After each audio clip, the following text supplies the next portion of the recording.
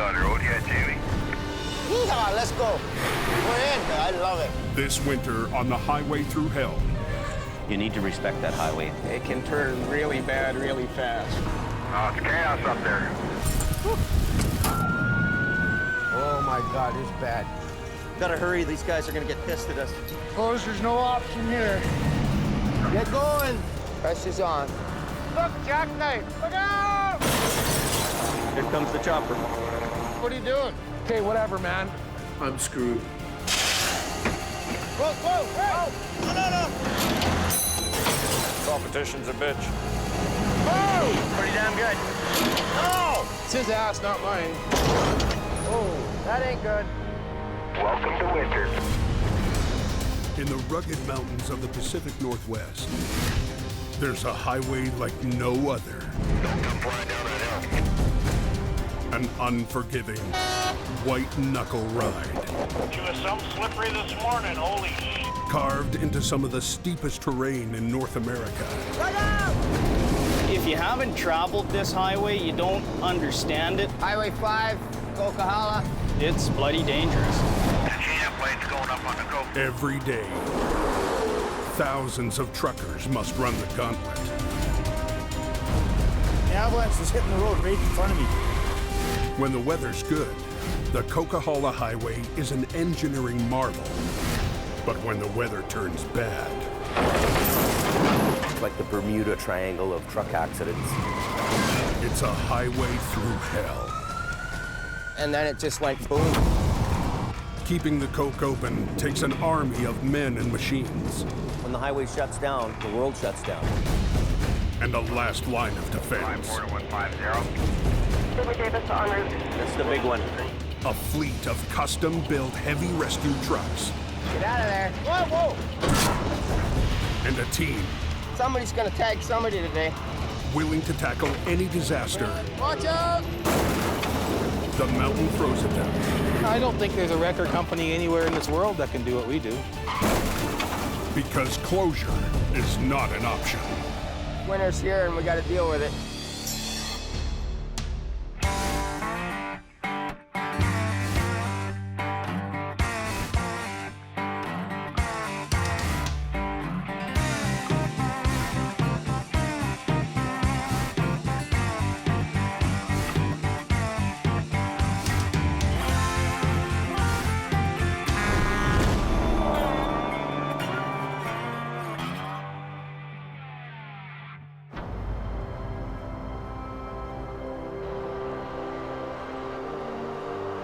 Anybody know what's going on up at the Coke? Fires, they're calling 20 centimeters. Well, yeah, he's 3/4 of the way up 9 miles. She's changing from wet rain to wet, fluffy snows. It's early November, I've just had some traction issues here. and the first storm of the season is rolling up the Coquihalla Highway. Oh, it's chaos up there. They got 2 snowplows working this master tonight. Half of the people that'll be up here tonight have no clue what they're getting into. Go water 10, go ahead. Highway crews are doing everything they can to keep traffic moving. First storm of the season always catches everyone off guard. Lots of equipment on the hill, but in spite of that, we'll still have issues. The overhead sign says chain up. Mandatory chain up, Fox Canyon.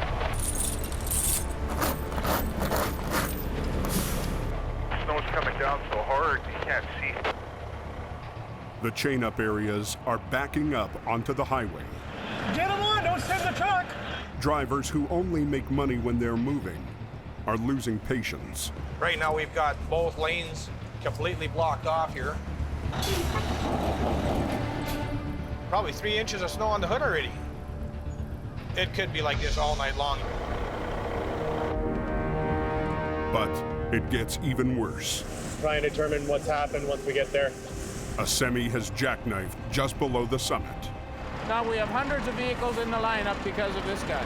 Just getting up to the semi now. They're about a kilometer apart from the original crash. There's one truck that hit the ditch. Got trucks spun out all over the place. It's all plugged up. Welcome to winter.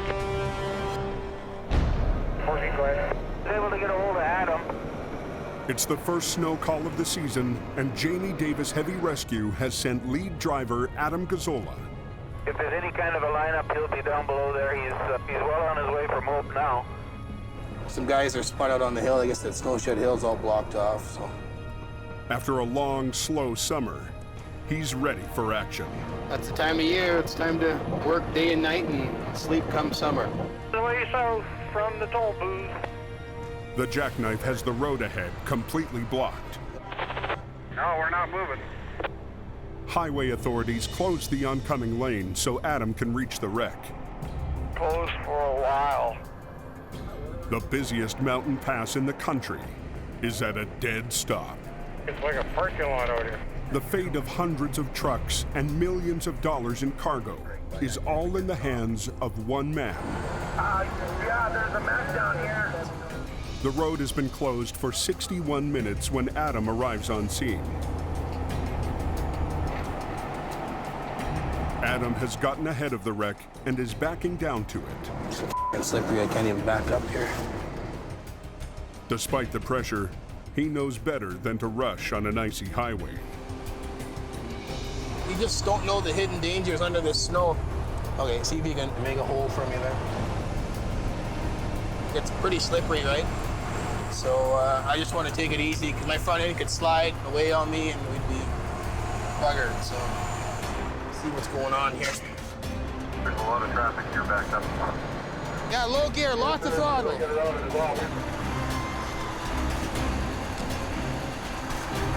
What should be an easy pull-up turns into a tug of war with a fully loaded semi. You could blow a rear end or snap a dry shaft off. I think I'd be nice and easy with everything. Just have kind of a gentle touch. Lost the throttle, David, lost the gas. You have to help me, okay? So much ice here, I can't grab any traction. Patience pays off when Adam's chains bite through the ice and snow. Is this highway open yet? Just to advise, the jackknife semi has been straightened out by Jamie Davis Towing and sent on his way. That's what happens when you drive through the Highway Thru Hell.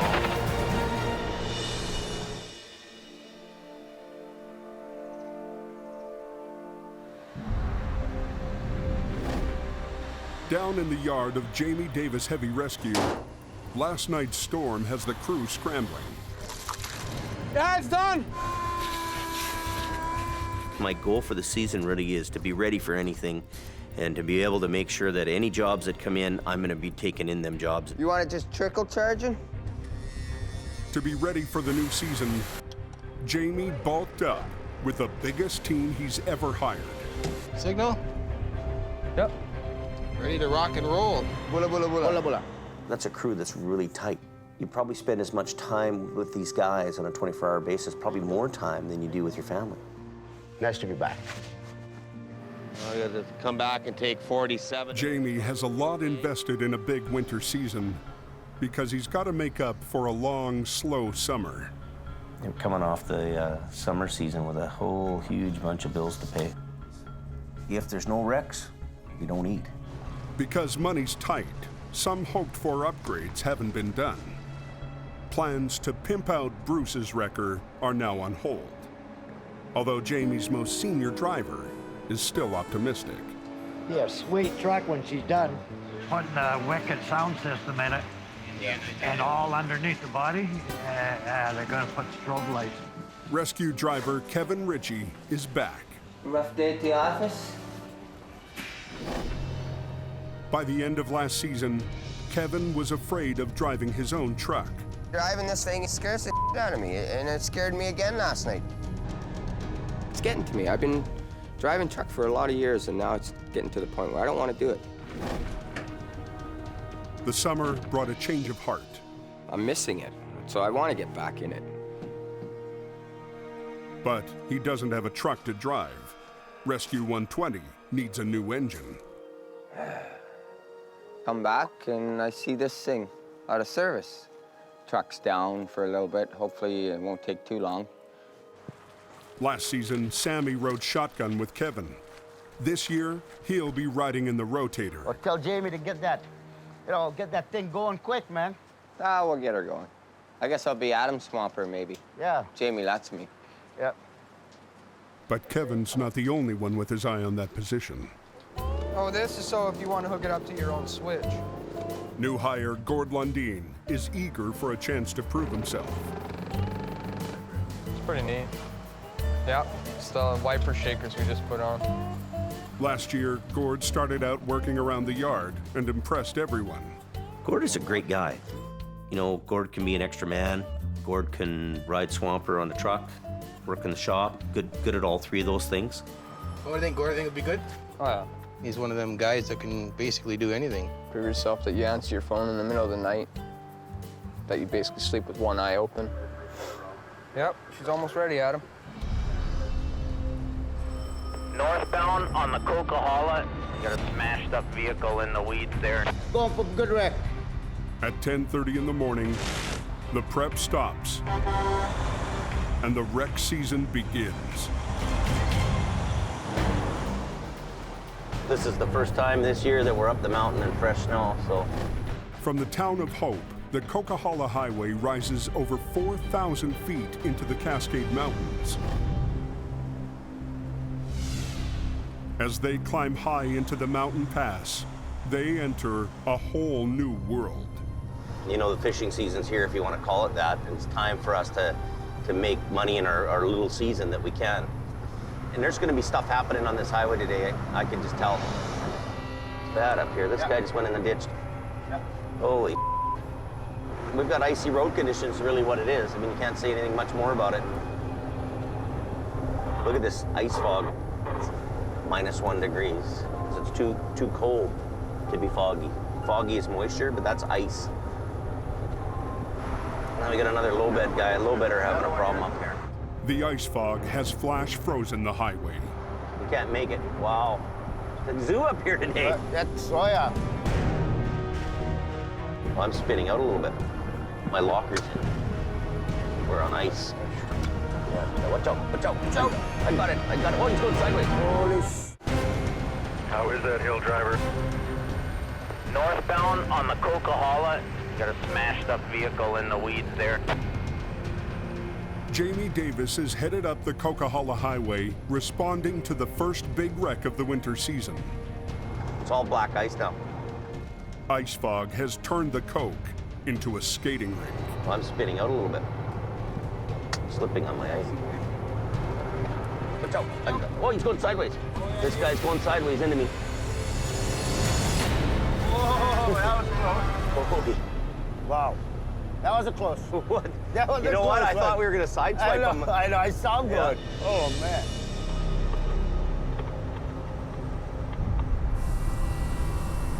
That's our wreck right there. You can see by the skid marks where he went in back here, started along the bank, over he went.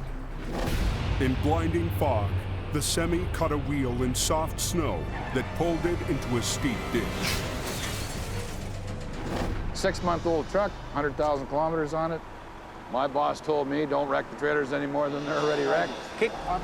Okay. All right. We'll go get that. The truck was pulling custom-built trailers called China tops. The sides are removable tarps. Each roof is made of delicate fiberglass. Incredibly, there's no serious damage. This unit's probably, I'm estimating a couple $100,000 new. And the truck belongs to one of Jamie's oldest customers. I have to make sure I do all the right things. We're not talking about some fly-by-night company here. We're talking about one of the highest-end trucking companies in BC. He wants to recover the trailers without causing another dime in damage. So the first thing we have to do is see if it's loaded or not. That's the first item in business. Recovering the trailers will be easy if they're empty. It's 2x4s, 4x4s. They're not. Holy moly, a lot of lumber.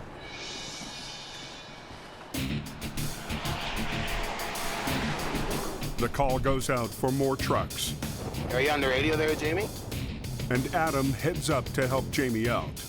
What's it got in it for a load?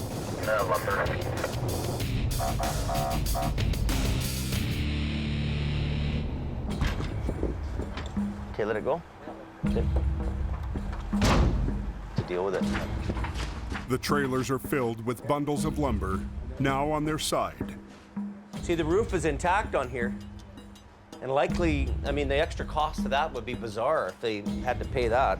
So what you guys should do is right now, I'll get up there and move that part one way. Okay. I'm gonna opt to unload this trailer before we move it, because, you know, the guy's gonna say to me, the customer's gonna say, well, why did you just pull that over and wreck my side? And the customer doesn't want his trailers wrecked any more than they have to be. It's a tricky job, and Jamie's going to need help. So what I wanna do is get a stiff boom crane here. He's about 75 feet from the road or 50 feet from the road.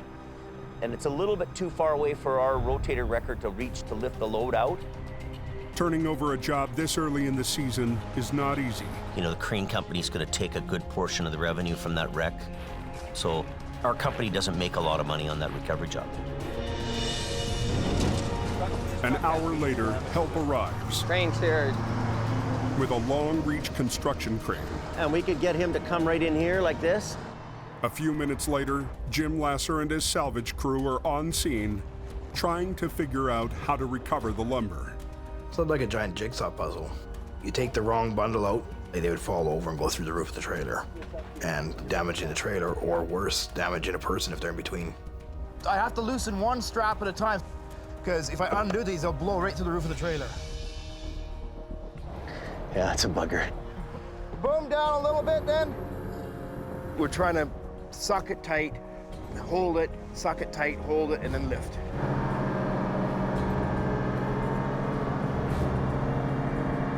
It's slow going.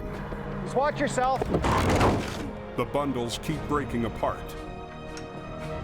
Don't lose it. Watch your back. Oh!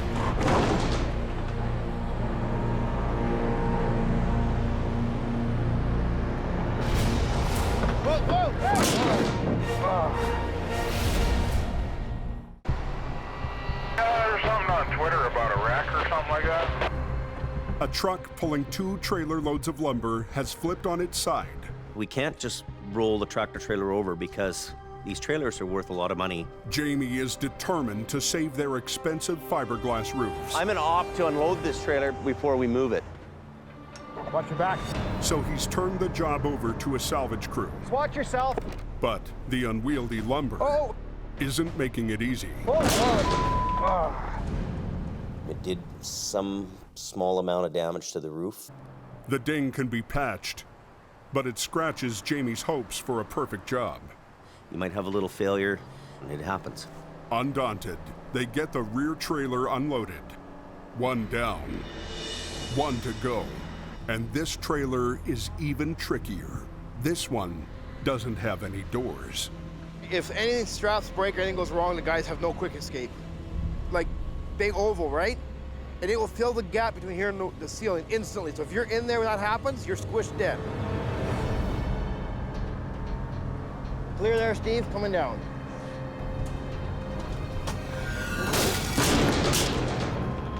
See, that's exactly what I didn't want to happen. Lucky nobody's in that gap there. Hello, Jamie. Can somebody get a hold of Jamie? Holler and get Jamie to come down here for a minute.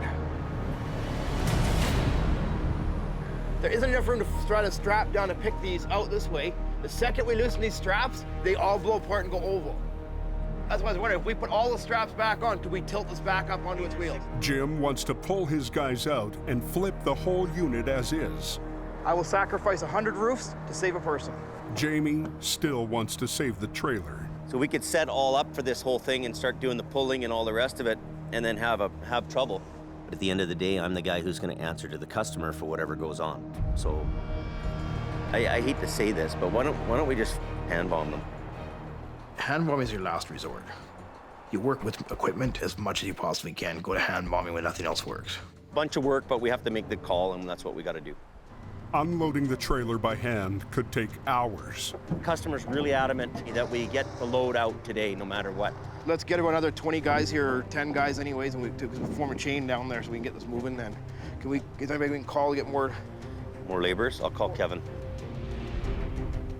Back at the yard, Kevin scrambles to pull together a work crew. Thanks. for coming on such short notice. Short one guy, he tries recruiting Jamie's stepson, Brandon. I have more traffic on my clear descent. Last season, Brandon worked part-time for Jamie. This is a boring job. It's a cold job. It's depressing out here. Look at this place. But his heart was never really in it. Occupying myself as a tow truck driver for the next 10 years to 20 years? This season is no different. What are you doing?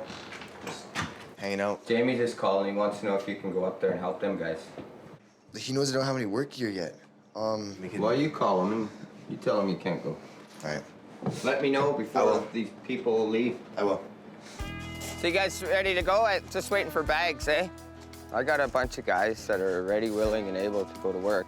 And when I call them, they race up and help us. And then you got Brandon just, I can't go, I'm too busy, or I gotta go to the gym. To not have his work gear ready. All summer, he should have had it in a corner hanging up. I'm just phoning my mom right now to see if she knows where my stuff is. Hey, do you know where my work boots are and stuff? No, you don't? Okay, can you phone him, because I don't want to tell him. It's Juliet Creek. Past the toll booth about just over 5 minutes. Okay, thanks, guys. Hey, Kev? Yeah. So, my guys are ready to go now. I phoned my mom, and she said, I have no work here right now, and I can promise you this, that I will have my work here on Friday. Okay. So you got 2 days. 2 days. Okay. Brandon, do I count on him? Not these days.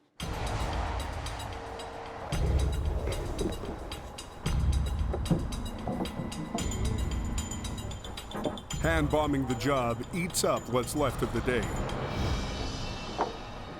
At 4:30, Adam returns to pull the wreck out. They've got only about 3 or 4 bundles left. Okay. So what I'd like to do is if you can run chains and get the drive line out, get your airline on and all that kind of stuff and get ready to go. By the time the trailer's empty and the crane heads home, it's getting dark. We get into some jobs sometimes where we're way off in the boonies and it's so dark, it's dark. But this season, Jamie is prepared for that. We have 6 9,000 watt lights. Now you got guys working, a bunch of people working, you can't play around. The light tower comes in handy for us. But darkness isn't his only problem. What about me? I'm watching for Adam. I know, that's what I'm saying, and this guy's going I'm watching the man. cars. The roads are damp right now and it's starting to freeze up. So we don't want to be on the highway in case the road freezes and somebody panics and hits their brakes and causes an accident. If the road freezes, highway authorities will shut them down for the night. Well, we're just gonna run this deck winch to the back of the trailer and back. Need you to hold them cables up so I can back up. Take the hook with us. Okay. Because the trailers are on their side, they can't be disconnected.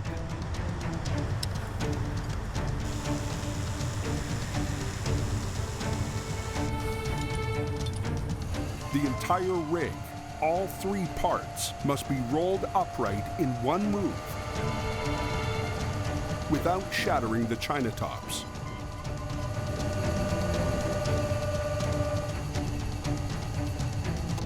I'll do the lead if you want to catch up, okay? Okay, yeah.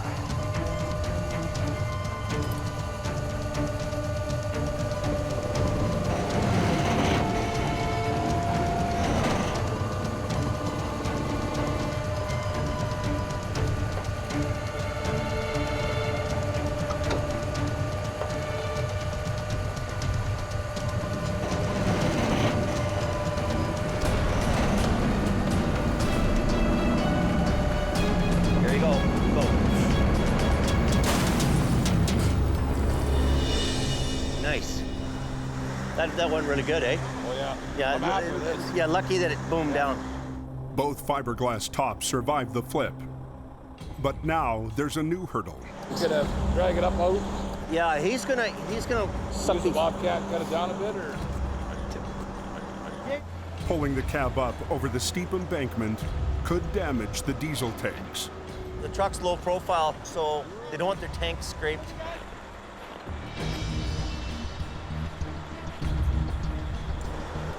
Maybe it's gonna be a little tough. That's always a tough spot, isn't it? Why don't I come in here and I lift this front end up and over for you? Okay, so what, you want to have 2 trucks on it then, or 1 truck? Yeah, you just stay there with you. You stay 2, right? You pull, and I'll lift it up at the same time as you're pulling, and I'll come with you, right? So I'll keep the front end in the air so we're not dragging it. Okay. And we'll try to get it in just up in here. I'm gonna back up a little bit, and I'm gonna cut her over here, okay? Repositioning the trucks means closing both lanes of traffic. Nobody, I just got all the traffic plugged, so go ahead. Okay, thank you. Now every minute counts. Eager to get the job done quickly, Jamie rigs his lines directly onto Adam's chains. It's not textbook, but it's fast. Jamie hooked to my same chains to lift the truck up so it would clear, and I was gonna pull at the same time. It was kind of a hokey deal. I don't like this. It's just stupid. Adam doesn't like it that there's 2 pull points on the same chain. He doesn't think it's safe. This is sketchy, man. No. Tell him to stop. You're not alone, man. We're frustrated. I want to lift. That's all I want to do, just to get it over the hump here. Jamie has had to shut down the Coke to pull a B train out of a deep ravine. Go a bit, a little bit. He's worried about damaging the diesel tanks. So he's rigged onto Adam's chains to lift the cab over the edge. Okay, tell him go ahead. Pull. It's not textbook, but it's quick. No.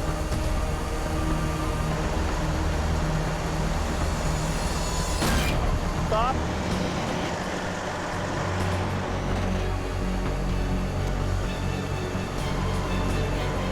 As Jamie swings his boom, it edges closer to the rotator's new light tower. Stop. I gotta put the light tower down. Around, man. Holy. Let's put the thing down, we can pull it out. I'm gonna swing back this way a bit, okay? Get your cables off, just pull the thing out. You don't think it'll drag the fuel tanks, though? Nah. Wow. The lineup of traffic is quite long. Okay, tell him go ahead. Pull. You gotta hurry, though. These guys are gonna get pissed at us.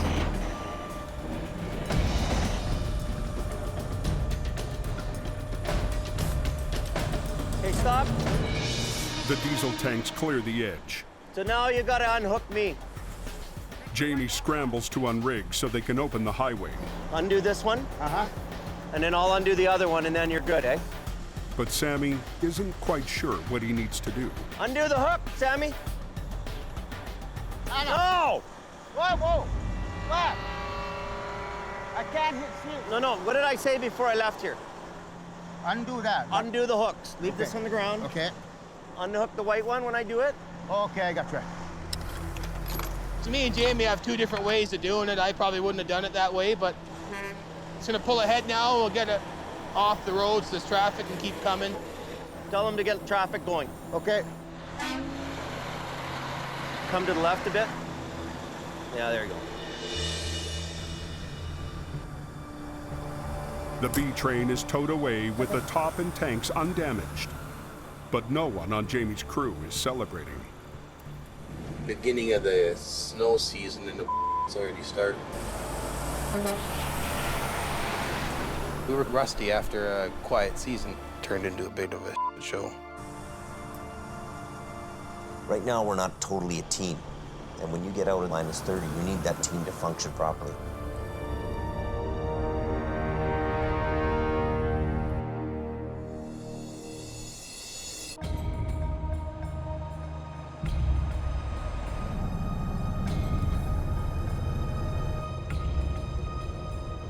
I can't hear him too well. What's going on? There's a truck and trailer on fire. You see it's burning? Yep. The truck fire is on the eastern side of the Coquihalla summit.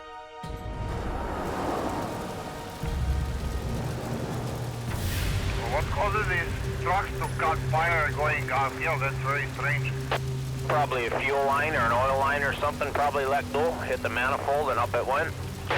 The fire department hasn't responded because up here, there isn't a fire department. Keep your windows rolled up, probably toxic.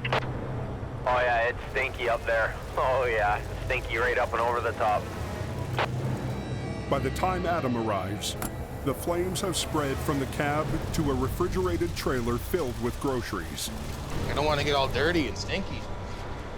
The truck's burnt, the trailer's burnt, so that's $200,000 there without the cargo. Looks like bottles of what?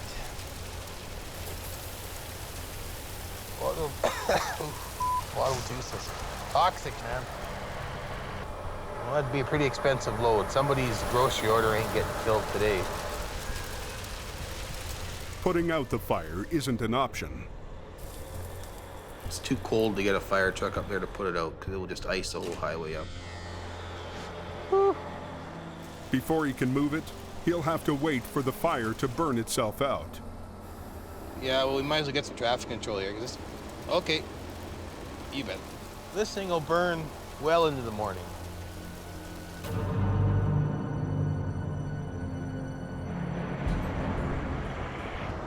An hour later, rookie Gord is back to babysit the wreck. Adam! We could have been a fireman tonight, Adam. Yeah, that's right. Then you could have cleaned up all the wrecks from all the ice. Tonight, Gord has been paired with new flagger Bob Clark. Okay, this Maybe 5 cones back. Their job is to alert oncoming traffic and keep it moving. You're just setting up cones and making sure no one runs into it. Flagger's biggest fear would be people not paying attention, right? Just driving through, falling asleep. You never know, right? The thick smoke isn't helping. The smell is gross. Juice boxes from Japan and some weird meat. Anything like that in the trailer is toxic, right? To be breathing in. As the frigid night drags on, instead of burning itself out, the fire only intensifies. It has gotten heavier and heavier amounts of smoke coming out of the back of her.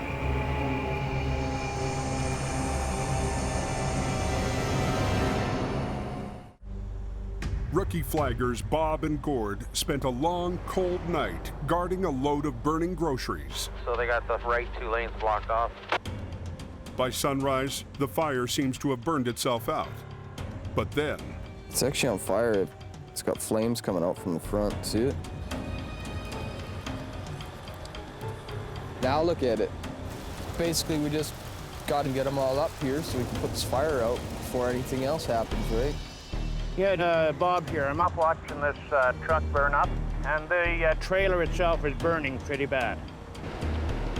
A fire like this can burn for days. Highway authorities want the wreck off the road today. We're in an unorganized territory where no fire department's going to come there, nobody's going to help us. With the sun up and temperatures above freezing, it's now warm enough to try putting out the fire. Jamie's got just the machine for the job. Last year, he couldn't resist a sweet deal on an old fire truck. Problem is, it hasn't been started in 6 months.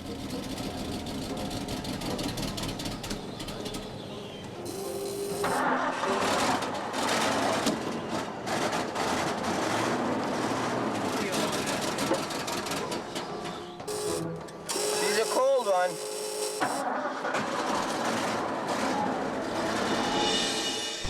Should be smoldered out by now, I would think.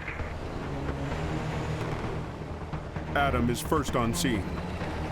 Has the fire truck left yet or no? Oh, it's still burning away here. Bye. Impatient to get things going, he decides to separate what's left of the cab from the trailer.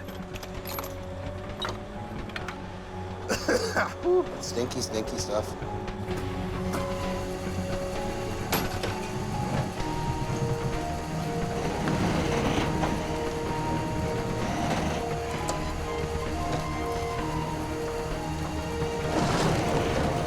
But that only spreads the blaze. Fire won't go out, Adam.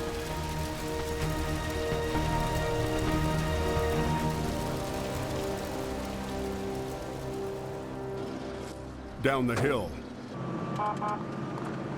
Kevin has managed to get the fire truck moving, but with 7 tons of water in the tank, it's slow going. No sense turning the lights and sirens on because everybody will be passing me anyway. But we'll get there. Up at the fire, Jamie arrives. His rotator came equipped with a respirator and a fire suppression foam system. Can you help me with it? And this is a perfect chance to try it out. I need to turn the bottle on. Can you pour me some more hose?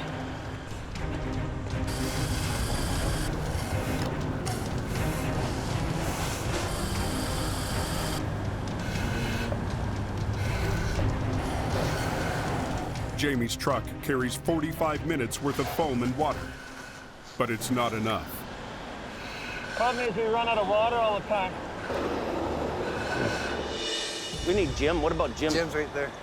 Oh, Jim's here? Oh, good. Perfect. That's what we need first. So we just need the digger to start digging away at this. Jamie wants to try using Jim's mini excavator to spread out the burning groceries. Do you have enough water on right now to open it up?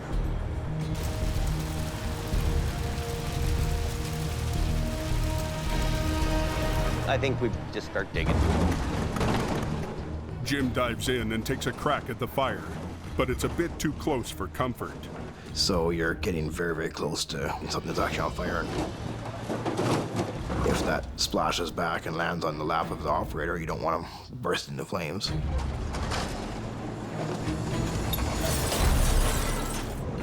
Right on the hill, too.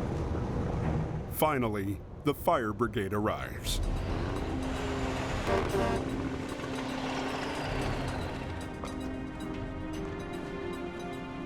And then as the pieces come out, you kind of wash down whatever comes out.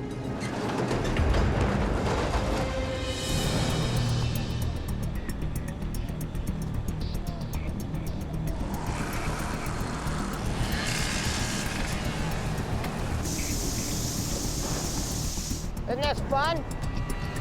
Oh! Right, I'm happy to be here. Get to play out and fun and drive my second best truck. If you can't come out here and have fun, then why be here? Traffic's now squeezed into a single lane.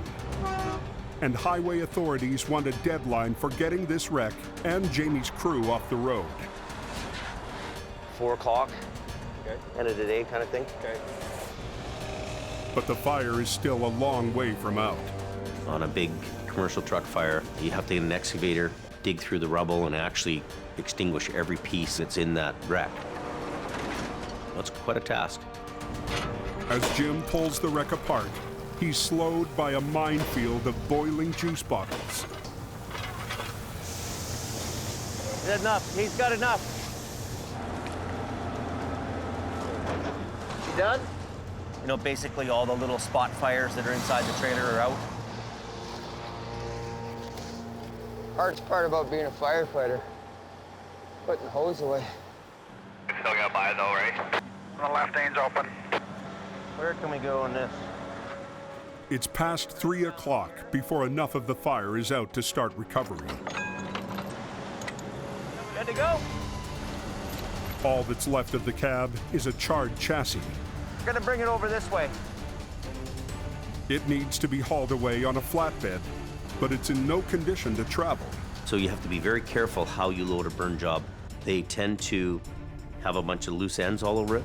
Is it hanging over at all? And things want to blow off. I mean, you can't have a motor falling behind you and stuff's coming off. Pretty good. Chop saw this. Hey! Rubber! Rum! Robert! You gotta watch your sparks, man. Don't hit the truck. Go this way. That's right. What are we doing time-wise now? We said 4 o'clock. It's 3:42.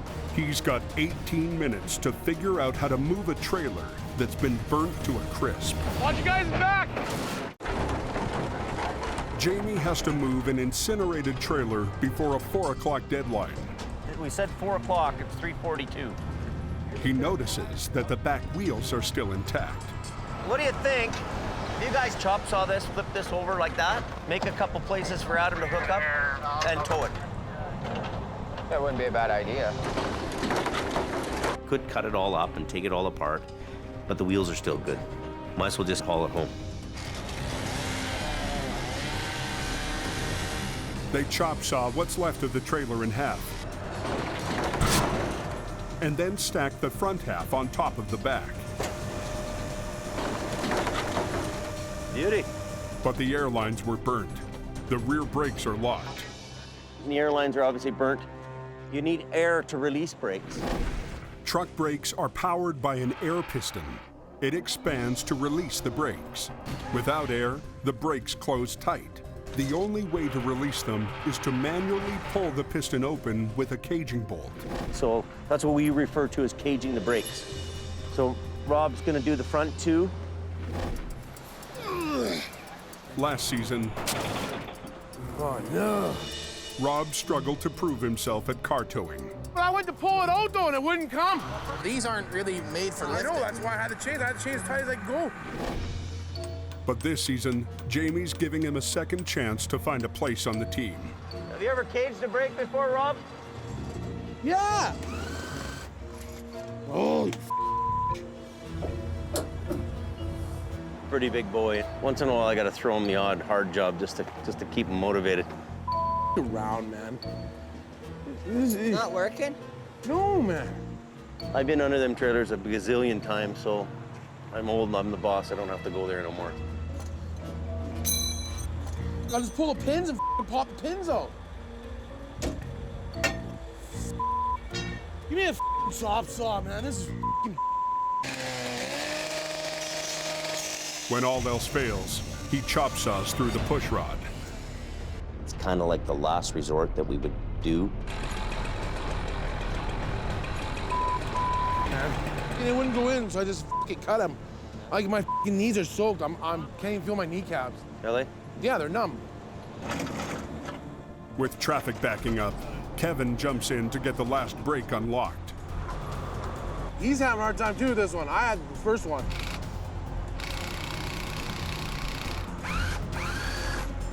There it is. See the brakes release? It just moved ahead. I'm gonna call Highways and tell them that we're pretty well off the road. I'm gonna pull out of here. 2 seconds here, I'm gonna be gone. An hour past the deadline, the burnt reefer and Jamie's crew are finally off the highway. If you said everything went smooth, you'd be a liar.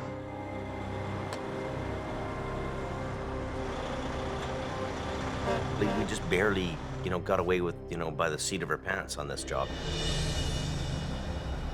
You never know what you're doing in this business. So you don't know what it's going to be like. You have no idea of your income. You have no idea what your workload's going to be. You have no idea what the weather's going to bring. It's as good as going to Vegas.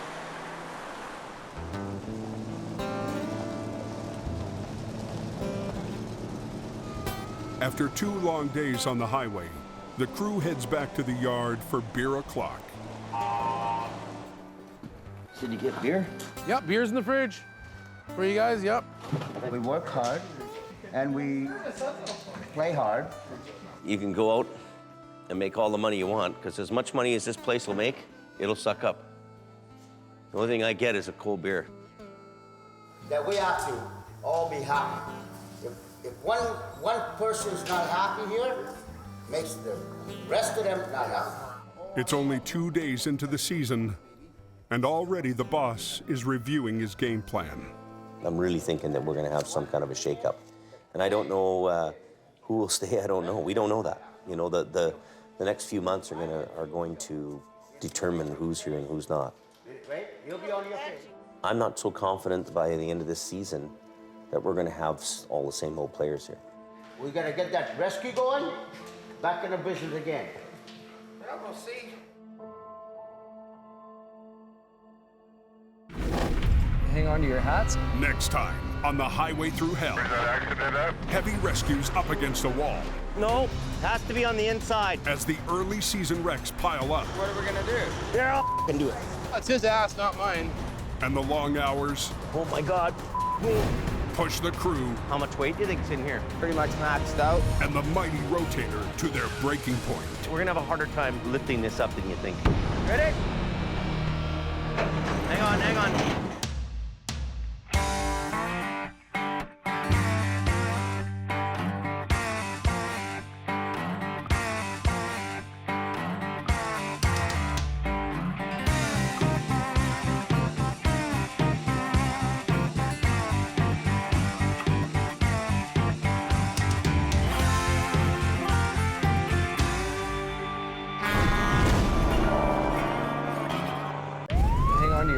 This time, on the Highway Thru Hell. Where's that accident at? Heavy rescues up against the wall.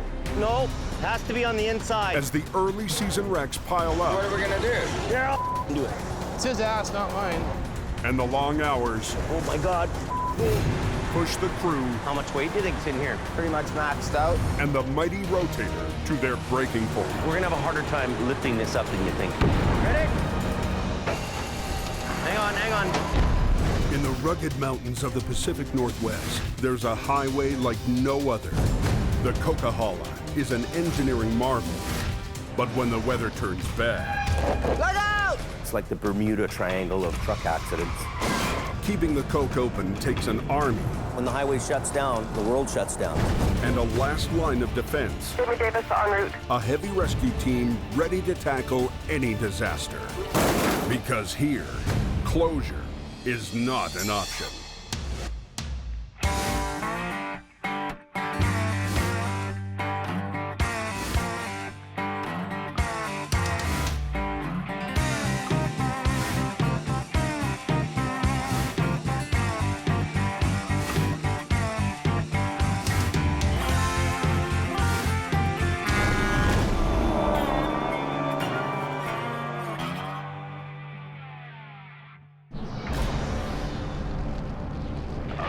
Looking out there tonight.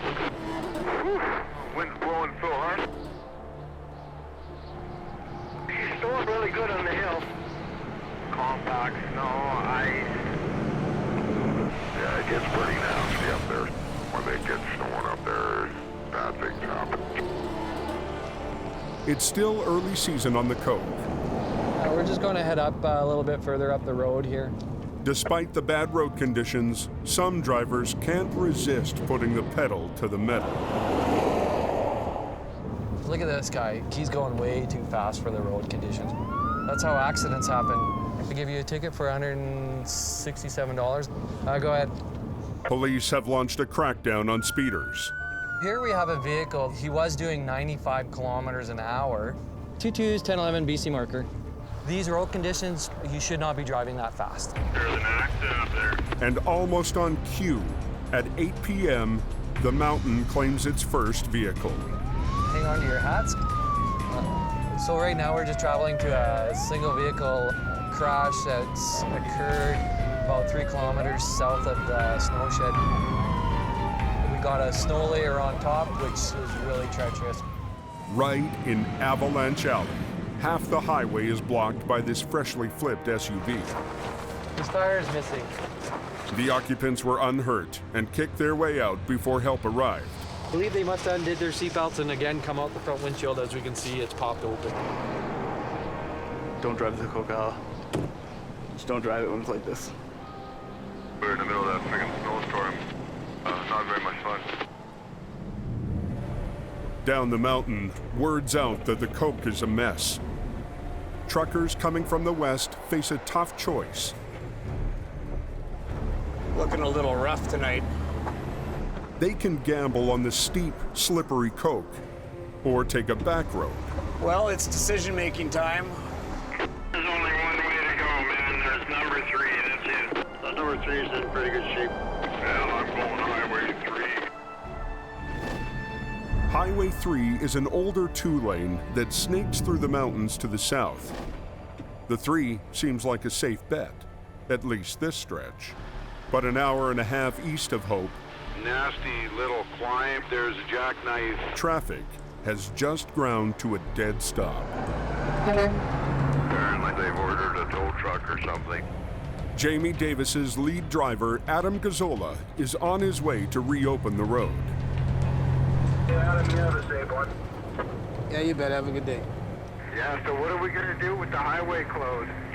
I guess you have no idea how long it's going to be closed, eh?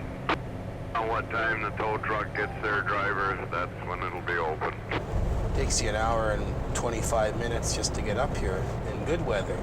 The roads are pretty so I was going to take my time here and make sure we get there safe. Oh, I just lost a wiper, man, I tell ya. The delay doesn't go unnoticed. How long ago did Jamie Davis go by? Not a soul in sight. For Adam, this is turning into one of those nights. Everything just kind of comes crashing down at once. Trucks breaking down, you're tired, and people screaming at you because you're taking too long. It's like, what else can go wrong, you know? With Jamie spending more time in the office, Adam has had to take on more wrecks. Well, there's not really anybody else here to do the work. So I just keep putting this business first in line. Over on the Coke, Ken Monkhouse is patrolling for cars in trouble. I did 5 tows on Friday. You can make a good living doing car towing. You just have to do it properly. Ken started working for Jamie last season when he traded big city towing for life in the mountains. It's not like you're going to work and you're making 20 bucks an hour. You're getting paid commission, so gamble didn't pay off. If this was a lottery ticket, we'd be throwing it in the garbage right now. Icy. After a rough start last winter, he's feeling confident that he finally has the Coke figured out. I'm hoping to do about 40 grand this winter. And I'm just gonna go out and do whatever it takes to win it. Back on Highway 3, Adam arrives at his wreck. You're back at it again, eh? To get into position, he needs to turn around on the narrow highway. Wrecker's backing down to him now. I'll be a couple minutes. And 50 of us stuck there because the roads were all closed. I think the Earth has done 2 revolutions since we've been sitting here. How about thanks for showing up, eh? Adam, you having fun yet? The tow truck is up there. Adam gets his wrecker in position and wastes no time rigging up and starting the pull. Just sitting here waiting for this road to open. Just keep her in low gear. Just help me out lots. I'll see if I can just drag you up, okay? Is this highway open yet?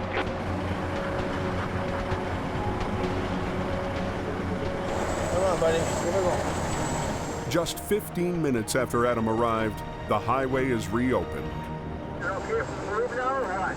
But the impatient truckers aren't impressed. So you were stuck there the whole time? Well, I've been gone 2 hours and 13 minutes to be exact, and we're already on our way back. I don't know what they expect. It gets really tiring when all you hear is negativity. You can only go so much. I'm only one man. If I pull my socks up anymore, I'm going to tear my feet out the end of them.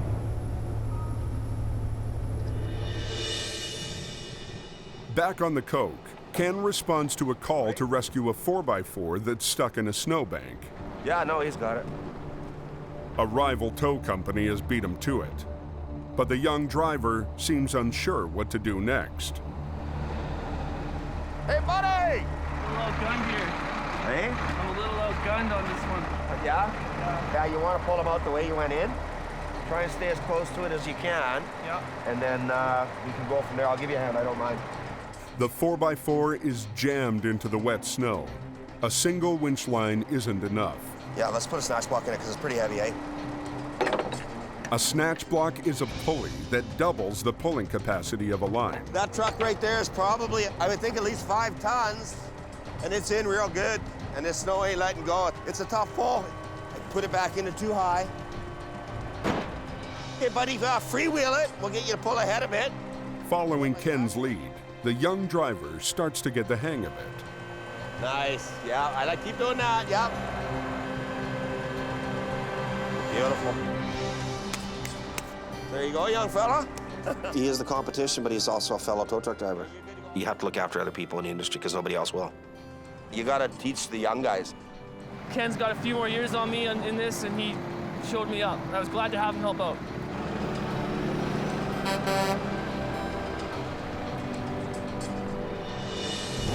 Meanwhile, on Highway 1 west of Hope, Jamie is called out for a semi that's found itself in a tight spot. There's a tractor-trailer B-train unit with chips that's gone kind of off-road right, hit a rock face, and ripped the back doors open. The rear trailer, called a pup, is stuck in a drainage ditch. Before they can tow it, we're hooked into the main frame. Jamie needs to lift it out with a rotator. Jamie's rotator is one of the most powerful heavy-duty wreckers on Earth. Rotator is the Godzilla of wreckers. Its three-stage boom can swing 360 degrees. It's half tow truck, half mobile crane. So we've got to lift the pup trailer, load it up, and put it over here. I'm gonna back up on the back section and deal with that. Yeah, we just need to have a closure in this lane. I'm all hooked up, ready to go. I gotta get out in the lane here a little bit to lift, right? So yeah, we're just waiting for Bob. Just up the highway, Jamie's new flagger, Bob, was sent to drop flares and shut down the lane. You've been gone a long time. Think Bob's okay? Kevin decides to find out what's taking so long. Drop it on the ground. Put it on the ground? Oh, yeah. Okay, let's hold them. No, don't hold them. Drop them on the ground. Do you have a chain and cinch, Adam? Before the trailer goes anywhere, Jamie wants the back door secured. Just a 3/8 and a cinch. I'll get the boom over there, but we're gonna have to do that. Where are you gonna get the cinch on her, though? The crash snapped the lock and popped the door open. I just want to keep it so it doesn't flap open, that's all. Nowhere to load in here, like. But there's no place to attach a strap. Jamie lifts the back end of the trailer away from the cliff so they can reach the far side. Can we do something with that now, do you think? I don't know what you're really gonna... Well, no, I don't want to try to shut it. I just don't want it to pop open anymore. Keep sliding, what am I gonna do with it? I'll hold it, but... We could use a bungee cord, maybe. No, it has to be on the inside. Like, we're wasting our time. He was just focused on getting that door secure while the door wasn't going anywhere. We could have had it off the road by now. After 10 minutes of trying, the door is still open. What are we gonna do? But Jamie won't give up. Obviously, there's got to be something we can do here, you know? Get up top and run it from up there. I can't get up there. Let's just spend another 10 minutes and do it right. I don't do heights. But I will. I'll go up top, so you don't have to worry about it. I was getting frustrated with this thing, like, how can we have 3 guys here and we can't strap a back door? But on a dangerous highway, a little frustration It's his ass, not mine. can lead to big trouble. Oh my God. I'll go up top. Frustrated that his guys can't secure a jammed door, We're wasting our time. Jamie takes matters into his own hands. Give me this end.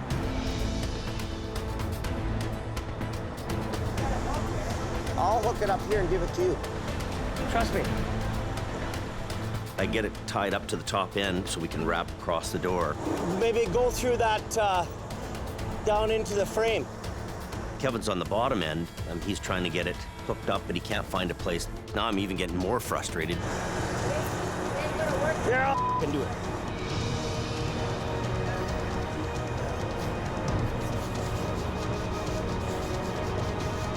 Oh my God.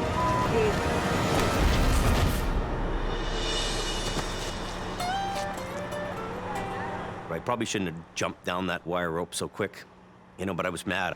Luckily, he didn't smash his head open or something like that. I need him every 2 weeks to sign my paycheck, so I don't need him to be in the hospital with a coma or something. Finally, Jamie gets the door secured. Are we just taking it to the exit? That's it. Adam tows the semi off the busy highway to a nearby pullout. The door holds, for the most part. But then Jamie discovers he's got a bigger problem than a few spilled wood chips. I'm checking the side of the trailer here, and it's broken up pretty good. The problem we have right now is that the lead trailer has a big gash down the side of it, and its main frame is broken. It's all cracked up in here, all the way along the frame. Big, huge rocks that have come off and into there. This is the front trailer's axle. It's broken here. If we take it down the road, we risk the trailer actually breaking in half because of the weight. That's not going anywhere until it's unloaded.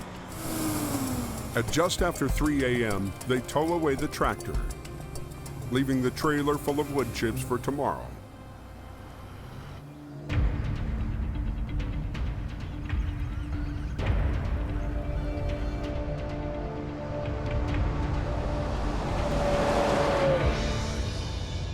This season, Jamie has put Ken Monkhouse in charge of the car towing division. What I was hoping to do was with the car division was obviously expand the business. You can't just have one guy. So you have to go out and find somebody that you think is going to be capable and has common sense. You have to train people. You have to take the time and show them the proper way to do it. Today, he's picking up a used one-ton tow truck that Jamie's bought for his stepson, Brandon. So this is going to be his truck. So we'll give him one that's not so nice, and if he smashes it up, then we won't cry as much. I think Brandon will be fine. We just have to give him lots of training, that's all. He gets a pretty rough ride around there sometimes. So we got to give the guy a break, give him a hand up.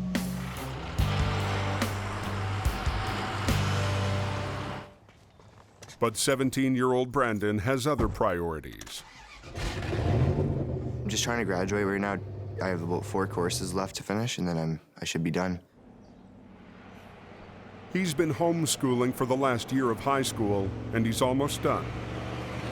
School's important to me because it's, it's gonna get me places in life. But the yard isn't the easiest place to study. Well, I go to my grandparents each day, either to study or, finish up a couple assignments I have left. I have other things to focus on right now. Dealing with school might be a little hard to get as much work in as last winter. Overheating problem. I think it's that sensor. Getting really bad. Back at the yard, Jamie's bouncing between fixing trucks, paying bills, and doing paperwork. This is the worst job in this whole place, is this paperwork. As a company grows, my job is shifting. What's taken hold here is there's kind of this administrative job that I'm having to do. So I'm sitting at a desk, I'm on the phone all day, I'm writing paperwork all day long. If you want to bill me hourly for doing something, you should say to me, hey, James, I'm going to do these invoices for you. You're trying to deal with management issues and writing people memos and keeping accountability for everything and everybody.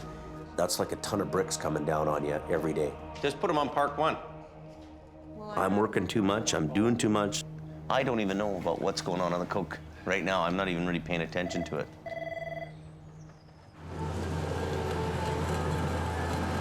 Over on Highway 1, Jim Lasser and his salvage crew are unloading last night's wood chip wreck. This trailer's ready to be moved, but it can't be moved with the tractor. It has to move with the tow truck. The far corner hit the rock face and it's bent down too far. Jamie has sent Adam to pick up the trailer. But when he arrives, nobody is quite sure what the plan is. You think it'll tow to Kamloops like it is? I didn't think it was going to go to Kamloops. Yeah, Jimmy said to me they want to take the cargo to Kamloops and dump it up there and bring it back and take it for repairs. Yeah, I don't know what the hell to say. Who's running the show today? I don't know. Pulling Jamie up. $48,000 basically out of our bank account. And when you have those kind of bills and those kind of costs, Jamie Davis Towing. Just wanted to confirm what the plan is on the pup trailer. I haven't heard anything. When you get called out, you should be able to go there and do the job and have everything that you need to do the job. It doesn't make us look very professional. For now, Adam decides to tow it back to the yard. You roll it ahead, we'll clean the chips off it. Okay, I'll pull it ahead here. But he's barely moving before there's another holdup. One wheel still locked. The brakes on the lead trailer still haven't been unlocked. Go down the road to that, DOT will pull me over. Is this tire been here yet? Nope. A local tire company was supposed to come and unlock the brakes earlier this morning. Has anybody even called that we know of? No idea. This whole job's been a bit of a cluster since we started, an hour late. What does Jamie want me to do? A waste of time. I'm taking off out of here. I think I'll just leave the thing here till tomorrow.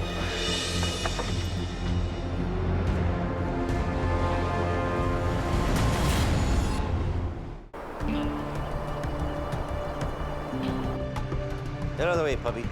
At the yard, Jamie shifts his focus to yet another project, getting Brandon's new tow truck ready for the road. Let's get everything working on it, like the ratchets, and get some string lights in it. He gives the job to the new guy, Gord Lundeen. Make sure it has gas cans on it. Oh, yeah. All the goodies that it's gonna need. This is Brandon's truck. This is his pride and joy. That's what they say, but I don't think he'll be driving it, though. I think it'd be good for him to learn on it, if he wants to learn. I've never had anything handed to me. I'd have to work for everything I wanted. I mean, I've been working since, what, 11 years old. Look what he has, look where his parents are, look where he lives, look what his parents do, right? But some people just don't want to do stuff like this, right? Well, I don't know how to tow or I mean, I'm willing to learn. I'll do whatever. If someone wants to teach me, I'll learn.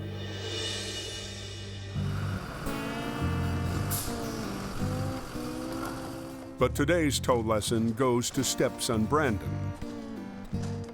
Ken's talked to me about learning how to do the towing business. That's something I'm pretty interested in, but you know, obviously not as a long-term career or anything, but it'll help me make money easier and faster. What I'm trying to do with Brandon is teach him how to be a tow truck driver. Just a matter of trying to teach him and show him the right way of doing things. What's going on, buddy? How are you? So Jamie went and bought this truck. Yeah. And if you're interested, we kind of want to get you into the towing program because obviously winter's here and we're going to get busier and busier. And then we'll just go for a ride around Hope with a car in the back you can drive just to get the feel of what it's like to have something on the back of the truck. Okay. So jump in, start her up, Brandon. That's all? Just start her up, yeah. There you go. If you look over there, there's a little black car. See between the wreck and the van? Yeah. Back up to that, buddy, and we'll load that up. I still have hope for Brandon. You know what, he's a young kid, and he's got a ton of potential. So now what you need to do is you need to spread these out. There you go. And basically you want to have them a little bit wider than the wheels of the car, okay? You gotta have steel toes. Yeah, I don't have those on. Part of learning this job is learning to come to work prepared, and that's with the gear. Safety boots and high visibility clothing have to be dressed for the job. So go over to the other side. I know your hands are cold. So just go over, grab the chain, and put it around the steering like what I did. Jamie owes me a new pair of sweatpants. Yeah. I don't like dirt. Can't stand dirt. I like being clean. Okay. A little bit tight for room over there, probably. Yeah. Oh, God. You know what? You know it might be a little. That, this is like $200 worth of clothing. That. I'll show you some. No way. Anyways, you got the idea. You can't be driving that truck like that. You gotta have work boots on, you gotta have coveralls. You can't be in there doing the job. So go get geared up. If you're going for a ride with him, you gotta have the right stuff. And you're like you're on your way to the gym. You have to have coveralls, work boots, and look the look. Have you got your coveralls at home? I don't get paid enough to do that. Let's go. Yeah, if Jamie says we can't go, we can't go. I'm not gonna go at all then. You don't have coveralls at home? No, I don't like. I don't get paid enough for this kind of. So. Okie dokie. I'm a little bit disappointed. Jamie said you're not going out in the truck in runners and sweatpants. It's not safe. You have to be dressed for the job, and he wasn't dressed for the job. And I'm not getting paid to be out here to teach him. I'm doing it because I want him to learn the proper way. We bought that truck for somebody to drive and tow cars. I want to have him on a team. At the same time, we can't keep this truck off the road because he doesn't want to drive it. There's lots of guys that would love to come and work for Jamie. Here's the truck. We need somebody in the truck. Yeah, rollover. Yeah, some guy there flopped his can. Just as the day is winding down, Jamie gets a call. In a normal person's world, it's the end of the day. For us, it's time to get to work. Everybody's pretty well rolling to this. No Brandon, not available. I'm not answering his phone. Get a rack up there on the street. Tonight was supposed to be Adam's night off. I actually had some plans made. I was gonna take my wife out to the movies. My family, they sacrificed a lot for this job. I could just turn the calls down, I guess, but I'm always scared that I'm not gonna be able to make ends meet. Instead, he's got a date with a flipped semi on Highway 3. Duty calls, you must go.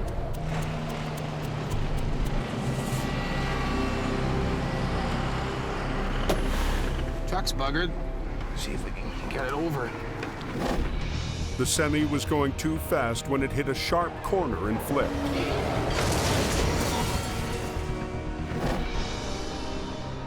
These containers can really be deceiving, you don't know. Could be loaded really heavy, could be loaded lightly, we don't even know. How much weight do you think's in here? Well, I would say it's probably pretty much maxed out. That's a bit of a touchy deal. Think so? The flip trailer is called a C-can. It's made of two parts, a rolling chassis and a box. Unlike a regular cargo trailer made of plywood and aluminum, a C-can is made of steel, so it's both stronger and heavier. You know, it could be a loose load in there, maybe the load shifted, and he's probably got, I'm gonna guess 60,000 pounds in there, something like that. So, maxed out. If the C-can is fully loaded, even the rotator might not have enough power to lift it. we're gonna have a harder time lifting this up than you think. I think what we should do, Adam, is I should be in the lane, and I think I want you to give me a hand lifting it up on this corner, right? Just to give us that extra lifting power, okay? The C-can has reinforced anchor points that are used by cranes at the shipyards. They're also good for attaching winch lines. So you see there's a total of 6 winches. So we're gonna use the 2 main lines to lift, and we're gonna use the 2 smaller ones to let it down, and we're gonna use these back ones to pull the tractor over. The rotator's 2 main lines will lift the topside, while Adam's wrecker helps lift it from below. Jamie's other winch lines will catch the weight of the tractor and trailer as gravity takes over. Got them closed down? To do this safely, they need to totally shut down the highway. So where do you want these? Big ones and the big ones. Right away, somebody starts complaining. They still haven't cleaned up that accident yet? I don't know how long it's going to be closed for, how long it has been closed for. We've only been closed a minute. 2 transport trucks showed up, and they're both kind of owly about having to wait. Pressure's on. Time's a ticking. We don't have all the time in the world to plan everything out. We've got to get this road open, and we got to get it open now. Put her in. It takes them 15 minutes to get the rigging right. Are you good? Yeah. Ready? Just a little bit, right? Well, let's do a little bit each. Give me a little bit.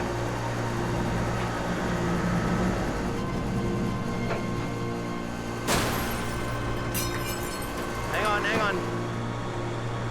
But less than halfway through the lift, Jamie spots a problem. The C-can is top-heavy. There's a real issue here. And Jamie is worried he's about to lose control of the load. We're pushing the envelope here. It's a big risk working with a load that has a high center of gravity. Once the roll starts, it can be nearly impossible to stop it. Once you've got that big weight up there in the air, there's no going back. Hang on. The highway's backed up, and anxious truck drivers are waiting for Jamie. We've got to get this road open, and we got to get it open now. To lift the heaviest load he's faced so far this season. You guys got to get back. It's pushing his rotator to its limits. Letting this thing down is the problem. We don't want this thing to come crashing down. It can do a lot of damage, right? He's worried that he'll lose control of the top-heavy C-can.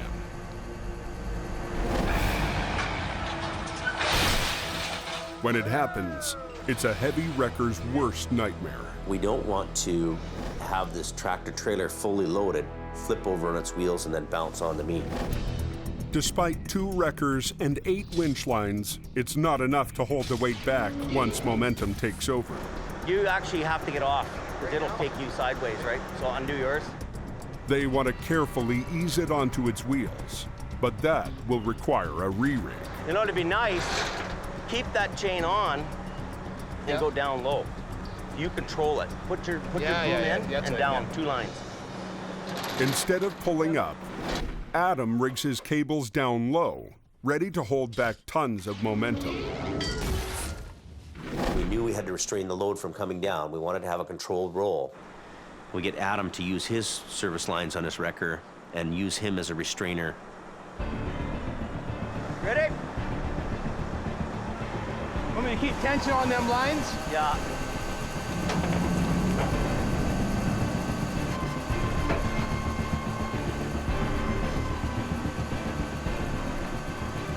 Adam, you should be on the other side. I won't be able to see you then. Yeah, I don't care. I'd rather you just not get hurt.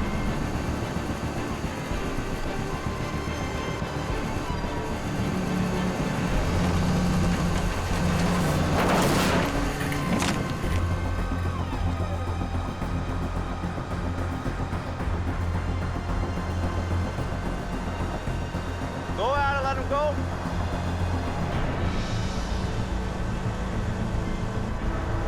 Let it go a bit. I'm loose, I'm loose. Adam eases out his service lines, hoping he can set the trailer down gently. So, okay, I'm gonna suck her down. Let her go, Adam. I'm a little worried about my back leg where that thing's gonna land down there, but I guess I gotta try to get it in between.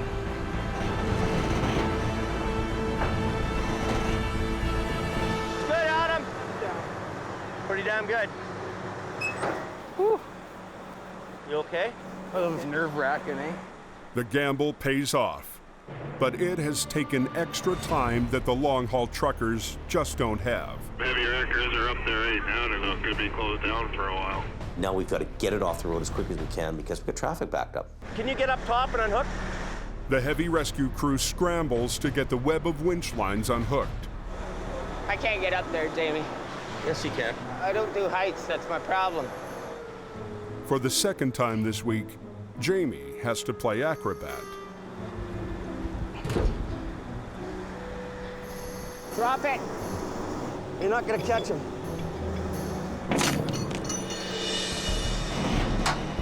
Adam tows the semi to a nearby pullout. The brakes are dragging, but he can open the road. And traffic finally starts moving again. That actually went pretty well, eh? Yep, nice. Get home for beer o'clock. Traffic's back open, running. The whole tractor trailer's off the road. All they need to do now is tow away the wreck. Up, up. Okay, it's all yours here, big boy. Adam unhooks the damaged cab to tow it away. Outstanding.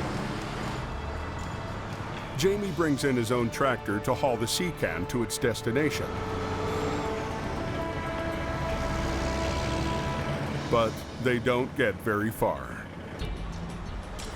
The container shifted over. Look at that. It's rubbing right on there and it's smoking. And here too.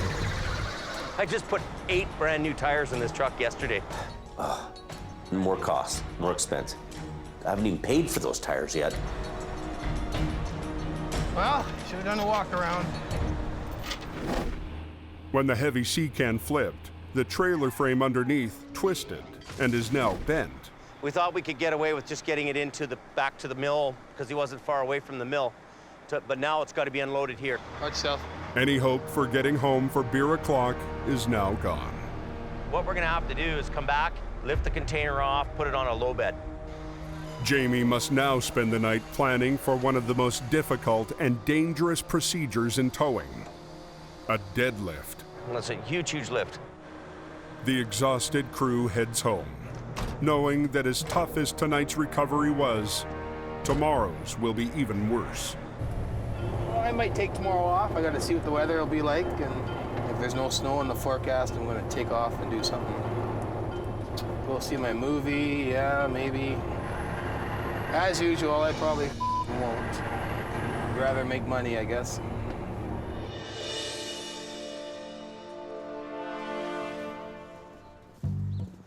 The next morning, Ken takes another stab at expanding his car towing staff.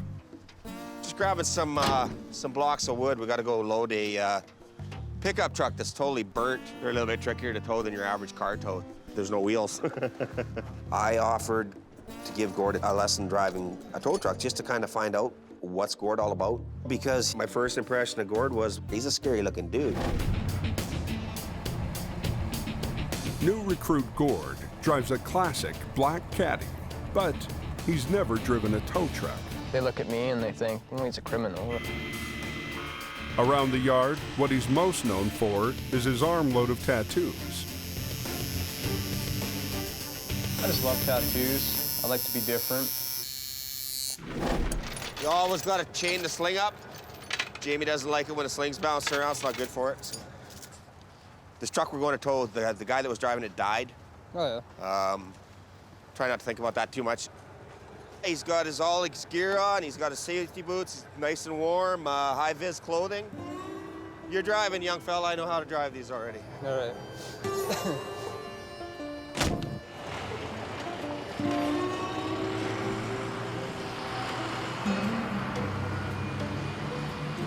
Gord's a quiet guy. He doesn't emote much. He doesn't have a lot to say. Gord doesn't need to say anything because I'm teaching him. He's not teaching me. Stop. Go ahead about 1 foot. Right there. Normally, you start them out easy. I took Gord on a job where somebody had died in a vehicle. It had set on fire. It had no wheels, and it was at the police detachment. So no pressure there. This is called doing a chain lift. It saves your sling belts. If you got jagged metal or whatever, it's all sharp. It doesn't cut these belts. Okay. Lift it right up, though, because now we're going to have to block it up to get the dollies under it. About there? That'll work. They just lock in there or just sit in there? They sit in there, and then when we lift it up on the bars, the weight of the vehicle holds them down. Lift it up quite a bit more. I'll tell you when to stop. Stop. Now. If you want to pull ahead, and then I'll close the gate. Yep. It's looking good.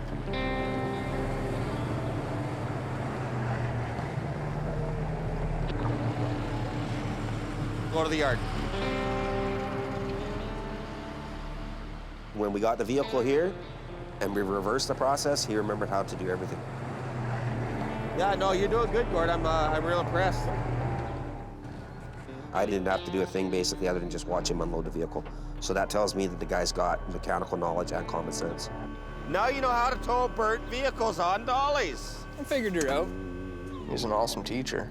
You should be a driving school instructor for tow trucks, right? Good job, buddy. Thank you. You did good. I come to the conclusion that if Gord wants to be a full-time tow truck driver, I would gladly have him in the automotive division. Got high hopes for you. Thanks a lot.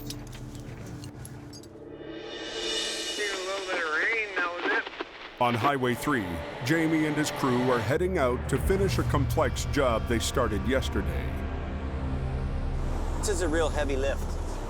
Jamie spent the night figuring out how to move the fully loaded C-Can. When you're lifting big weight like this, you gotta kind of have your head on straight, and you better make sure that everything you're doing is right on the money. The trucking company is eager to get this cargo delivered today. Unloading it will take too long. We're gonna have to pick the container off the chassis and put it on a low bed. Jamie has decided to do a deadlift. What can go wrong? Anything can go wrong. If I destroy the truck and it's my fault, it becomes my nickel. You don't want to have anybody hurt. We don't want to have any issues. I don't want my wrecker to be destructed. Jamie estimates that the C-Can weighs well over 36 tons. In a perfect world, with its crane arm completely retracted, the rotator can lift twice that much.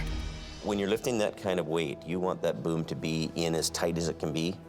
You don't want it sticking way out. Okay. But because the C-Can is so large, Jamie needs to extend the boom, and that cuts the lifting capacity of his rotator. We're estimating we're gonna be 6 to 10 feet out from the truck. He has to make sure he gets the math perfect. When you're gonna do a really heavy lift like this, we gotta make sure we're right within all the charts and the safe working load limits of everything. This crane has to be at 30 degrees in order to reach its maximum performance. There's an angle indicator up there. It's telling me I'm at 40 degrees right now. So we're gonna get her back down to 30 degrees. If we were dealing with a little bit less weight, might not be so critical, but when we're doing a max lift like this, we gotta make sure. If you have any weak link in this chain or any component that doesn't meet capacity, that's gonna be the failure. And the failure is gonna kill somebody. Every link matters. Even the chains.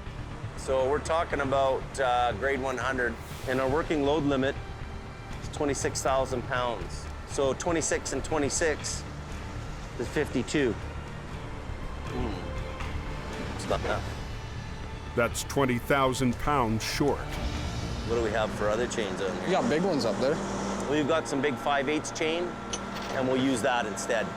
To complicate the job even more, one side of the trailer was crushed in the accident. The shifted load could throw the entire lift off balance. A lot of weight here, so we want this side to pick up first. This one you're gonna wanna tighten up a little more. Okay, we good there? We're gonna have to test that when we go up. Take that chain. We're gonna make sure that this side's a little tighter and this side's a little looser. This one here, we'll tighten this one up.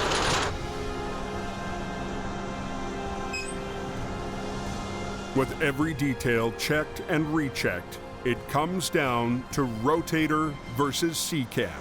I'm gonna suck the boom in and get ready for the lift. That'll be the moment of truth. Okay, are we ready to go?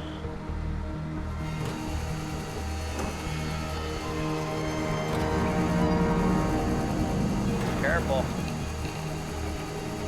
Lots of weight in this end. Uh-oh. It's pins and needles for me.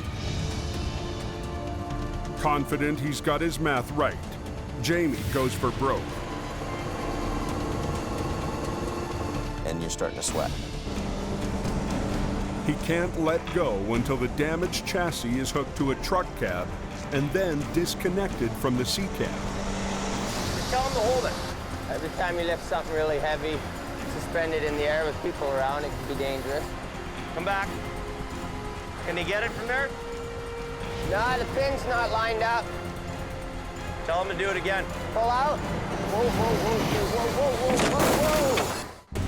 They're all up at Sunday Cemetery, Aaron. Jamie Davis and his heavy rescue crew are in the middle of their biggest lift ever. This isn't a kid's game here anymore. This is serious business. No, the pin's got to go in more. Jamie's under pressure to get a 73,000-pound C-can back on the road. We went too far. The rotator has the load suspended, so a new tractor can drag the twisted trailer frame free of the container. Tell him to hang tight. Hang on. But the crew is struggling to hook up. Okay. Whoa, whoa, whoa, whoa, whoa, whoa, whoa. Tell him to do it again. Back up a bit.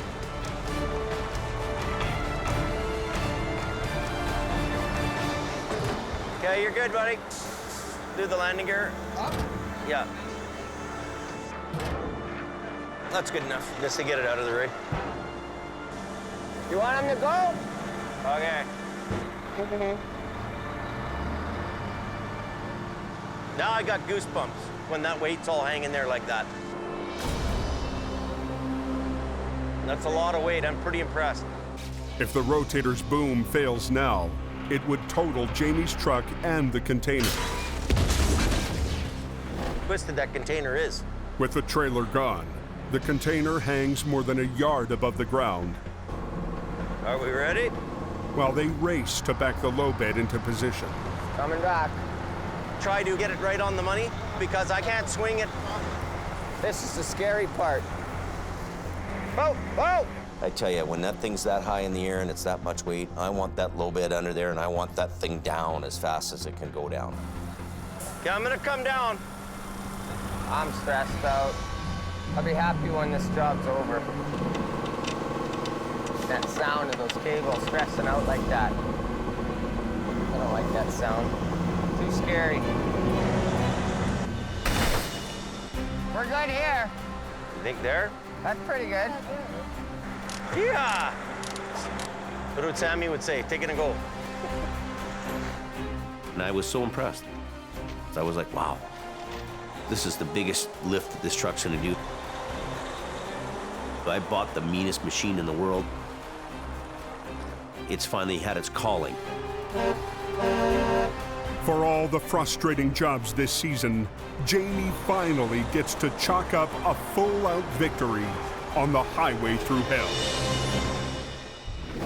Next time on the Highway Thru Hell. Nightfall coming on. Coming down like crazy. We're supposed to be getting 60 centimeters of snow tonight. A car, a semi, was dragged from almost a mile. a terrifying ride, a blizzard of wrecks, sends heavy rescue Dirty. to the brink. Just do what you can do, then stop. Sheer ice forces the rotator into danger. Oh my God.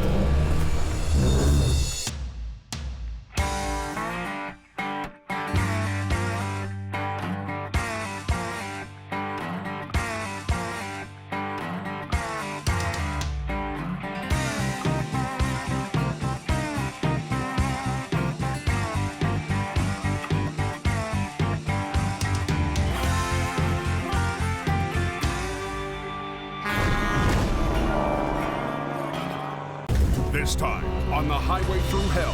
Have a sheet of ice up here. A semi slams into a concrete barrier. That looks like a big mess. Shutting down the Coke's most important exit.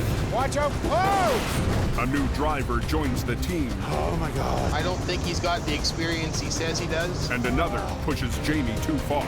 You're just kind of dragging your ass. I need to start saying no. Plus, a massive pileup. Here comes the chopper. Sends air rescue to the Coke. In the rugged mountains of the Pacific Northwest, there's a highway like no other. The Coquihalla is an engineering marvel. But when the weather turns bad... Look out! It's like the Bermuda Triangle of truck accidents. Keeping the Coke open takes an army. When the highway shuts down, the world shuts down. And a last line of defense. Jimmy Davis en route. A heavy rescue team ready to tackle any disaster. Because here, closure is not an option.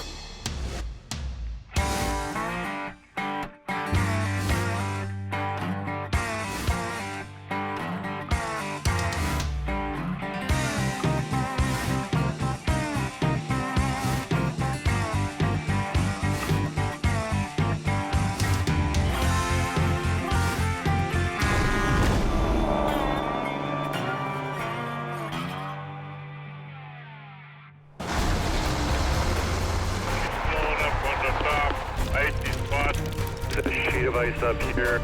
It's all icy. You're going to do a spinning going up. On the Coquihalla, an icy roadway has drivers on edge. See what they're driving on? You come down around a curve, and before you know it, you're completely out of control. It's just another night out in the battlefield. What's this about a wreck? Yeah, I got an accident here just on the other side of this corner, guys. At 4 a.m., Jamie gets a call for help from another tow company. That looks like a big mess. There's a semi on the off-ramp. The axles are ripped right out of this trailer. We're going to give Tom's towing a hand. The wreck is blocking a major exit ramp near the eastern end of the Coke. On the road's pretty icy, so we're going as fast as we can, but we got to remember, too, that if we don't get there and we wipe out, we're no good to anybody.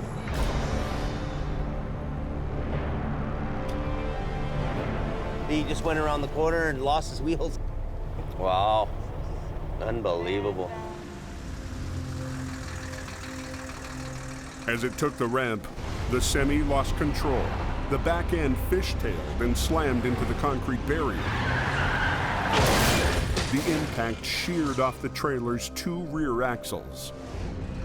So he's ridden this guardrail, and he's knocked out 8 of them down there. But I think they weigh like 3,000 pounds apiece. If these guardrails weren't here, he'd be over there. Because space on the ramp is so tight, Tom from Tom's Towing needs Jamie's rotator to get the wreck moved before morning traffic hits. The rotator is the ultimate machine you can use if you want to quickly clear wrecks off of highways. What do you want to do? You want to hook the front and get it up? Pull the truck out? Yep, and he can take the truck. The problem with this wreck is that we don't have any wheels under it. I'm gonna back up and turn around.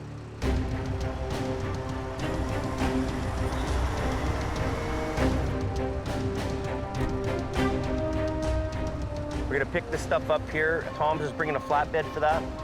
Tom wants to load the sheared-off axle onto his flatbed, but the trailer is in the way. So Jamie needs to move it. I'll just get the boom out, then I'll get a couple of chains and run them in there. I'll pick that up first, get it out of the way for a minute. On the hook. Now you're going to find out how heavy it is. Yeah. As he gets it in the air, the truck cab starts to slide back down the sloped, icy ramp. Seems like it's moving. Felt like it was sliding back to me. I pick the trailer up, and I start moving it. The truck starts coming back. It could have rolled into me. Not very good.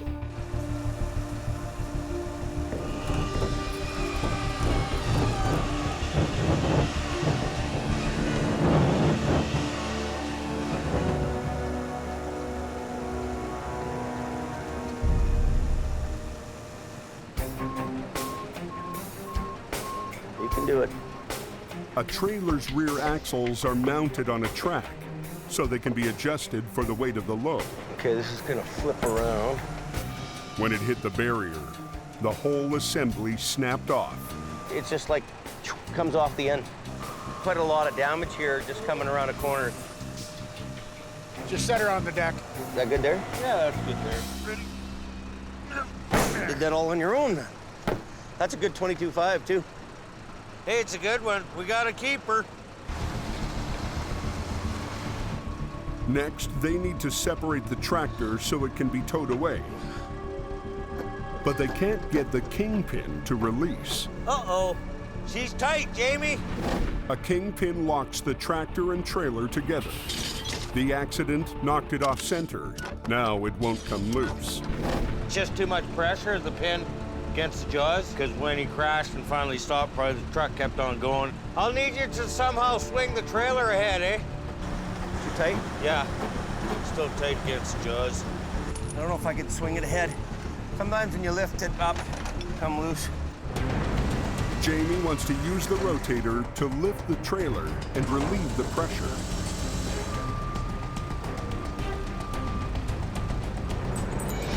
Try this. Okay, ready?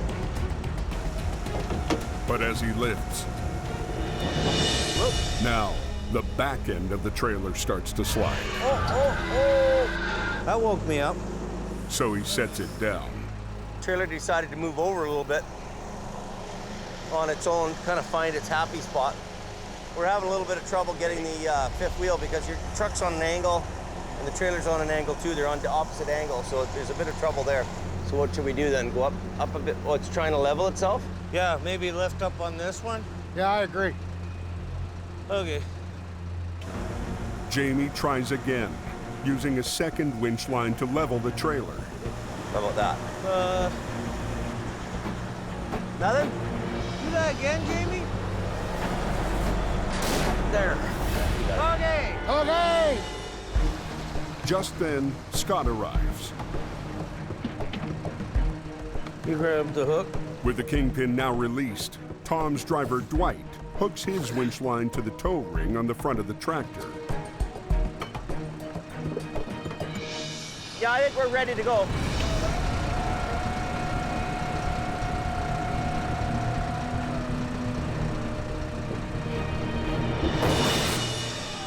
Dwight gets the tractor free, but the back axle is so twisted to one side that Jamie's worried it's going to roll over the rotator's outrigger. Okay, stop for a minute. I went over to my control to lift the leg and push it in so that he could clear it. He should take a good run out so he's got enough room to get behind. Okay, you take it more ahead. I'll just use the truck power. Watch out for Jamie. Oh! He just went around the corner and lost his wheels. Wow. A semi's rear axle sheared off when it slammed into a barrier on an exit ramp. Tom's Towing has called in Jamie and his rotator to assist in the tricky recovery. Yeah, I think we're ready to go. They get the cab separated from the trailer, but Jamie doesn't want its bent axle to run over the rotator's outrigger. Okay, stop for a minute. I went over to my control to lift the leg and push it in so that he could clear it. Watch out for Jamie. Oh!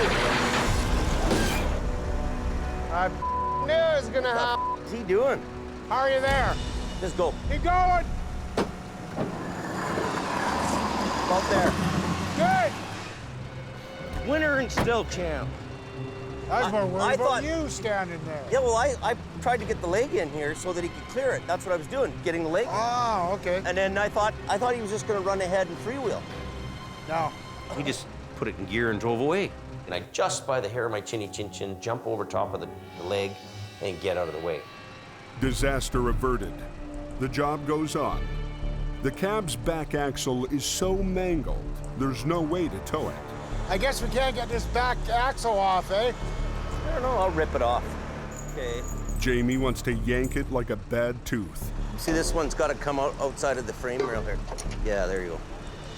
Stand back on this one because it's going to be a bit of a rip and tear show here.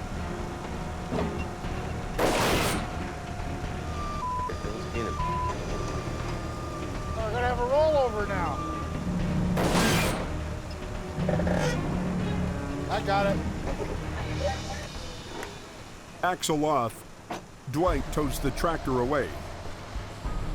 But they still need to move a trailer that has no wheels. For that, Scott's brought a special rig called a dirty dolly. Dolly that goes under a fifth wheel, and it allows a trucking company to haul 2 trailers at one time. We keep in the yard and we use it maybe once every 2 years. They could lift it onto a flatbed, but they're in a hurry. Morning traffic picks up in less than an hour. When the highway's closed, probably in everybody's best interest that we move wreckage as quick as possible. Hold it. Hold it. Okay, we're good. You don't have to go ahead. What I do, just spin that around and face it right straight back. Yep. The plan is to attach the dirty dolly to the front hitch, then tow the trailer from behind. Right around. Because they're turning the dolly around to use as a set of back wheels, they have to keep it from swiveling. Pick that chain here. Yeah. Through here. To do that, they use chains to secure it to the frame. If you didn't chain the dolly straight, it would pivot on the fifth wheel, and then you'd be into somebody else's lane. What you got going on there? I don't know. Unhook that up. For this to work, the chains need to be tight. Hey, Gord, lift up on it here. Tighten that up. Lift up on this. Lift up on it. You guys all good? Good enough. It may not be the best looking rig on the road, but it gets the job done. And the ramp open.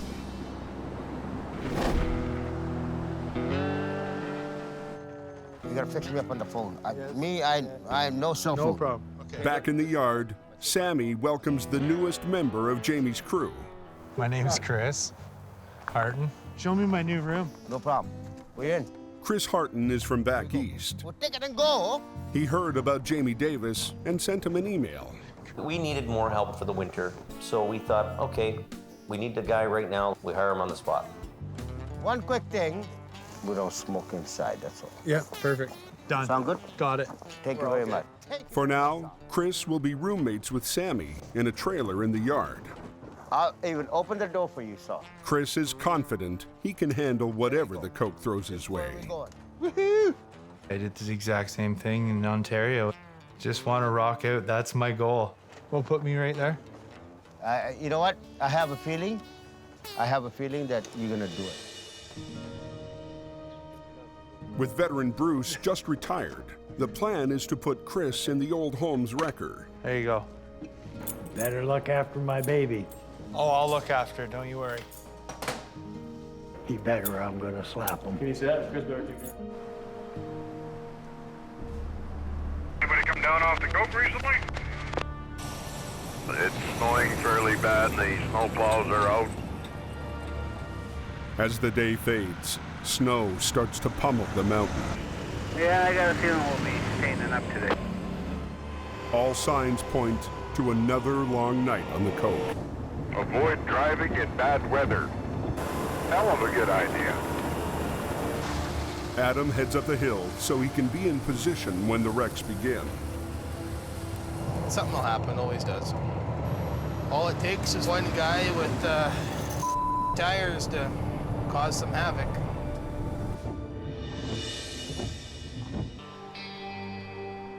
Across town, Knock, knock. Scott's picking up the old General at the repair shop. When he hired Scott, Jamie promised to buy him a brand new heavy wrecker that's even better than Adam's. Shiny stuff, chrome flares, lights, light rack. Yeah. Shiny, shiny. So we're a couple weeks out? Couple of weeks out. Yeah. But 2 months into the season, it's still not done. In the meantime, Jamie's put him in a 28-year-old GMC 5-star General. Last week, the heater stopped working. So there's heat in it? No, cabin heat, only have defrost. When that switch is on high, that's all you got. So that's where it's at. Was there any actual factual heat coming Yes. out of it? All right. It'd be able to put a match out? No, yeah, it would. It would put a match out. Maybe not a lighter, but it would put a match out. All right. With a storm hitting, Jamie wants him to spend the night up on the coke. Running like an old truck does. Noisy and stinky. Driving the General, I mean, it's kind of like the penalty box. Nobody likes to be in it.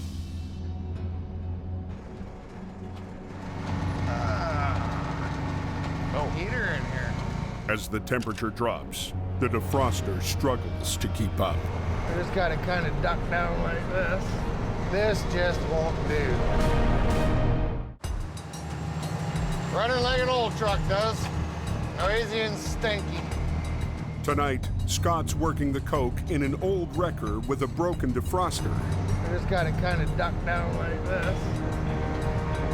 This just won't do. He comes up on a double trailer, spun out in the right lane. A little quickie. Just about to the top, blew all his chains up.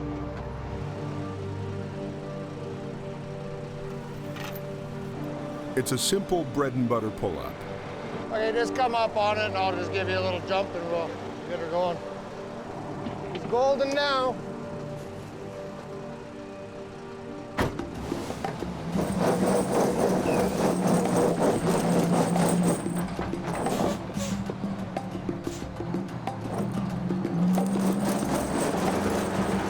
This thing's so light.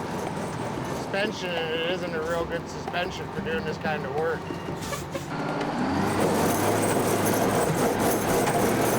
We're hopping a big time wheelie. The double load turns out to be too much for the old General.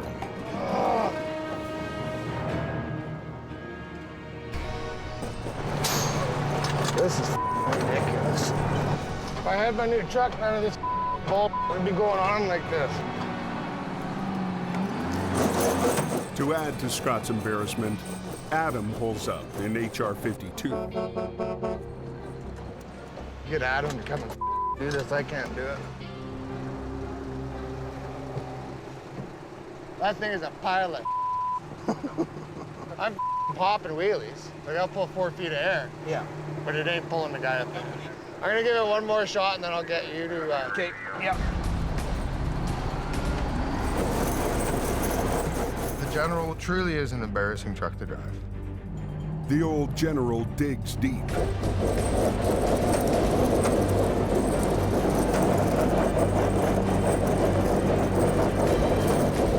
And somehow gets her done. If I had my chains on loose, I'd have torn the right then and there. Scott manages to tow the semi to the top of the hill. But he's not feeling like a winner. just write him up his bill here and send him on his way. He calls it quits and heads home early. I've decided enough jumping around like an idiot trying to get done, because all it's doing is causing me grief. I could be sitting at home watching my TV on my nice couch.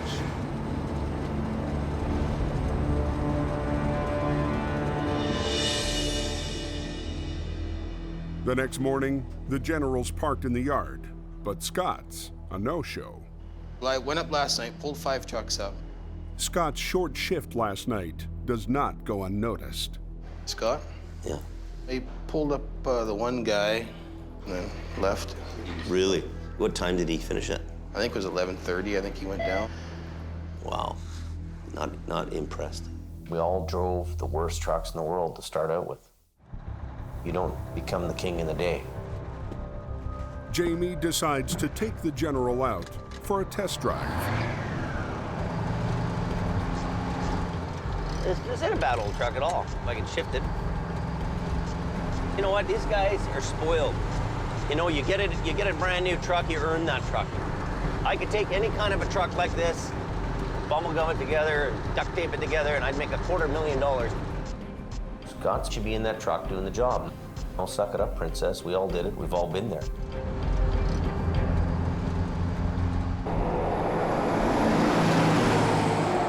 We got black ice report. High on the coke, wet roads and freezing temperatures are conspiring to create an invisible danger: black ice. Just be careful up there, she's slippery. We came around the corner just as the truck went out of control and went into the ditch. About 5 minutes later, that car came along and went in the ditch on that side. The road was just a sheet of ice. He's going to help you, okay? There you go. You get a nice piece of weather, and people tend to, to kind of pick up their speeds again. Preventing black ice is something of an obsession for Highway Supervisor Blair Barr. There's been a lot of accidents recorded in this stretch along this rock bluff. Today, he's checking a stretch of highway that's notorious for freezing over. In the wintertime, they never see the sun, so the pavement actually stays really cold. It's a really difficult thing to treat. At VSA's maintenance yard on top of the Coke, black ice is as big a problem as deep snow. We're going to have cars going off the road. They'll hit that black ice, all of a sudden they lose control and they go sideways. Hey Doug, so we got a flash freeze taking place. I'm wondering, can we get some juice made up? And, and we'll try and get it applied today before end of shift. Traditionally, road ice is fought with sand and salt. But this year, VSA is trying a new weapon: beet juice. It's really syrupy. Made from sugar beets, it lowers the freezing temperature of water by 36 degrees Fahrenheit. Tastes like soy sauce. It was something that was picked up down in the States 10 plus years ago. Usually they use it as cattle feed, and somebody noticed that it actually melted snow one day. At the end of the year, we'll end up putting well over 1 million liters onto the highway. We're gonna hopefully get that down in time before cars start growing off the road. Cold air and a clear day bring a new danger to the Coke: black ice. The road was just a sheet of ice. This season, highway crews are fighting back with a new weapon: juice from sugar beets. At the end of the year, we'll end up putting well over 1 million liters onto the highway. The beet juice is used on sections of the highway that get the least sun and the most black ice. It's changing the makeup of the snow, so it won't allow the crystals to freeze. So you can't actually form a layer of ice and compact that you typically see. Stays where you put it and does its job. This winter we've had as high as minus 35, and the juice kept the slipperiness away.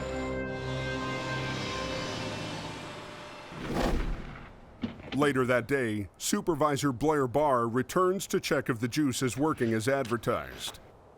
Frost on the sides of the road, and it's still wet on the traveled lanes. Yeah. So it's doing its job. It's something that we have to deal with. And by applying this product, we're totally avoiding a dangerous situation.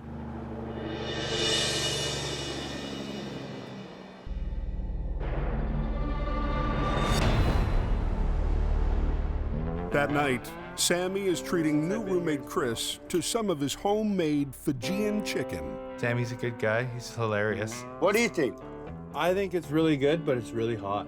I'm not a big spicy guy. That's fine. It's all right. Chris on my trailer. What are you gonna do? He's gonna sleep outside? Come on.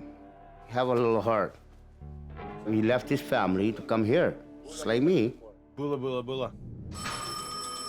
Somebody put their car in the ditch. Hello. When a call comes in for a car off the road, Jamie decides to give Chris his first taste of the mountain. You gotta be relaxed. And Sammy tags along for moral support. Off we go. Windy, turny. There's a car in the ditch somewhere, so I'm on my way up, me and Sammy. This is totally different here. Look at this. Look at these bees. Look at these bees. 1, 2, 3. Oh, they going hard. You gotta watch these guys. You have people flying by you like you're standing still. It's all good. You give me a star. We're Bula. Bula. Bula. It's the car. Yeah, let's go look at this thing. Yeah, let's go. Hey, what's going on? You guys okay? Yeah. Moose ran out in front of me and I just missed him. The car's barely damaged and it's on its wheels. Wow. What do you think? It'd be a quick one or what? This should be an easy one. Pull it backwards. Yeah, go ahead. It's all good. You think that'd be, I think that's probably the best. Cars aren't my specialty. I'd rather do transports. I do not want to wreck this car. You okay with that, or do you need help? Think that'll hold it? Yeah. All right, let's do this. Find your light down there. Watch it.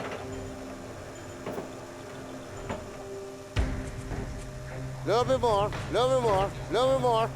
Keep going. Okay? Yeah, keep going. Oh, whoa. Okay, now, hold up. The car gets stuck on the embankment. I want to get it over a little bit more because this is cut out more. That's good. Leave it. Sammy, who has never towed a car in his life, starts coaching. Angle and take it away. That's all you gotta do. You gotta get that lift up before you drive it. Lock that thing up, man. Lock it. You don't need it. Oh. Well, lock it. How are you supposed to lock it? I don't know. You're the tow truck guys, man.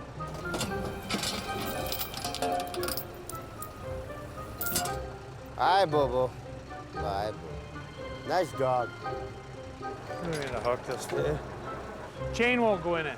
This is like a whole different ball game. What should have been a quick tow is taking forever. Pull it. And I'm trying. Keep going. Keep going. Come on. Go. I'm pulling. Chris finally gets it back on the road. Now all he needs to do is get it on the hook. Sammy. Yes, sir. I'm gonna lift this up a little bit. Back me up till I get to there. Hey, slowly. I'm watching you.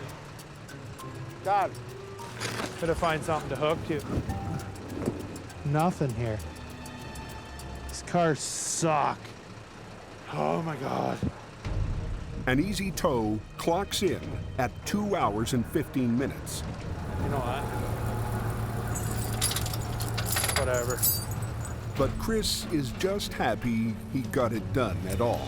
I've never towed a car in my whole entire life. Not gonna lie to you. I didn't even know how to hook it up.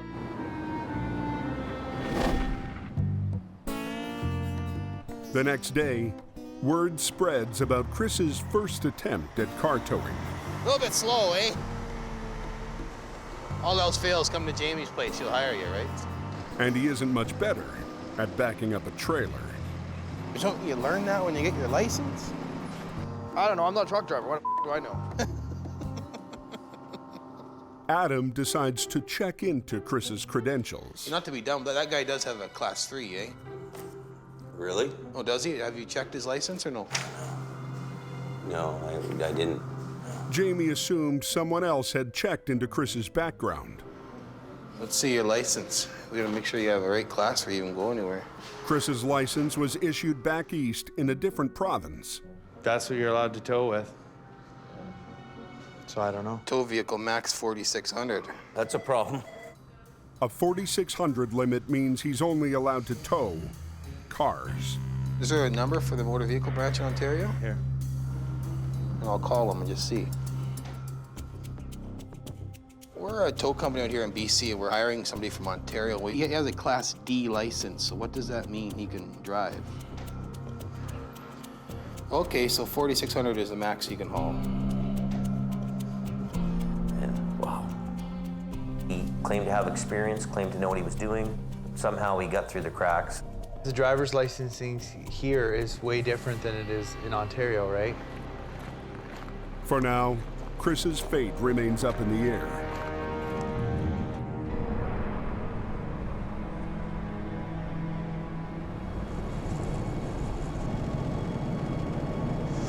I think Chris is a nice guy, but I don't think he's got the experience he says he does. All he had was a license to drive a car. A lot of these guys come to work nowadays, figure they know everything, they've done everything, you can't teach them anything. I don't know. Only time will tell. Adam's been called to help a semi that got stuck when he ran out of plowed road. Yeah, this must be it here. If he just would have kept going, he would have made it just about. Well, I just about made her, eh? The road tightened up. It was me and another truck trying to get past one another, and he hit the brakes and I hit the brakes, and the rest is history. For Adam, it's a simple job. Hook up the tow pin and pull.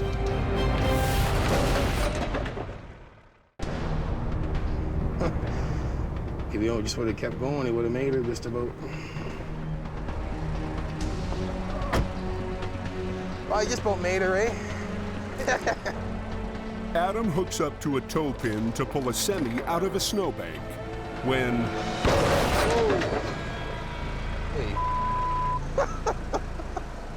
Look at that! That could have been bolted on there very good. The tow pin is built into the bumper, which is supposed to be securely welded to the frame. Look at that. But this bumper was only held on by a few bolts. They only had to mount it onto 4 bolts. 1, 2, 3, 4. And what the good is that? You want to just grab that end? We'll lay it up over the snow over here for now. Just let it go. That's good right there. With no tow pin, there's nothing left to hook up to.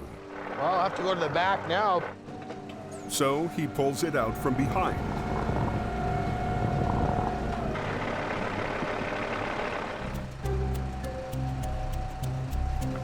I can get out of there now, no problem. Yeah, if you can probably pull out of there now. You want to hop Yeah, I gotta get out. Yeah, you better get out now. The driver packs up his bumper and heads off. I felt for the guy, because now his truck looks like but what do you do? I don't know. I wasn't even pulling that hard on it.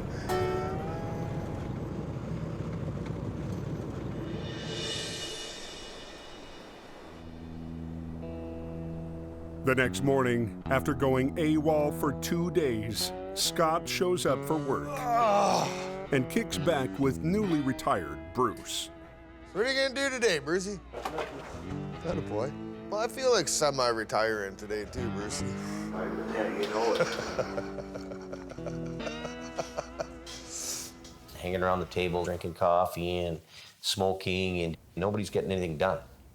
He's not earning me money. He's costing me money. Super Jam.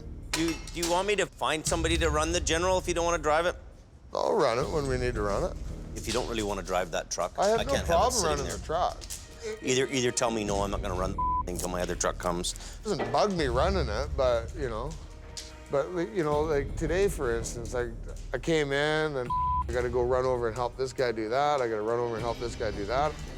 You know, I'm just run off my feet. Have you ever... Oh, God. Huh? No. Come on. I can't relax because there's so many things that people are always calling on me. I need to start saying no. You know what I think? I think you gotta go home and holiday for a week, because you know what? You're just kind of dragging your ass anyway. You might as well just go home.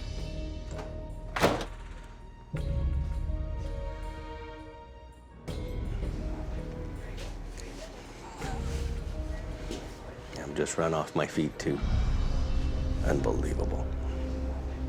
Scott's building on me and building on me and building on me, and I'm hoping that something's gonna change. He's gonna be this powerhouse that we wanted. But that's not really happening. So I'm not very happy with Mr. Jamie right now. I'll say, well, if you're not gonna drive it, I'll get somebody else to. Well, go get somebody else to, because I'm done with it. I'm just gonna get the hell out of here. Scott drives off and doesn't come back. Anybody hear anything about a serious accident on the Coke? Yeah, I've got another accident here. A call comes in that moves everything else to the back burner. 2 accidents happening. One's northbound, one's southbound. All lanes are closed. They need the highway open right now. There's a sheet of ice up here, and we're going to have a lot more crashes. Black ice, it gets people off guard. They think everything's beautiful here, but it's really not. At the summit of the Coke, 2 separate accidents are blocking traffic in both directions. They shut her down and they're all up. An SUV lost control on the ice. A Super B, trying to avoid it, jackknifed and trapped it against the guardrail. In the southbound lane, a car slowed to look and a truck rammed into it. This is a compound accident, traffic slowing down to take a look. Next thing you know, we have people colliding into each other. Are you gonna pull it? I'll get this one. I'll get that guy. Jamie leaves the fender bender for a snowplow to clear and backs down to the more serious wreck. There's 2 people trapped in the vehicle. He jackknifed into her and squished her up against the no post. Yeah, that thing's tucked in there really good. Oh, yeah. No messing around in a situation like this. We're not there yet here. The driver and passenger are still trapped in the SUV.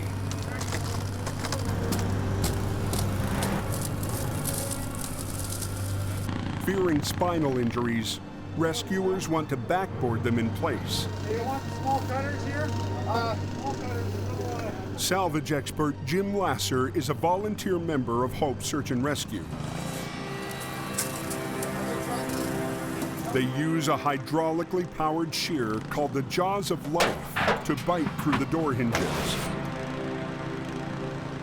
A little bit further. It's an hour to the hospital by ambulance when the highway's not covered in ice. So the decision is made to get them out by air. They're going to bring 2 helicopters. They're going to land one here and one up a little bit behind it. We're going to be bringing the air ambulance in, get the patients out, and get the highway open.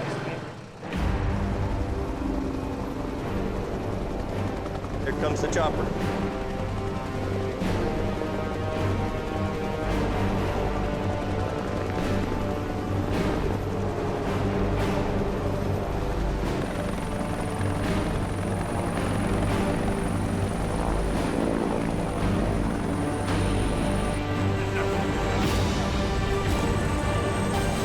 I don't think in my lifetime I've seen 2 helicopters land on the highway at once.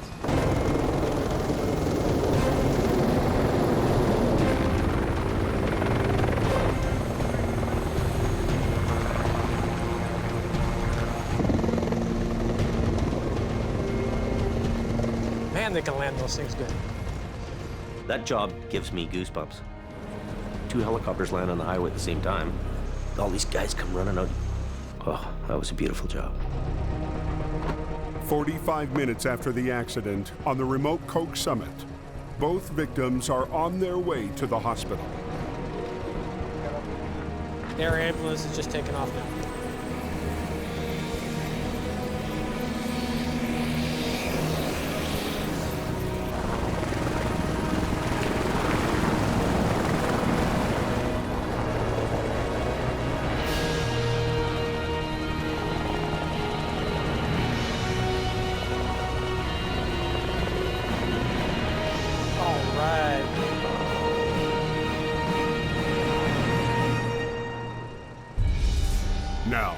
ball gets tossed to Jamie. We have 2 helicopters on the ground, so south and north are both closed. The traffic backup is the longest one so far this season. Get the hook in. Hundreds of vehicles have been at a dead stop for almost an hour. The Coquihalla is closed. Coquihalla is closed, everybody, till they clean up that accident. The delay to medevac victims from a wreck on the Coke has caused one of the worst traffic backups all season. Now, it's up to Jamie to get the highway open. It's showtime for us. We could start moving things if you're good with it. He's called Gord to bring a light-duty truck to tow the demolished SUV. Go around, go down the over ramp, come back, come on my side, and then you can get this out of the way.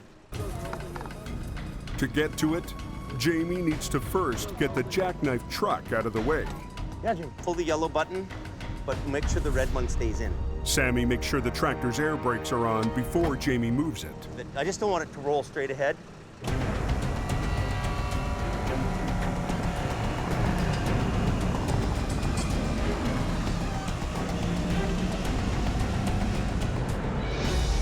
Okay, undo the front. Once he gets it straight, he's hoping it can be driven away under its own power.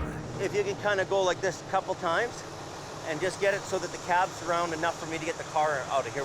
The problem here is that this is jammed into the car. He can jimmy it back and forth a little bit. We'll get the little truck in here. I'll watch your back end, okay?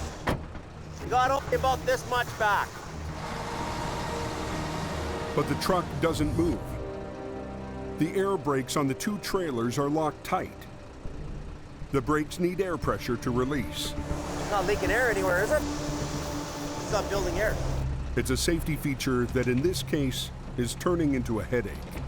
In any other situation, you'd press your button on the dash, air goes in the chamber, and releases the brake. Jamie suspects there's a leak in the hose that feeds air to the brakes. With the broken airline on here, you can't put air to the unit and you can't release the brake. So at the end of the day, this thing isn't moving anywhere. Does anyone know how long the highway will be closed for, Highway 5? An air leak too small to see has hundreds of vehicles at a dead stop. All those cars are backed up and they're waiting on you to get that thing out of the way. There's a lot of pressure on you. Hey, can you get the hook in? You're in. Jamie drags the tractor out of the way so they can move the SUV and at least get one vehicle off the highway. Okay, get the 440 in here.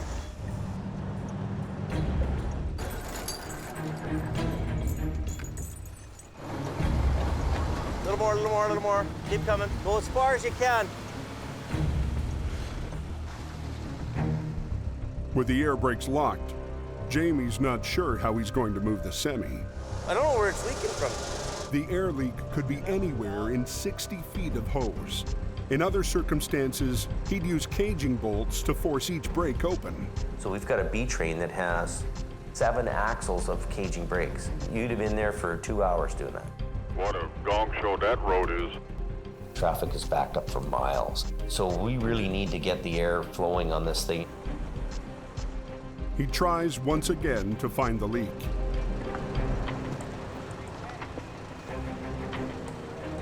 Well, there's an airline broke here. A fitting on a hose that connects 2 air supply tanks appears to be broken. There's one little fitting, one little airline, and that's stopping this whole thing from getting off the highway. Maybe we can jerry-rig it to get some air to go. So if you bend that line over, crimp it with a vice grip or something, I'll put a plug in there. It should work. Jamie digs into his bag of tricks. Okay, so we gotta improvise. What do we do? Let's have a look. Is it bent over nicely? We taped it up a little bit, and we're putting a brass fitting in here, so that's what we're doing right now. So it should be good now. You wanna try it, Ken? Yeah, it's all good. Okay, good. The brakes release. I don't even know if we're gonna get that out of there. But now, it turns out the tractor's too damaged to drive and will need to be towed. That's one side is low, eh?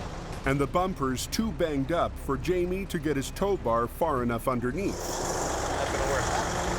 It's not gonna work. The truck's too low to the ground to get under, so I'm gonna try to just lift it. He lifted enough to get blocks under the front axle, Hey, Sammy? You got a block? Yeah. hoping this will give him the clearance he needs. Oh, no, this way, yeah, to the right. At the 5-way address. Okay. Good, good. Okay?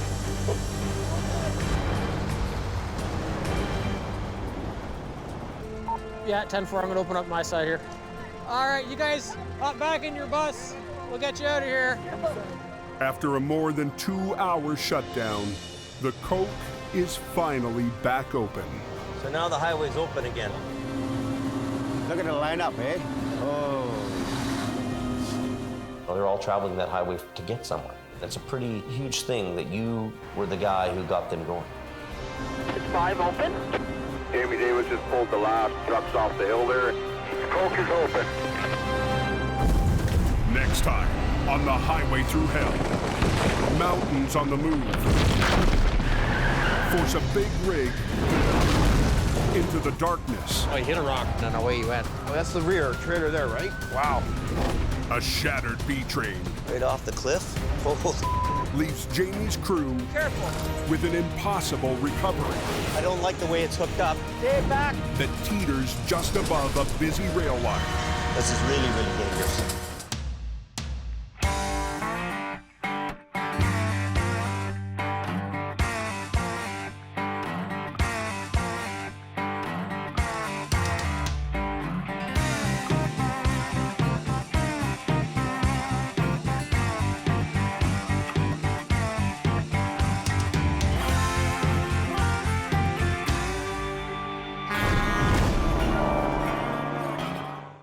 This time on the Highway Thru Hell, As soon as we try to flip it, it's gonna be a mess. heavy rescue has to get 42,000 pounds of apples Rock and roll.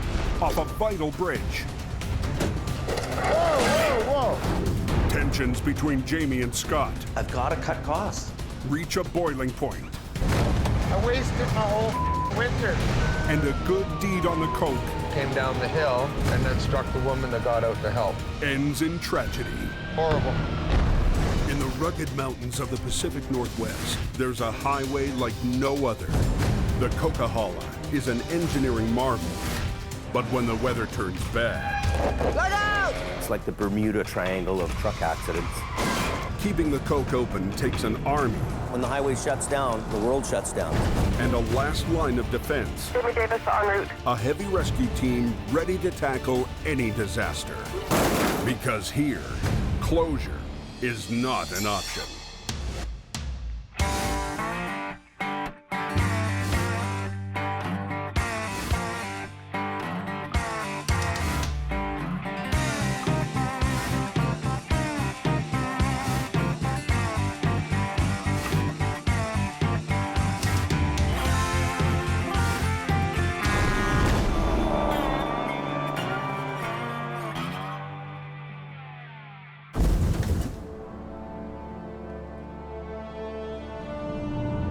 It's early March on the Coke, and already winter is easing into spring.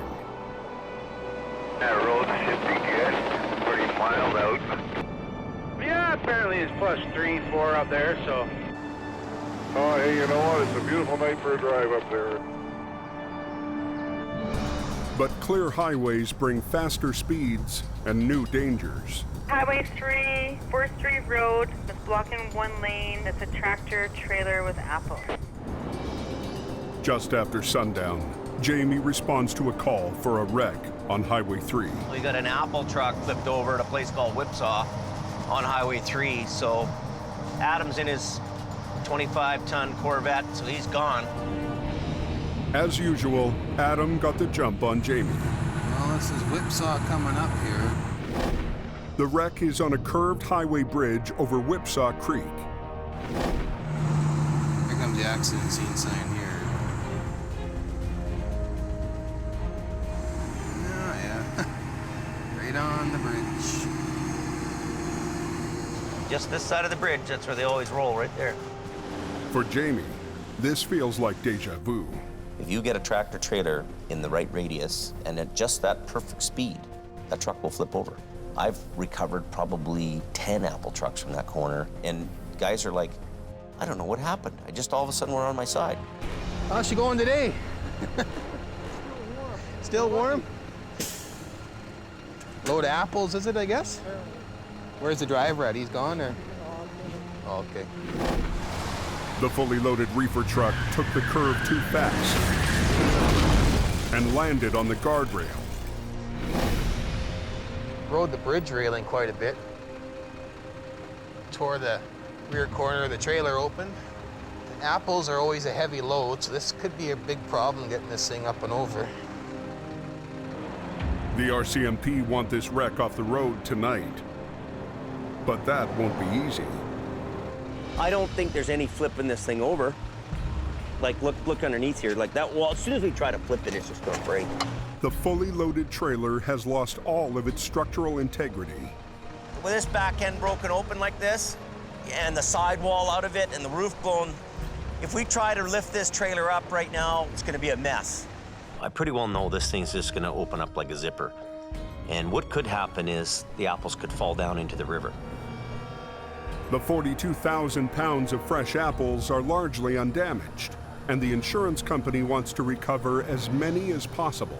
What we're gonna have to do is bring our other trailer here in the morning with a crew, and we're gonna have to unload this unit.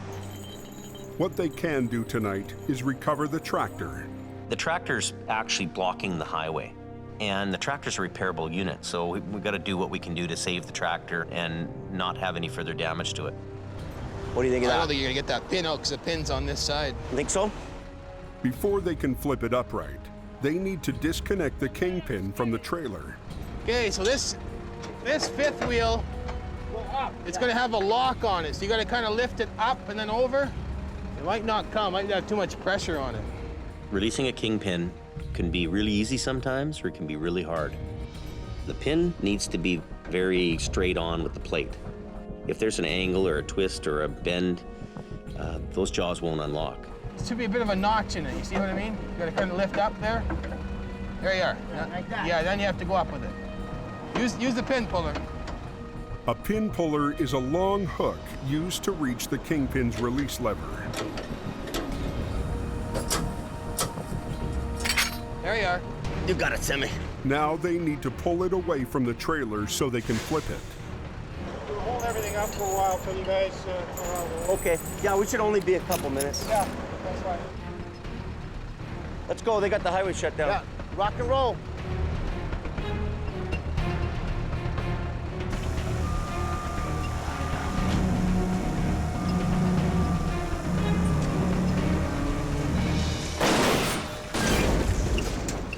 Yeah, baby. Bulla, bulla, bulla. Good. In their rush to get the road reopened, they forgot to disconnect the air lines for the brakes. Hey, you want me to take this off? Yeah, be careful though. You might have to cut that.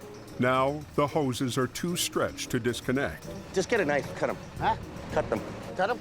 Yeah, we should have unhooked them already before we rolled it over. We should have unhooked those air lines. That was a mistake we made, you know, and we make mistakes once in a while. Yeah, I think it'd be more screwing around to get the chops on. I know. Ask Adam. All for a couple of pros. Actually, you know what? Don't do nothing. Don't do nothing. When he picks this up and comes ahead with it, he's gonna tow it from the back, we'll undo it then. Okay, I got it. Adam pulls it in a little ways, it'll free up the stress off it, and we'll get him off.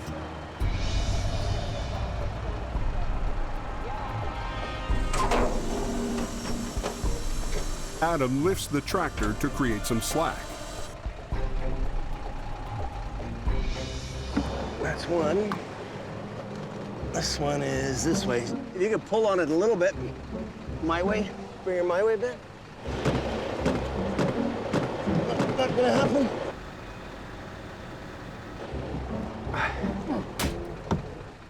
Give us a stretch here. Hit it now. Almost. Good. We got her. Right now, we're gonna pull off the road. There's no reason for us to be on the highway anymore. Okay, I'm getting out of here. Okay, all right, Adam. Adam tows the cab back to the yard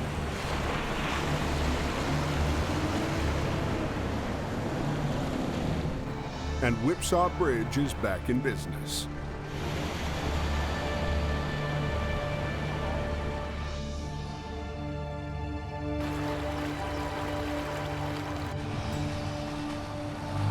The next morning, Scott returns to work after being away for the last 2 weeks. We better go find a truck to drive. Scott got fed up being stuck with a 28-year-old wrecker. If I had my new truck, none of this bull would be going on like this. So he stopped going out on jobs. Do you want me to find somebody to run the General if you don't want to drive it? I'll run it when we need to run it. And that pushed Jamie's buttons. In my mind, he should be driving that General. It's all in the work ethic, it's all in the attitude. If you've got a good attitude and your work ethic's here, great. You know what I think? I think you go home and holiday for a week, because you know what? You're just kind of dragging your ass anyway. I'm not happy with what's been going on with him. We all took our turns driving the old trucks. You know, suck it up, princess. We all did it. We've all been there. Pretty much pissing me off. Scott took the hint and headed home to cool his heels. When I came to work for Jamie, I was under the understanding that there was a truck being built for me. And he's coming up with this reason why it didn't happen, that reason why it didn't happen. I'm not real happy with Jamie right now. Today, he's back, fully expecting his new truck to arrive any day now. I've been told my truck's gonna get put on the road here right soon. Been a long time coming. What's going on in here, boys? You know, it just seems that everything with Scott's a problem. And I'm not seeing a whole bunch of production out of him. So I am getting more and more frustrated with him. And I'm starting to think, you know, this isn't working out between me and him. But the boss isn't exactly thrilled to have him back. Well, it's new and exciting.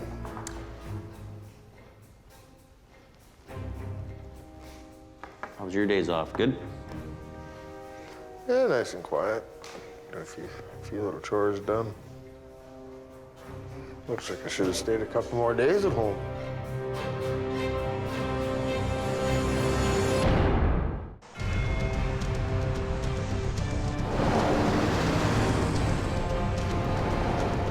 At Whipsaw Creek, a salvage crew led by Jim Lasser has begun unloading 42,000 pounds of apples. Take that gas and that up to give it to Sammy. Any salvage operation is really about recovering whatever we can recover that's valuable to the insurance company. Whatever you can bring back to them that they can make some money to offset their loss, that's the name of the game. The rear doors are too damaged to open, so their only access is through a hole in the roof. Look at this debacle. Oh, my moly. That is pretty ugly. You know, those guys can't unload that like that. Oh, God. Just asking for trouble. Yeah. That's slippery. Whew. We can't have these guys, you know, hanging out the side and in the ditch and trying to reach up. I have to make sure that these guys are super, super safe and we can't have any kind of problems. Jamie figures there has to be a better way. I think we're gonna take a chance and at least try to get this thing up and over there, off the no post here. Getting the trailer off the guardrail will allow them to open the back doors and unload much faster. I would say there's probably 60 pallets. These guys have already done 5.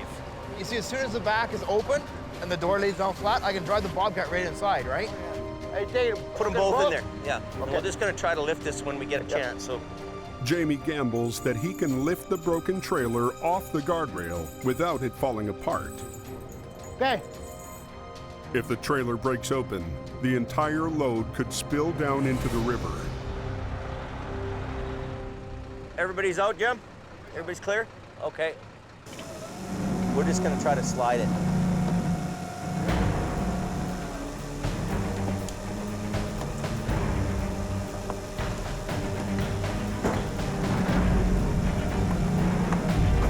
Oh, she's starting to tear. She's starting to tear.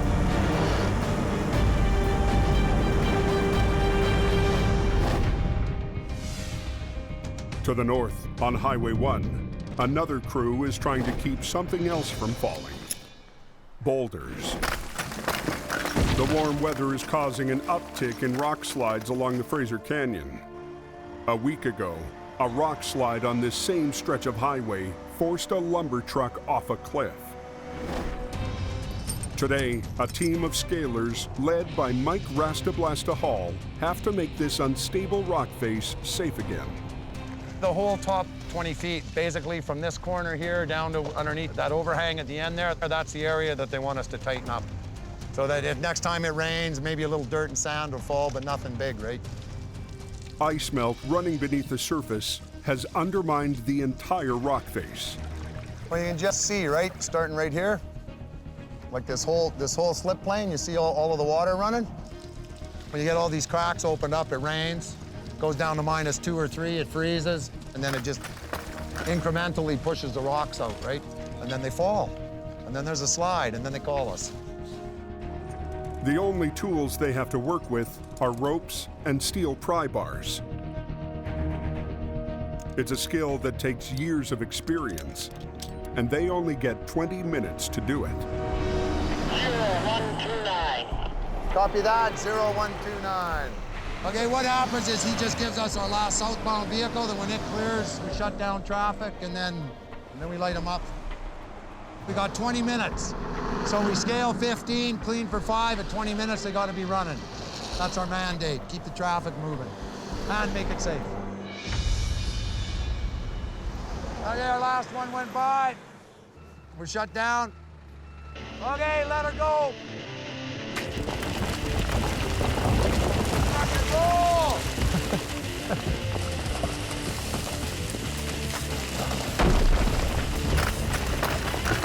Hey, when you can swing over, try that big one to the left of Mario.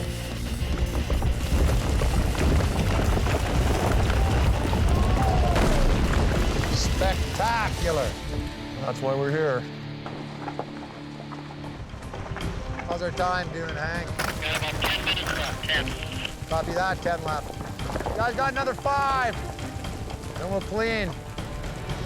In this type of formation, many rocks are interconnected. You gotta know when to stop, because if you take one too much, you're just gonna undermine it, and then you're chasing it back up slope 50 feet, right?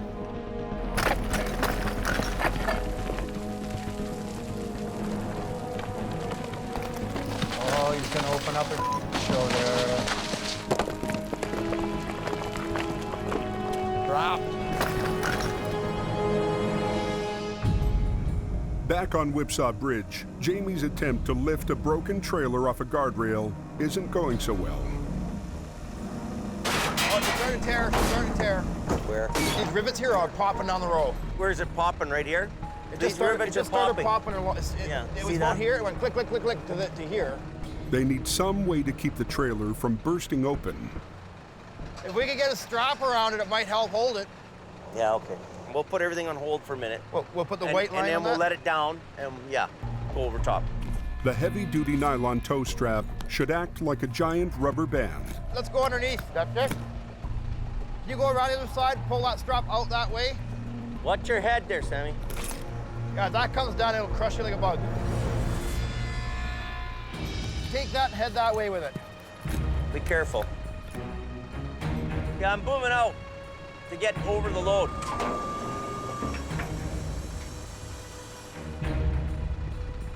Clear out of the way. In the clear? With the strap secured to the rotator's boom arm, they're ready for take 2. Jamie's gonna pick it up, and I'm gonna pull it off the guardrail and set it down flat on the ground. If this doesn't work, 42,000 pounds of apples could end up in the river. Okay, Adam, give it a little bit. Just ever so slightly. This side is starting to crack up here. Go ahead. Adam. Just clearing the guardrail in front.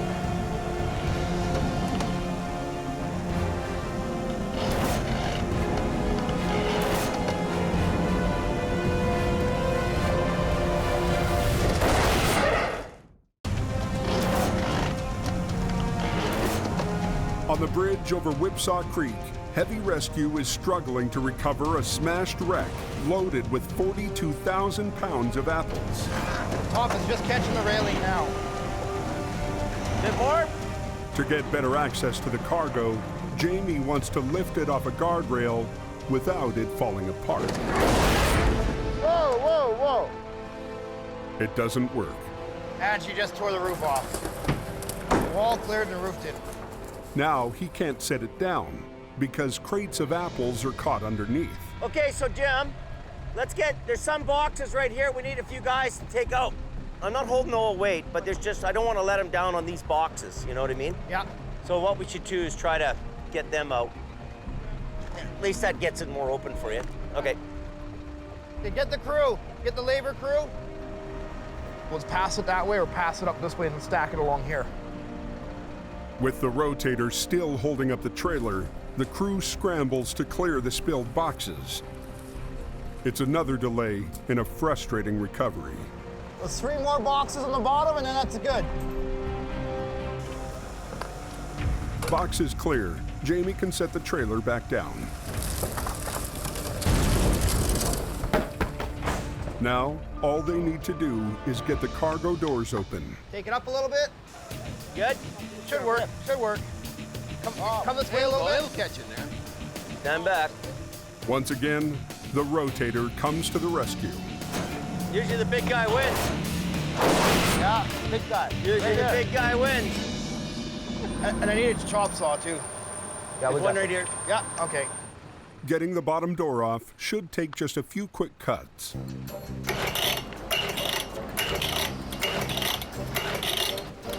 Junk. What Jim needs is a chop saw. What he's got is a lemon. Totally. Okay, find me a screwdriver or Allen wrenches. You know, we need to chop saw this door off, and it's holding up production here. So tools are everything, equipment's everything. Junk. And we always try to buy the best so that we're not monkeying around.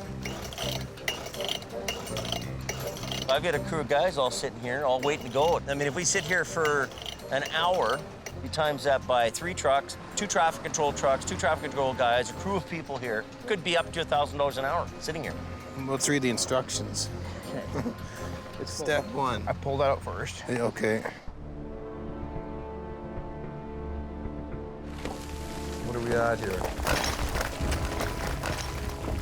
Back on Highway 1, the scaling crew only has 7 minutes left before the road is scheduled to reopen.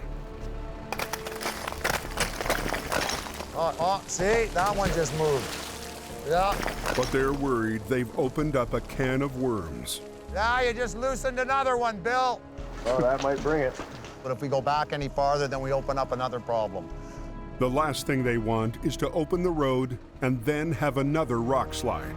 Came from Chilliwack and we're going up to 100 Mile House. I'm actually from Spuzzum First Nation. I'm the chief, heading to Boston Bar for a very important fishing meeting. Bill, are you good? Okay, hang on, hurry up. And anybody can go up there with a bar, but knowing what to take and what to leave, that comes with experience. They pry loose one last boulder and get to solid ground. Make sure it's tight, Bill. I did. Okay. Okay, hold her up, guys. Time to clean. They still have to get the rocks off the road.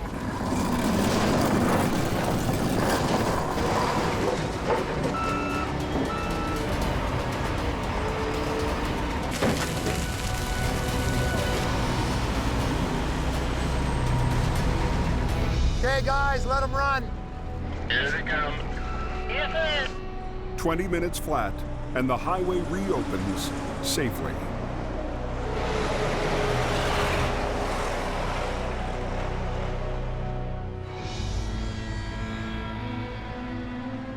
Okay, find me a screwdriver or Allen wrenches. Back at Whipsaw Bridge, a huge recovery operation has ground to a halt because of a stubborn chop saw.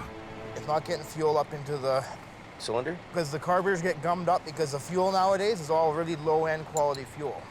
Jim uses a fuel additive to remove residue from the motor.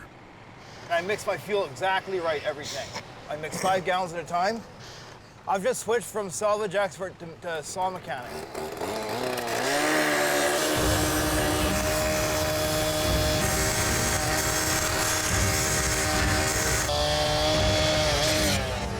Now that should open up.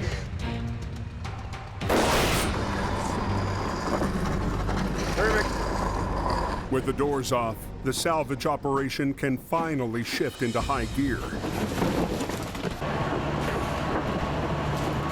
And none too soon for an anxious highway supervisor who just wants his bridge back. We've got the load about 2/3 done now.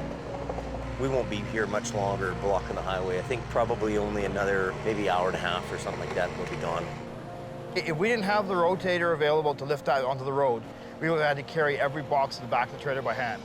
But them able to set on the road so we can run the Bobcat inside just saved our guys about 6 hours of hard labor.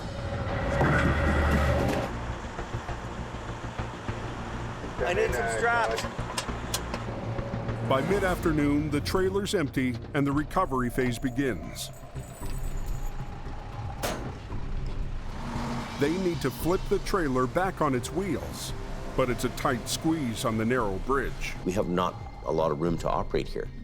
Then we have traffic to contend with too. Highways insists that one lane stay open, so Jamie digs deep into his bag of tricks and pulls out a rarely used maneuver. There's probably not too many guys remember it, but it's actually, there's a term for it. It's called the California end roll. It's when two wreckers get end on end to a trailer and they roll it in the lane. One wrecker would get on one end, the other guy'd be facing the wrong way in traffic on the other end, and they'd actually do a mid-air inversion.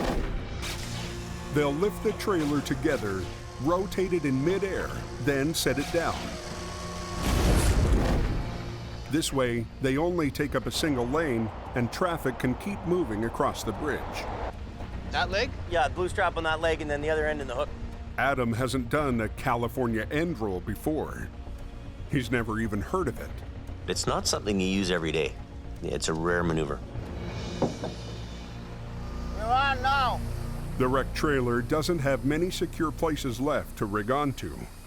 This side of the trailer's actually got the most weight in it with the reefer and everything right now. This is the strength right here. So we're putting a strap on this end and then we're gonna catch it with the other strap. So we've got a line, we're just gonna flip it over like that. Adam's just gonna pull on the suspension and he's not gonna touch any straps because the walls will just collapse on that end because they're already damaged so much, so. I wanna get the boom up quite a bit on this one. Everybody out of the way? Jim, everybody clear? It's all good.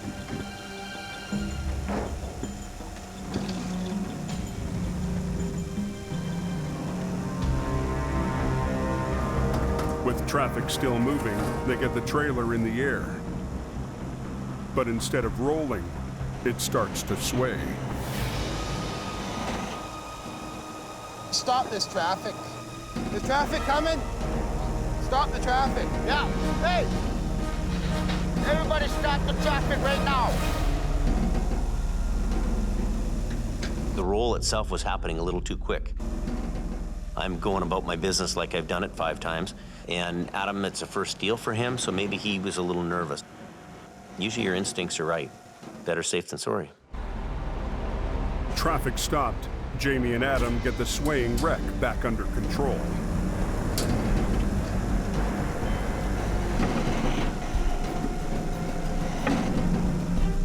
You have to keep in mind, recovering tractor trailers or salvaging them is not a perfect science.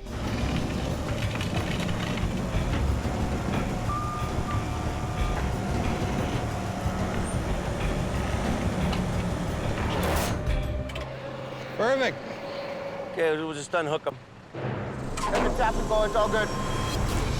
10-4, Jamie. The owner of this load should be really happy. A little tiny bit fell in the river, but this is top notch. Jamie and Adam picked up perfectly. Went good. Whipsaw Bridge is reopened. You guys northbound, you guys are ready to one?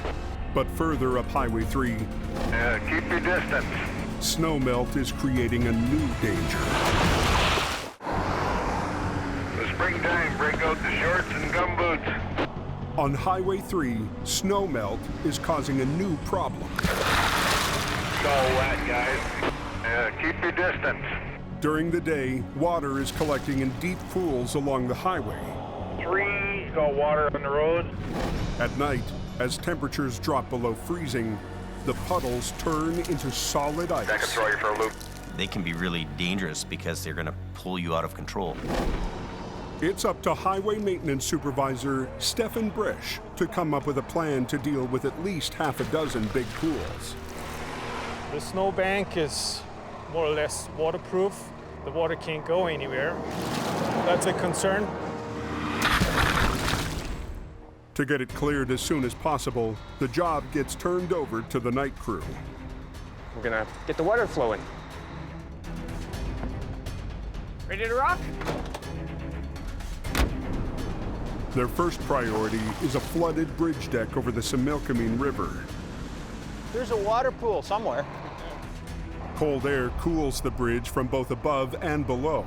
See how it's crystallizing? So this is one of the first places that freezes. It's a race against time, otherwise we'll be solid ice. Look, jackknife! Look out! Already this season, several wrecks have been caused by road ice.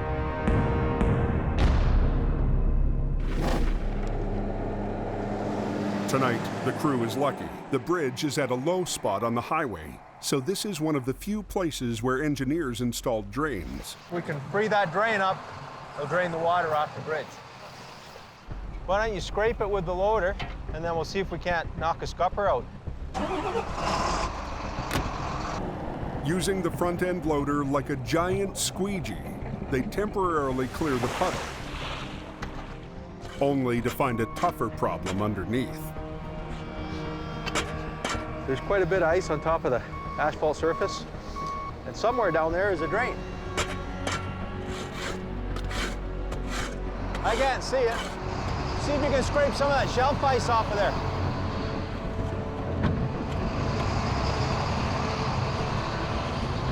But the ice is rock hard and refuses to cooperate. We should have found the metal grate by now, and we haven't. The temperature's dropping a little bit, so it's freezing up a little bit now. If we don't have the drain open, it'll create almost like a big swimming pool right here on the highway. If temperatures continue to drop, by morning, this could turn into a skating rink. Is there only one on this deck or two? If they can't find the drain, they'll have to bore a hole in the edge of the bridge. Well, we're right down the asphalt here. Before giving up, they try looking underneath. Looks like it's right there though, Chris. Is it right here? Yeah. Through the pitch black, they make out the faint shape of a drain pipe. Found it. Right here. Here's the metal. They chip through a layer of ice that's as thick as a cinder block. And we're through. Woohoo! Task complete. One threat down. And 2 more bridges to go. Boss will be happy we found the drain and not dug a hole in the asphalt that they have to patch tomorrow morning.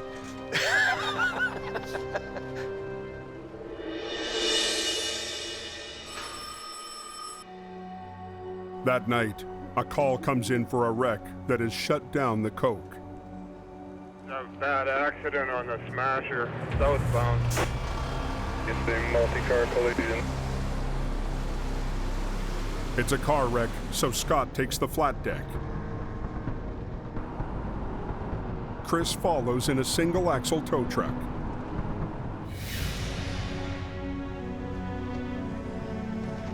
Looks like they got wrapped up underneath the semi truck.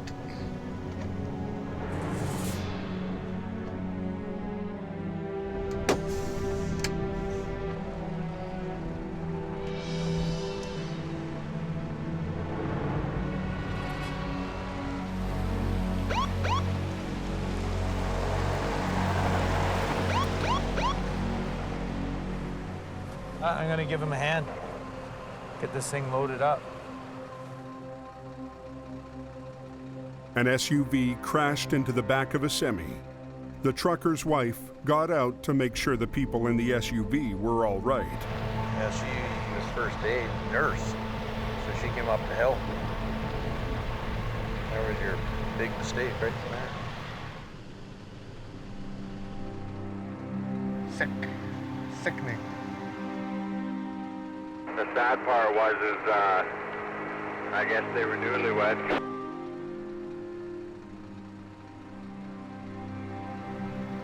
Another vehicle came down the hill, struck that vehicle again, and then struck the woman that got out to help and killed her. The person in the vehicle that struck that one and then the woman just carried on afterwards down into Hope. They didn't stop. Freaking sad is what it is. The southbound lanes are shut down so a collision reconstruction team can gather evidence. Someone has unfortunately died here. And so we're going to do as thorough a job as we possibly can. Investigators comb through the wreckage, looking for paint chips or anything else that could help identify the vehicle that fled the scene. From our understanding, this vehicle has been hit twice, so we're just looking for some different marks of what the occupant would have been doing in the vehicle while the impact happened. Is there a possibility that we may have the road down for quite a while? Oh, probably more likely. I'll be in my tow truck for when you would need me.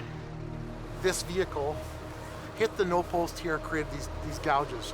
So we've measured the distance from the gouges to the final rest position of the vehicle. 90 minutes into their investigation, they get a call that solves the mystery. The original suspect vehicle that left the scene is the individual has apparently turned themselves in. All the physical evidence we can possibly get here, we've gotten it. As the investigation wraps up, Scott is cleared to load the SUV onto the flat deck.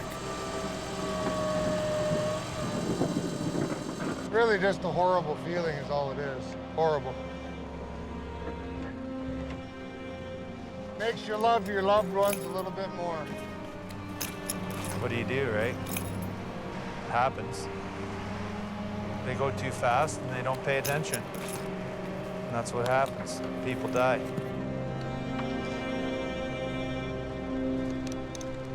I don't think there will ever be a time where I enjoy doing this job when it comes to having to deal with that.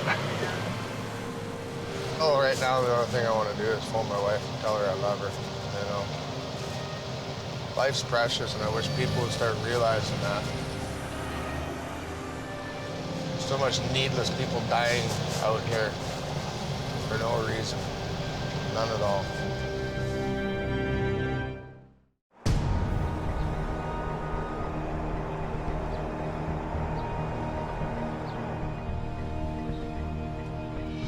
For weeks, Jamie has been wrestling with what to do about Scott's delayed truck and its unhappy driver.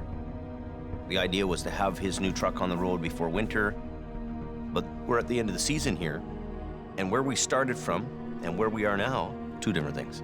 I don't know where it leaves Scott. So Scott, have a seat, buddy. Have a seat. It's been a kind of a subject I've been wanting to talk to you about. You know this new truck, so supposed to be ready for the beginning of the season, right? We've had a whole bunch of things transpire between when we started and where we are now, right? I'm really starting to wonder if we need it. You know what I mean? Where are we really at with it as far as season goes, right? We missed all the season pretty much. I don't know financially if we can hang on to that truck for the whole summer long and not work it. So the last 4 months have been nothing but bull or what? No. I gave up huge to come here, huge. And now to be, you know, kind of kicked in the teeth, you know, what do I do? I've got to cut costs. I've got to cut costs. This is the thing I'm wrestling with. It keeps me awake in the middle of the night. Mm-hmm. Right? Well, I'm sure it's going to keep me awake in the middle of the night. Yeah.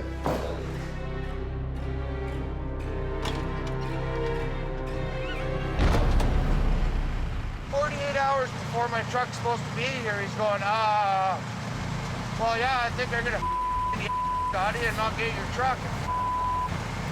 I've done everything that I've been asked to do by Jamie, and now I just got the biggest kick in the I've ever had, you know? It was like, I wasted my whole winter.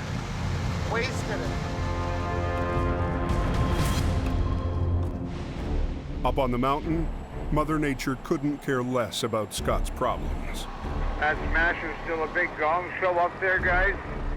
The Coke gets hit by an unexpected spring snowstorm. Yeah, the latest was there's about 10 spun out on the hill. Just above the snow sheds, they're all tight together. There's trucks all over the place. With traffic backing up, Adam heads out to help. Lots of snow up here. Some guys are spun out on the hill. I guess that snow shed hill's all blocked off, so. Way south from the toll booth. So we'll go and see what we can do. Oh, we got a loaded Super B. Jamie's biggest rival, Al Quiring, has been on the smasher since sundown. I'm gonna tighten the cable up. You release all your brakes. Big Green to the rescue. This comes along like Pac-Man and gobbles up all the stuck trucks.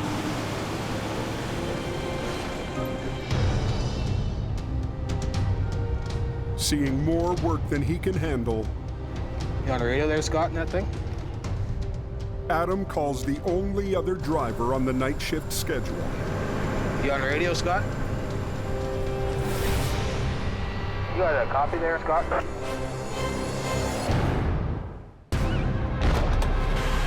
Jamie just told Scott that he's never going to get his new truck.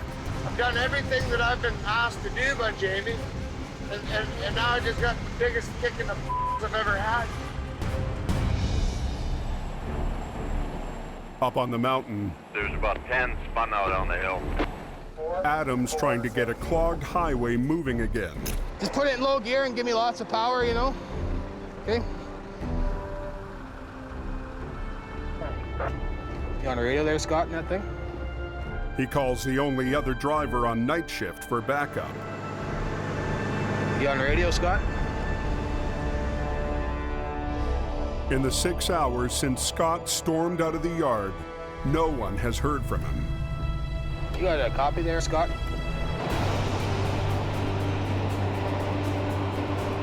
Adam, where you at?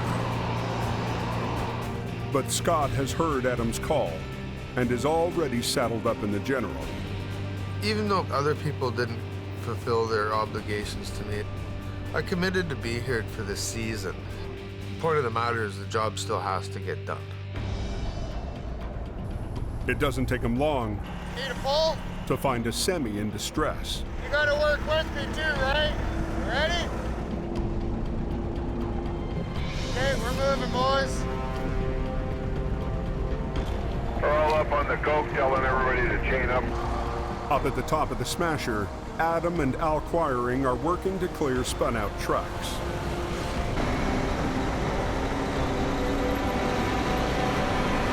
Blow a set of chains? Yeah, well. Still got something going south now? No, I don't think so. Oh, they're making them chain up now. Yeah, so. Scott, you get the jackknife down there? Well, he just hopped in and drove it away for the guy. Well, there's one dumb right outside the snow shed there. He doesn't want to pay anything, so I guess I'll leave that one for you. Okay, see you later. There any pliers? Down the mountain, Scott's trying to move a semi with seized up air brakes. What he done here is he tore his supply line off for his trailer. But before Scott can finish, a highway supervisor delivers a message. Are you kidding me? Well, they said I can't work up here. Adam, you want to hear something funny? That guy stopped and said that we're not allowed to hook up this truck. He said that Scott's not allowed to tow on the hill. Do whatever the you want. Me, man, it's just. Adam turns his truck around and heads to the rescue. Pissed off is what I am. Well, we hooked up to a truck and some guy was like, you guys aren't allowed on this road, you can't tow. But Scott's not going anywhere. I'm up here working until somebody throws handcuffs on me and tries to haul me off. Until then, we're gonna go make some money. Let's go, Gordo. Within 5 minutes, Adam arrives to sort out what's going on. Adam, we do have this organized. Turns out the supervisor didn't recognize the logo on the General and didn't want an unknown driver getting in the way during a snowstorm. Adam reassures him that Scott's on their side. Well, it is, because you know what? It's all about keeping the highway open, right? And hey, you do a good job. Yeah. Do whatever you have to tonight. Okay, thanks. Heavy Rescue shifts back to doing what they do best. You pull over tight to that side for me? Absolutely. Thank you. Getting the highway open. In front of that, there's another one, like right jackknife. Just take her easy, partner. It's slippery, so, okay? Scott's here to do a job, so am I, so is Adam. We're just gonna keep going all night. You know, me and Scotty have probably done 4 or 5 jobs up here. Me and him have had troubles in the past, but it's a good part of the team as far as I'm concerned. Another one right up by Desdemona here spun out across the road. Okay, on our way. For Scott, it's been a long season of disappointment. I came here to do a job, His return to towing hasn't gone as planned. and I intend to do my job. But Scott is a stubborn soldier, I'm not going to turn and run from a fight. and the war on the coke is not over yet. I said that I'd be here for the winter season. I'll be here. I'll show them that I'm a man of my word.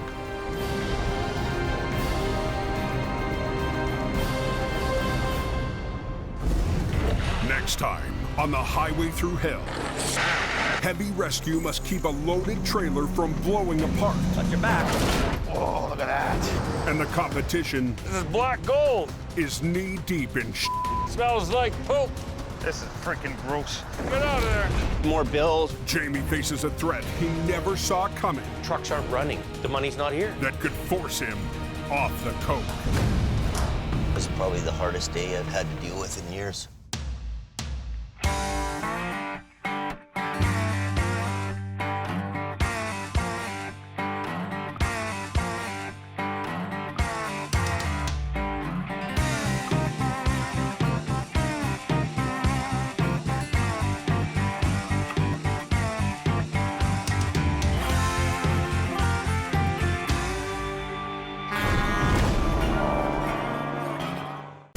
This time on the Highway Thru Hell, 40 to 75 centimeters. It's the biggest storm I've ever seen.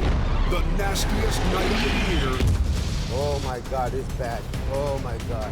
becomes a nightmare. Close until further notice. When a load of methanol Highly flammable. Is it leaking? strands drivers in an avalanche zone. Keep going. And a bad day gets worse when someone smashes the rotator. Oh my God. In the rugged mountains of the Pacific Northwest, there's a highway like no other. The Coquihalla is an engineering marvel. But when the weather turns bad, Look out! It's like the Bermuda Triangle of truck accidents. keeping the coke open takes an army When the highway shuts down, the world shuts down. and a last line of defense. David Davis en route. A heavy rescue team ready to tackle any disaster. Because here, closure is not an option.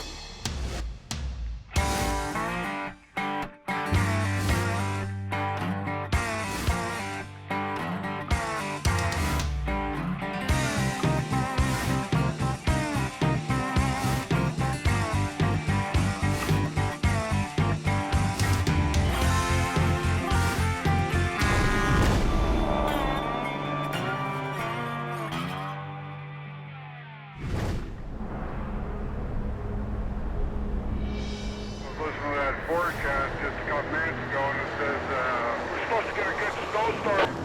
Forecasters have just issued a heavy snowfall warning. Anywhere between 15 to 40, 45 centimeters.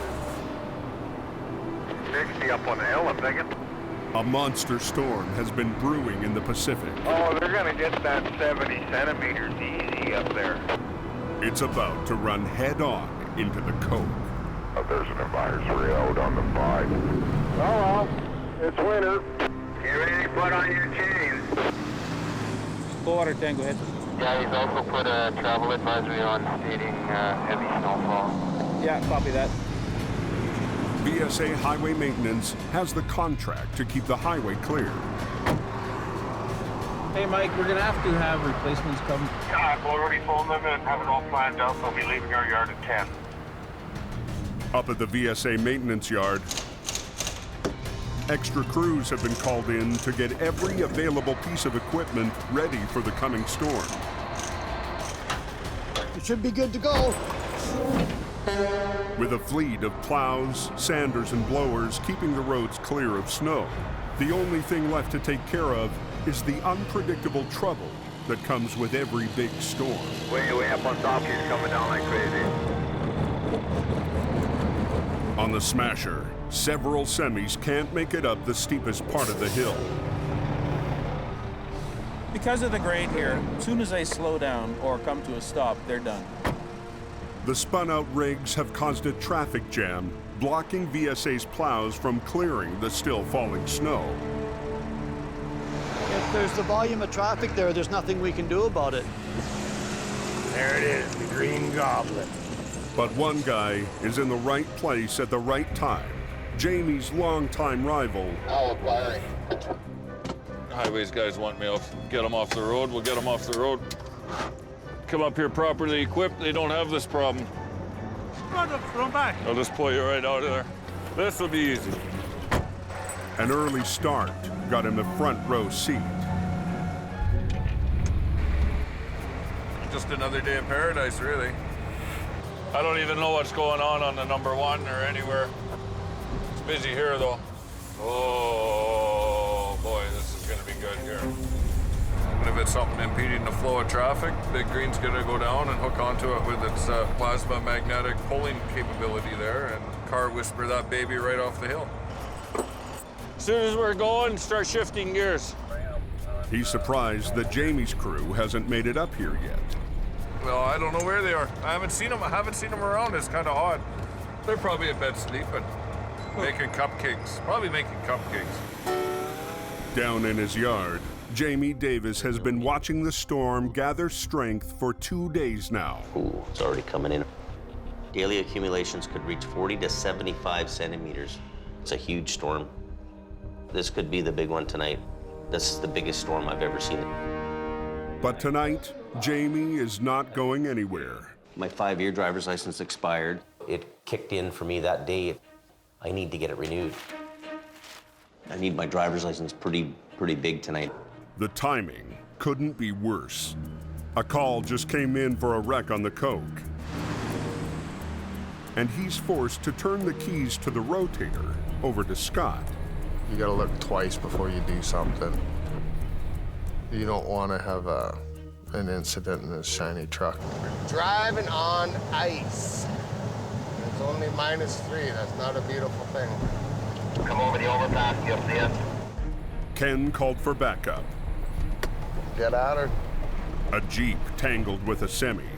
The guy that was driving this went to the hospital, but I guess the big truck doesn't need to be towed. Turns out, Scott isn't needed. Well, there's supposed to be a little bit more of an incident than it is, so. Keep going, man. Get her. But he's not worried about lack of work. And if we're gonna get 2.5 feet of snow, there's gonna be more than enough cookies for everybody. Higher up on the Coke, the storm is getting fierce, and the plows are struggling to keep up. I'll have to go back and forth here a few times. You can only plow so fast. You can go down the road and 15 minutes after you've gone, it's totally covered again. It's amazing how fast it accumulates out here. While the plows wage war with the storm, Jamie is stuck in the office battling bureaucracy. And the quest was on to try to find a doctor, and that turned into a gong show. Welcome to Dark Medical. Please listen carefully as our menu options. I can't get my driver's license renewed because I can't get a medical done because I can't get a doctor. Unbelievable. Is there a walk-in Chilliwack somewhere? Yeah. Nobody will do a medical exam in Hope, so we're going down to Chilliwack to try to get a medical exam done. While Jamie heads an hour in the wrong direction, the storm is unleashing its fury. No matter how much sand we put out, it's immediately covered. The single-blade plows are losing the battle with Mother Nature. But not to be outgunned this season, VSA has a new weapon on the mountain. They call it the tow plow. 26 feet long, the blades. The biggest piece of snow removal equipment ever deployed on the highway. We can clear fog line to fog line. This giant plow can clear 2.5 lanes in one pass. It'll do the job of 3 plow trucks, right? Because it tows a computer-controlled trailer that swings to the side, more than doubling its reach. Get the roads clear and people hopefully get home safe there wherever they're going. Okay, class 1, right? Any drug and alcohol issues? No. Do you have any psychiatric problems? Well, back, muscles, joints, that sort of thing? Not really. Probably a little heavy for my size, though. I don't have any reason to say you couldn't work tonight. I say now I can get out of that office and get back out to work. Thank you, sir. Appreciate it. Got it. Back to work. We're gonna head back up the Coke. The Coke is calling me. Hello? Within 5 minutes, he gets a call for a wreck. What's going on? One semi's knifed over just over the ditch with a load of lumber. Yeah. The other one's a tractor with methyl alcohol. Yeah. It's leaking too? Oh no. Yeah.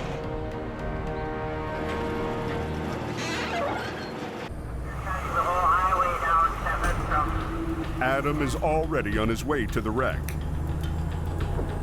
This is a real nightmare. Back at the yard, Jamie suits up. But before he heads out, he's told there's something he needs to see in the shop. Great. Unbelievable. One of his trucks got smashed when Scott crashed into it with a rotator. What is he doing on the hill without chains? He should know better than that. That's unbelievable. I tell you, man.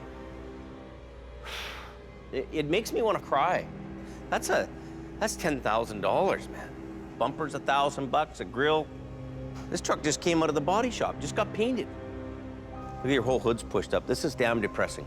It really is. You know that? I gotta go on a call. I can't even look at this anymore. This is a new light you just put on? Unbelievable. With his rotator still up on the mountain, Might have to drive the old General.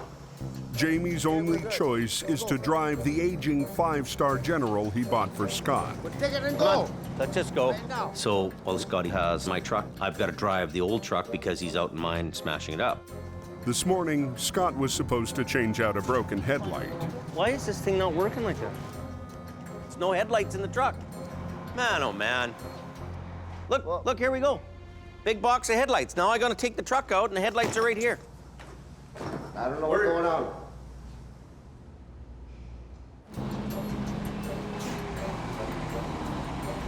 Why am I changing a frickin' headlight now? Huh? Why am I changing a headlight when it's snowing? Why would this happen in a snowstorm? Okay, let's just go.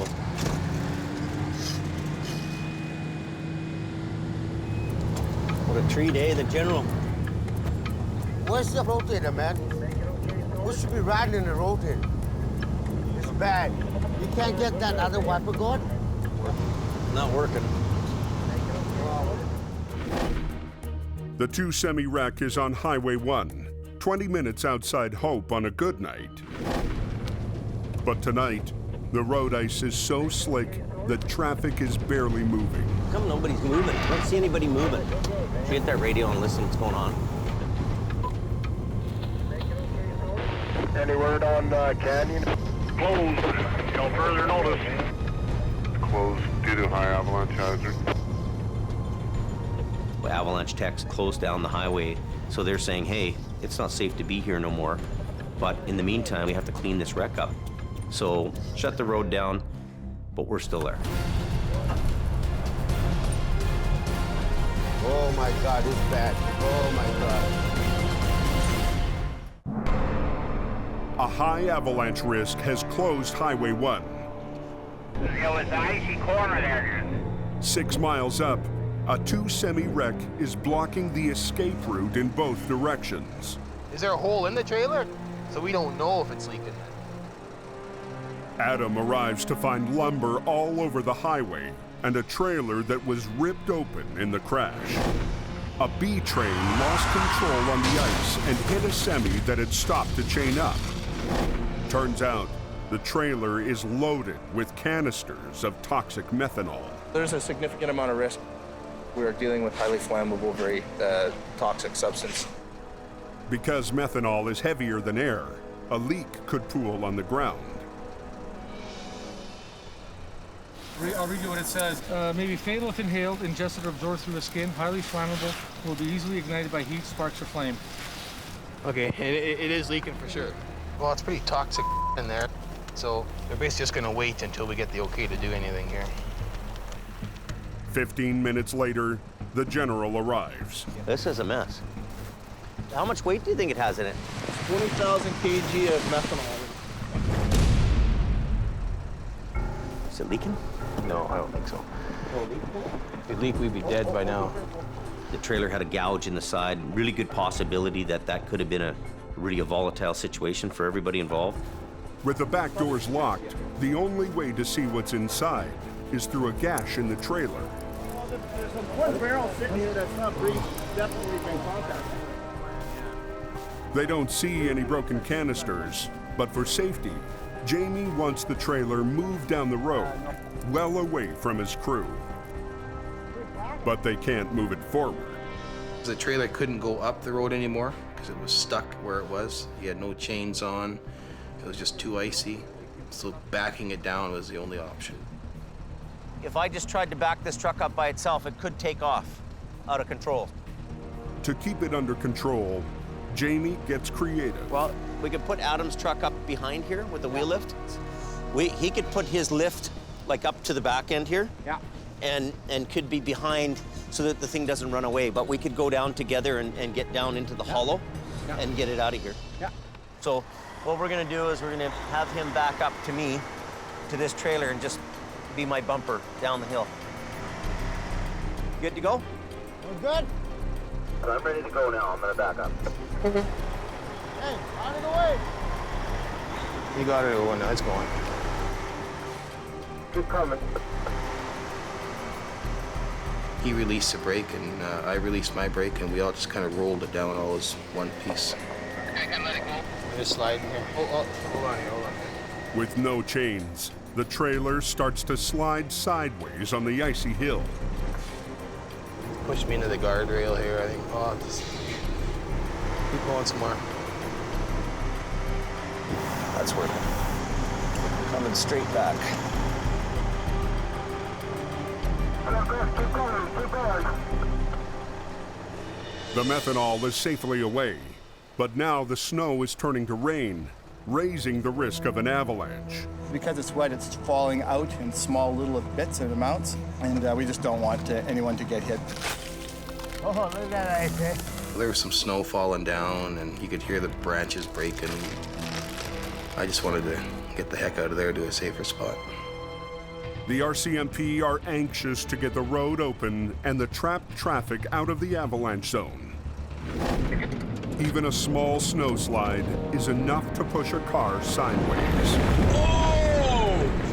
Because at least we can get this cleared open here, we can get some stuff, maybe start moving if we can. Okay. But they can't open the road until they get the lumber off it. We gotta get this lumber out of here now. That's the biggest thing. This is heavy, heavy lumber too. Well, we want to get a plow through here, but the road's closed from avalanches right now, so they won't even allow the plows to come through. So we're in an avalanche area here too, but we're committed.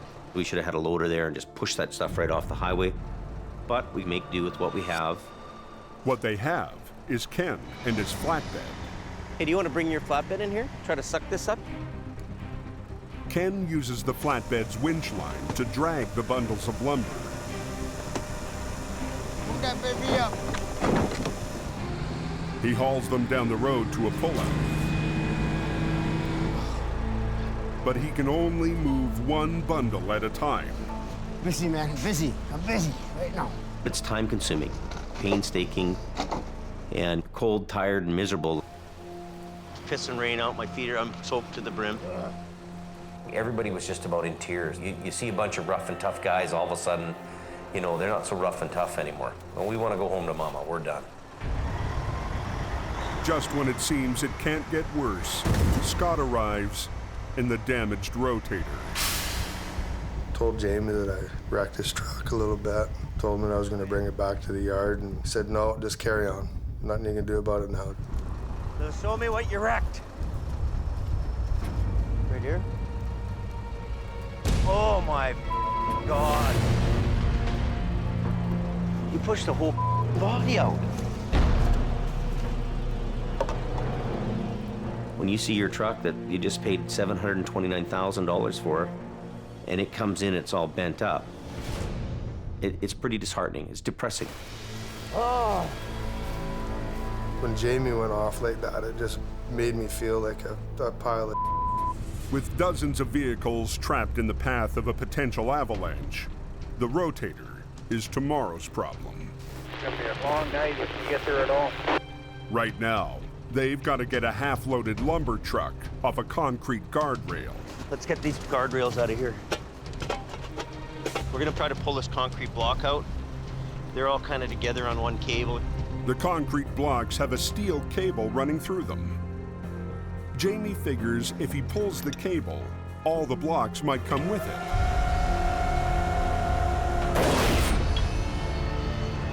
They don't. The cable breaks, and the concrete has no other attachment points, so now we've got to lift the tractor trailer up, loaded over top of this barrier. This is a big problem for us to try to lift it over top of this. There's still a lot of weight hanging there.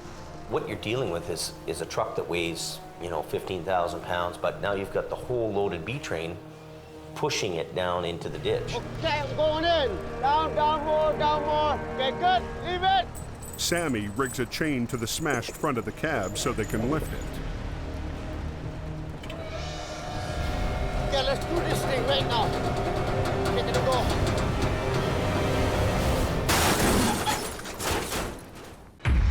Okay, I'm going in. Okay, good. Leave it. It's the nastiest night of the season so far.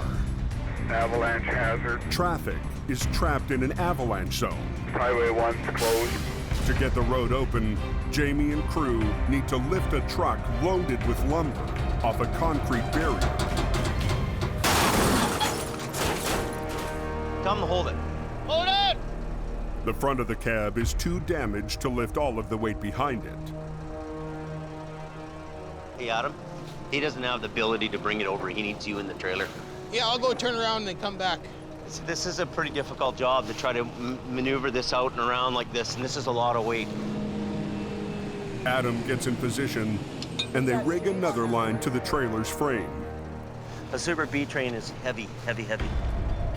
What he needs is Adam to get in here and just give him that little extra to lift that trailer over. You're good. Time to get out of the way. Careful. You want to change your angle? Boom up a bit. Keep going. Coming. There you go.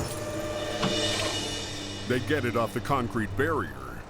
That worked out pretty good. Get ready for a little reset. Now they need to get it off the road. Oh, you see the spark in there? But as Scott pulls, sparks start to fly. The truck's battery is grounding out against the twisted frame. The batteries are arcing out right now, so they could have a fire here right away. We'll undo that battery. The mount is bent, so they can't get the battery out. They try brute force. He's gonna rip this battery box off.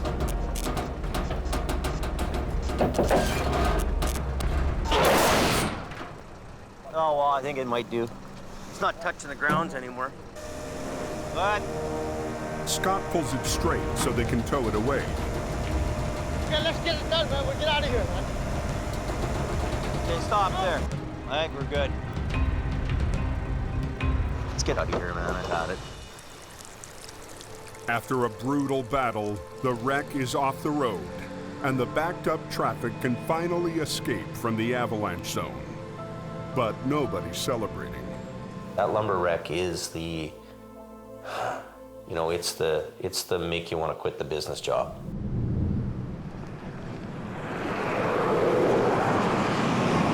By morning, VSA crews have cleared over 2 feet of snow to get the roads back to black.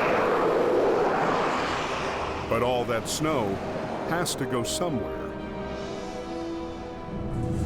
Today, snowbanks higher than a truck cab need to be cleared to make room for the next storm.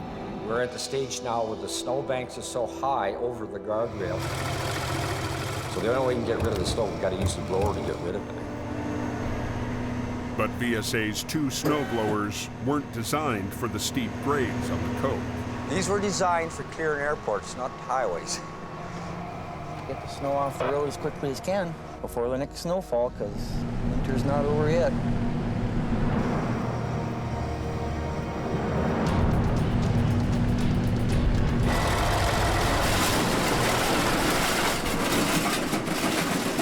You're gonna have to shut down. The blower sucks up a tire chain that's come off a big rake.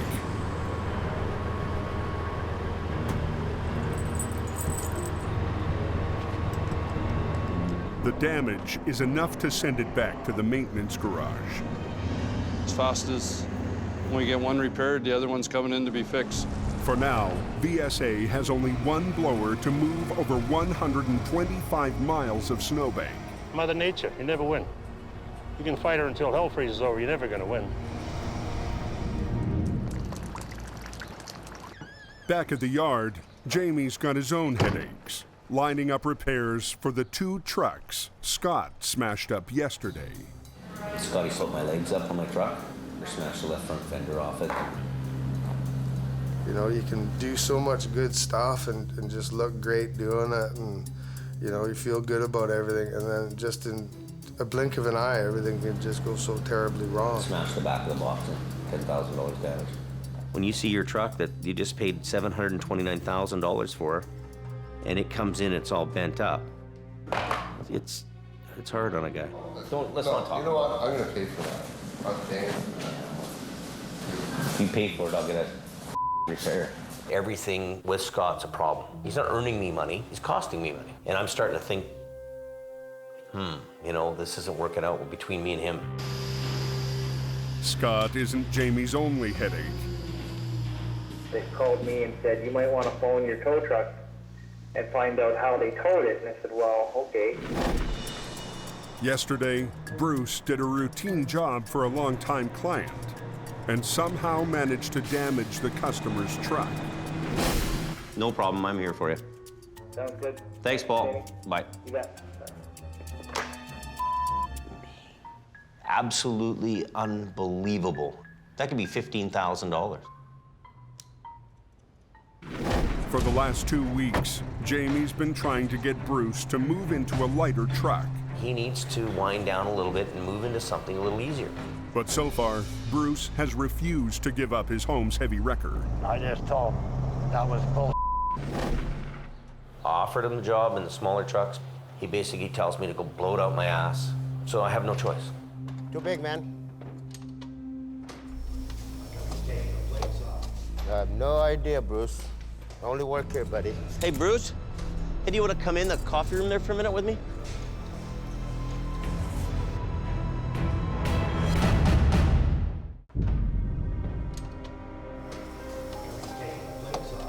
I have no idea, Bruce. Thanks, Paul. Bye. You bet. Okay. Hey, Bruce. The final straw for Bruce was a phone call from a customer saying that he did $15,000 damage that I've got to pay for. I got to go over some with you. You towed that truck, the one where they locked the keys out of there. They phoned me and they said that thing's $15,000 damage to that truck. 15,000 bucks, Bruce. That's a huge, huge dent in this pocketbook. Yep. Like, I don't know what's going on lately, though, but it's just like you're upside down, you know what I mean? Up in the... Yeah, I'll admit it. This is a hard thing for me to talk to you about, even, Bruce. I love you to death, Bruce, but I think you need to retire. I really do, you know?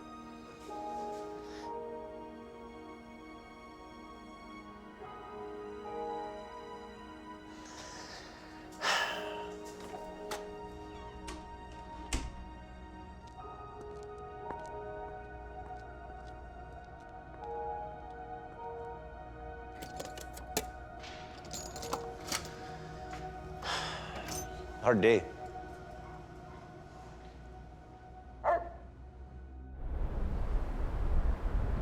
A hard day becomes a hard night when a call comes in at 2:30 in the morning. What we're doing right now is going to a overturned reefer unit in Lytton. It could be a difficult job to do. The road is a solid sheet of black ice. Look at this Yahoo lumber guy, man. Holy me. This is scary to even be up here. Kind of a white knuckle ride, eh, buddy? Oh, yeah. It's on the side.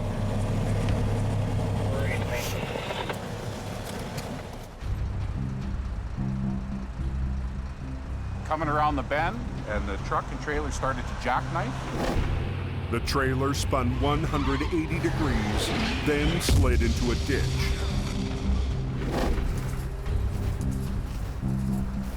The tractor trailer's in pretty good shape, but it's on its side. Fairly intact. The walls bowed out a little bit. I don't know how much damage is on the cab. The cargo is $250,000 in deli meat. Has 35,000 pounds hanging all on that wall, so the wall is bulging out on it. And if you start to hook onto it and pull it, give it some stress, it could break open. You look it over, you know, this guy's done hardly any damage to this thing, and all he needs to be is write it up, and he's gonna be away to the races. Jamie thinks he can pull off the holy grail of recovery, saving the truck so it can drive away, cargo intact. That idea hit me within about 15 minutes of walking around that tractor trailer, checking out the truck, checking out the back end. I'm thinking, this is an airbag job. So we make a decision to just leave it there for the night. So you're good with us doing it in the morning? I'll stay with it. You can do whatever you want. My only concern is that the tractor is unstable. Okay. And if you can stable it up and you're going to sit here all night, okay. That's okay by me. The truck cab is teetering on two wheels. If it rolls, the trailer could rip open. We'll just put a line on it just to hold it, just for a safety thing. That's what he wants to do. So. Right. And then a guy, I can crawl up in there at that point then? Yep. Okay. Yep. Yeah, I want to make sure I get my pooch out of there.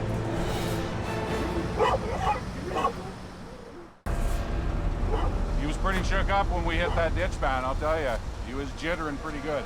A semi loaded with $250,000 worth of deli meat has rolled onto its side. In the cab, the driver's frightened dog wants out. I want to make sure I get my pooch out of there. The driver can't get to the dog until the unstable cab is secured with a safety line. That's it. Okay, so you're secured on there now. Yeah.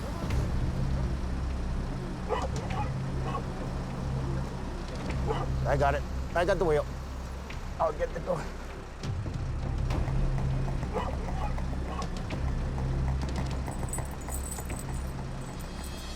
Nice job, eh? Thank you. I got you. Good. I got you. Oh. Thanks, man. Yep, no problem, buddy. Yeah, no, it's okay. Dog's out. Somebody has to stay with the unit. It's got expensive load of meat in it. So Sammy and I are gonna bunk down and end for end in the bunk tonight. Time for bed. Come on, Sammy, you ready to go to bed? Let's do it. All right. I'm tired, eh? Are you? Oh, yeah. You didn't make the bed yet.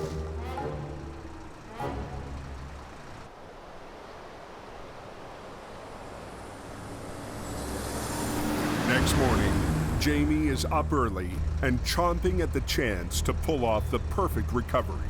There's a chance this guy's driving this home. To us, that's the holy grail of recovery. The other side of the coin is we come there and do a bad job, Bad words go down the highway a lot quicker than good word. My reputation rides on that kind of recovery work. Smashing the rotator has put Scott deep in the doghouse. I was pretty upset at myself for this happening in the first place. He's hoping that today he'll get a chance to redeem himself. Adam arrives first and breaks into his best Scott impersonation. Do we even need these airbags? All it takes is one pebble to tear the wall, and we can't airbag the Who says that? Scott. Somebody's... Yeah. Holy it aches you.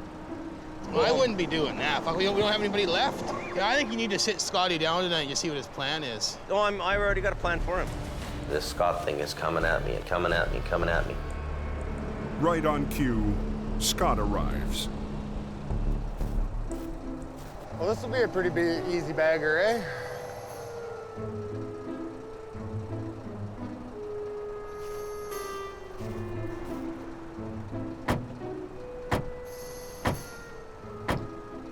Hey! Menace. You're a menace. Leave this truck alone. It don't like you. Instead of raising the trailer with winch lines, Jamie will use airbags. Inflatable airbags placed underneath spread the load over a wide area, hopefully keeping the heavy cargo from blowing out the fragile trailer wall. See if I remember how to do this. It's been a while. Scott has done dozens of airbag recoveries. Yeah, put it right up in the ditch there so I can watch all the way down. So he assumes he'll be the one in charge. Bring it here. But Jamie is in no mood to hand over the reins. Just put it so it's this facing around, turned around, and facing this way, okay? If I'm the guy who's got to answer to the company why things happened or why something went wrong, I gotta know that I was in control of that whole deal from front to back. Scott figures he can at least start the air compressor. Okay, let's start the compressor. Start the compressor. Start them up. When was the last time this thing was serviced up, James? I get it done all the time. Won't start. I'll be right back. Just give me a second. No go? Well, you do that, I'll deal with this.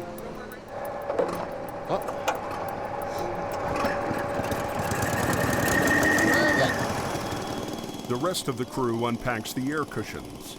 Air cushions are like big hands. They're flat. So they grab a big surface area with the cushion, and they're gonna lift 150,000 pounds, those bags. We can come in here with the big wreckers. We've got lots of power. We can just pull this thing right over. But we don't want to be tearing the wall out and lose all the product. Yeah, so come up here as much as you can. And what the idea is, get that as far down this way and down into the corner as you can. Twist, twist, twist. Turn, turn, keep turning. Even though this load's, hanging here in the balance, it could break at any moment, this wall. There's still 37,000 pounds hanging on a shoestring here in the trailer. Easy for a trailer to split in half. Look at the ripple in here. I didn't see that before. So give me that in. The hoses connect to a valve block that controls the airflow into each bag. Make sure all those bags are under.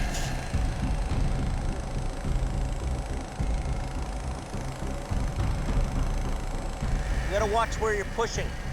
You can push up too hard on one bag or not enough on another, and you can push the wall in. The low-pressure, high-volume system has more than enough lifting power for this trailer. The trick is getting the bags in the right spots. The bag's coming this way. We gotta push it back in, okay?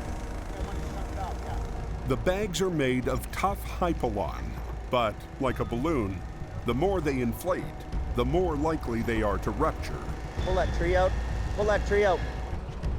The idea is that they all go up nice and even together, but once in a while you might have a kink in a line or something and one's pushing harder than the other one. You gotta really be careful.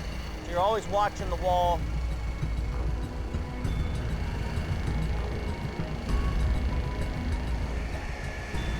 We're equalizing all the pressures now. Now it's do or die right now. It's gotta stop now. I want Adam to kind of start pulling on the rear end a little bit. Okay, and I'll be right back. Don't move anything, because this load's worth a lot of money, okay? So there's only one guy makes that up. It'll be me, okay? All right. So the bags lift that trailer up to the point where they can't lift anymore. And then basically what happens is the wreckers pull it over the rest of the way. And then you gotta poke it up over top like that, okay? Tell them to lift that boom up. Straps are used instead of chains to put less stress on the fragile trailer. You want the boom up? Well, try to swing it so it's got some tension to it. Okay. Normally, they would position the booms directly above the trailer, but they can't because of low-hanging power lines. Hey, you're pretty close to the power lines, too. If the cables or booms so much as touch the 69,000-volt line, it could electrocute anyone near the rotator. Hey, Scotty, no, you gotta be away. I know, I'm going in and out. No, away, you're going right up towards the line if you can see it. Hey, stop. Jamie was really concerned about how I was putting the boom close to the power wires. You gotta stay away from them power lines, buddy. Yeah, I know. Scott notices one crucial detail that gives everyone a little breathing room. Those are media lines down below. The power is the 3 on the top there. Yeah. There were more communication wires. I felt that I was safe being away from it, and when I pointed it out to him, it was pretty much the last that I heard about it. Yeah, just a little bit. The load begins to shift onto the wheels and away from the weak sidewall. You guys got it. So there's gonna come a time when this gets to its happy spot. Those bags are gonna go poof, they're gonna blow out. When they blow out, he turns the machine off and then the wreckers do the rest. Almost there. Let a couple more, let them do their thing. Just let the bags start popping out and I'll give you the moment. Real close. But then, the perfect recovery starts to slip away. Oh. Just let the bags start popping out and I'll give you the moment. When you're getting to that critical moment, when it's up in the air and it's just about to flip over, those are pins and needles for us. Real close. $500,000 worth of truck and cargo have reached the critical tipping point.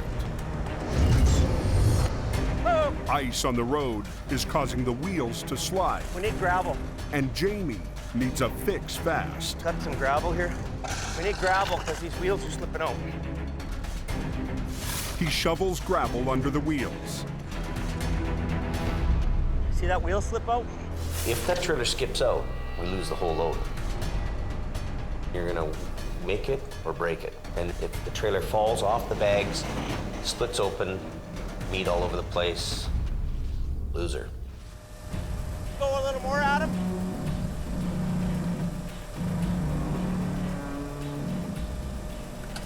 He's ready.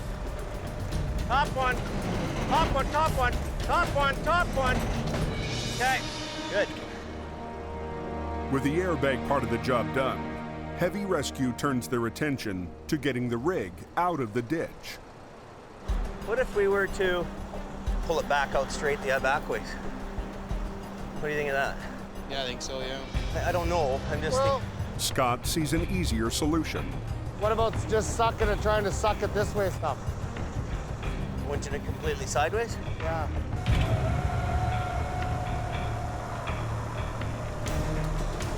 Crank it as hard as you can, yeah.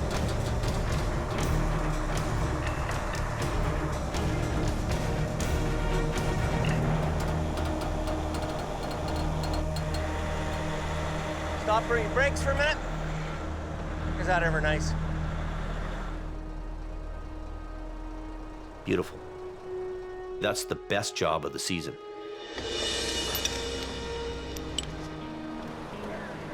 To be able to drive the unit away, especially after an incident as major as that, is a major achievement.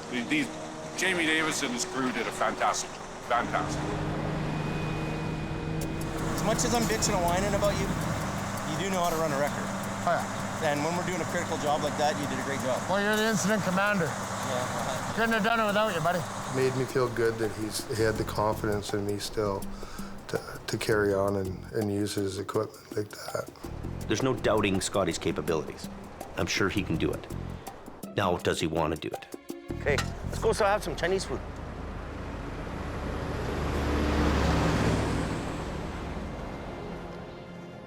Later that afternoon, It really wasn't my fault. The truck did it all by itself. Scott is asked to explain how he damaged Jamie's prized rotator. I just put those fades down, and I just lifted it a few inches. 2 nights ago, Scott parked the rotator on a steep hill directly above the flatbed. He flipped the ice cleats down to stop it from sliding, but they kicked out. Did you have the spades down? Yeah, and I wasn't lifting the tires off the ground. I was just getting some space so I could get in there with the chain so I didn't scratch all the chrome up. You know what? Now that you tell me that, if you'd put the spades down without any kind of traction on them, like a cleat or a... Well, I put those little wheelies down. And they pop out all the time. As much as I'd love to yell and scream and say it's Scott's fault, I'm a realist too. I know that these things pop out. And that's exactly what happened, is they popped and... Anyway, it's spilt milk now. We can't cry over spilt milk.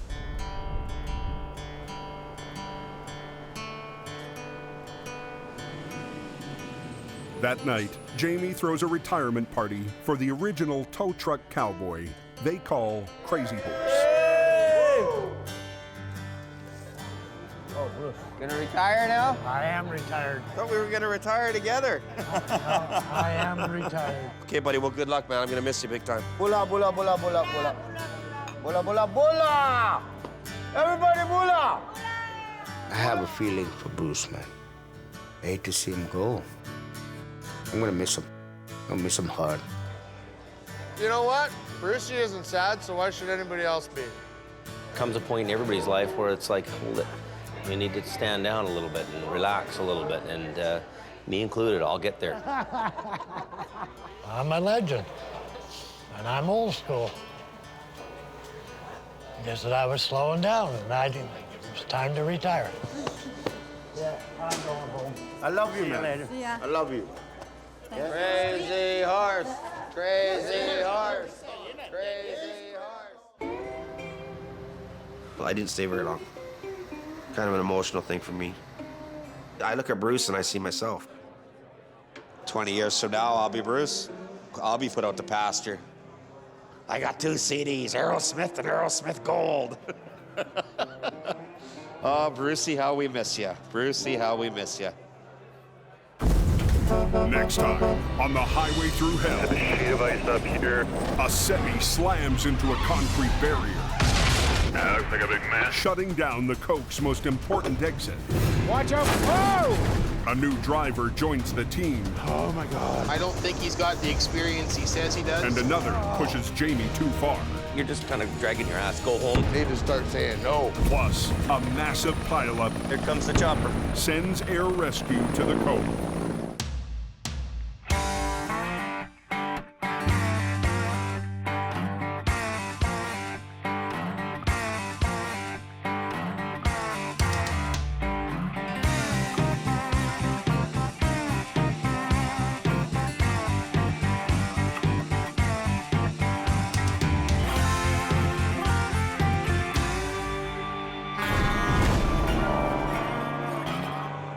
This time on the Highway Thru Hell, 40 to 75 centimeters. It's the biggest storm I've ever seen. the nastiest night of the year Oh my God, it's bad. Oh my God. becomes a nightmare Close until further notice. when a load of methanol Highly flammable. Is it leaking? strands drivers in an avalanche zone. Keep going. And a bad day gets worse when someone smashes the rotator. Oh my God. In the rugged mountains of the Pacific Northwest, there's a highway like no other. The Coquihalla is an engineering marvel. But when the weather turns bad, Look out! It's like the Bermuda Triangle of truck accidents. keeping the Coke open takes an army When the highway shuts down, the world shuts down. and a last line of defense. Jamie Davis en route. A heavy rescue team ready to tackle any disaster. Because here, closure is not an option.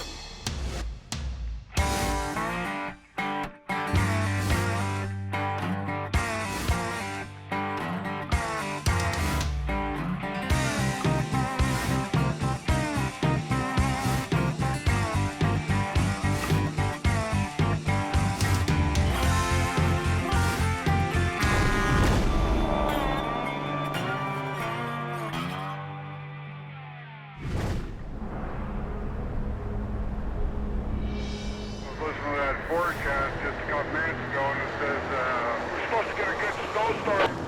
Forecasters have just issued a heavy snowfall warning. Anywhere between 15 to 40, 45 centimeters. 60 up on the hill, I'm thinking. A monster storm has been brewing in the Pacific. Oh, they're going to get that 70 centimeters easy up there. It's about to run head-on into the Coke. There's an advisory out on the 5. Oh, well, it's winter. Get ready to put on your chains. Full water tank, go ahead. Yeah, he's also put a travel advisory on stating heavy snowfall. Yeah, copy that. VSA Highway Maintenance has the contract to keep the highway clear. Hey, Mike, we're going to have replacements come. Yeah, I've already phoned them and have it all planned out. They'll be leaving our yard at 10. Up at the VSA maintenance yard, extra crews have been called in to get every available piece of equipment ready for the coming storm. You should be good to go. With a fleet of plows, sanders, and blowers keeping the roads clear of snow, the only thing left to take care of is the unpredictable trouble that comes with every big storm. Way up on top, he's coming down like crazy. On the Smasher, several semis can't make it up the steepest part of the hill. Because of the grade here, as soon as they slow down or come to a stop, they're done. The spun-out rigs have caused a traffic jam, blocking VSA's plows from clearing the still falling snow. If there's the volume of traffic there, there's nothing we can do about it. There it is, the Green Goblin. But one guy is in the right place at the right time. Jamie's longtime rival. Highways guys want me off, get them off the road, we'll get them off the road. Come up here properly equipped, they don't have this problem. Run back. I'll just pull you right out of there. This will be easy. An early start got him a front row seat. Just another day in paradise, really.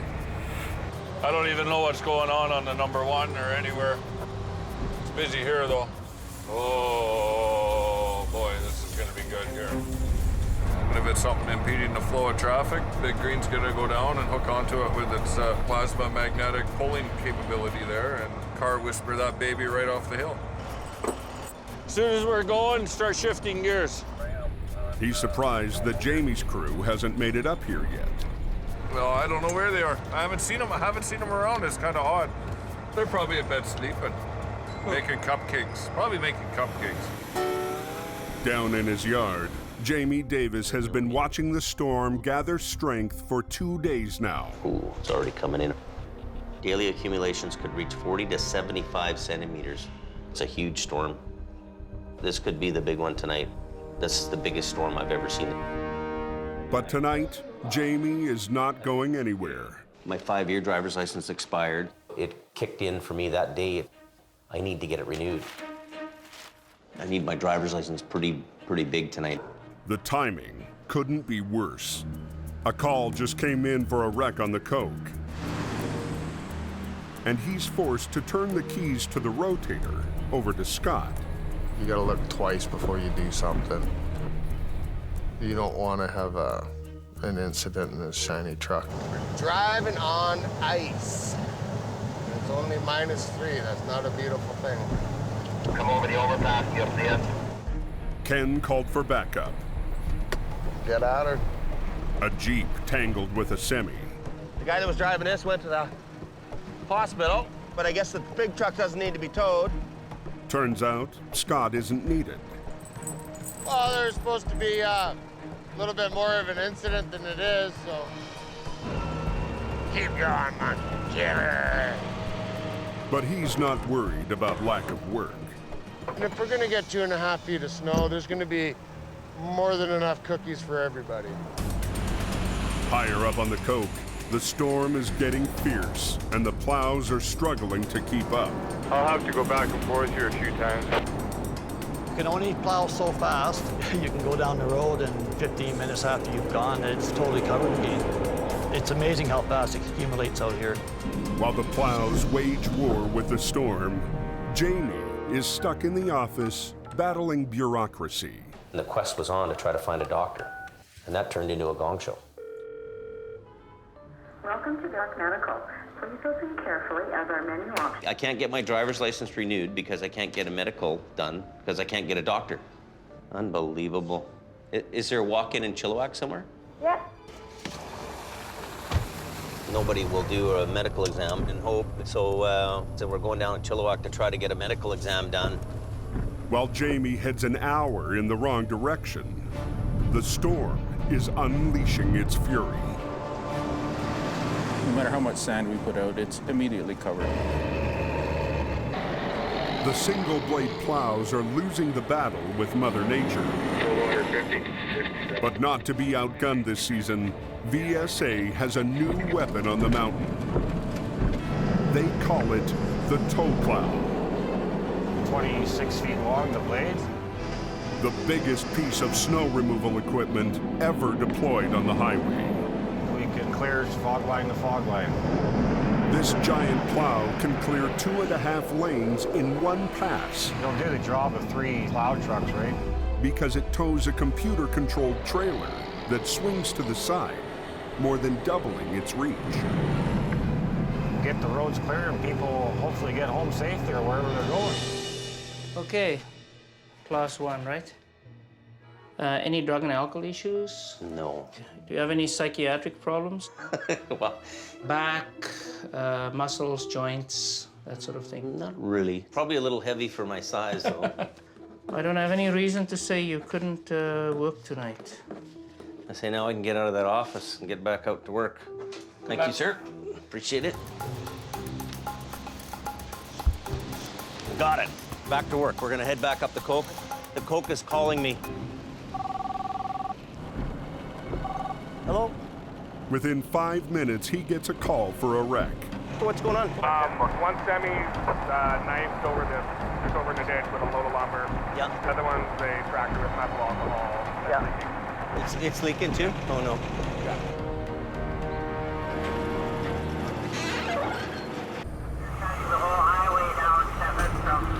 Adam is already on his way to the wreck. This is a real nightmare. Back at the yard, Jamie suits up. But before he heads out, he's told there's something he needs to see in the shop. Reed. Unbelievable. One of his trucks got smashed when Scott crashed into it with a rotator. What is he doing on the hill without chains? He should know better than that. That's unbelievable. I tell you, man. It makes me want to cry. That's $10,000, man. Bumpers $1,000, a grill. This truck just came out of the body shop, just got painted. Look at your whole hood's pushed up. This is damn depressing. It really is. You know what? I gotta go on a call. I can't even look at this anymore. This is a new light you just put on? Unbelievable. With his rotator still up on the mountain, Might have to drive the old General. Jamie's only choice is to drive the aging 5-star General he bought for Scott. Take it and Come go. on, let's just go. So while Scotty has my truck, I've got to drive the old truck because he's out in mine smashing it up. This morning, Scott was supposed to change out a broken headlight. Why is this thing not working like that? There's no headlights in the truck. Man, oh man. Look, here we go. Big box of headlights. Now I gotta take the truck out and the headlights are right here. I don't know what's going on.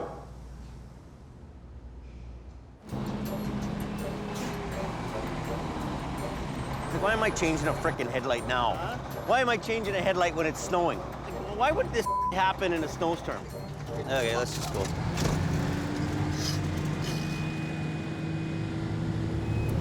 What a treat, eh, the General? Where's the rotator, man? We should be riding in the rotator. It's bad. You can't get that other wiper going? Not working. The 2-semi wreck is on Highway 1, 20 minutes outside Hope on a good night. But tonight, the road ice is so slick that traffic is barely moving. How come nobody's moving? I don't see anybody moving. Should we get that radio and listen what's going on? Any word on Canyon? Closed. Till further notice. high avalanche hazard. Avalanche techs closed down the highway, so they're saying, hey, it's not safe to be here no more. But in the meantime, we have to clean this wreck up. So shut the road down, but we're still there. Oh my God, it's bad. Oh my God. A high avalanche risk has closed Highway 1. It was the icy corner there. 6 miles up, a 2-semi wreck is blocking the escape route in both directions. Is there a hole in the trailer? So we don't know if it's leaking. Adam arrives to find lumber all over the highway and a trailer that was ripped open in the crash. A B train lost control on the ice and hit a semi that had stopped to chain up. Turns out, the trailer is loaded with canisters of toxic methanol. There's a significant amount of risk. We are dealing with highly flammable, very toxic substance. Because methanol is heavier than air, a leak could pool on the ground. I'll read you what it says.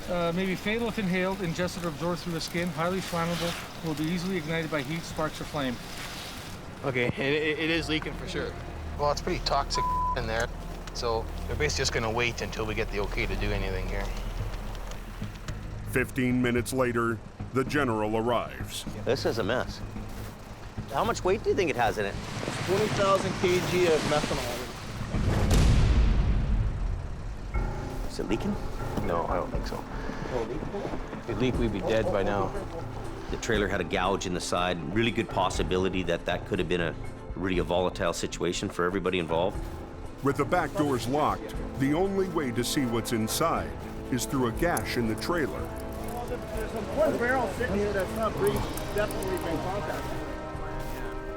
They don't see any broken canisters, but for safety, Jamie wants the trailer moved down the road, well away from his crew.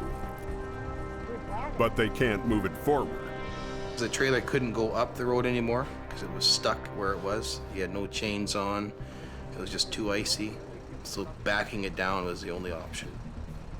If I just tried to back this truck up by itself, it could take off out of control. To keep it under control, Jamie gets creative. Well, we could put Adam's truck up behind here with the wheel lift. He could put his lift like up to the back end here. Yeah. And could be behind so that the thing doesn't run away. But we could go down together and get down into the hollow and get it out of here. Yeah. So what we're gonna do is we're gonna have him back up to me, to this trailer, and just be my bumper down the hill. Good to go? We're good? I'm ready to go now. I'm gonna back up. Hey, out of the way. You got it, oh, no, it's going. Keep coming. He released the brake and I released my brake and we all just kind of rolled it down all as one piece. I can let it go. Just slide in here. Hold on here, hold on. With no chains, the trailer starts to slide sideways on the icy hill. Push me into the guardrail here, I think. Oh, just keep going some more. That's working. Coming straight back. Keep going, keep going. The methanol is safely away, but now the snow is turning to rain, raising the risk of an avalanche. Because it's wet, it's falling out in small little bits and amounts, and we just don't want anyone to get hit. Oh, look at that ice, eh? There was some snow falling down and you could hear the branches breaking.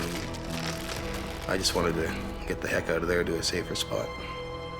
The RCMP are anxious to get the road open and the trapped traffic out of the avalanche zone. Even a small snowslide is enough to push a car sideways. Oh! Because at least we can get this cleared open here, we can get some stuff, maybe start moving if we can. Okay. But they can't open the road until they get the lumber off it. We gotta get this lumber out of here now. That's the biggest thing. This is heavy, heavy lumber too. Well, we want to get a plow through here, but the road's closed from avalanches right now, so they won't even allow the plows to come through. So we're in an avalanche area here too, but we're committed. We should have had a loader there and just push that stuff right off the highway, but we make do with what we have. What they have is Ken and his flatbed. Hey, do you want to bring your flatbed in here? Try to suck this up? Ken uses the flatbed's winch line to drag the bundles of lumber. Move that baby up. He hauls them down the road to a pullout. But he can only move one bundle at a time. Busy, man, busy. I'm busy right now. It's time-consuming, painstaking, and cold, tired, and miserable. Piss and rain out my feet, I'm soaked to the brim. Everybody was just about in tears. You see a bunch of rough and tough guys, all of a sudden, you know, they're not so rough and tough anymore. Well, we want to go home to mama, we're done. Just when it seems it can't get worse, Scott arrives in the damaged rotator. Told Jamie that I wrecked his truck a little bit. Told him that I was going to bring it back to the yard, and he said, no, just carry on. Nothing you can do about it now. So show me what you wrecked. Right here? Oh my God. You pushed the whole body out. When you see your truck that you just paid $729,000 for, and it comes in, it's all bent up, it's pretty disheartening. It's depressing. Oh. When Jamie went off like that, it just made me feel like a pile of. With dozens of vehicles trapped in the path of a potential avalanche, the rotator is tomorrow's problem. It's gonna be a long night if we get there at all. Right now, they've got to get a half-loaded lumber truck off a concrete guardrail. Let's get these guardrails out of here. We're gonna try to pull this concrete block out. They're all kind of together on one cable. The concrete blocks have a steel cable running through them. Jamie figures if he pulls the cable, all the blocks might come with it.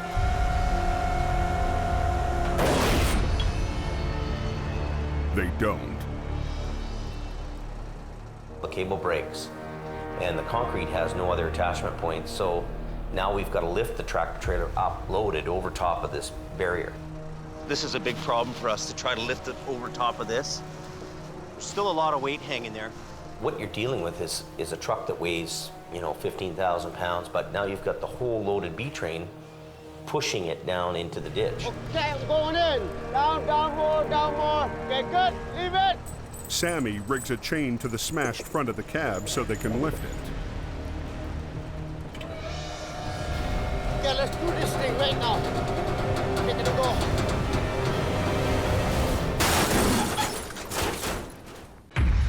Okay, I'm going in. Okay, good. Leave it. It's the nastiest night of the season so far. Avalanche hazard. Traffic is trapped in an avalanche zone. Highway 1's closed. To get the road open, Jamie and crew need to lift a truck loaded with lumber off a concrete barrier. Come hold it. Hold it! The front of the cab is too damaged to lift all of the weight behind it. Hey, Adam, he doesn't have the ability to bring it over. He needs you in the trailer. Yeah, I'll go turn around and come back. This is a pretty difficult job to try to maneuver this out and around like this, and this is a lot of weight. Adam gets in position, and they rig another line to the trailer's frame. A Super B-train is heavy, heavy, heavy. What he needs is Adam to get in here and just give him that little extra to lift that trailer over. You're good. Time to get out of the way. Careful. You want to change your angle? Boom up a bit. Keep going. Coming. There you go. They get it off the concrete barrier. That worked out pretty good. Get ready for a little reset. Now they need to get it off the road. Oh, you see the spark in there? But as Scott pulls, sparks start to fly. The truck's battery is grounding out against the twisted frame. The batteries are arcing out right now. So they could have a fire here right away. We'll undo that battery. The mount is bent, so they can't get the battery out. They try brute force. He's gonna rip this battery box off.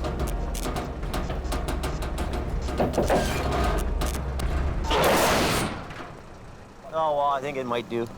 It's not touching the grounds anymore. But Scott pulls it straight so they can tow it away. Okay, let's get it done, man. We'll get out of here, man. okay, stop there. I think we're good. Let's get out of here, man. I've had it. After a brutal battle, the wreck is off the road, and the backed-up traffic can finally escape from the avalanche zone. But nobody's celebrating. That lumber wreck is the, you know, it's the make you want to quit the business job.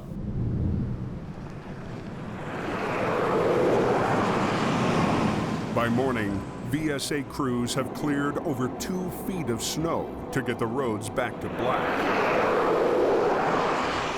But all that snow has to go somewhere. Today, snowbanks higher than a truck cab need to be cleared to make room for the next storm. We're at the stage now where the snowbanks are so high over the guardrail. So the only way we can get rid of the snow, we've got to use the blower to get rid of it. But VSA's 2 snowblowers weren't designed for the steep grades on the coast. These were designed for clearing airports, not highways. Get the snow off the road as quickly as can before the next snowfall, because winter's not over yet.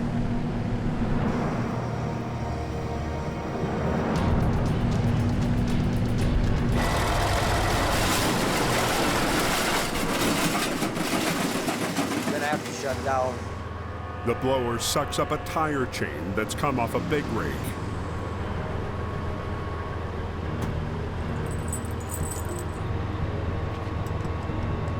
The damage is enough to send it back to the maintenance garage. As fast as when we get one repaired, the other one's coming in to be fixed. For now, VSA has only 1 blower to move over 125 miles of snowbank. Mother Nature, you never win. You can fight her until hell freezes over, you're never gonna win.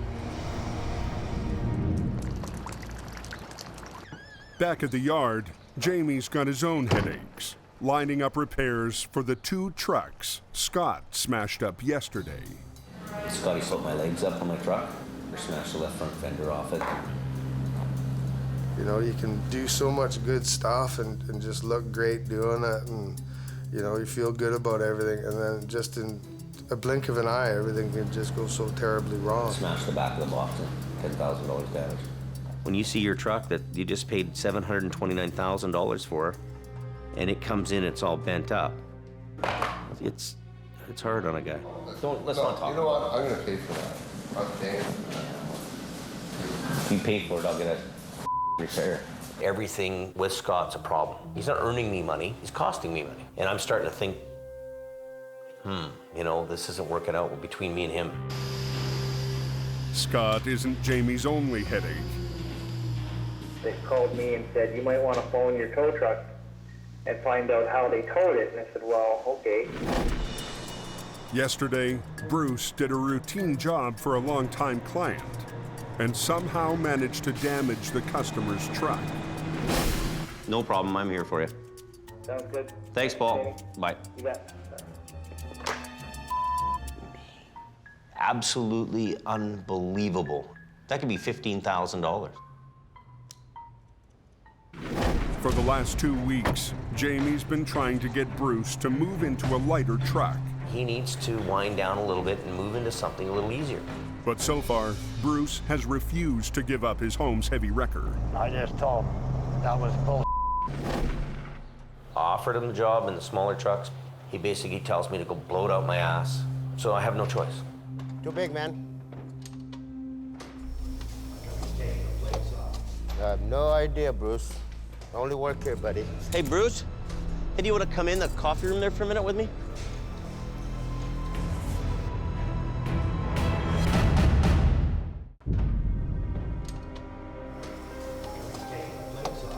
I have no idea, Bruce.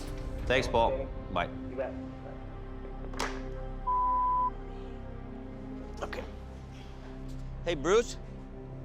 The final straw for Bruce was a phone call from a customer saying that he did $15,000 damage that I've got to pay for. I got to go over some with you. You towed that truck, the one where they locked the keys out of there. They phoned me and they said that thing's $15,000 damage to that truck. 15,000 bucks, Bruce. That's a huge, huge dent in this pocketbook. Yep. I don't know what's going on lately, though, but it's just like you're upside down, you know what I mean? Up in the... Yeah, I'll admit it. This is a hard thing for me to talk to you about, even, Bruce. And I love you to death, Bruce, but I think you need to retire. I really do, you know?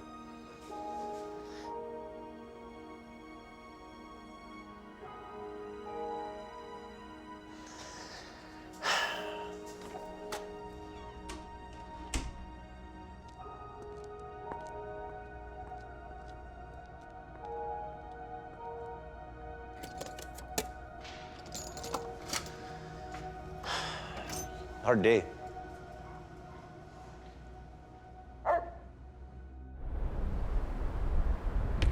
A hard day becomes a hard night when a call comes in at 2:30 in the morning. What we're doing right now is going to a overturned reefer unit in Lytton. It could be a difficult job to do. The road is a solid sheet of black ice. Look at this Yahoo lumber guy, man. Holy me. This is scary to even be up here. Kind of a white knuckle ride, eh, buddy? Oh, yeah. It's on the side.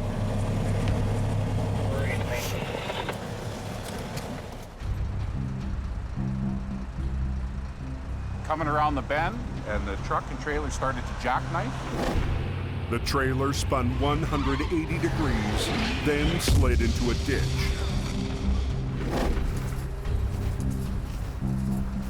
The tractor trailer's in pretty good shape, but it's on its side.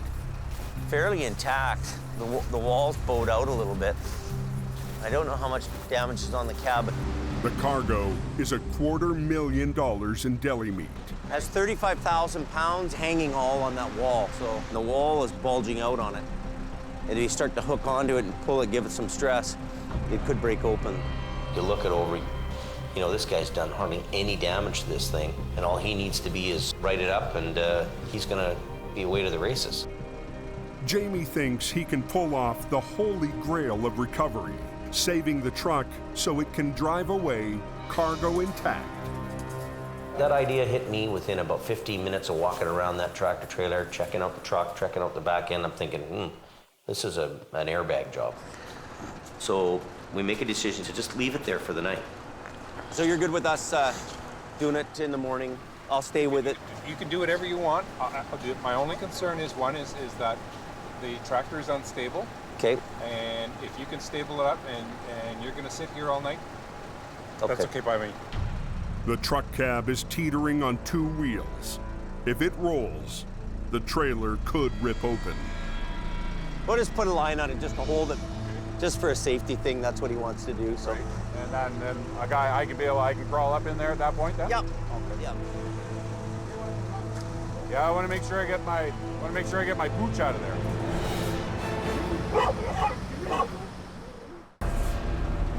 He was pretty shook up when we hit that ditch, man, I'll tell you. He was jittering pretty good. A semi loaded with $250,000 worth of deli meat has rolled onto its side. In the cab, the driver's frightened dog wants out. I want to make sure I get my pooch out of there. The driver can't get to the dog until the unstable cab is secured with a safety line. That's it. Okay, so you're secured on there now. Yep.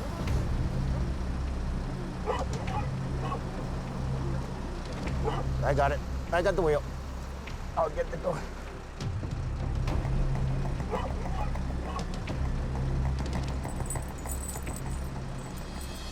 Nice job, eh? Thank you. I got you. Good. I got you. Oh. Thanks, man. Yep, no problem, buddy. Yeah, no, it's okay. Dog's out. Somebody has to stay with the unit. It's got expensive load of meat in it. So Sammy and I are gonna bunk down and end for end in the bunk tonight. Time for bed. Come on, Sammy, you ready to go to bed? Let's do it. All right. I'm tired, eh? Are you? Oh, yeah. You didn't make the bed yet.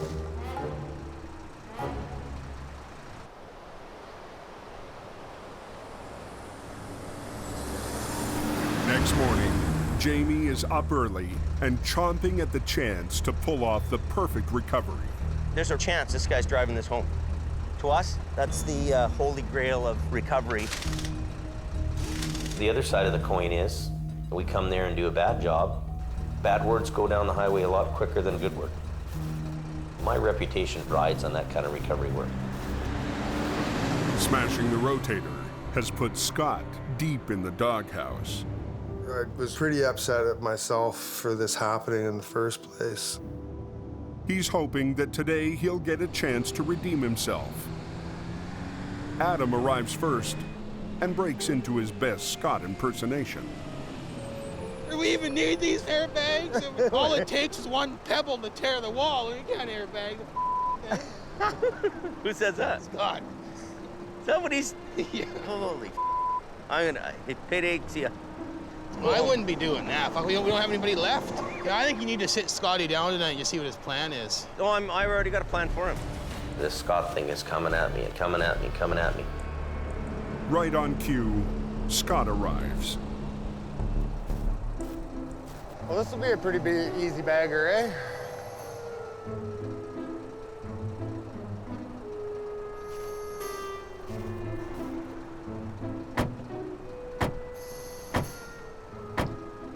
Hey!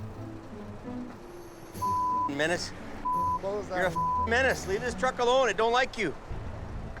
Instead of raising the trailer with winch lines, Jamie will use airbags. Inflatable airbags placed underneath spread the load over a wide area, hopefully keeping the heavy cargo from blowing out the fragile trailer wall. See, I remember how to do this. It's been a while. Scott has done dozens of airbag recoveries. Yeah, put it right up in the ditch there so I can watch all the way down. So he assumes he'll be the one in charge. Bring it here. But Jamie is in no mood to hand over the reins. Just put it so it's this facing around, turned around, and facing this way, okay?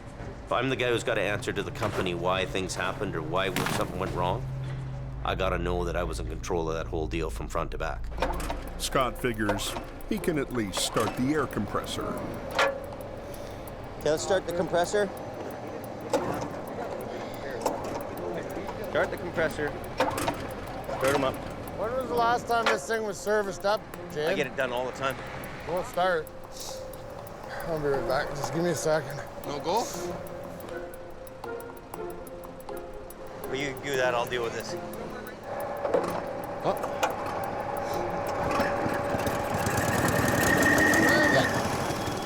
The rest of the crew unpacks the air cushions. Air cushions are like big hands. They're flat. So they grab a big surface area with the cushion, and they're gonna lift 150,000 pounds, those bags. We can come in here with the big wreckers. We've got lots of power. We can just pull this thing right over. But we don't want to be tearing the wall out and lose all the product. Yeah, so come up here as much as you can. And what the idea is, get that as far down this way and down into the corner as you can. Twist. Turn, keep turning. So even though this load's, hanging here in the balance, it could break at any moment, this wall. There's still 37,000 pounds hanging on a shoestring here in the trailer. Easy for a trailer to split in half. Look at the ripple in here. I didn't see that before. So give me that in. The hoses connect to a valve block that controls the airflow into each bag. Make sure all those bags are under.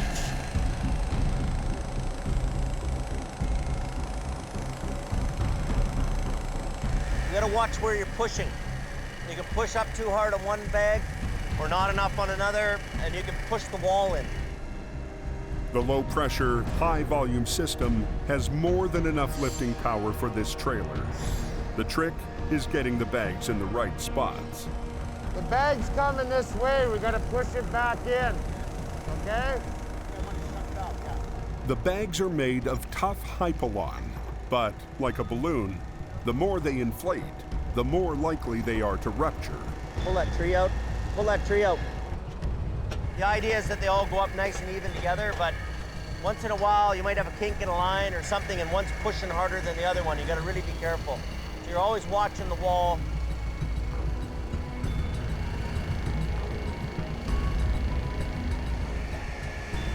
We're equalizing all the pressures now. Now it's do or die right now. We've got to stop now. I want Adam to kind of start pulling on the rear end a little bit. Okay, and I'll be right back. Don't move anything, because this load's worth a lot of money. Okay? So there's only one guy makes that up. It'll be me, okay? All right. So the bags lift that trailer up to the point where they can't lift anymore. And then basically what happens is the wreckers pull it over the rest of the way. And then you gotta poke it up over top like that, okay? Tell them to lift that boom up. Straps are used instead of chains to put less stress on the fragile trailer. You want the boom up? Well, try to swing it so it's got some tension to it. Okay. Normally, they would position the booms directly above the trailer, but they can't because of low-hanging power lines. Hey, you're pretty close to the power lines, too. If the cables or booms so much as touch the 69,000-volt line, it could electrocute anyone near the rotator. Hey, Scotty, no, you gotta be away. I know, I'm going in and out. No, away, you're going right up towards the line if you can see it. Hey, stop. Jamie was really concerned about how I was putting the boom close to the power wires. You gotta stay away from them power lines, buddy. Yeah, I know. Scott notices one crucial detail that gives everyone a little breathing room. Those are media lines down below. The power is the 3 on the top there. Yeah. There were more communication wires. I felt that I was safe being away from it, and when I pointed it out to him, it was pretty much the last that I heard about it. Yeah, just a little bit. The load begins to shift onto the wheels and away from the weak sidewall. You guys got it. So there's gonna come a time when this gets to its happy spot. Those bags are gonna go poof, they're gonna blow out. When they blow out, he turns the machine off, and then the wreckers do the rest. Almost there. Let a couple more, let them do their thing. Just let the bags start popping out, and I'll give you the moment. Real close. But then, the perfect recovery starts to slip away. Oh. Just let the bags start popping out, and I'll give you the moment. When you're getting to that critical moment, when it's up in the air and it's just about to flip over, those are pins and needles for us. Real close. $500,000 worth of truck and cargo have reached the critical tipping point. Oh. Ice on the road is causing the wheels to slide. We need gravel. And Jamie needs a fix fast. Got some gravel here? We need gravel because these wheels are slipping out. He shovels gravel under the wheels. See that wheel slip out? If that trailer skips out, we lose the whole load. You're gonna make it or break it. And if the trailer falls off the bags, splits open, meat all over the place, loser. Go a little more, Adam.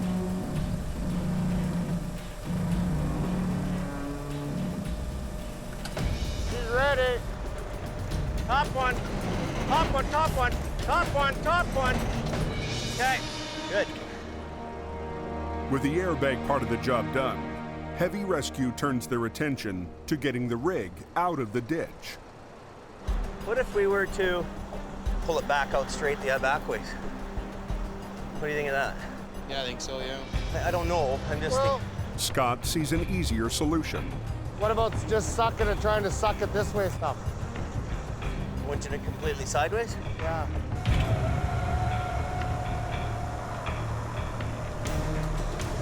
Crank it as hard as you can, yeah.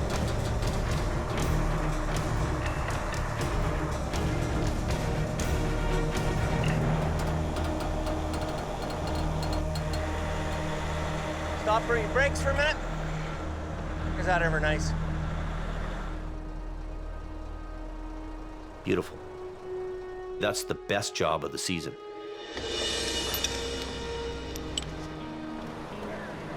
To be able to drive the unit away, especially after an incident as major as that, is a major achievement. Jamie Davis and his crew did a fantastic job. Fantastic. As much as I'm bitching and whining about you, you do know how to run a record.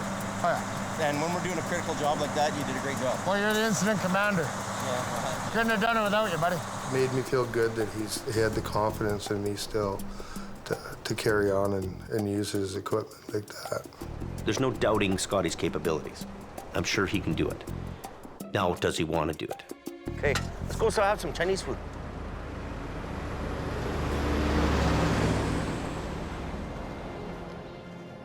Later that afternoon, It really wasn't my fault. The truck did it all by itself. Scott is asked to explain how he damaged Jamie's prized rotator. I just put those fades down, and I just lifted it a few inches. 2 nights ago, Scott parked the rotator on a steep hill directly above the flatbed. He flipped the ice cleats down to stop it from sliding, but they kicked out. Did you have the spades down? Yeah, and I wasn't lifting the tires off the ground. I was just getting some space so I could get in there with the chain so I didn't scratch all the chrome up. You know what? Now that you tell me that, if you'd put the spades down without any kind of traction on them, like a cleat or a... Well, I put those little wheelies down. And they pop out all the time. As much as I'd love to yell and scream and say it's Scott's fault, I'm a realist too. I know that these things pop out. And that's exactly what happened, is they popped and... Anyway, it's spilt milk now. We can't cry over spilt milk.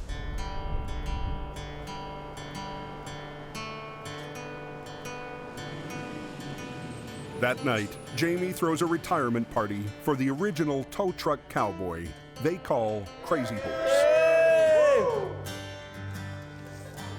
Oh, Bruce. Gonna retire now? I am retired. Thought we were gonna retire together. I am retired. Okay, buddy, well, good luck, man. I'm gonna miss you big time. Bula, bula, bula, bula, bula. Bula, bula, bula! Everybody, bula! I have a feeling for Bruce, man. I hate to see him go. I'm gonna miss him. I'm gonna miss him hard. You know what? Brucey isn't sad, so why should anybody else be? Comes a point in everybody's life where it's like, hold it. You need to stand down a little bit and relax a little bit, and me included, I'll get there. I'm a legend, and I'm old school.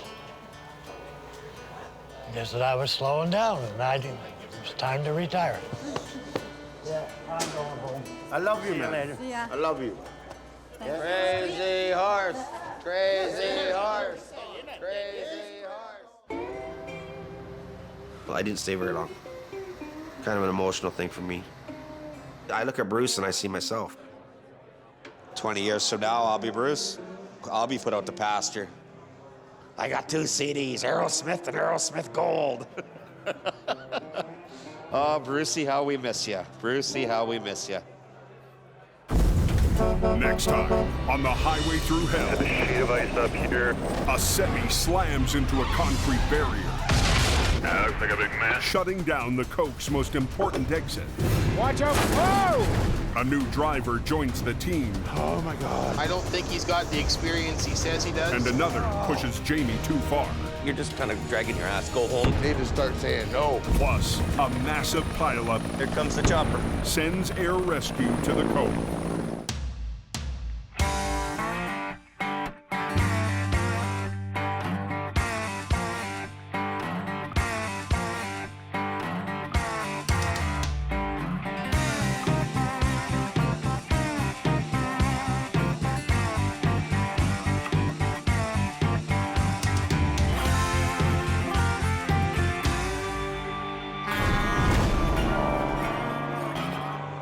This time, on the Highway Through Hell, mountains on the move. Force a big rig into the darkness. Oh, you hit a rock, and then away you went. Oh, that's the rear trailer there, right? Wow. A shattered B-train Right off the cliff. Oh, leaves Jamie's crew careful. with an impossible recovery I don't like the way it's hooked up. Stay back. that teeters just above a busy rail line. This is really, really dangerous. In the rugged mountains of the Pacific Northwest, there's a highway like no other. The Coquihalla is an engineering marvel. But when the weather turns bad, Look out! It's like the Bermuda Triangle of truck accidents. Keeping the coke open takes an army. When the highway shuts down, the world shuts down. And a last line of defense. Jamie Davis en route. A heavy rescue team ready to tackle any disaster. Because here, closure is not an option.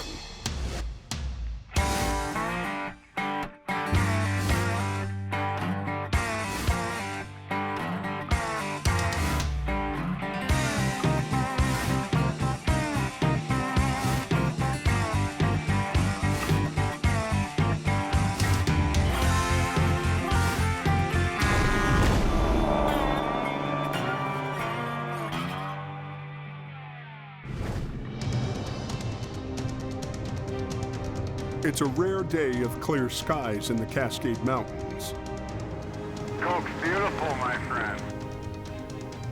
Oh, there's only one thing up there you gotta watch for. The sun. You're gonna need your sunglasses.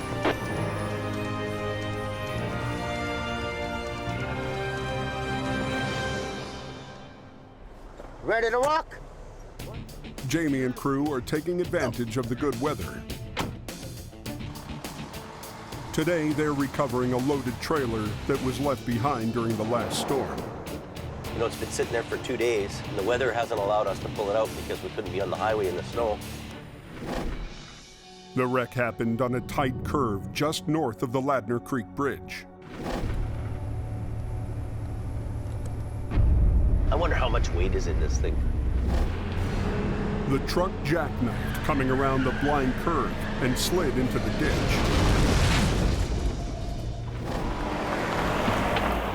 Okay, let's do her, Sam. Okay. The cargo is still inside. Bags loaded with millions of tiny bits of shredded, recycled plastic. It's a difficult unload job. The bags are broken apart. All it wants to do is break apart and spill its load all over the road. And then once past the accident scene, just flying, driving like idiots. We got a pretty tight space here. A blind curve and speeding traffic make it too dangerous for a salvage crew to unload the trailer. Well, it's really tight. So Jamie needs to get it out with the cargo still inside. I might just have to drag it out on its axles out. You can picture it like a big bag of jelly beans that we have to get up on the road. You got a snatch block, and then back to the deck here. His plan is to use a wrecker at either end to carefully winch it out of the ditch and hope it holds together. We could start pulling on it, she could just break apart. So we're kind of taking a bit of a risk here, and we're trying to see if we can get it up and out of there without that happening. Ready to go? Think she'll come out of there?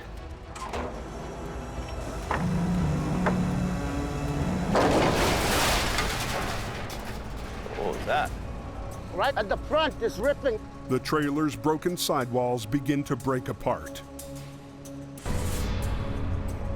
It's so broken up that it's gonna disintegrate all over the highway. I'm gonna try to use a spreader bar. A spreader bar lets him lift from above and hopefully keep the trailer from breaking open any further. Trying to use the spreader bar to lift it, but the wall's caved in and it's hit the rocks on the other side. Put the hooks on here, the end hooks. And there's another problem. Power lines. Don't get no height though, because the power line there. Yeah, I know. The extra height he needs for the spreader bar will bring him close to a 69,000 volt transmission line. Watch the wire. To be safe, he uses a shallow veer angle on the spreader bar chains. Put it through that hole. He puts this through it and you join in the middle, yeah. Kevin and Sammy thread heavy-duty nylon recovery straps under the wreck.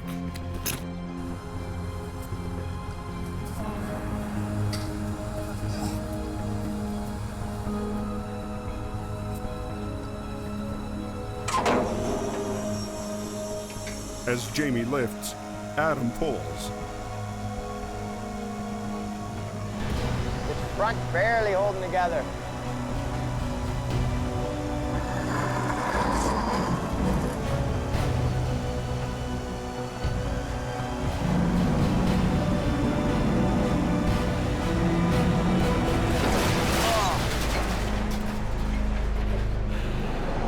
Your strap has gone right through the trailer, eh? This thing's leaking something. Plastic beads are pouring out. Think we'll be able to drag it down to Caroline? Backside is okay, but it's at the front end where it's broken up. Unhook the strap? Unhook the strap and we'll take it to the back and I'll lift the back end of the trailer over with it. Jamie tries re-rigging to the less damaged back end of the trailer. So where are we going, in between the DOT bumper and the wheel? Just somewhere under there. But raising the back end risks dumping the cargo out the front. No pain, no gain. To keep that from happening, Adam rigs a line to the kingpin. Even if you could just take a little bit of pressure, maybe not even tow the whole thing up, but just keep it away from the bank. Don't cave this side in. Go ahead, but don't go too fast. Just a little bit, little bit.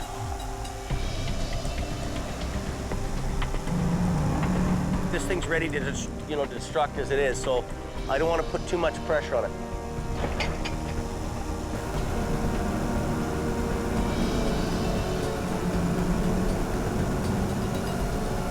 Barely holding together.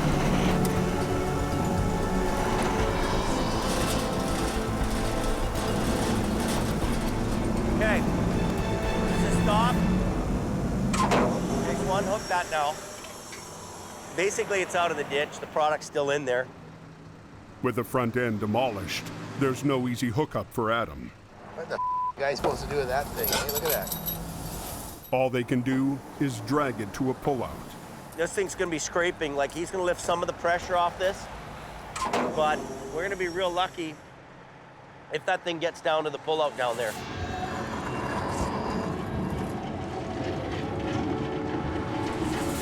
Far so good, Adam. Smoking pretty good.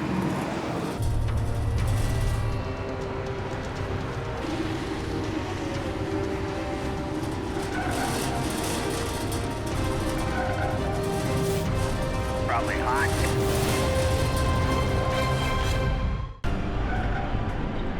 Heavy rescue managed to get a badly damaged trailer filled with shredded plastic out of a ditch. Far so good, Adam. Now, Adam needs to drag it to a pullout so it can be unloaded. Smoking pretty good.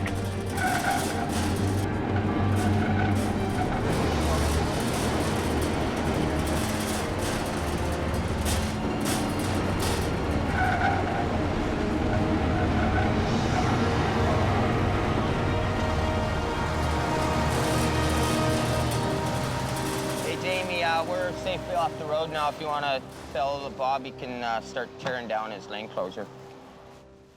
We got it off. That's good. Surprised that made her. I was more worried that the floor might start catching. That was sketchy, eh? To the north, on the Trans-Canada Highway, the good weather is creating a new problem. Lots of water. The river's running down all the hills, and lots of rock moving.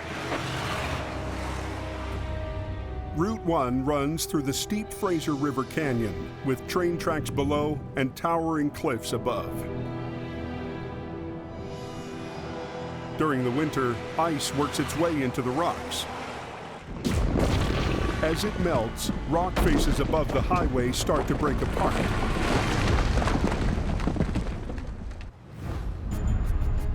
EAM is a highway maintenance company contracted to keep the road safe. What about north of Boston Bar?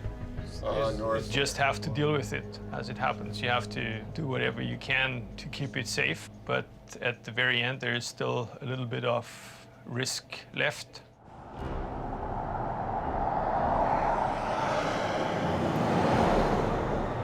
It's Foreman George Davidson's job to patrol the Trans-Canada, looking for signs of instability. In my area alone, I have over 170 avalanche paths. That is pretty scary out there. You never know where that road. Boston Bar 33, Boston Bar 10. Go ahead, George. We got ice down at Alexander Rock. Avalanches, rock slides, they could fall at any time, but it's most likely going to start to really move in the next couple weeks when we get the warm rains come in. In the most dangerous areas, mesh nets and concrete retaining walls have been built to keep falling rocks off the road. We have big high start zones with large rocks that come down these big chutes, and they built these rock walls to take the impact instead of it just flying right onto the highway. Before, we used to just have a cement wall like this bottom wall here all the way along, and there's been times where this whole wall has been taken out by big rocks. So they built this style of wall. This is designed to be like a big cushion and absorb the impact instead of being a hard surface where it's just gonna break. But this stretch of highway is 115 miles long, and they can't build walls everywhere. Rock slides like this one 2 years ago happened without warning, taking drivers by total surprise. As soon as it hit, my hood was up and I could see absolutely nothing. Just outside Yale Tunnel, George spots something. Like one rock hit there, broke that one. That was one rock hit. And this is what it did to my guardrail. You can see it laying right down there, 4,500, 5,000 pound rock. You come from straight up the hill there, you can see it. The funny brown color there, it's not the same color as the rest. That's where it all come out of.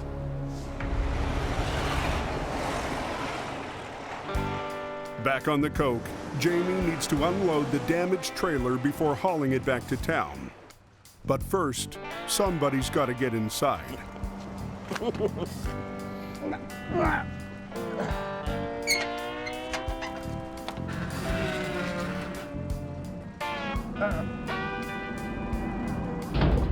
Some of the bags filled with shredded plastic have broken open.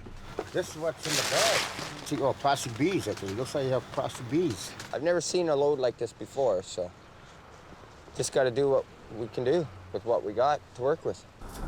They've got to unload the quarter-ton bags without spilling plastic all over the road. We're gonna put those big totes on here, about 6 or 8 of them. He's gonna take them to the shop. Lacking a forklift, Jamie finds a creative use for the rotator's boom arm.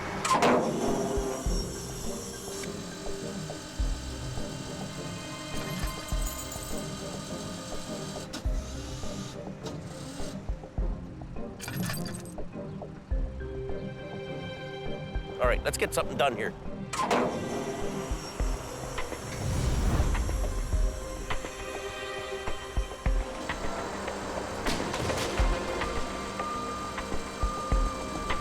I'll put it on your passenger side.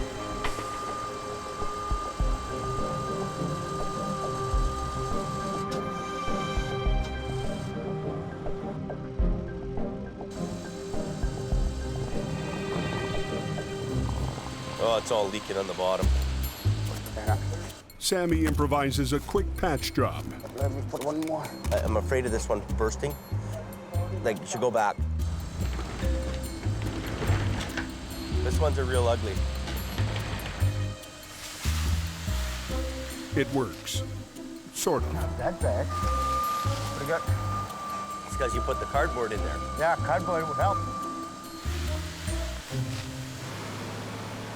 They get the cargo out, but they can't tow the trailer with the landing gear dragging on the highway.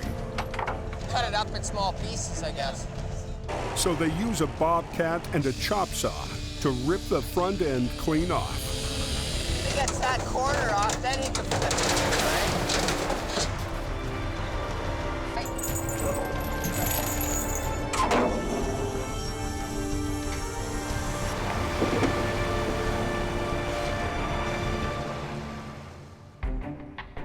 Back at the shop, Jamie is keeping a close eye on his newest team member. Is the grease not going into that knuckle? I've got most of it going in, but it'll come around. Chris got hired after he sent Jamie an email from his home back east. Show me my new room. No problem. We're in. So we thought, okay, we need the guy right now. We hire him on the spot.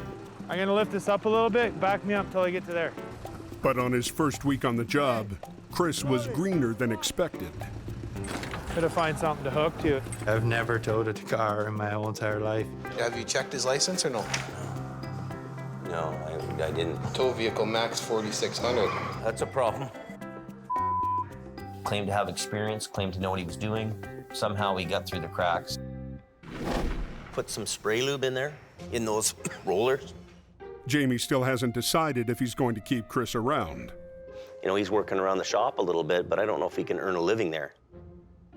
I just want to come here, tow, make Jamie proud, and here I am.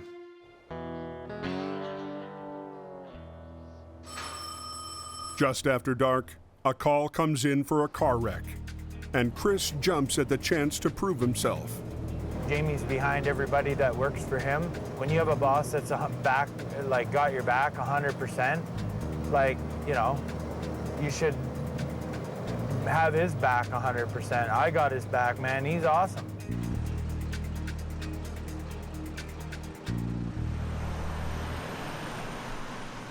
A car skidded on ice and flipped. Well, I got to get it back up onto its feet. To winch it back on its wheels, he needs his truck to be facing the other way. But on the narrow highway, there's no room for him to turn around. How far is the next exit up there? There's a break yet. I think there's a pull-off. It's about just before this. 2 kilometers up, maybe. So I'm just thinking, like, run up, turn around, come back. Like, stop traffic, and then you can run back up. If it was the opposite direction, it'd be a lot easier. Just pull up, friggin' roll it over, and off we go. But I can't just do that.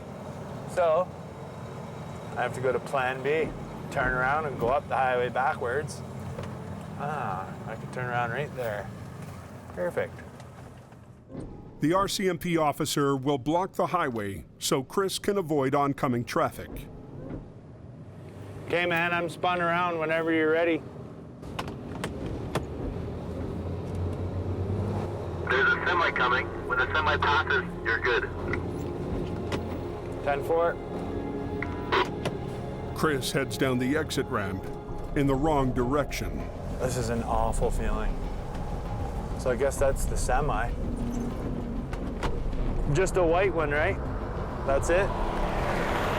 10-4. Okay, I'm on my way right now. Tractor trailer just passed.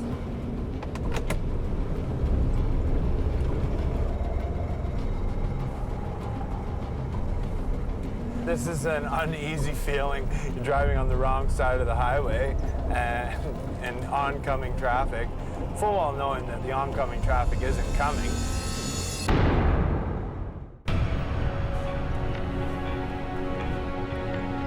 New driver Chris had to go to an exit ramp to turn around. Okay, man, I'm spun around whenever you're ready.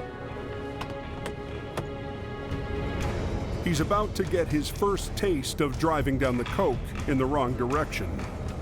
This is an uneasy feeling. You're driving on the wrong side of the highway. Nothing like sprucing the night up.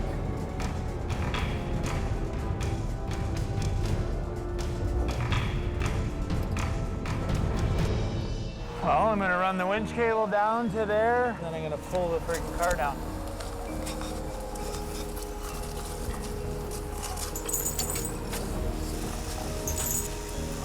Come on.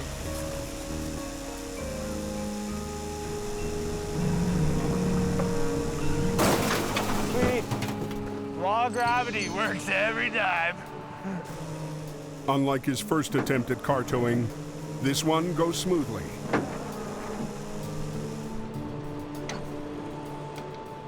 For Chris, moving all the way across the country for a job was a big gamble that he's still hoping will pay off. It's hard some days, but I'm doing this to provide for my family, and this is my career. This is what I do.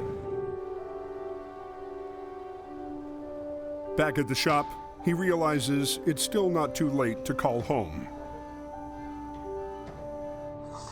Hi. Hi. How are you? Good. Yeah. What are you up to? I miss you. I miss you too. Are you being a good girl? Yeah? Oh, that's good. All right, well, let me talk to your mom for a minute. Oh, hi. How are you doing out there, honey? Missing you. I miss you too. Yeah. Are you liking work? Yeah.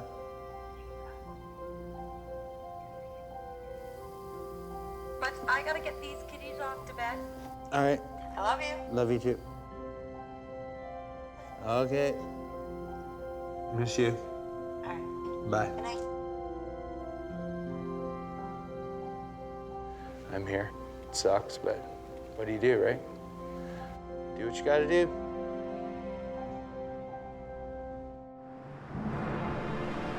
Rock down the size of a pickup, a bunch of little ones with it. Slide come down? Yeah, I guess they got rocks there the size of cars and pickup trucks. On Highway 1, the rock slide that maintenance crews were fearing just happened. We couldn't see where it was coming from, and there was smaller stuff rolling down the slope constantly, so I couldn't allow traffic to go through. Probably come from about 500-600 feet up. Traffic is stopped, but the rocks are still falling. There's some loose rocks up there, so the danger area right now is right here, so we're gonna move away from it. Yeah, we're not moving. Are the rocks that big? Yeah, it's the rocks the size of cars. It's gonna be a long one. They clear the road, but they can't reopen it until a geologist assesses the stability of the cliff. Just basically trying to figure out where the rock fall started from, to make sure there's nothing left up there to come down. 70–80% of the time they sort of do their thing and that's it. He gives the okay to open the road, but the crews that monitor Highway 1 remain on high alert, and for good reason. Last season, a rock not much bigger than a basketball caused one of the worst wrecks of the winter, sending one driver to ICU and a second truck over a cliff.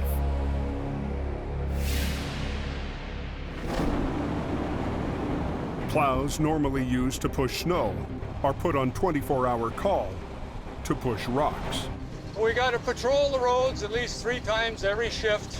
Just a small rock the size of my fist on the highway. If you hit it with your car, you lose control. You go into the oncoming lane, you wind up having a head-on collision. Thank you, Mr. Plow. You saved my ass again, sir. Take care. Be safe.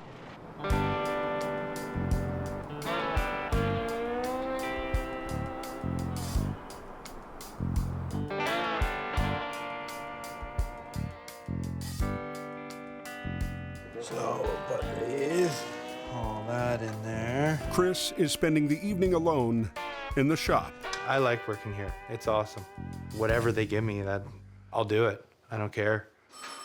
Rock slide over here. Truck hit a big rock. Tried to avoid some more.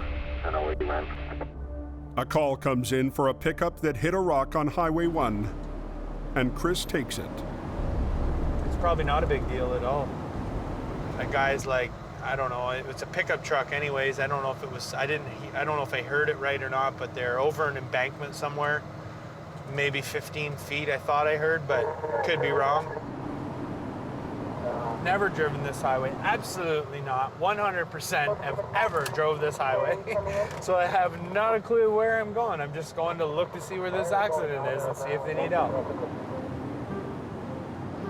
Going through a tunnel. I'm gonna hold my breath. Okay, I'm not doing that anymore.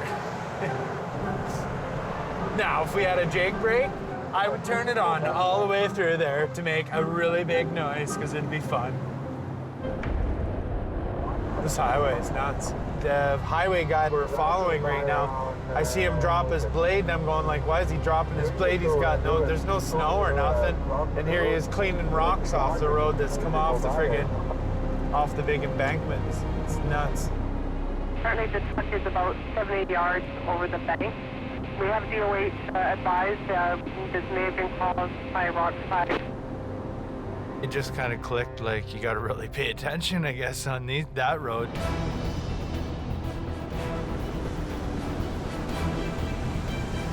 It's a call up for Hope Search and Rescue for a semi-truck that went over the embankment. I've on scene advises a couple of truckers have scaled down to the driver and have made contact. New driver Chris is responding to what he thinks is a minor call. It's a call up for Hope Search and Rescue. But it turns out to be a lot bigger than he expected. For a semi-truck that went over the embankment. I'm just gonna pull over in front of you guys. Just pull over in front of there. They're still doing the investigation, so. 10-4. Thank you.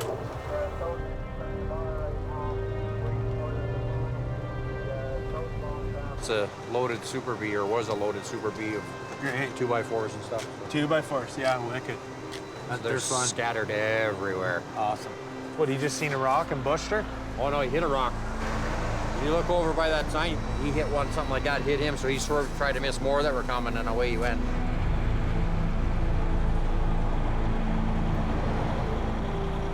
About halfway down or so was one of the trailers and a bunch of lumber around it, 2x4s and stuff. The cab's pretty smunched up. The guy crawled right out of it looked like the back of the sleeper. Okay. And we found his lunchbox, and I think I got his logbook. We brought those back up. I didn't see any signs of anybody else. It's not long before the big boys arrive. Where's Adam? Truck and trailer broke apart, and the truck and the lead trailer was so far down I couldn't even see it with a flashlight. So one is there and one went past that way. That's the rear trailer there, right? Looks like the front, yeah. Wow. Or is that the truck? It's a truck or something down there. That looks like the truck. It's too dark and dangerous to attempt a recovery tonight, so Chris volunteers to spend the night guarding the wreck. Wear a hard hat all night because the rocks come through roofs here, right? They didn't bring one. No? No. Okay. I gotta hide the vest. Oh, then you're okay then. The rocks won't get you. They'll go around you. As long as they can see you.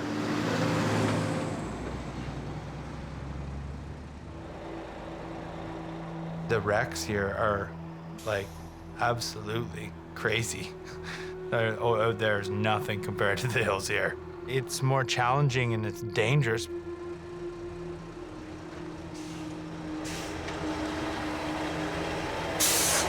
Back it up to that wide spot, get off the road more. You'll get hit where you're at.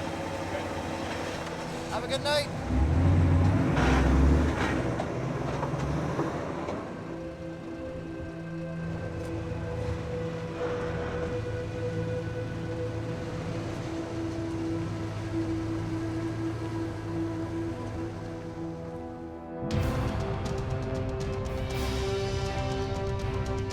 First thing next morning, Jamie's team mounts up. Okay, we'll see you over there. Okay.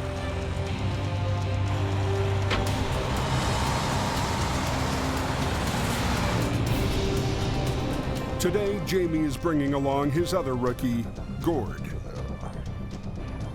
Then I got a swamper.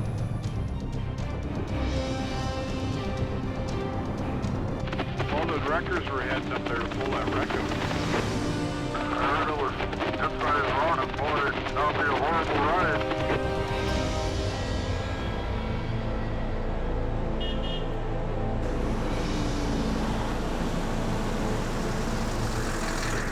Chris spent a long, cold night alone on the mountain, and he's ready for a day off.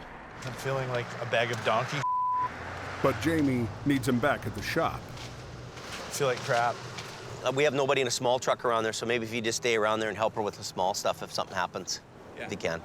Chris may be looking a little worse for wear, but Jamie's starting to see the tow truck driver in him. I'm impressed with Chris all the way around. He's a go-getter, and he's getting at it, you know? You need guys that are going to get up and go in the middle of the night and get out there. You know, if he keeps his head down and he's at it and he's steady Eddie, I think he'll go a long ways. But if Chris wants to be a heavy rescue driver, he's got to dress like one. Hey, where'd you get those pajamas from? You were wearing them up here? Well, I have my coveralls on, but... Oh. So to have a nap, I thought I would... Wear your pajamas. Yeah. Them are sexy. Yeah, they're nice, eh? Oh, babies. What? No. Anybody laugh at you? No. Okay, buddy. All right. See you later. Yeah. So this is where he went over? It looks like he went right over here. Right off the cliff. Holy that truck's down a long ways, eh? It is, yeah. The Super Bee hit a rock, swerved, and went off the edge of a cliff. It's gotta be what, 200 feet down? It's being held by a few trees 200 feet down. But the bigger problem is the active railroad track 200 feet below that.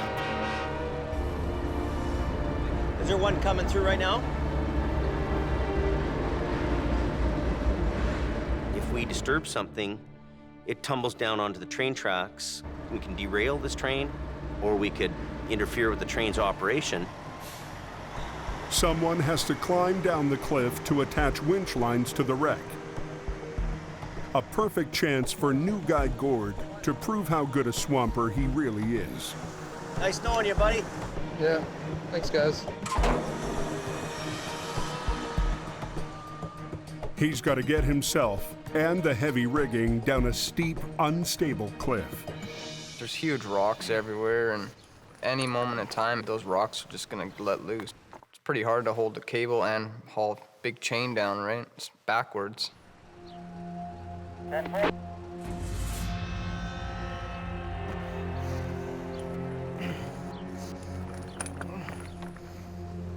You okay, Gord?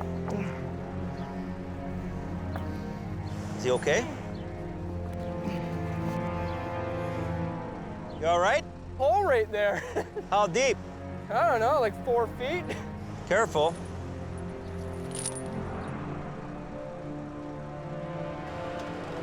I don't know if we'll have enough cable for that.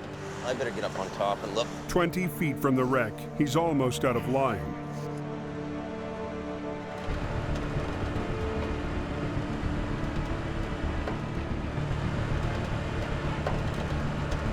I'm just making sure I don't get it all out there. How's he doing? They're still working their way down. It's gonna be really close. We're just about down to the last raft, and I don't know if we want to go much more. I don't know if we want to go much more than that. How close is he? How close are you to the truck? I'm about 10 feet from the trailer. Jamie needs to keep the last wrap on the spool so it can maintain its grip. So Gord tries to stretch it the few extra feet he needs. Okay, I might hook onto the trailer now. Just pulled like an extra 5 feet. Hey, just hook her on somewhere that will give her a bit of a pull and get it closer.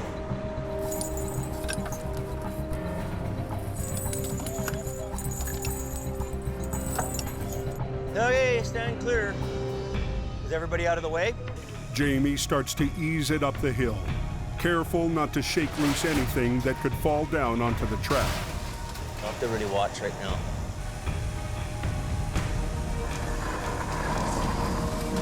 But after only 10 feet, the wreck gets stuck. Wonder why it's hanging up. He tries pulling harder, but no luck.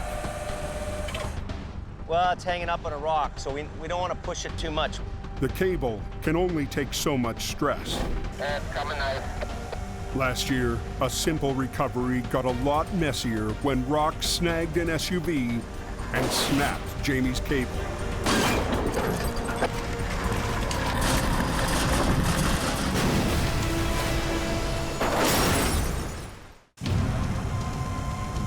Jamie's trying to pull the first section of a wreck up a cliff when it gets hung up on a rock. We're there, Adam. Taking me off the ground, so. Well, it's hanging up on a rock, so we don't want to push it too much. Pulling any harder could snap his cable and send the wreck plunging down onto an active train track below. So we're gonna bring Adam's truck in here.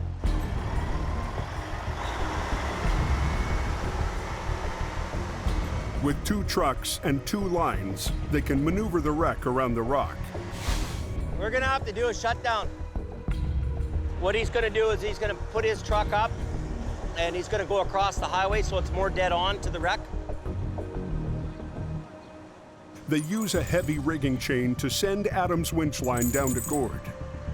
Are you all clear? Clear. Let her go.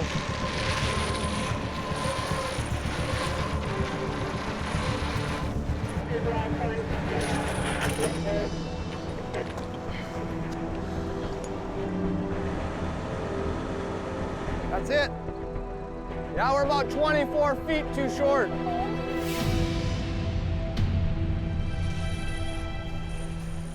We need more chain.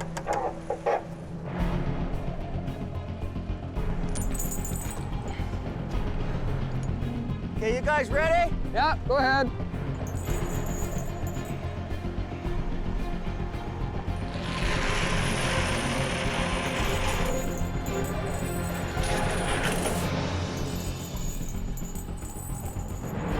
Well, this one down there, he's about 20 feet, he says. So.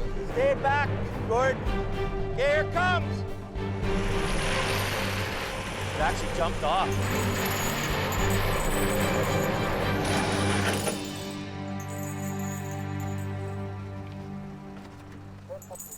As Gord hurries to rig, the traffic on the shutdown highway continues to back up. Hey, Adam, I think we can go, eh?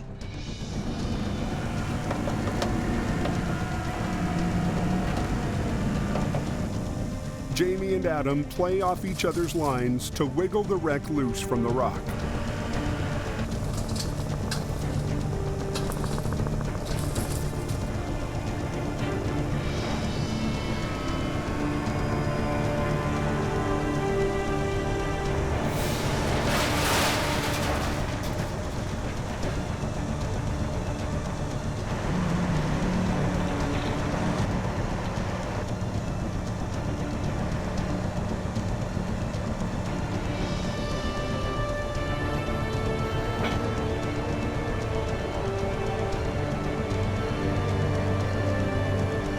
Beauty, eh?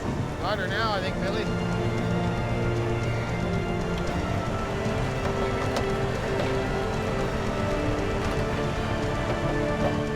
Got her, Adam. You're the man.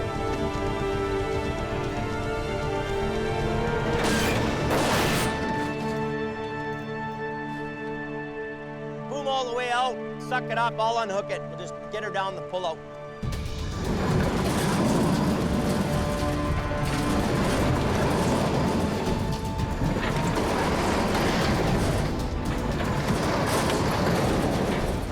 Let the traffic flow for a bit, and then we'll regroup and find out what we're going to do after that.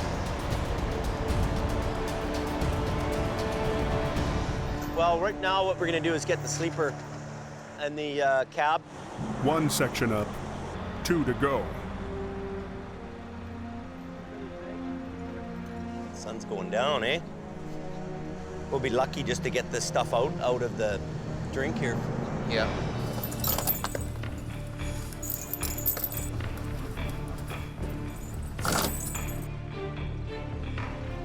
Jamie.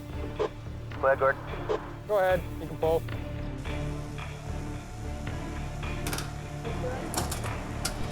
They pull up what's left of the demolished truck cab.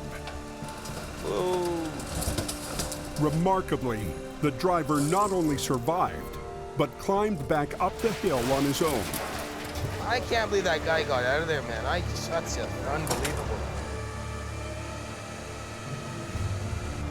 Not much left of that.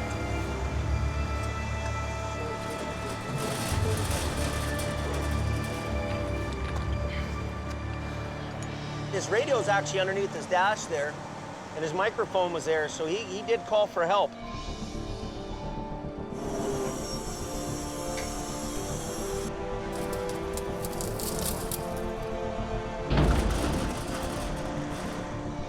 Well, now we've got this loaded up now. It's gonna go to town, they're gonna unload that. We're gonna pull out the last trailer now. They still have to recover the rear trailer. This is really, really, really, really dangerous. It's the most damaged and the most unstable. All the rigging points are on the bottom. If it comes loose, it could take Gord with it. That one strap by the tarp is holding it from flopping over, I think. I know. I That really one don't. strap's underneath the lumber. I don't like that at all. If he just so much as juggles the lumber underneath him, it's like a domino effect. It'll just go. Gord's not experienced enough to know that if he rocks the boat with his trailer too much, it's gonna go over on him. And I can't have him getting hurt on the job. Be careful to not upset that thing. It's just hanging there, right? Yeah. So be very, very careful about touching that trailer. It's just sitting on its own, right? You move that trailer a little bit, it could take off on you, right? Rookie Gord is trying to rig up a trailer that's barely hanging on to the side of a 400-foot cliff. So to really think about, before you touch it, where you're gonna hook up to it. Yeah. And you don't want to be on the bottom end of that for too much, I tell you that. Basically what's going through my head is pretty much my daughter. I mean, that thing could have just taken off any minute. Hook it up to one of the axles, just around the axle. Be very delicate that you're not... I could hook it to the front of the fifth wheel plate. Do that. But be very careful. I don't like that at all. Yeah. I don't like him being underneath that like that. In fact, you know what? Hold on to this. Yeah, I should help him. I don't want him to have a...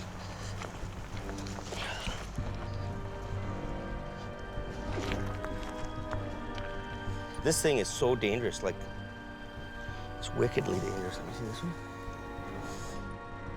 I could have stood on the wrong 2x4 and that trailer could have went down the hill with me.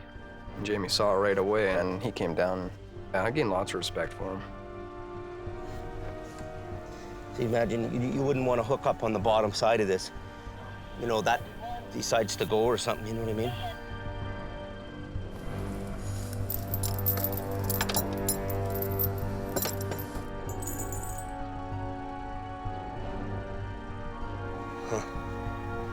There's nowhere to hook to, eh? With no good options, he rigs to the corner of the trailer frame. It's not a great spot. It could rip, tear apart, but better than you getting hurt. I don't like the way it's hooked up.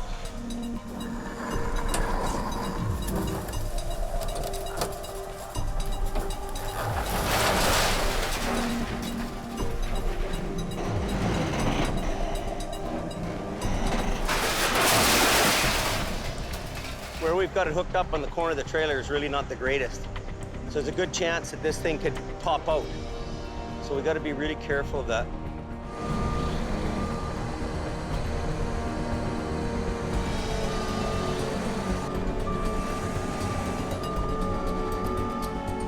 It'll hang a little cockeyed, but I think you'll be okay with it.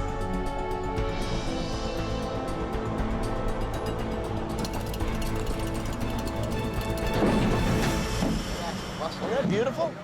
We're just doing a good job today. I'm getting better. Yeah. That was my biggest wreck that I was swamping on by myself, so it feels good when the boss trusts you to go down the hill and do the job. This wreck really rates up there with the wildest ones of the year. To be able to pull a wreck off like this is amazing.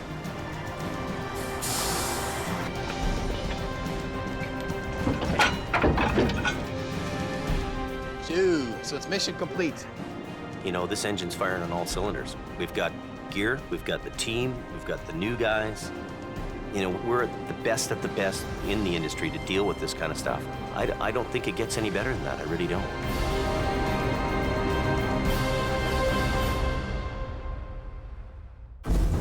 Next time on the Highway Thru Hell. As soon as we try to flip, it's going to be a mess. Heavy Rescue has to get 42,000 pounds of apples Rock and roll. off a vital bridge. Whoa, whoa, whoa. Tensions between Jamie and Scott I've got to cut costs. reach a boiling point, I wasted my whole winter.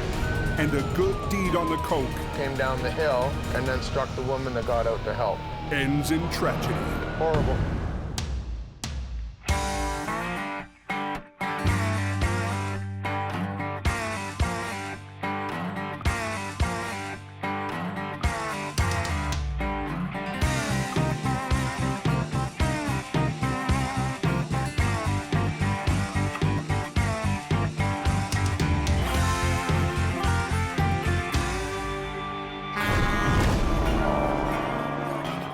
This time, on the Highway Thru Hell, Snowing like a son of a... 45 tons of lumber jams the Trans-Canada. Oh, this looks bad. Going too fast. While another wreck teeters on the edge. And a complex recovery. I don't know why we're doing it like this. Brings tensions to a boil. I work 24 hours a day. Tearing open a rift between Jamie Badmouth me on the wreck, right? and his top dog. I don't need this job. Maybe I'll just pack up and leave. In the rugged mountains of the Pacific Northwest, there's a highway like no other. The Coquihalla is an engineering marvel. But when the weather turns bad... Look out! It's like the Bermuda Triangle of truck accidents. Keeping the Coke open takes an army. When the highway shuts down, the world shuts down. And a last line of defense. Jimmy Davis en route. A heavy rescue team ready to tackle any disaster. Because here, closure is not an option.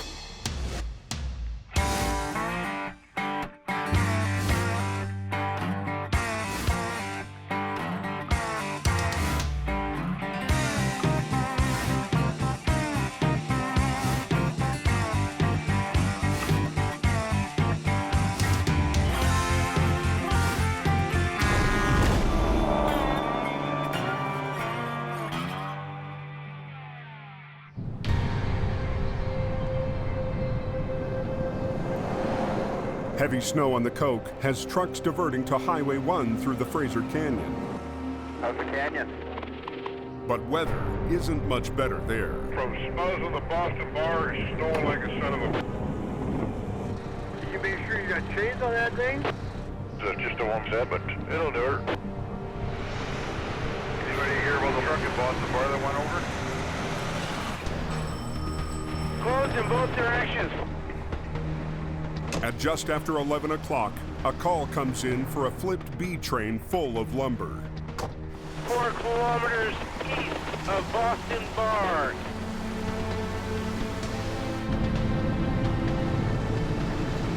There's a semi flipped over load of lumber, and it's blocking all lanes of the highway. Yeah, just another day for a tow truck guy. The wreck has closed down the Trans-Canada Highway just outside the town of Boston Bar. The weather conditions are really bad here, getting worse as we drive out. With snow pounding down in the canyon, the heavy rescue crew must be extra cautious. I mean, the snow's so heavy, there's like one lane in the middle of the highway here. That's the biggest issue here, is get there without dying. The different highways that we work on all have areas that people misjudge. You gotta have your wits about you when you're driving those mountain highways. That's how it is. The wreck happened on a notoriously sharp curve. Yeah, we're getting really close here now. It's not the first time heavy rescue has been here. This is at the same corner where another fellow died last season.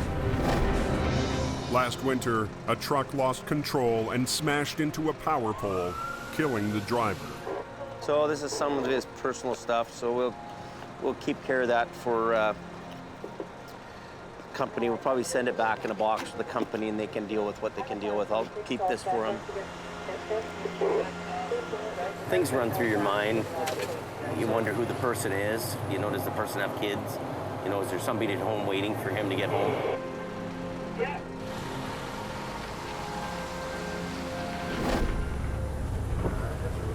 This one, a year later, basically to the day, is a little bit spooky. The B train, hauling 2 trailers, hit ice, clipped a barrier, and flipped. This time, the driver survived, but the load is all over the highway. Okay, here we go. So yeah, that's a lot of lumber, eh? Where does it go, all in this guy's yard? These people's yard? Wow. My house was 20 feet from the road where the wood started coming flying off the highway. Then it flipped on its side, and there were sparks everywhere, and there was wood flying everywhere, and I ran. The spilled cargo is blocking access to the wreck. Jamie can't do much until the front-end loader clears a path. I don't know if they interfere with the lumber. But with only one front-end loader available to move 45 tons of wood, it's slow going. After 20 minutes of shoveling 2x4s, they've barely made a dent. The lineup of traffic is getting worse by the minute. Okay, come on out of there. Yeah, come on out. This delay to the overnight freight run means millions of dollars of cargo won't be arriving on time. Yeah, the road is completely blocked. Feeling the pressure, Jamie figures if he can't get to the wreck, why not bring the wreck to him?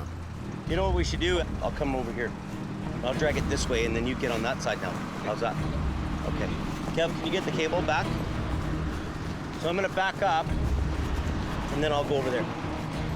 Jamie decides to pull the wreck up the road so he can flip it.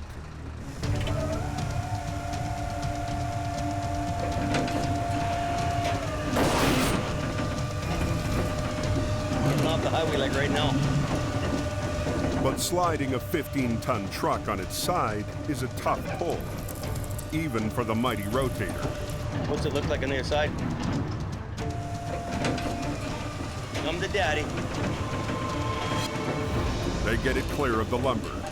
Stop right there, stop right there. But now, they have to get it on its wheels. Throw the brake on, Kevin. Scott and Gord arrive just in time to rig up the wreck. It's right here, Adam. Is it? They can't disconnect the trailers while they're on their sides, so they'll have to flip the entire rig all at once.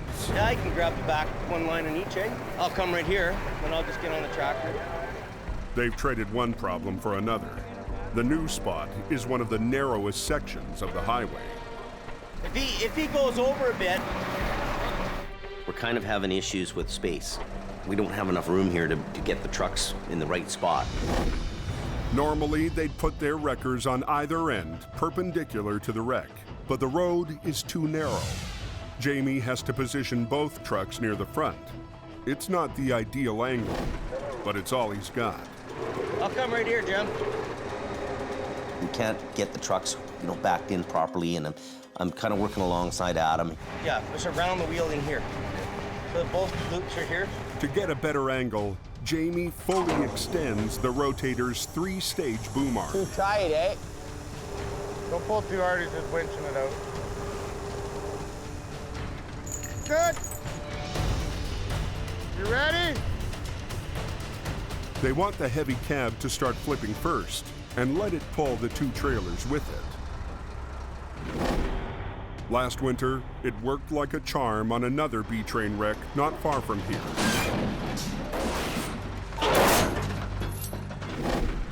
Let's do the back one, Adam.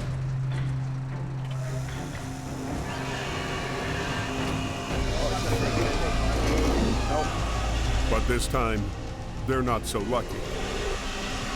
The snow on the road is keeping the wheels from digging in. I don't know why we're doing it like this. All we're doing is pulling the trailer over towards me, it's sliding. Why doesn't he go down? You want to pull down on that? It'll come. You just go ahead. I'll pull after. This isn't doing so great. It's picking and sliding. The trailer's kicking out all the time. I don't why we want to run a line down low, maybe. Yeah, to what though? Adam and I can, usually spot what we're doing, and we're right on the ticket.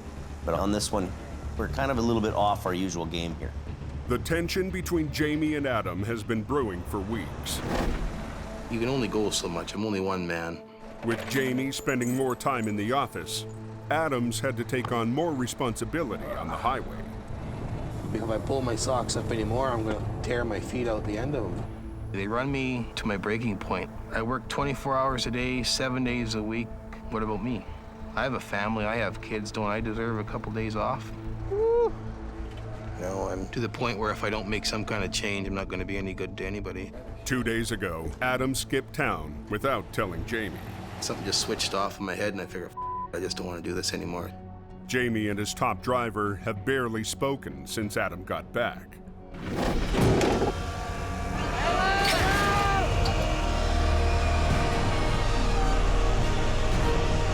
I just gonna keep my mouth shut. No comment.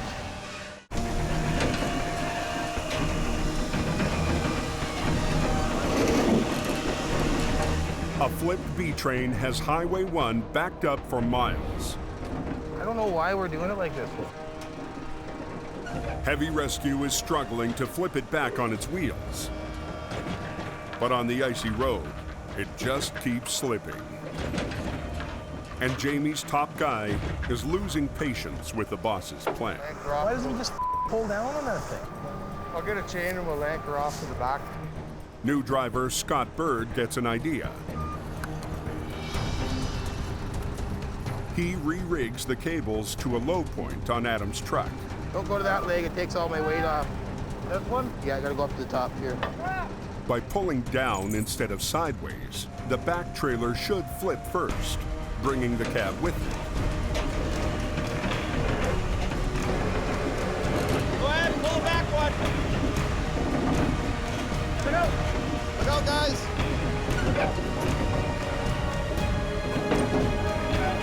Front end's coming. Just like that. Scott's idea pays off.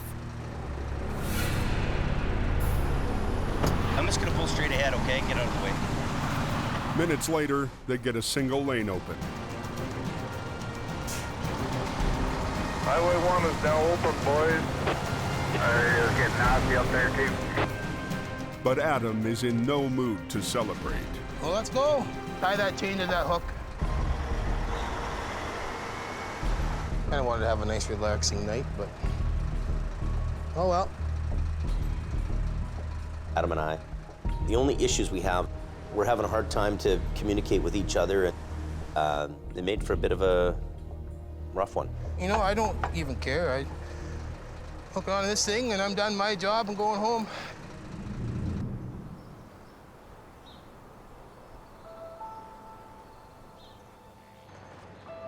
This morning, Adam has come in early after telling Jamie they need to talk. I don't need this job. I can go to work anywhere else. I can hop in a highway truck. I can do anything I wanted to do. I don't need to be here 24 hours a day. Maybe I'll just pack up and leave. Scott wonders what's up. Well, What are you doing this morning? waiting for Jamie. I called him a while ago. He said, come on over, so. Yeah. Adam's got a young family. You can't sit down to any function without the fear of that frickin' phone going off. So maybe I'll just quit. Really? Why would you do that? I don't know. I work 24 hours a day, 5 days a week, and I think that's pretty much good enough for me. If he left, it would affect me. It would bother me. But there's a point where a person just says, hey, if he decided to do what he's got to do and he moves on, what can I do about that? There, Bruce. You wanna go outside for a minute there so we can talk? I guess give us a couple minutes. Thanks. No, I don't know how to even start this, to be honest with you, but I guess the last month I just felt like he worked me to death. Look, it's the season, buddy. We're busy. You do what you can do, and that's how it is every year, and it's the same every year. I understand that, but I gotta listen to what you say, and I try to respect you as much as I can, but it just seemed like You're the only guy shouldering the whole place. there comes a point where a guy has to have a somewhat of a life. Yeah. I don't know if you agree with that or not. No. We need to change the pace. Yeah.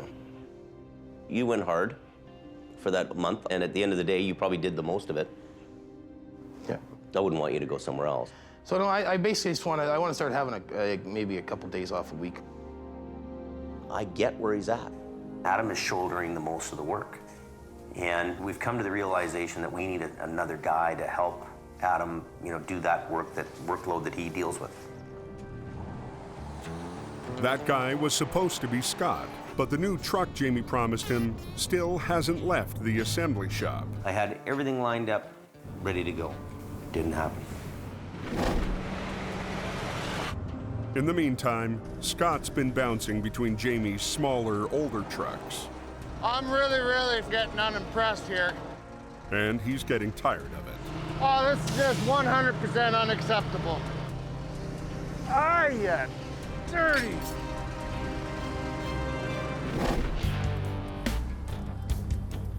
Today, he's driven to the assembly shop to check on his new truck's progress. Dwayne, you're working on the wrong truck, buddy. I know. Be right there. Gotta get you over here, Dwayne. So this is the truck. It has a 600 horsepower Caterpillar in it. It's got a 20,000-pound front axle. It's got 46 rear ends with lockers. The wrecker's brand new. It's a 30-ton Century wrecker. Every full load bell and whistle on this thing, it's got everything. Because it's never shiny, eh? Oh, it's gorgeous. Shiny stuff, chrome flares, lights, light rack. Yeah, shiny, shiny. Makes the guy feel good running down the road, having a prime piece of truck underneath him. Yeah, but it's a touch screen versus Jamie's touch pad. So I got a little bit more Googleophonic than him. Good. Don't let him swap it out on you. Well, I won't. It was a beautiful thing. And it just made me a little bit more antsy. Let's just get in the truck and go. The only problem, it's still not ready. What kind of a timeline are we looking at? So we're a couple weeks out? A couple of weeks out. Yeah. Okay. It's not the news he was hoping for, but at least there's an end in sight. Okay, man. Every minute I'm here bugging you is a minute less wasted on the truck, eh? I want that thing on the road. You know, we're 4 months behind schedule. It's been affecting my income. I left behind some pretty good opportunities to make a lot of money. I shouldn't have listened to Jamie. Yeah, it's happening, it's happening, it's happening. I shouldn't have come here until that truck was on the road.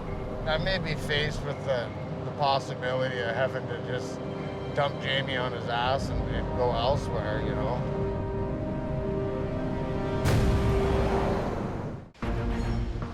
New driver Scott Bird joined Jamie's team with the promise of a brand new heavy wrecker. What kind of a timeline are we looking at? So we're a couple weeks out? A couple of weeks out. Yeah. But it's months behind schedule, and Scott is losing patience. I may be faced with the possibility of having to just dump Jamie on his ass and go elsewhere, you know.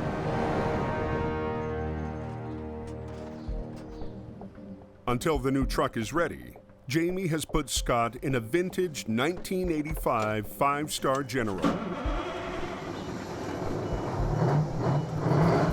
Nothing like a rotator, eh? Who needs a rotator? We got this. Yeah, old school. Scott is eager to show off his stuff. Last week, using Adam's record, he hit a home run. Okay, everybody. When he single-handedly flipped a B train.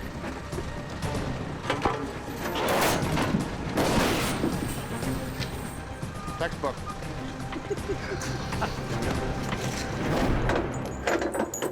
But with the old General, it's going to be tough to keep the winning streak going. What's it got on it for gear? Chain, man. Those are old school. I think I might have to grab that up in mine. I don't know, it's kind of a cute little truck. You know, it's a hydraulic and it's a nice little truck. You know, it's kind of a good little backup truck. It's kind of a truck that you can use for a few weeks and at least make some money around here. Well, you know, one nice thing about it is it'll kind of fit in the gap on your museum pieces there. I'm not in my truck, I don't have my gear, it makes it really frustrating. Up on the Coke, yesterday's storm has passed, giving highway crews a chance to clear the snow buildup. From a big storm to clear skies. Higher up the mountain, a new danger is looming. We got a runner here. There. Something wrong? You see it? Last season, the Coke was shut down when an avalanche hit the highway. Closed. High hazard. Highway's closed. These vehicles must be out of here right now. Avalanche observations, size 2 naturals and roads to granite. It's trending warm. It's the full-time job of a team of avalanche technicians, AvTechs, to keep the snow from reaching the road. They monitor the more than 50 active avalanche chutes that stretch above these mountain highways. Here's the snow shed over here. These two paths are a real concern for us because this is often where traffic gets backed up. Their exposure to the avalanche hazard goes up exponentially when you're stopped. Just yesterday, there was a deposit that was 60 feet from the road. It's not just an office job. Today, they need to get a closer look at a section of the snowpack, 1,500 feet above the highway. And there's only one way to get there. All right. We're gonna go right through here? Yeah. What do you think? Dig above that little tree? Yeah. Snow piles up in layers of different densities. There's a slight layer in here. Avalanches happen when a heavy layer breaks free of the snowpack underneath. The area is known for getting a meter or more of snow overnight. That'll produce avalanches relatively quickly. 17 to 38. 17 to 38. What they're looking for is a weak layer. Let's call them 2-3. 2 to 3, okay. If they find evidence of instability, And thought it away.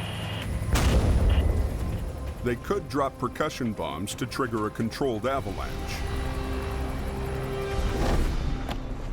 For right now, the snowpack seems stable. Guys ready? The Avtechs will keep a close watch on it. More weather is on its way.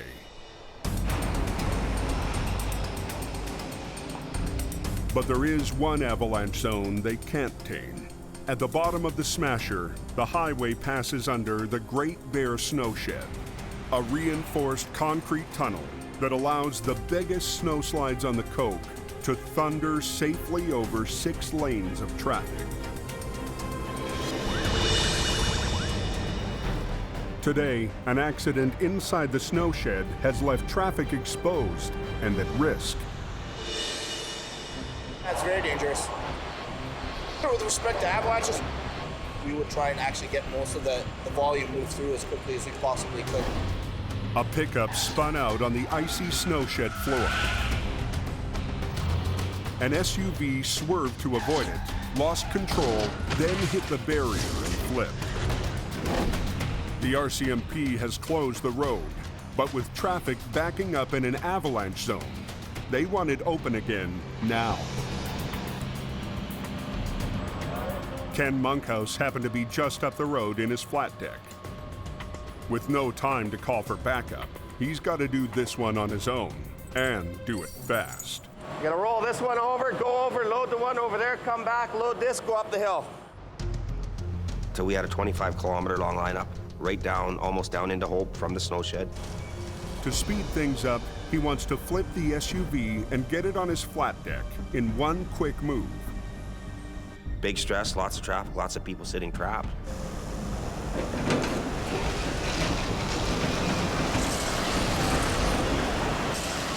But the road surface is too icy. The SUV won't flip.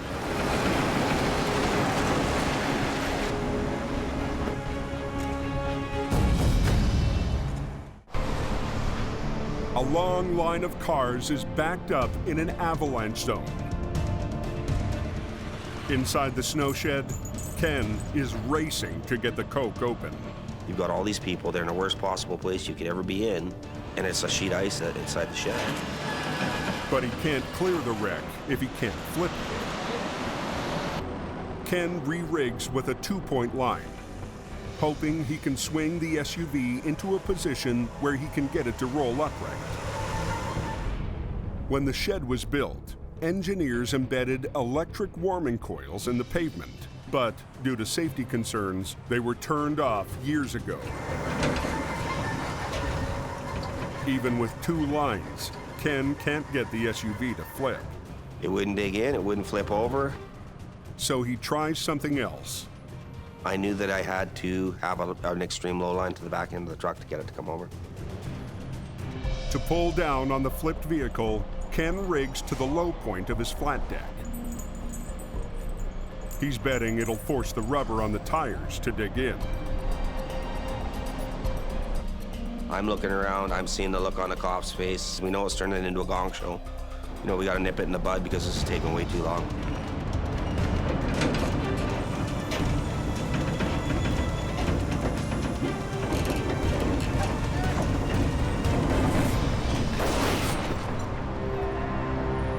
It works. He quickly gets the other vehicle on his flat deck, hooks up the SUV, and the highway's open. It was extremely embarrassing that it took me as long as it did. I've done recoveries like that in 3 minutes. It was still a win. Nobody got hurt. Everything got done. Nobody got killed. No avalanches.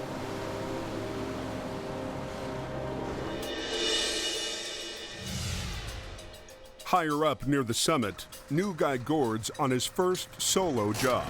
I'll just hook up from the back end, and then the other guy's gonna come up and just make sure everything's good to go.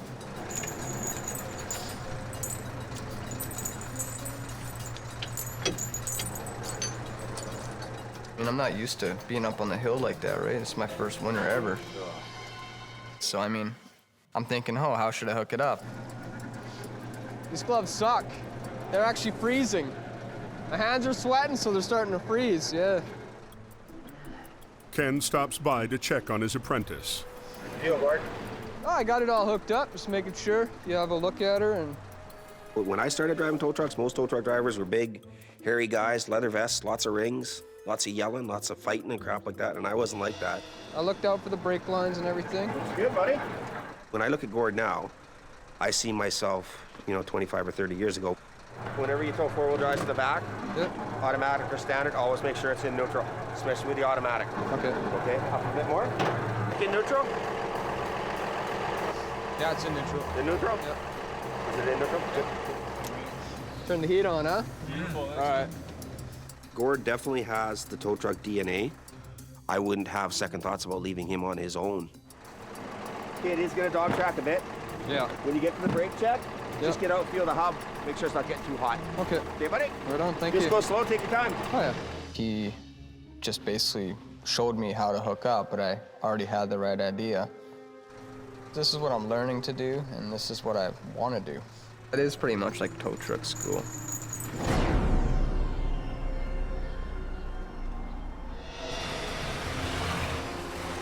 At the base of the Coke, an oversized load has been waiting for traffic to clear. We're 106 feet 6 inches long, 1510 high, and 177,000 pounds gross.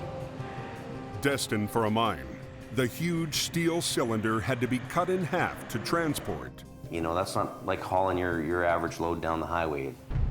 Wide loads test the limits of highway infrastructure. Recently, an oversized trailer clipped a head beam on a bridge in Washington state.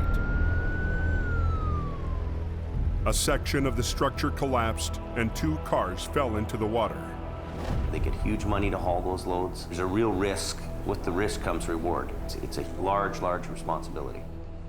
The big concern is that the oversized load has less than a foot of clearance through the Great Bear snow shed. Because the shed ceiling is sloped, the load will only fit if it's in the left-hand lane. Height-wise, is a bit of an issue going through the snow shed there. We have to take the left lanes just so that we can fit underneath. There's all kinds of things that can go wrong. You just gotta hold, keep your fingers crossed, nothing does. Alrighty, we're ready, let's get going here. All right, 10-4. By law, the oversized load requires escort vehicles in the front and back. Okay, you're about 3 feet off the right side there, Dale. The convoy stays in the right-hand lane for the slow drive up, so traffic can move around them. Okay, you got an 18 coming up fast on you. Alrighty, I'll give him a little more room here. And 4. He's coming right up on your doorstep.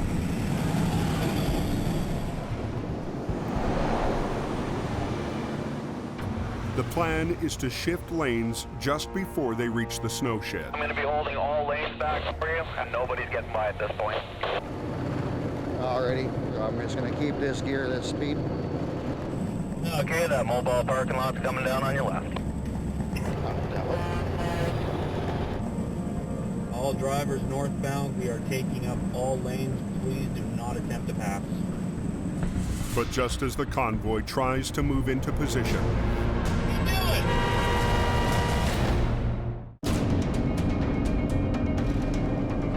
an oversized load is headed for the snow shed. The right-hand lane is too low, so to clear it, they'll need to be in the left. Even though I've been doing this for almost 25 years, it still it makes you nervous. All drivers northbound, we are taking up all lanes. Please do not attempt to pass. But just as the load driver is about to switch lanes to the left, What are you doing? he gets cut off. You got a 4 that just decided to sneak on by. He's coming up on your left.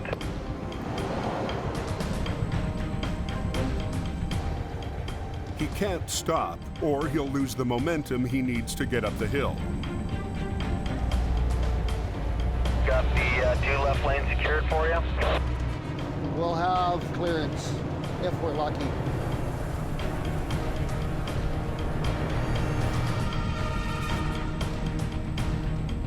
All right, you are in.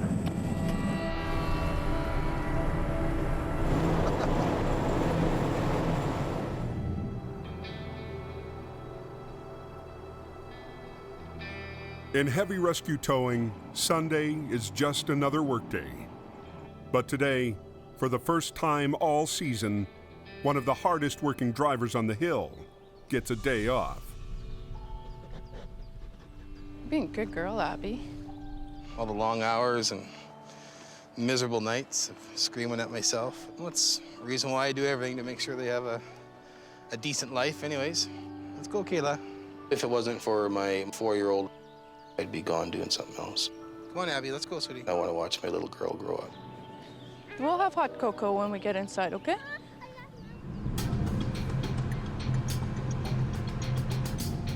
Adam's not the only one putting his family first today.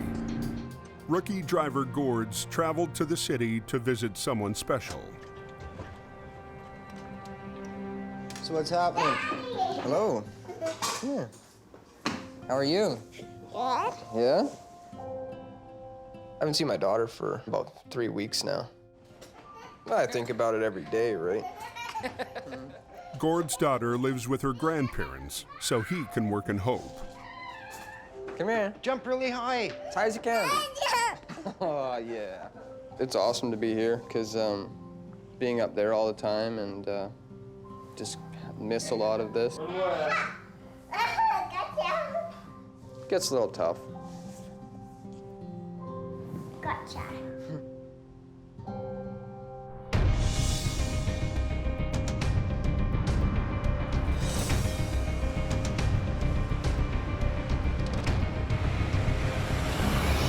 Up on the Coke, Adam's HR-52 patrols the highway. But it's not Adam behind the wheel. Jamie Davis is coming up there pretty quick, maybe. I'm on my way. With Adam off, Scott's working the weekend shift. It's Adam's truck, it's not mine, you know. I don't plan on taking Adam's job away from him, but it's nice when Adam decides to take some time off. He spots a semi broken down inside the snow shed. Well, we're gonna stop and check on this guy because he is in a pretty dangerous spot. Well, here comes Jamie Davis here. I don't know if he's here for me or not. Hey, what was your name? Dave. Dave? Okay, I'm Scott. What's wrong with it? Red. Blew the red on it. Oh, son of a bitch. Okay. Water problem.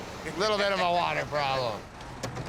There's no cell service, so the driver can't call to authorize a tow.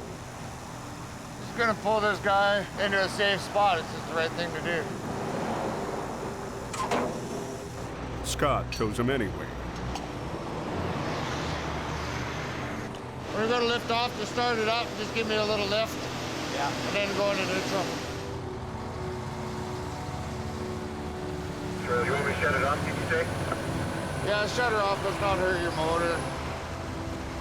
A lot of guys, they won't get out of their truck and help people out, but, you know, that guy sitting there is kind of dangerous. In the long run, it'll work out to our advantage. And, you know, he'll talk about it. He'll say good things about it.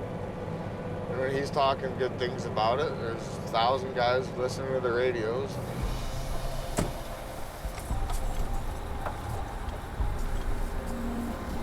Okay, we're done.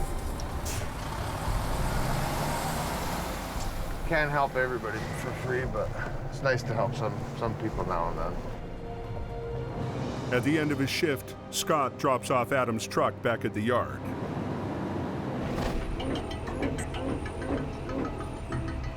No scrapes, no dings, we're all doing good. Little housekeeping, got a little bit of garbage to get out of here. I'll finish my move out in the morning.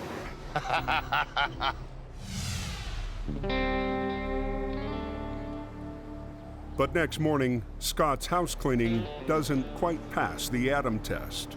You can just tell it's been smoked in because you can see all the nicotine everywhere, right? He was smoking and there's ashes all over the place. Well, I like to keep it clean, eh? Yeah. It's like changing your underwear every day. It's got to be done. He'll never drive my truck again. He lost that privilege. So for Scott, it's back to the 5-star general. I'll turn the lights on, they don't even come on.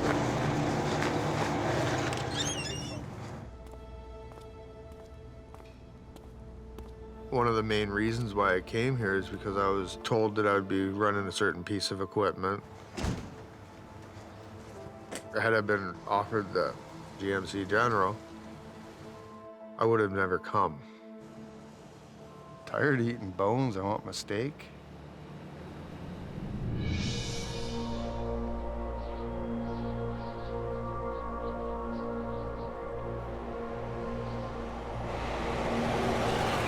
Going pretty hard in the canyon. You just want to take her easy. Those roads are slippery there. Yeah, it's pretty bad up there, guys. At just before dawn, a call comes in for a wreck on Highway 1. I heard it was a mail truck. I got a feeling this is going to be a long day. We're headed out to a wreck just north of Lytton. A mail truck is jackknifed and hanging over the edge. The wreck is an hour north of Hope near the town of Lytton. After 2 days' rest, someone else is eager to get back in the action. Good to go out and do something, make a few bucks. I'm married to my wife and I'm married to this truck, so I gotta split the time between the two of them. That's who I am and that's what I do.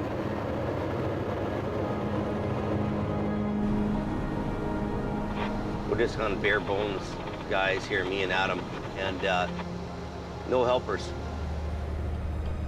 Holy. These trucks don't like the snow. I think his passenger fender's almost kissing the passenger side of the trailer. Holy moly. Look at that. Straight down. Holy moly. Look at that. Straight down. A truck loaded with Christmas mail teeters on the edge of a cliff. My Christmas present's in there. It's heavy. Yeah, it's pretty amazing, isn't it, eh? The truck jackknifed and crashed through the guardrail. All that's holding it from a 600-foot free fall is a single tree. Uh-oh. And that's not the only problem. The trailer and the tractor may not be connected together. If we started pulling on the tractor and the trailer wasn't hooked up, we'd be in a mess of trouble. Then the trailer'd go like this. So is this fifth wheel still hooked up? Yeah, it's on then. Wheel's on. Yeah, okay. But there's no frame here. That frame looks broke right there. He's buckled in half. Unbelievable. The trailer is still connected, but the fifth wheel plate holding it is cracked in half. Might be a cutter.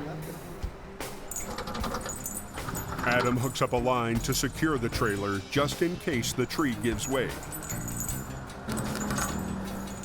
Jamie is worried about the semi separating. And then just two low lines to it. And we have to be fairly delicate about what we're doing. And then it doesn't go down anywhere, right? So you've got it. And we have to make sure that we're not going to put too much pressure on it. And then I'll come back right up to this thing that way. The highway has been closed for going on 2 hours now. So you know what? It doesn't look like it's going to open anytime soon. No, you can't go anywhere. You're pretty much stuck Whatever they're going to do, they need to do it fast. You know, we could have some troubles with this truck frame. It's a bit pretty flipsy flopsy, so Adam will hold on to the back end of the trailer no matter what. We decided not to do anything much more with the trailer for fear of damaging it. His plan is to use the rotator to ease the cab out and hope the trailer comes with it. Okay, guys, you want to probably stand back a bit.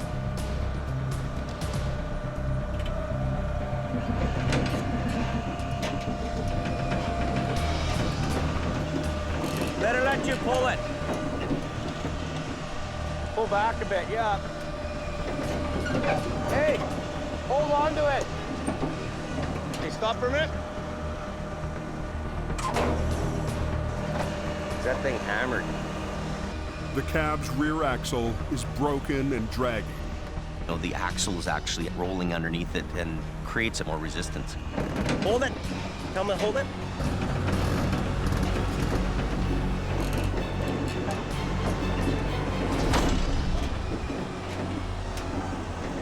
They get it out, only to discover that the cab is even more damaged than they'd thought. Wow, spare parts. I think she's like a single axle now, eh, Bob? Yeah, you took her right out. Yeah. That landing gear okay? Wow. But the trailer's vital signs are good. Landing gear works. How do we luck out that way? So the trailer's pretty good then, really. You didn't rip it off. I know. The intact landing gear means another cab can hook up and get Christmas back on track. But first, they need to disconnect it from the fractured fifth wheel. Being a bitch, eh? I'm trying to pull the kingpin here, but the frame rails are bent right together, like, holy Jaws lock around a kingpin, linking the trailer to the cab. When the lever is pulled, it should release the jaws. So when the jaws went around the trailer kingpin, they either bent or twisted somehow when the truck went down. Totally clear. Murphy. Adam tries using a chain to pull the release lever. What do we do? What do we do? Ready? What about lowering the trailer down a bit on it? Adam lowers the landing gear, hoping to shift the weight off the lever. Hold it. Nope. Nothing. A 5-minute job has now taken over an hour, and the highway is still closed. Until we get that fifth wheel unhooked from this tractor, we can't do anything. We're dead in the water. Well, it's a waste of everybody's time. Keeps the highway closed. Gets Bob mad at me, jerking around here. We're looking like idiots at the side of the highway trying to get this stupid fifth wheel out. Adam's getting frustrated, I'm frustrated. Did it move? I don't think so. What the? We don't have time to monkey around. It's starting to piss us off. Anything? Nothing. An hour becomes an hour and a half. This is like trying to unhook the fifth wheel from hell. Like we're cocked to this. What if we were to pull this thing straight so everything's, the whole unit straight? Could do. When all else fails, Jamie turns to the biggest tool he's got, the rotator.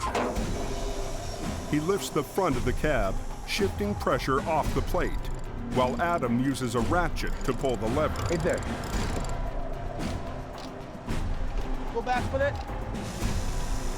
Oh, right, oh. Moving now, is it? Yeah, it's going. There we are. Got her there. Got her? You betcha. Brute force. Man is stronger than machine. After a nearly 3-hour shutdown, the Trans-Canada Highway is finally open. And for a change, Jamie is having a good day. Equipment's paying off, and the fact that we're in tune with each other is paying off. There's 2 guys, 2 trucks. You got the old hardcore boys. They're getting her done. Next time on the Highway Thru Hell. 4 inches of ice. $1 million wreck Look, jackknife. Leaves a load of prescription drugs stranded on the mountain. This thing is hammered right in here. That ain't good. I've never seen anything like that before. And What is he doing down there? the heavy rescue headaches keep piling up, Why isn't he getting up the hill and opening the road? Tell me what you're doing. forcing Jamie to get tough Why aren't you up the hill? with his most senior driver.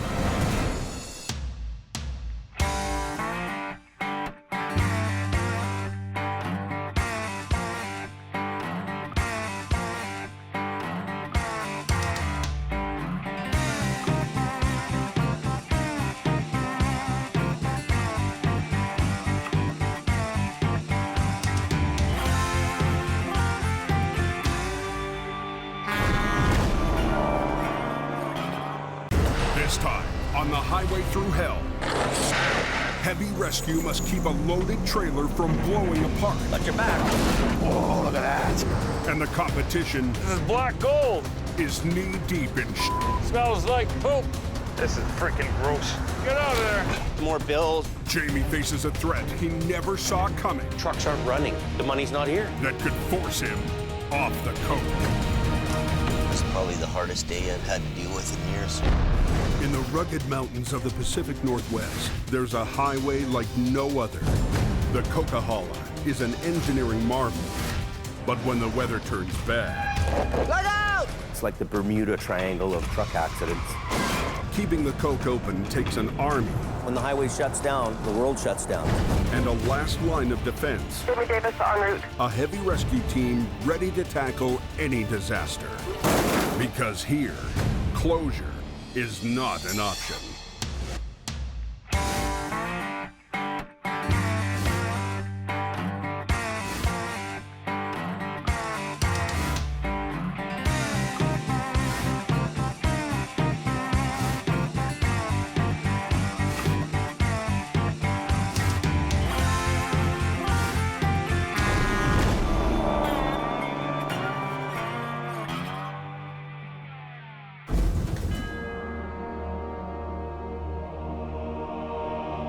The last of winter is still biting at the Highway Thru Hell.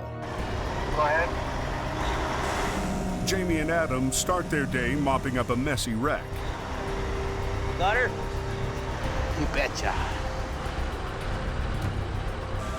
A couple of 750s, we could have done that in 4 hours. You'd be here for a week. Yeah. Isn't it amazing how things have changed? Why wouldn't anybody who does this job want to own a rotator? Once again, Jamie's $750,000 gamble is paying off. The rotator is the ultimate machine if you want to quickly clear wrecks off highways.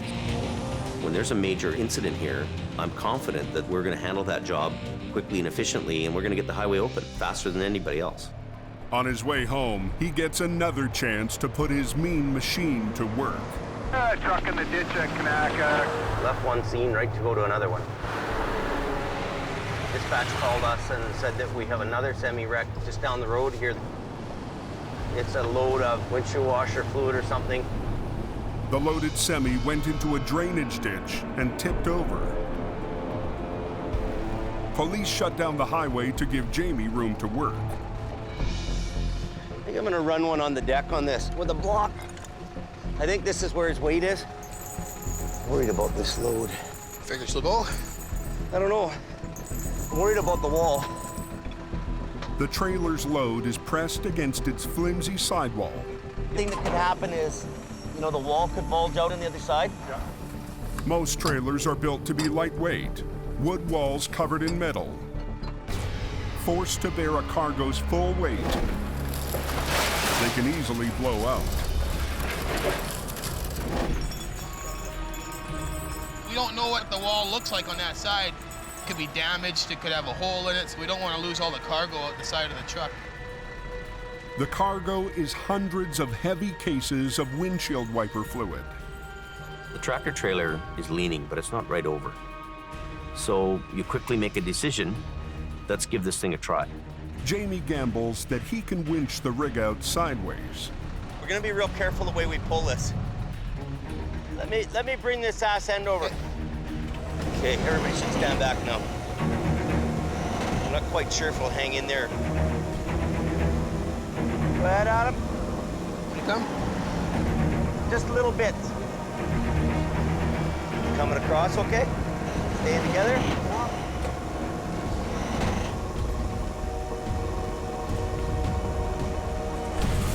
Watch your back. Look at this thing. Holy. I don't know what we're gonna do with that landing gear. The weight of the load is pushing the landing gear into the ground.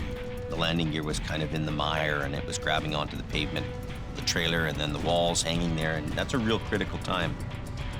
So, what do? Do you keep pulling? Do you stop? Do you shovel it out? Traffic is backing up, and the police are pressuring Jamie to get the road reopened. Pull it through there, hey? I don't know what else we could do. With the trailer hanging, their only viable option is to keep pulling. Go ahead. Keep going. I gotta get ahead.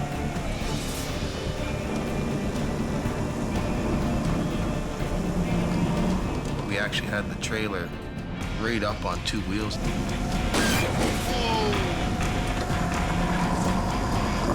It's coming over there now. The trailer's back on the road, and even better, We're lucky. the cargo is still inside. Okay, you can undo her. The only damage is a blown front tire. That went pretty quick, eh? That was pretty fast. Only 15 minutes after arriving on scene, Jamie and Adam have the highway moving again. Highway 1 is now open, boys. As Jamie heads back to base, What's going on here? he hears about yet another wreck. Coquihalla is closed, everybody, till they clean up that accident. Better get that Jamie Davis out there. He's number 1. A semi is in pieces on the Coke, just east of Hope. We have a truck that has rolled over on Highway 5. It appears as though the trailer on the truck broke as it was driving down the road, caused the driver to lose control, and the trailer broke in half and left the roadway.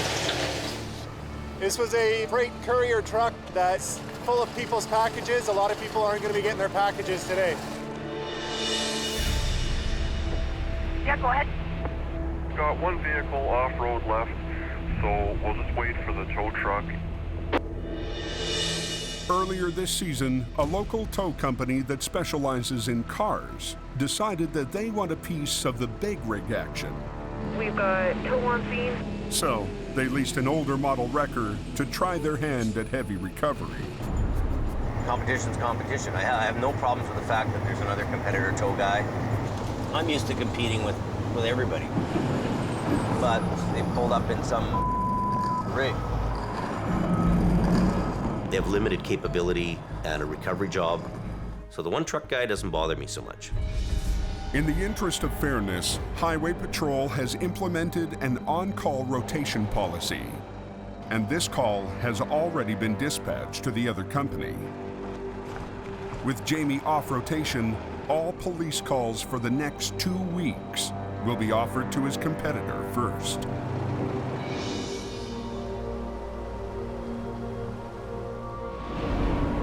Higher up on the Coke, Jamie's car guy, Ken Monkhouse, is on the hunt. This is my family in Hope, me and the tow truck. General plan is you drive up and down the highway, they're looking for somebody that needs assistance. For Ken, this has been a tough winter. The competition thing is really ramped up. The competition has 7 trucks for towing cars. 7 trucks that do cars, and then on our side, me doing cars.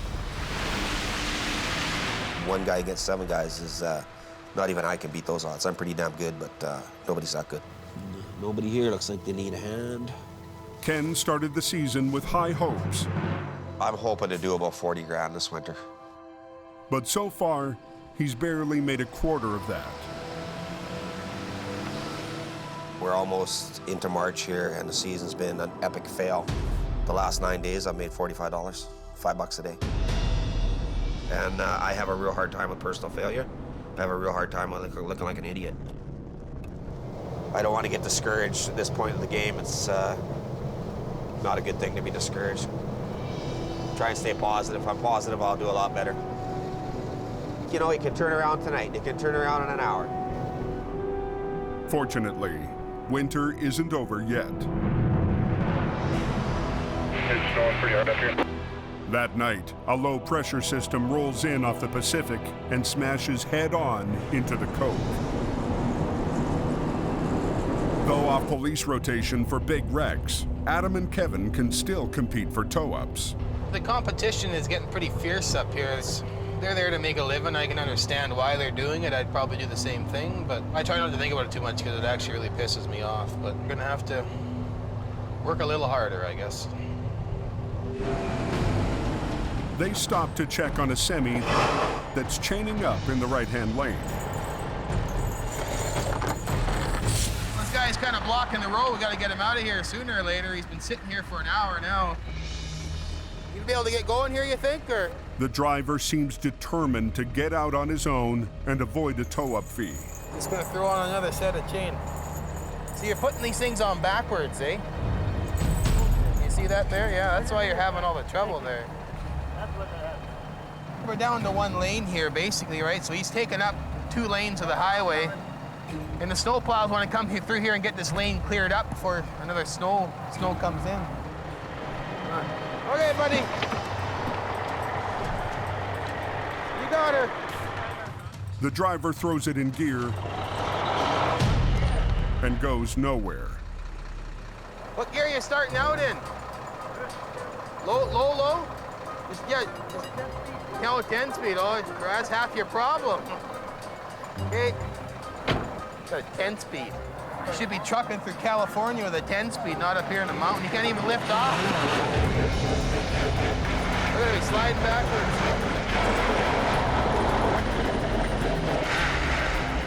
You can't tell a guy how to drive because he knows how to drive, right? Something's got to give. Look at that chain, it's getting shredded.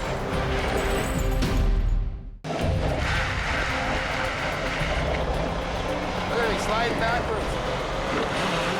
Off rotation for big wrecks, Adam and Kevin scramble to find tow-up jobs. Something's got to give. But a spun-out driver is determined to get moving again without their help. Got a 10 speed. You should be trucking through California with a 10 speed, not up here in the mountain. He might get her if he gets over here. He might be fine, but never know because he's gonna dig and chew until he can't go no more. And then his whole truck is gonna be sideways to block the whole highway. Oh, this chain, look at his chain. Look at his chain right off. It took half an hour to put that chain on. It took 2 minutes to burn off. Where's the logic in that? He just blew off $500 in tire chains, burning off his tires. And his clutch. His tranny. When do you say enough is enough? Like, you know, to replace a clutch in that thing is $4,000. Look at that rear end growling away. All to save $350. The driver finally throws in the towel. How do you want to pay? Cash? Perfect. Adam hooks him up while Kevin seals the deal. Well, we didn't come up here totally for nothing. We got a little bit of cash. A little's better than nothing. But for Jamie, small potato pull-ups aren't going to pay his big-ticket bills. 340. That's all we got. That's all we got. 1, 2, 3, 4 trucks. It's better than nothing. Well, we got stunk tonight. Yeah, I'm disappointed there wasn't any more business than one guy. Fuel, labor, wages, all that kind of thing. This is costing us money to come up here tonight.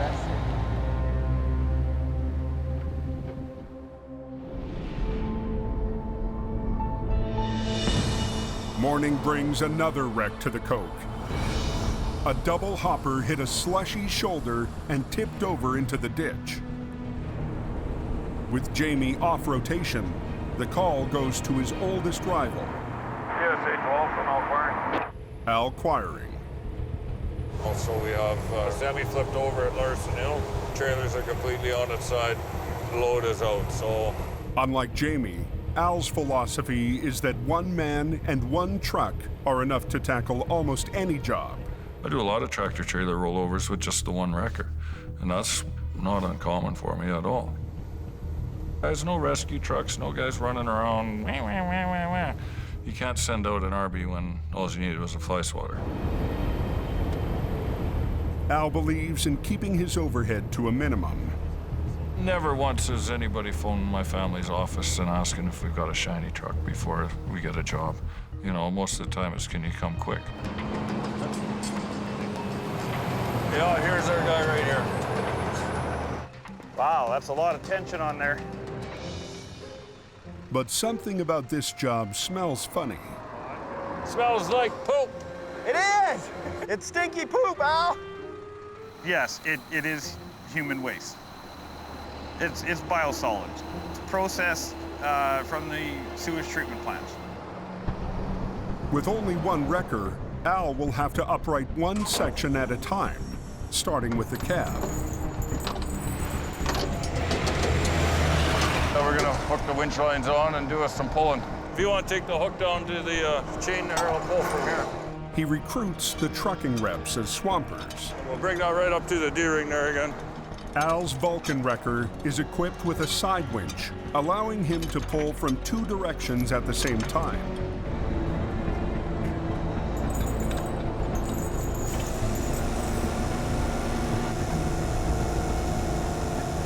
Does it look like it's gonna pop?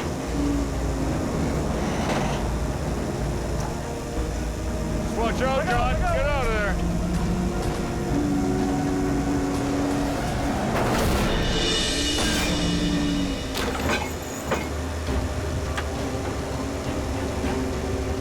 Beautiful.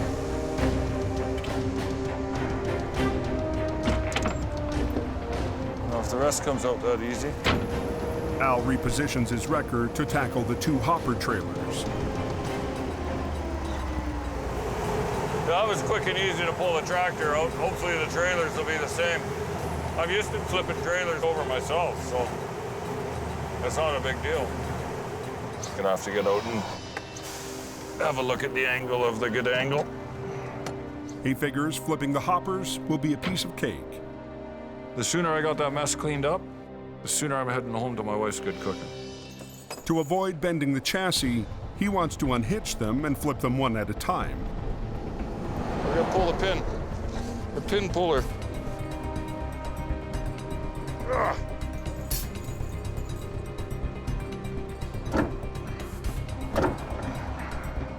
Is it moving? There's a pretty good twist on that, Al. The weight of the loaded hopper is putting too much pressure on the kingpin. I think you're gonna have to lift on this frame just to take that tension off. Yeah. Pull up and give her a little tug with the side pull there.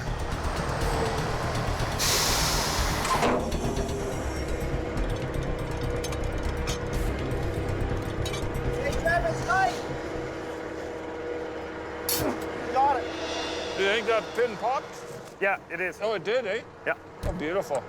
Now he needs to get them back on their wheels. And we're gonna see what we can grab hold of it.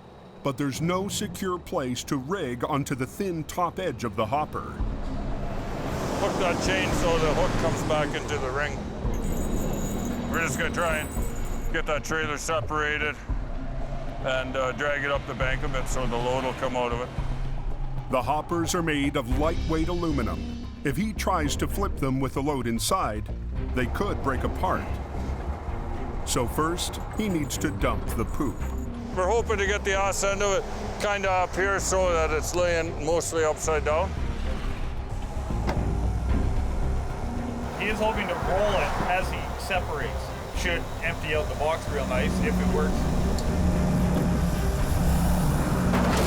It's moving now.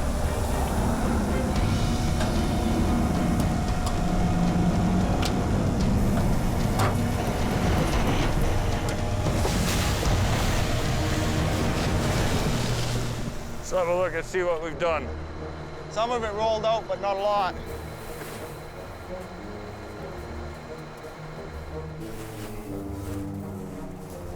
What do you think, shovel brigade? Are you serious? I've got tons of shovels. That's 20 metric ton. 3 guys, that's not that bad. You don't want to shovel, no problem. Get out of the way, I'm gonna shovel. I'm gonna shovel until I can't shovel anymore. And then when I can't shovel, I'm gonna switch arms and I'm gonna shovel some more.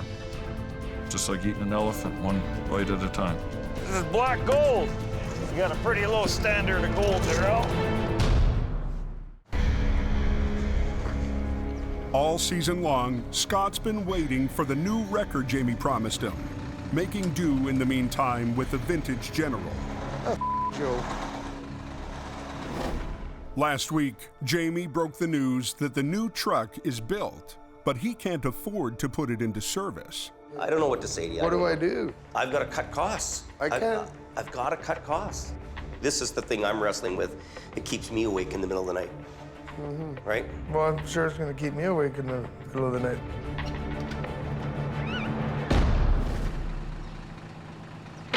I committed to be here for this season, and well, I guess I'm just going to have to man up and just suck it up and take on the General, you know? But today, Jamie has a surprise for Scott.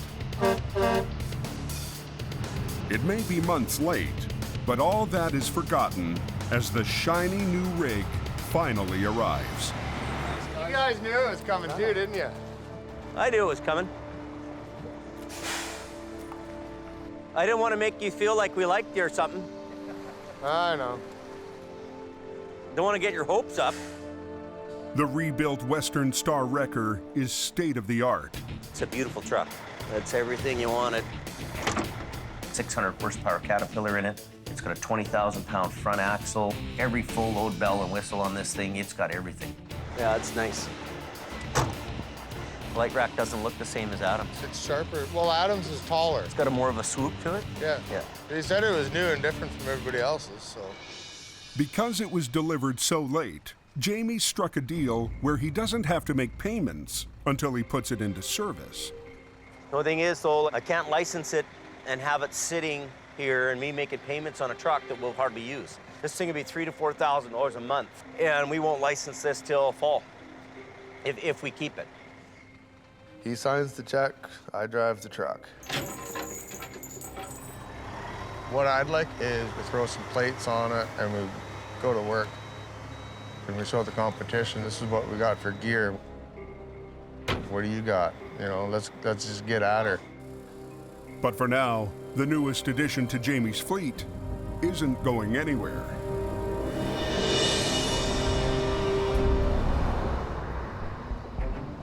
We could probably get a chain under the front of that box. And then as you lift, it's gonna roll. Back at the poop wreck, Al has given up any hope of recovering these hoppers on his own. The digger's here. This is freaking gross. He's requested an excavator to speed up the digging. He's gonna come around and just suck up a little bit of that goop out of there. He's also called in a backup wrecker. If you get a good scoop beside it, we can always just shovel into it, right?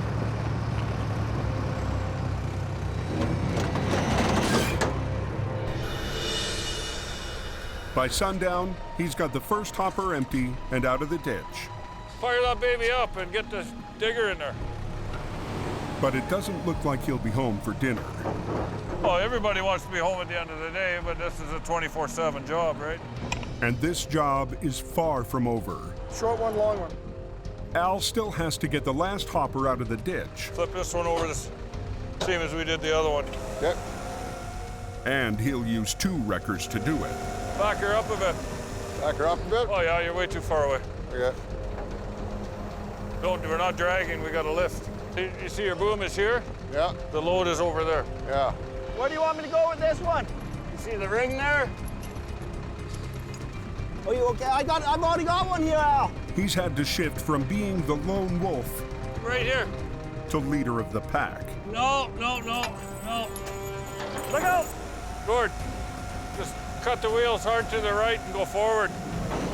You repositioning or coming off? Yeah, cut her loose. Same chain as Give me a little bit more. I got 8 people asking to do everything at once. Just undo the chain. Leave the chain there. I don't have enough, Al. Hey, we're digging the landing leg in, Al. Watch out, John. Get out of there. Gotta have a victory steak. But that steak may be coming with eggs for breakfast. Tow time, but when we're done, it might be morning time, so.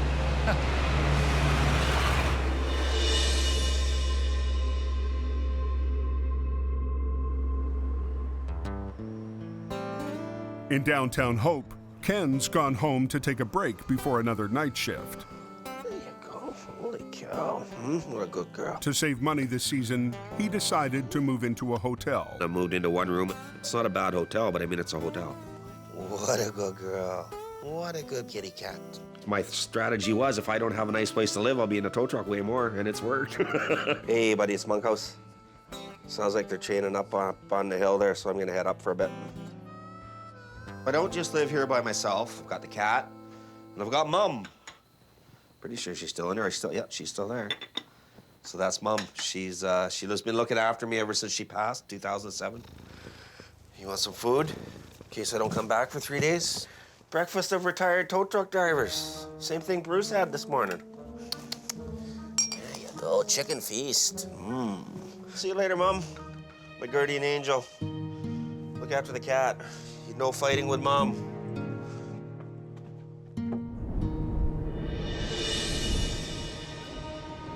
Tonight, Ken's working an extra shift to help make ends meet. We didn't do a whole lot in the last 2 weeks, and it's getting bleaker and bleaker. We just frickin' paid the rent on Friday, like 8 days late. It's got me questioning the whole deal. You never knowing how much you're gonna make. You know, are you gonna be paying your rent every 2 weeks type of deal? You're gonna be living in a Hope hotel. Judging by the extremely light volume of car traffic, pretty much everybody's got home, so I think it's gonna be a quiet night up here tonight.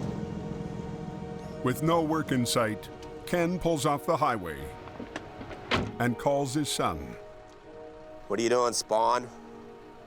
Not much, buddy. What do you think I'm doing? Sitting up on a frickin' hill in a snowstorm trying to find my first call in 4 days. Starting to look a little bit bleak. But oh well, that's towing, right? Winter Monkhouse is my son. He's 29 years old. He's a good kid, doing really well for himself. Lots of confidence, way more confidence than I ever had. He's doing really well for himself. I'm really proud of him. When you coming out?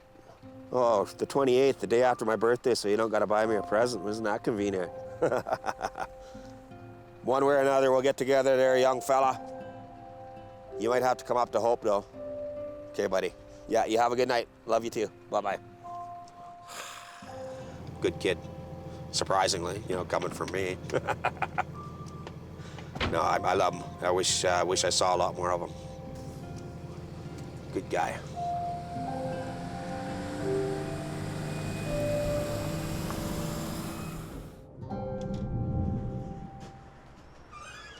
After another night of no work, Ken tries to find luck elsewhere.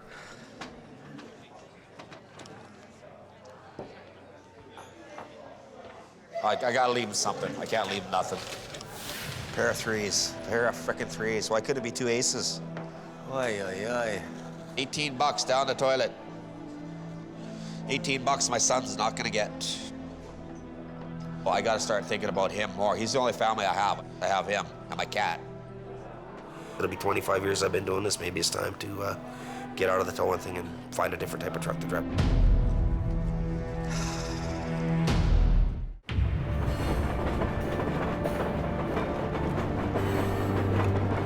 Jamie has been off police rotation for a week now, and the reality of having no wrecks to recover is starting to sink in.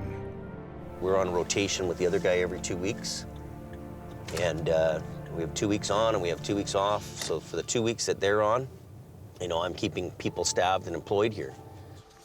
Bills, bills, bills, bills every day. Depressing. You know, I hate to be a whiner. I hate to whine about all this stuff, but we're riding on millions and millions of dollars of investment here. You know, millions to just be here. So, you know, when you lose your money and your revenue's gone, I mean, it's a life game changer for you. I'll go deal with the phone calls, I guess. And the more bad news mail. I bought myself some gloves. I got the receipt. Cool. Thanks, buddy. Why are we buying 3 of these things. $215, like. Scotty, why do we need 3 propane torches? I got one for your truck, I got one for Adam's truck, and I got one for my truck. I'm not unlimited money, right? So you get this guy spending and you buying for that guy and that guy buys for you.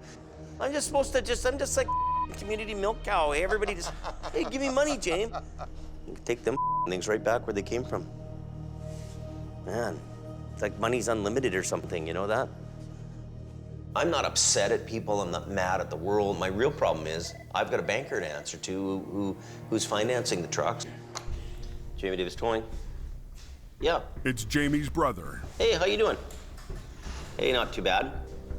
In between Al coming up here and those guys giving them half the work, I mean, he just took a $20,000 job yesterday. I mean, I've got trucks coming out of my rear end here to service the area, you know what I mean? I have to put these trucks to work, right? They can't be sitting around here like looking at me in the window. I'm not gonna wait 6 months and go broke here. Not gonna happen. There's gonna be a real change around here and it's gonna happen fast.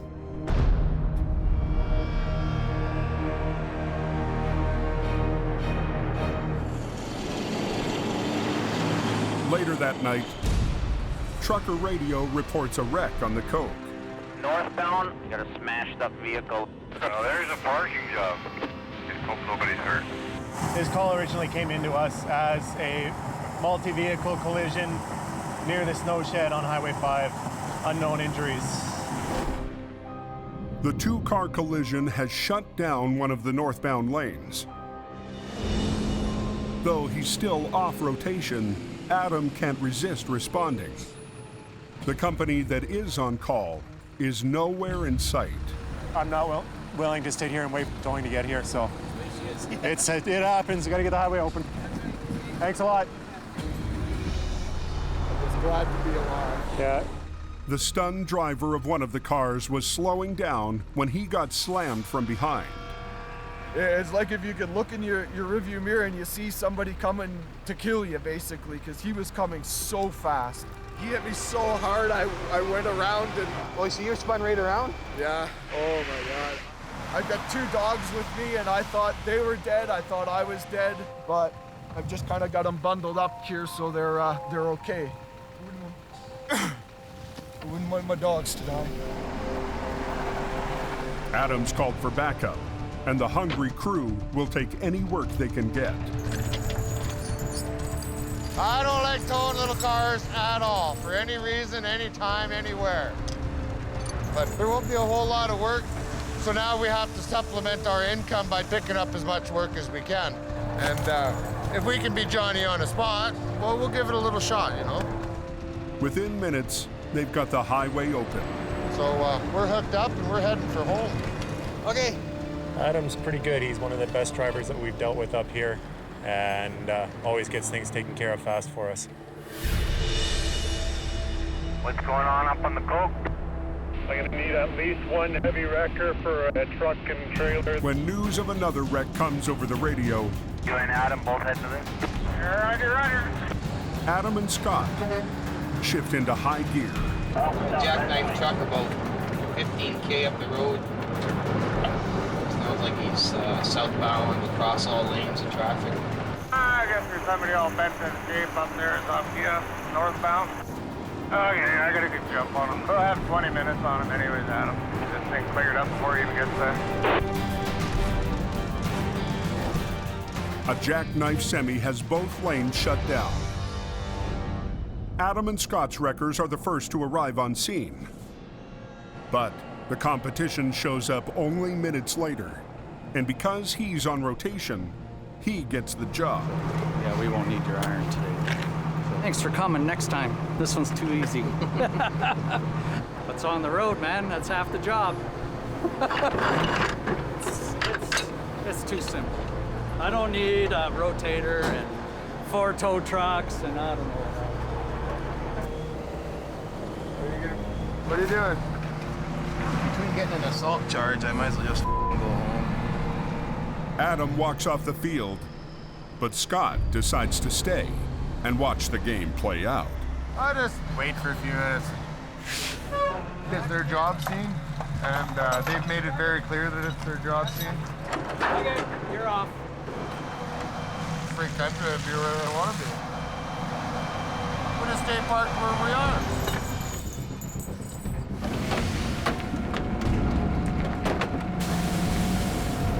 The rival wrecker hooks up and begins to straighten the cab.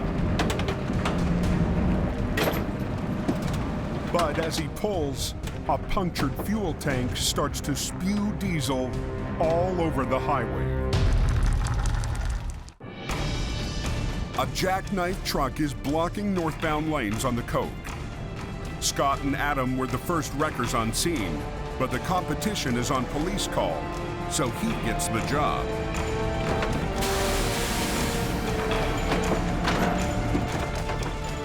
Scott stays to watch and notices the wreck is leaking diesel fuel. They're well aware of this, I take it? Well, you know what? They should be, but apparently they're not too concerned about that. When you have a fuel leak, you got to stop that fuel.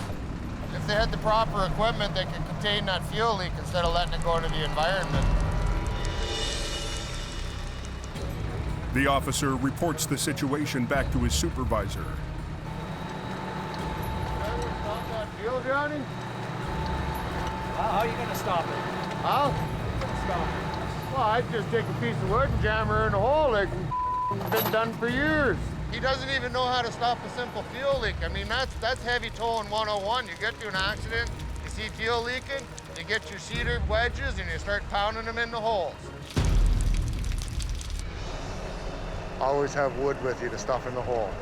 But what we got is now we got fuel everywhere. Yeah, so it should have been pumped before the job happened.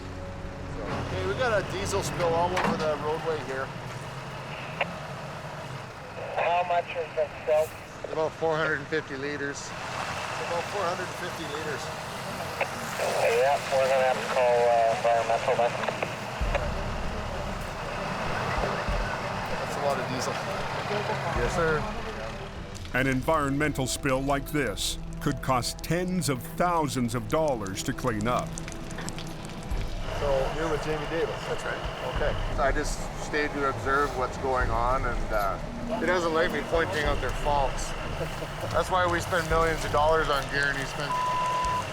Does anyone have a pump we can pump it? We do. You do? We do.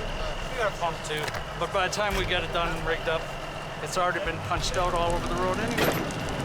Well, it didn't start leaking until you pulled it off the landing gear. We have to pump it before we can drag it anyways. You know what he's doing is he's making for a dangerous situation on the other side because that fuel is going to go over the other lane of traffic, and you know what diesel and ice does. Yeah. Okay, hang on. Yeah. Diesel and ice is just probably the most slippery substance in the planet. Preference, you pump the tank first, the traffic can wait. The fuel is more important than the traffic right now, so. If we could keep the fuel down to a minimum spill, we can clean up.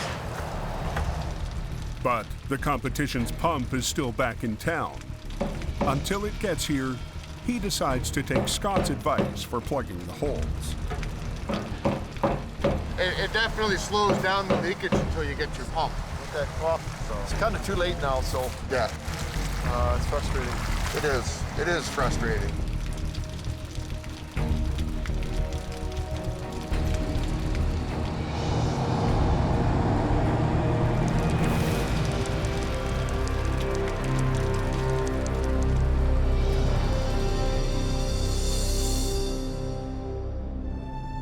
The next morning, Scott arrives early to work on getting the General up to his standards.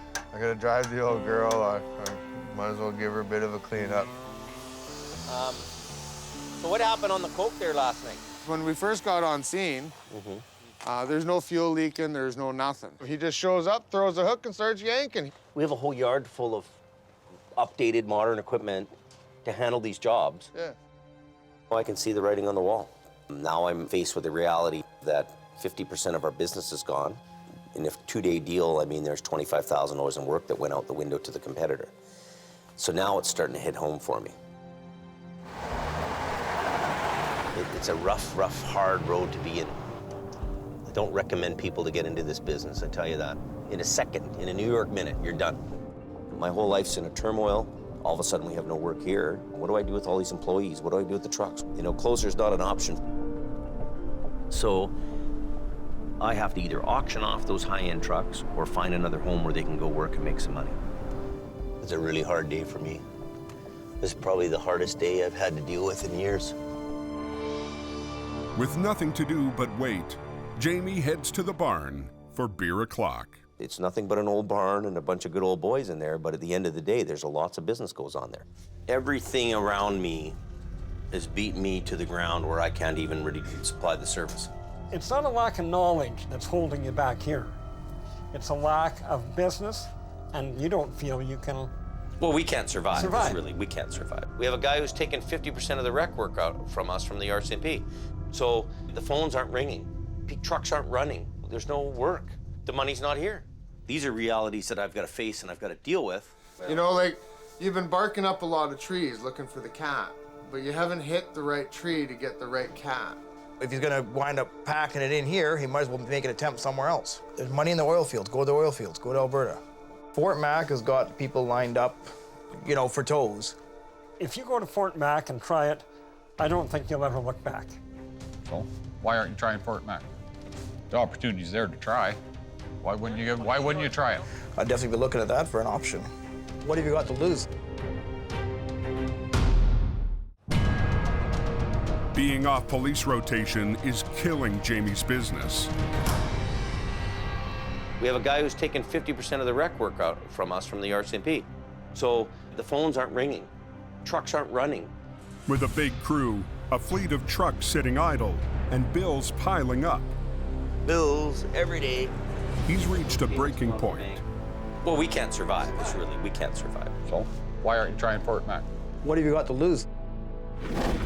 Fort McMurray is a boom town, 900 miles away in the heart of oil country. We keep getting drawn to Fort McMurray. So oil fields are going crazy up there with work.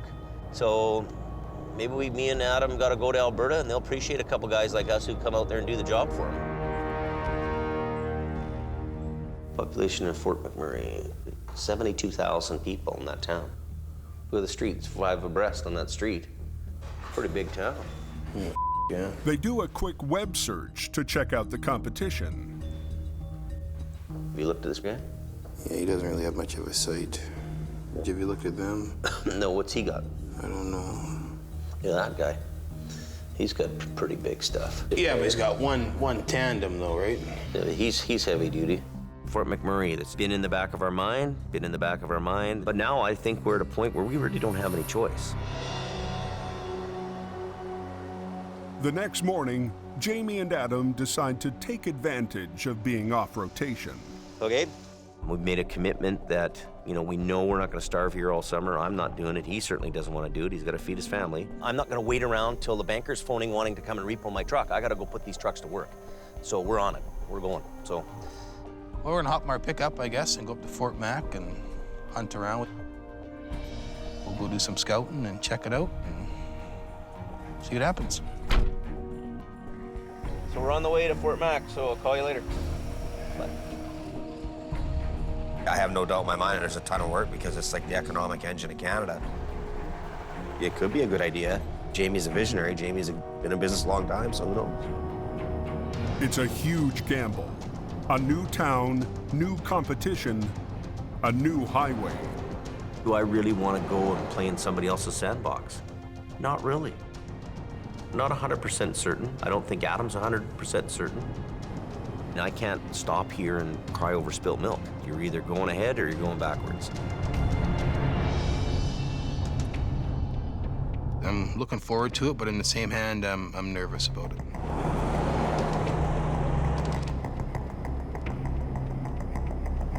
So we're on our way to Fort Mac.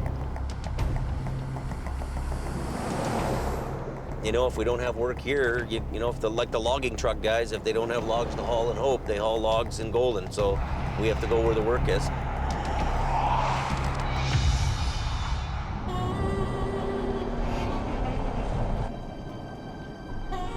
After 16 hours of driving, they arrive at Highway 63. a notorious stretch of road that's the main lifeline into the remote northern oil fields.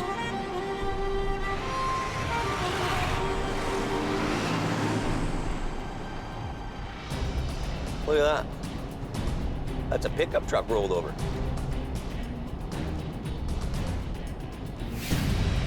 I can't believe they leave cars in a ditch like this around here. I mean, this is like the wild, wild west here, from what I can see. Just like money, money, money all up and down this road all morning, eh? Yep. For most drivers, this highway is a nightmare.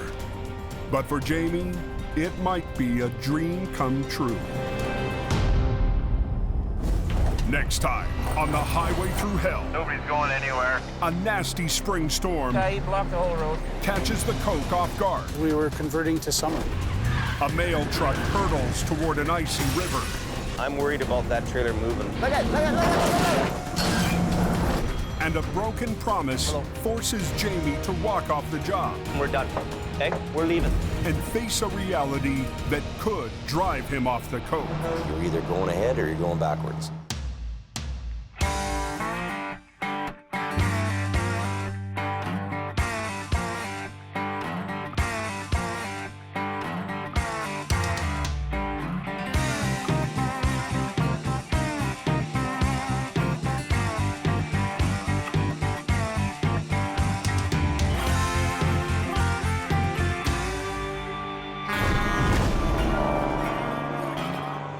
This time on the Highway Thru Hell. Nightfall coming on. Coming down like crazy. We're supposed to be getting 60 centimeters of snow tonight. A car. A semi. Was dragged from almost a mile. A terrifying ride. No. Hold A on. blizzard of wrecks Look out. sends heavy rescue Yeah, dirty. to the brink. Just do what you can do, then stop. Sheer ice forces the rotator into danger. Oh my God. In the rugged mountains of the Pacific Northwest, there's a highway like no other. The Coquihalla is an engineering marvel. But when the weather turns bad, Look out! It's like the Bermuda Triangle of truck accidents. keeping the Coke open takes an army. When the highway shuts down, the world shuts down. And a last line of defense. Jamie Davis en route. A heavy rescue team ready to tackle any disaster. Because here, closure is not an option.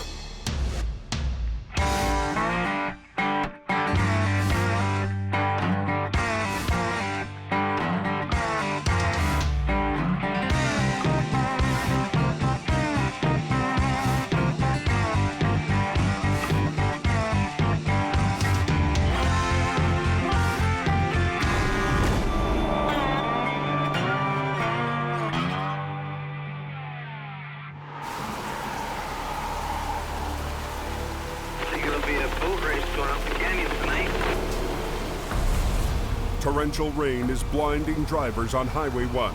Canyon's wet and dark. Holy crap, they got a rainfall warning right from Hope. Heavy rain all the way through to Lytton.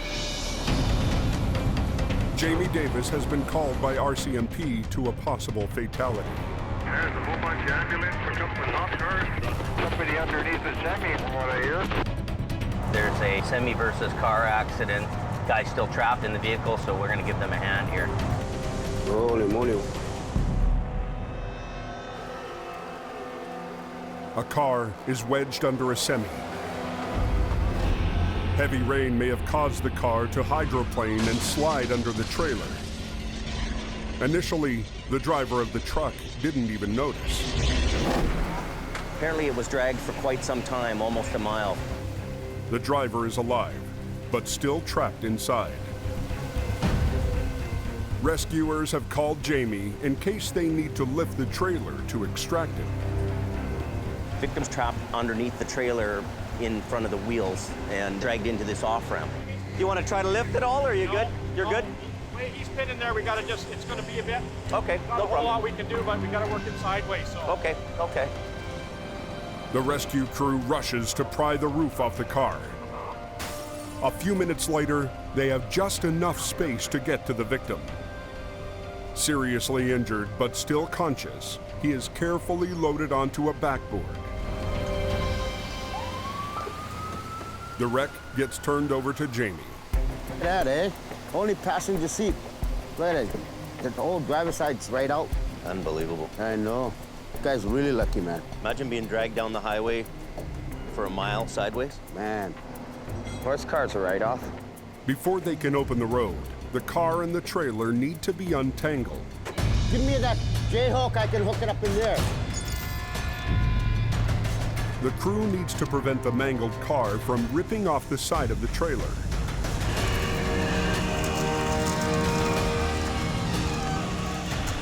Tractor trailer doesn't need to be towed. There's some small little ripples in the aluminum on the side, but there's nothing structural, nothing to stop this trailer from going down the road. The truck continues on its way, but the car is another story. Grab the dolly and put it in front of that wheel. Okay, Kev, we'll put the tower down and I'll follow you in. Let me know if you see spark. Yeah, okay. Thanks again. Yeah, have a good night. For Jamie, this job isn't about the money. We came out here really to help out the fire department and the RCMP with a person's trap call. So there's nothing to charge our bill against. So this is a public service call more than it is an actual revenue job for us. High up on the Coke, it's snowing. Jamie's biggest moneymaker, Adam Gazzola, is working another long night. It got really icy up here, and that little car wiped out, and then this guy here made a choice of either hitting her or going off into the ditch, so decided to take the ditch. And we're supposed to be getting 60 centimeters of snow tonight, which will cause some havoc. What we're gonna do now is... Yes. You're gonna hop in there, basically steer it out just as if you're backing out of this ditch. Okay. I don't want to wear myself out. We got 3 other highways we have to maintain as well. If you're not out there working, 7 times out of 10, you're not going to get the job. It's what I've done now for 17 years, and I think it's starting to wear me quite a bit. Looks good. Wow. You happy? Very happy. Okay. Thank you. Just be careful up there, she's slippery. You know, I've been up here all day, roaming around, doing the odd job here and there, so we'll see what happens. A nasty cold is going around, and Adam is its latest victim. I've been sick for 3 days. Sore throat, feel like I got sandpaper in my throat. For Adam, winter is already taking a toll, but relief may be in sight. Like, we're getting another guy to help out, so hopefully that works out. I just hope he can work enough to help me out and pick up the slack.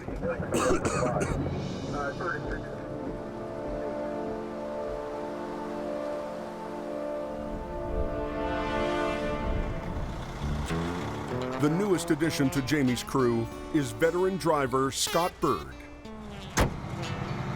I'm realizing that Adam can't handle all the workload, you know, the standard everyday towing jobs that happen.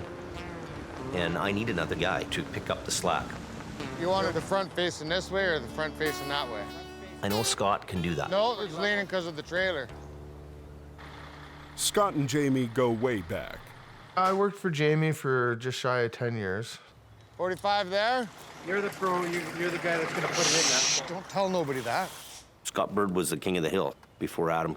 He's a Top Gun just like Adam's a Top Gun. I just kind of burned myself out, so I went up into the oil patch to recover. I'll swing in and I'll back it into its place. 9 years I was up in Alberta, and last year I got a phone call from Jamie, and he said, well, stop on in, we'll have a beer and chat about some things. Well, that was the start to round 2. That doesn't look too bad there, does it? No, it doesn't look so bad at all. Scotty has done the mountain thing. He's been here before, and my mindset is, okay, I know I can give this guy a truck, and I know he's gonna go produce. You know, he's a big wrecker guy, understands the business. But after a decade out of the game, has he still got what it takes? I'm getting up there in age, and hopefully I can still do it. Still a little younger than Jamie, and he can still do it, so I'm sure I can. He's getting a little old, just like I am. You know, Adam's a lot younger than both of us, and, you know, it is a young man's game. To entice him back, Jamie promised Scott his own state-of-the-art 30-ton tandem heavy wrecker. The truck that I'm getting is very similar to Adam's. So, you know, we'll have some decent pulling power. But the wrecker is still in the shop and 6 weeks behind schedule. For now, Scott will have to make do with a vintage truck built to tow cars, not big rigs. When I was 16 years old, I worked for the owner of this company that owned this truck. I'd take this out and go make money with it, and you know, it's kind of part of my apprenticeship was driving this old truck. I only want certain guys to drive it. You know, you got to have a love for them. But Scott is just happy to be back on the mountain. That afternoon, Scott goes on his first call in the old truck.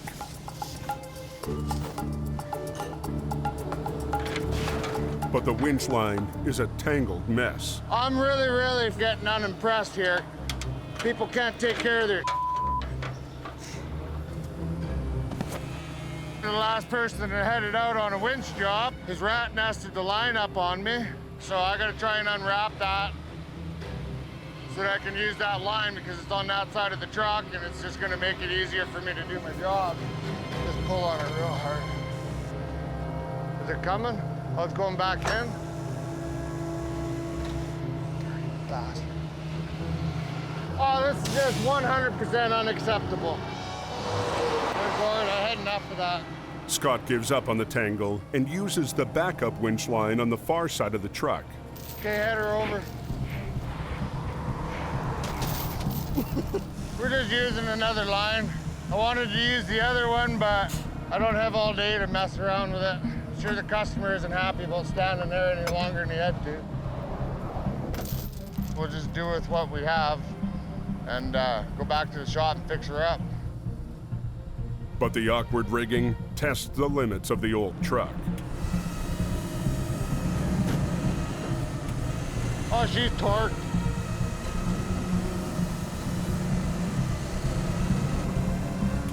But somehow, Scott still manages to coax the van out of the ditch. Gonna move ahead, give him the last pull I need to give him, hook him up, take him to town. Just when Scott thinks he's home free, Ah, yeah, dirty he's not. son of a...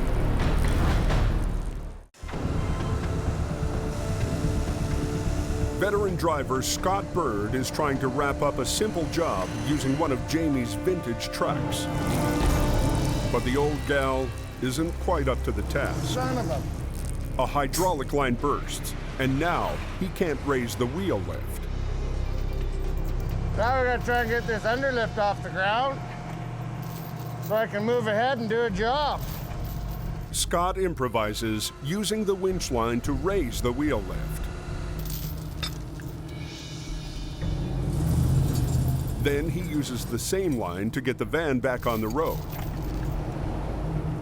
You can break lines with old trucks, you can break lines with new trucks, but the odds are stacked against you when you're running old, right?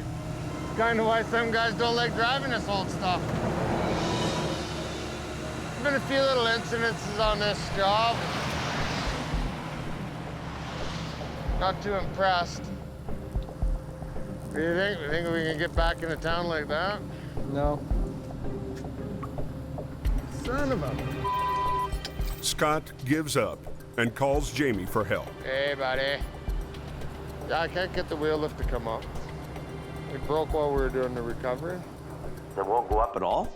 I've got it about an inch off the ground, but I won't be able to tow this feller. Send Rob up here in the 440, just in case. Yeah. Well, Rob's coming to save your ass. It's always the old guys we have trouble with, eh? I get to go save Scotty's ass today. Mr. Pro. But it's sure funny how now the truck's broken, so obviously he did something wrong. So I get to go up and save the day. Bring back the other vehicle, which will be fun. Scott's, I don't know, personally, find him too bossy, and then, you know, like just the way he rubbed off on me, just don't like him.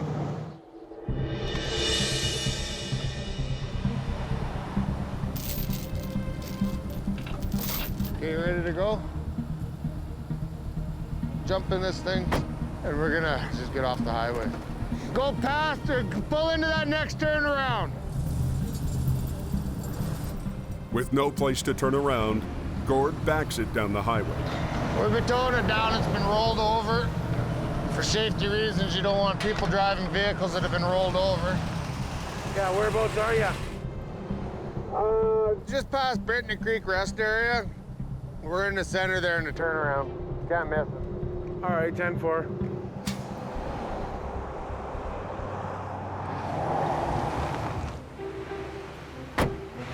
Hook him up and go. Make sure you run your chains tight. He's fairly heavy. Okay, yeah, I know. Good. Crank that boom up a few more notches too. Get him hooked up. Let's go.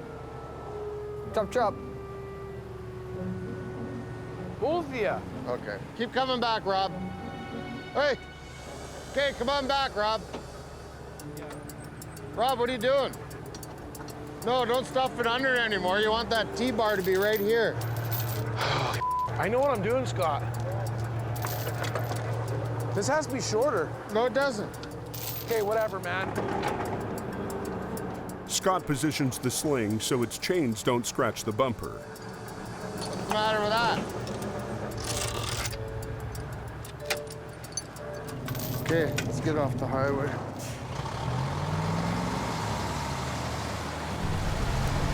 I hate being told how to do my job. Okay. I'm out of here. I know how to hook up a truck. I've done it more than once. And for him to step in like that, he has no reason to or right to. I guess still have to find out what Jamie has to say. I know it's hooked up right because I did my side and I had to look at his side, so just leave him do his own thing. Let Rob flounder in his own stupidity.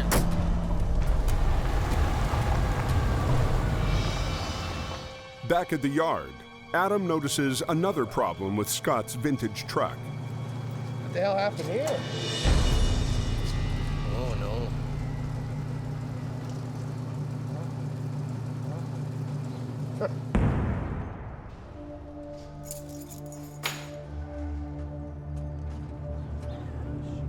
What the f***? Did they wreck my nice little truck already?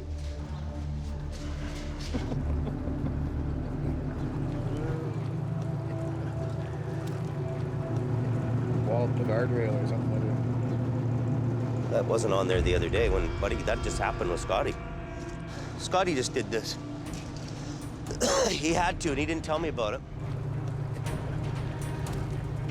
What are you laughing about?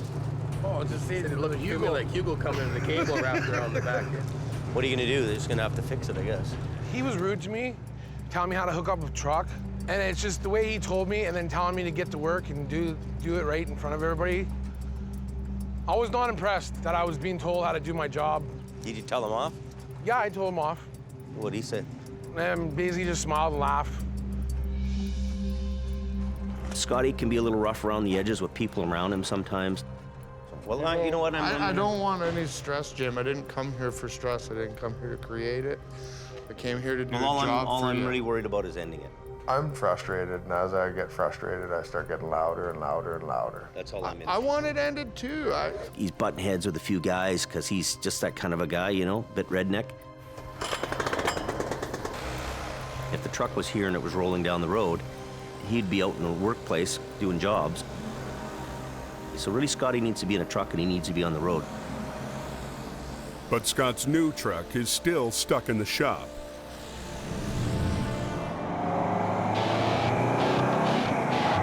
The next day, Jamie has a brainstorm. An opportunity came up to buy a used truck that would kind of relieve the pressure for us right now. This morning, Adam picked up a used 1985 GMC 5-star General. It'll help fill the gap. But then if it takes another month for Scotty's truck to get done, so be it. That runs pretty good, actually. She's a jewel. Well, she didn't go pa-pow anyways. It's a good backup truck, I guess, Scott's new truck. So she's a classic, you know, the old 5-star General. Yeah, not too many of them left around. No, sir. Well, if you had an old 5-star General, man, you were the seriously. 85. You're the back in 85. What was the other one? The Brigadier. Yeah, Brigadier General. Yeah. The 5-star had the 2 air horns and a dual stacks, eh? Yeah. Runs pretty good. Up until the time that my truck comes, I'm sure if the call comes, it'll get out there and get at her, you know. But the old General still has a few kinks to iron out before it's ready for battle. There's a clutch linkage problem. It's probably going to be a couple of weeks before it's ready for the road anyways. And I got my fingers crossed that my truck will be ready before then. Scott's not the only one who isn't impressed with the new purchase. Jamie's oldest driver, Bruce, was counting on his own record getting an upgrade. Now, Jamie promised to pimp my truck out. Almost $14,000 of stereo equipment, $13,000 in chrome. 8-inch chrome straight stacks. It's gonna bark when the Jake goes. Bruce was supposed to leave in his truck this morning on a long-haul job to Alberta. Hey, Bruce? Yo. Why is this truck here and not on its way to Alberta? I'm starting to think to myself that we're on Bruce time. No. I figure on leaving about 5:36. All right, I'm thinking you're on your own page. You're on Bruce schedule. I'm finding that he's having a harder and harder time, you know, kind of keeping up the pace. Bruce decides to get on Jamie time and heads off for Alberta. With the General in the shop and Bruce out of town, the job of keeping the highway open is once again on the shoulders of one man. And he's not feeling so good. I got a killer cold and I feel like today. Jamie just told me there was a truck wreck up there, and he told me it was a mail truck, and he wants me to go up and have a look at it and see what we need. Well, there's our mail truck right there. A loaded semi hit ice on a sharp corner and slammed into a concrete guardrail. Holy, is he ever lucky, eh? The concrete dividers likely saved the driver's life. Wow. Something else. But it totaled the truck, snapping nearly every wheel along the driver's side. Holy, is he ever lucky, eh? Adam is struggling with a nasty cold and a nastier wreck. A semi full of mail didn't make a sharp corner on Highway 3. It crossed into the oncoming lane and hit a concrete barrier. Something else. There's no way he can tow it. Well, it tore all the axles out, twisted them up, down, sideways, took both frame rails, bent them, even knocked out the steering axle. You know, there wasn't too much straight iron left on that thing. I'll phone Jamie and tell him to send the low bed up. An hour later, the low bed is on scene. But Adam figures it's too dangerous to attempt to load on the blind corner. Basically a hairpin curve, so there was just no room to block the whole highway there to physically lift it. So the low bed is parked safely down the highway. The company's coming to get their own trailer. I want to get this thing separated so they can back into it. I'm going to winch it out from underneath the trailer, get it out onto the road here and see what I can do with it to straighten that front axle out. You can turn that wheel straight. Yeah, the wheels are going every which way but straight.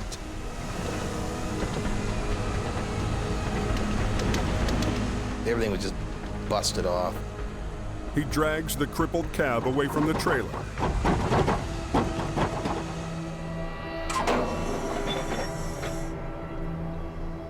Now, he's got to get it on the low bed. This thing is just I'll get in here and pull it sideways.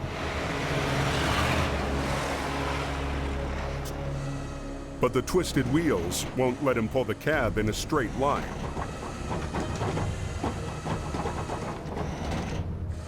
So Adam lifts the two back axles off the ground. He'll try to guide it on using just the front wheels.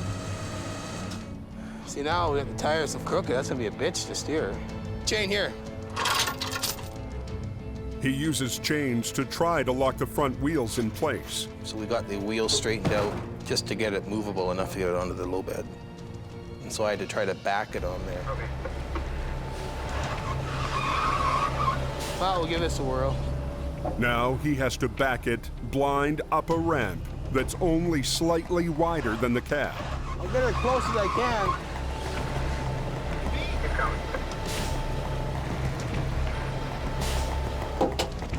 You gotta tell me here. Don't watch it fall off and then tell me, right? You go 5 feet back and 20 feet ahead. You wanna hold the wheel? Okay, he's gonna jump in. Turn it my way. I did. 2 feet back and 6 feet ahead. Go that way if you can. Frustration levels are rising. Cut her that way. As much as you can.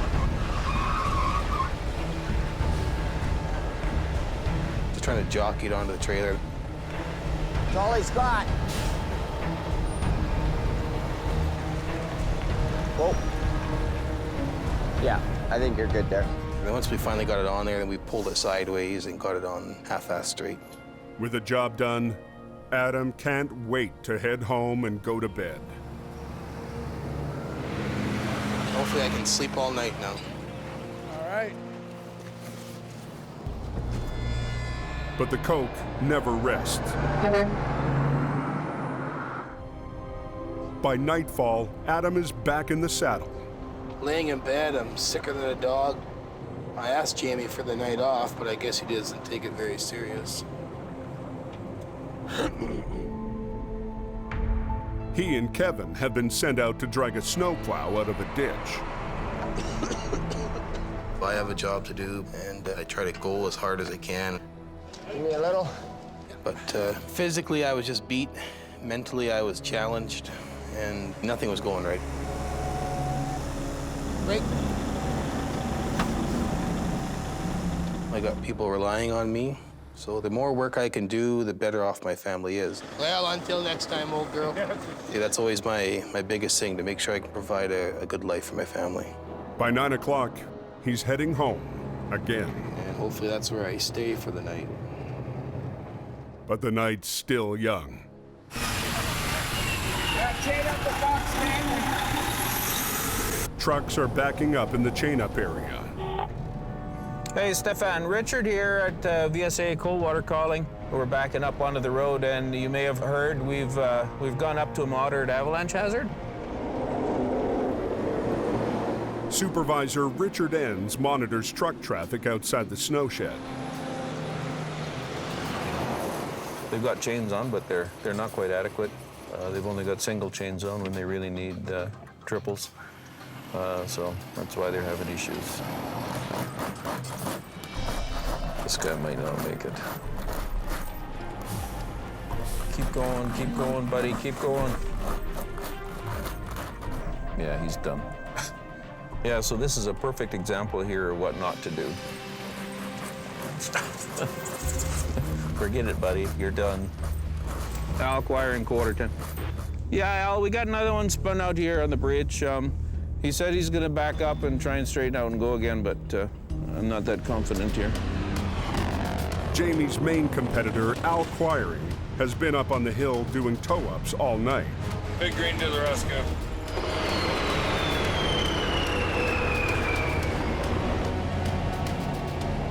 This is like crab fishing, but different. We don't necessarily have to have a lot of snow to have a lot of trouble.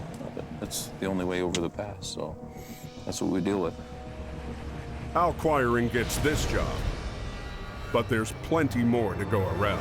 Westbound, there's a semi in the ditch. It looks like he just wiped out.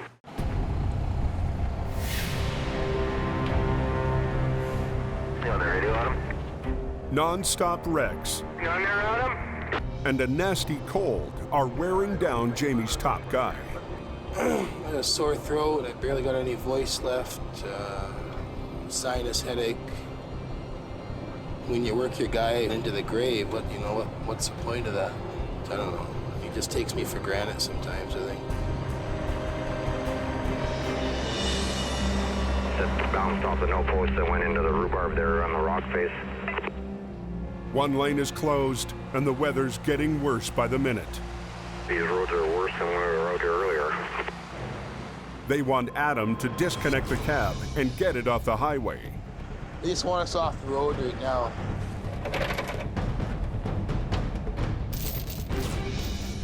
You start trying to give this thing a pull.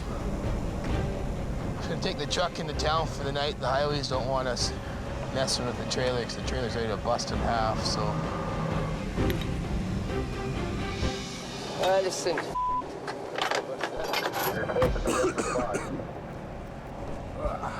It's basically wore me out. I'm to the point where if I don't make some kind of change, I'm not going to be any good to anybody.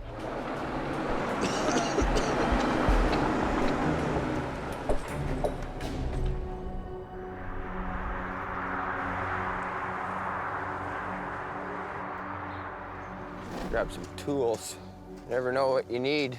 After an exhausting night, Kevin is up early prepping for a long-haul job. So I'm taking that truck to Vernon. He'll be gone for 2 days. Hammer. Need one of these. He's worried that his good friend Adam is being pushed to the breaking point. It's just, you know, you work your ass off so long, and it gets to you after a while, right? You need time. Sometimes you don't get that around here.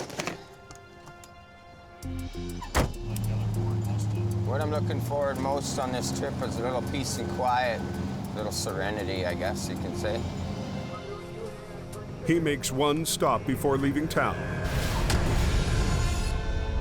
Adam has decided to play hooky. He'll ride shotgun with Kevin, leaving Jamie totally in the dark. Something just switched off in my head, and I figured, I just don't want to do this anymore. Call her night golden. And it's I just wanted to throw the towel in. I was just done with the place. I'm on a day off. Let's get out of here. Poncho and Lefty, here we go.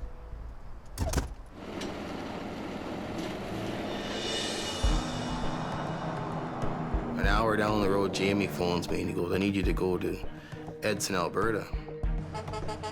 And I told him, well, I can't. I'm already with Kevin and heading to Calgary. Why are two guys driving around in a truck going to Alberta when I need them here to work? So I just don't get it. I wanted 2 days off, and around here, if you just don't run away, you just don't get time off. Somebody else step up to the plate for a couple days a week. Well, he'll be gone for 2 days. With Adam out of town, Scott gets the Edson job. And Jamie gives him the only truck available, Adam's heavy wrecker. Well, the top dog wants some time off, so. Suppose I'll be the top dog for a day or two, huh?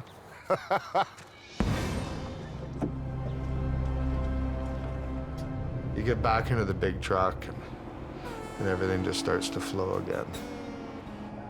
So I don't think that there's going to be anything to worry about other than just dealing with it like it was my own truck.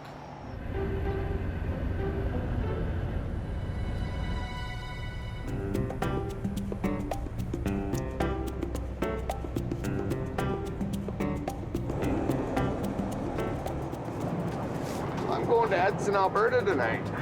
Yay!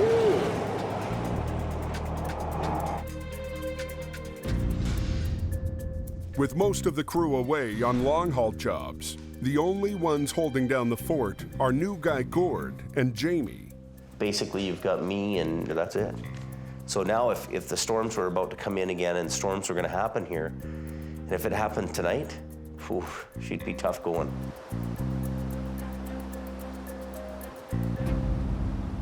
Sure enough, later that afternoon, a call comes in for an overturned construction truck. The job is over 90 miles away, on the far side of the Coke, outside the town of Merritt.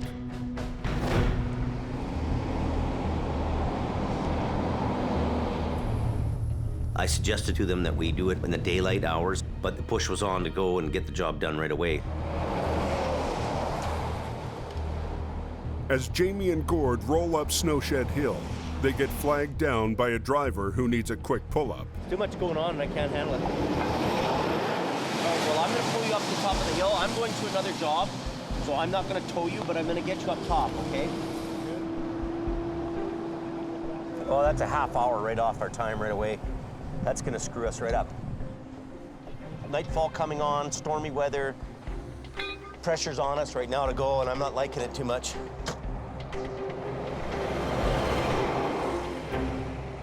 By the time he reaches the client, it's getting dark. And he finds out the job is actually 20 miles down a remote dirt road. Whoa, see that? I just about went off the road there. We're talking about an old off-road road that's, mostly traveled by pickup trucks, not machines that weigh 80,000 pounds. So right off the bat, I'm getting the heebie-jeebies about this call. This is like a goat's trail, this place.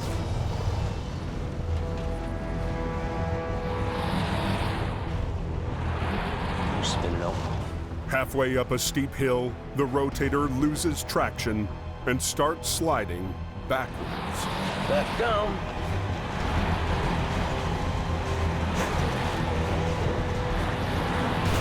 Oh my God.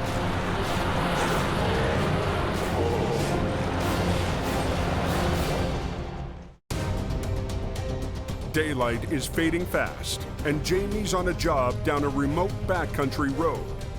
Right off the bat, I'm getting the heebie-jeebies about this call. This is like a goat's trail, this place. But halfway up a steep, icy hill. We're spinning out. Okay, we gotta back down. Oh my God. We start spinning out, the truck starts sliding backwards. So I quickly get off the brakes and steer it out and let it go on its own.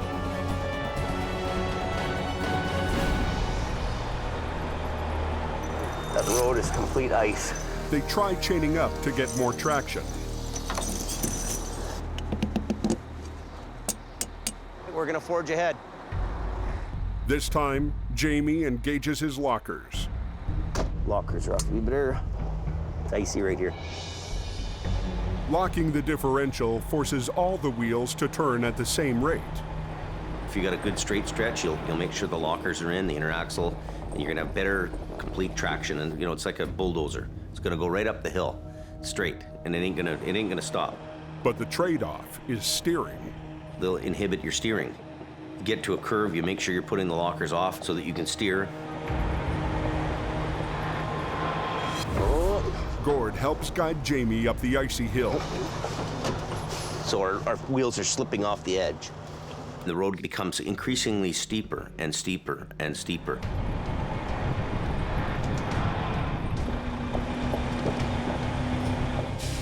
He gets to the top, only to find that the ride down the other side is even more dangerous. Unreal. What am I doing here? Well, we made her to the top, but now this other side is really scaring me. Gord just fell down, look. I've had enough. That truck's worth $700,000. It would cause me unbelievable financial pain if that truck goes off the edge. Never mind one of us getting killed or something on this job. We cannot go any further. With no place to turn around, Jamie decides to abandon ship. We're actually gonna park this truck up around the corner here for the night, and we're gonna stay in Merritt for the night and be back here in the morning. You can pretend you're the hero and the guy that saves the day all the time, but when you're getting to the point where you're jeopardizing yourself, your equipment, your guys, it's time to say no. Back in Hope. An RCMP call just came in. Jamie's wife Sherry gets an urgent call. Tractor trailer flipped over on its side. Wood is everywhere, blocking both lanes of traffic. Anybody copy? Holy cow, looks like a war zone. Axles and tires and lumber and crap everywhere. A lumber wreck just west of Hope has the highway closed in both directions. Lumber truck going too fast, west down, went up and over, didn't make the corner and then scattered everything. Jamie is stuck in Merritt, and Adam is at least 10 hours away. Hello? Anybody out there? Anybody copy? Scott's not due back until tomorrow. Hello? But on a hunch, he decided to come home early. Tractor trailer flipped over on its side, blocking both lanes of traffic. 20 minutes later, Scott arrives on scene in Adam's truck. The truck is laying partway over a cement barrier in the middle. It's on its side. Both the trailers are upside down. A Super Bee hauling lumber was heading west on Highway 1. The driver lost control and hit the center barrier. I heard the guy did make it. He's just shaking up.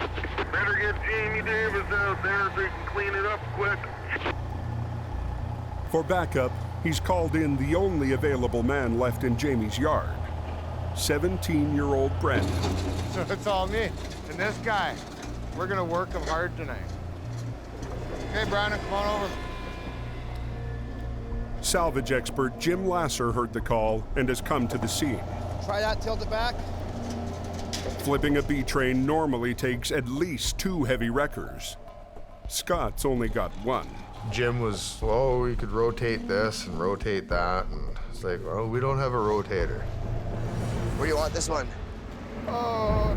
After 9 years away from heavy rescue, Scott is eager to prove he still has what it takes. I say, oh, God, what am I going to do? I did this for years and years and years. Why am I getting panicked? I just kind of walk around it once or twice and see if you can come up with something that sort of makes some sort of sense to it all. The trailers are too mangled to split apart. There was no way that I could get in to release any of the fifth wheel plates to do it separately. So he has to flip the cab and both trailers at the same time. I just knew what I had to do. Just straighten it out, flip it over, let's go. He comes up with a plan, something he's never tried before. Using the concrete barrier as a fulcrum, the 2 winch lines from Adam's truck might be enough to flip the entire rig. I had the bonus of the concrete barriers being between me and the trailers. I could use it as an anchor to start them trailers on their rollover. We're gonna suck it into the wall. We're gonna flip it over the wall back into this lane. The truck is sitting on top of the guardrail right now, and it's got a tendency to want to go that way. So we're gonna take it over that way. Well, you're pulling heavier that end, right? What's that? Yeah, if you go up and turn around. Well, actually, let's just give this a whirl.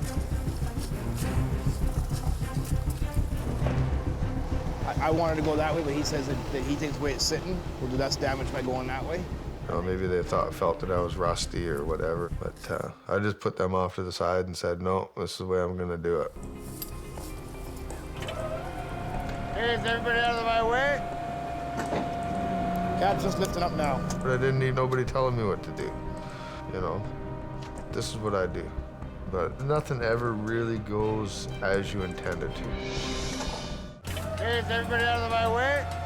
A messy lumber wreck has the highway closed in both directions. Cab's just lifting up now. With only Adam's truck to work with, Scott has come up with a daring plan to flip it using the concrete barrier for leverage. It's a bold move that could either make or break his comeback. I was a little bit nervous. We had 1 truck to work with, and that's what we worked with. Okay, everybody.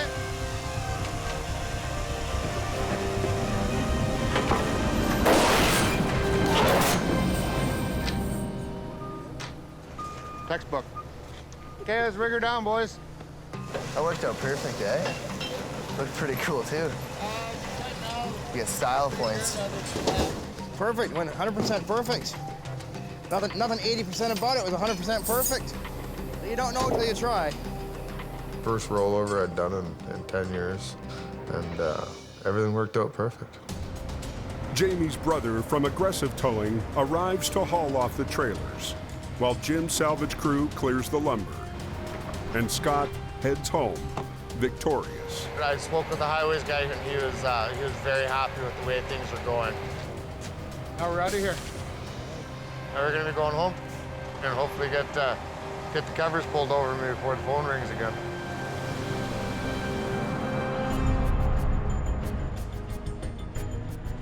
The next morning, Jamie returns to his abandoned rotator. You know, sometimes you gotta know when to walk away from a job. And I'm not gonna risk my truck going over the edge or damage to the truck. It's not worth it. So we're gonna call our quits and just head back to the shop. With no space to turn around, Jamie has to use his backup plan. It's not for the faint of heart to come down a road like this.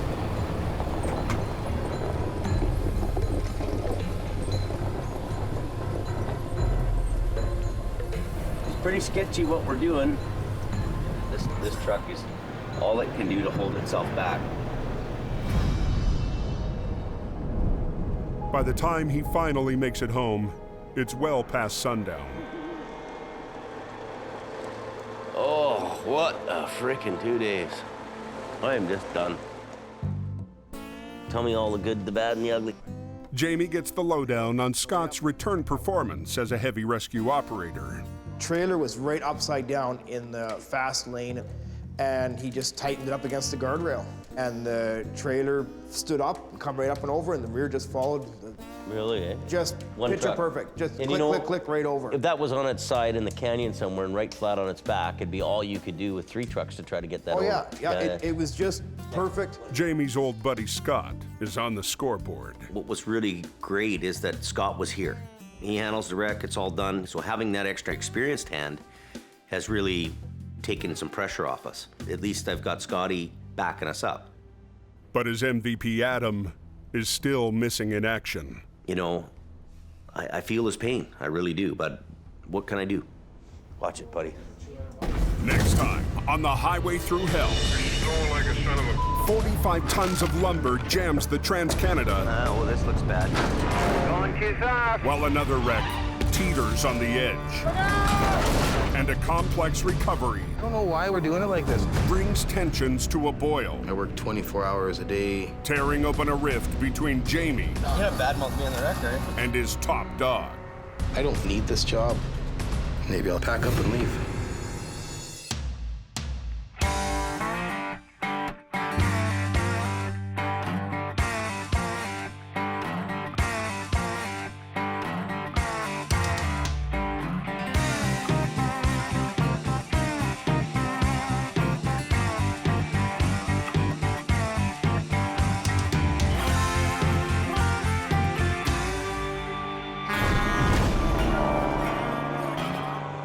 This time on the Highway Thru Hell. 4 inches of ice. $1 million wreck Look, jackknife. leaves a load of prescription drugs stranded on the mountain. This thing is hammered right in here. That ain't good. I've never seen anything like that before. And What is he doing down there? the heavy rescue headaches keep piling up, Why isn't he getting up the hill and opening the road? Tell me what you're doing. forcing Jamie to get tough Why are you up the hill? with his most senior driver. In the rugged mountains of the Pacific Northwest, there's a highway like no other. The Coquihalla is an engineering marvel. But when the weather turns bad, Look out! It's like the Bermuda Triangle of truck accidents. keeping the Coke open takes an army When the highway shuts down, the world shuts down. and a last line of defense. Jimmy Davis en route. A heavy rescue team ready to tackle any disaster. Because here, closure is not an option.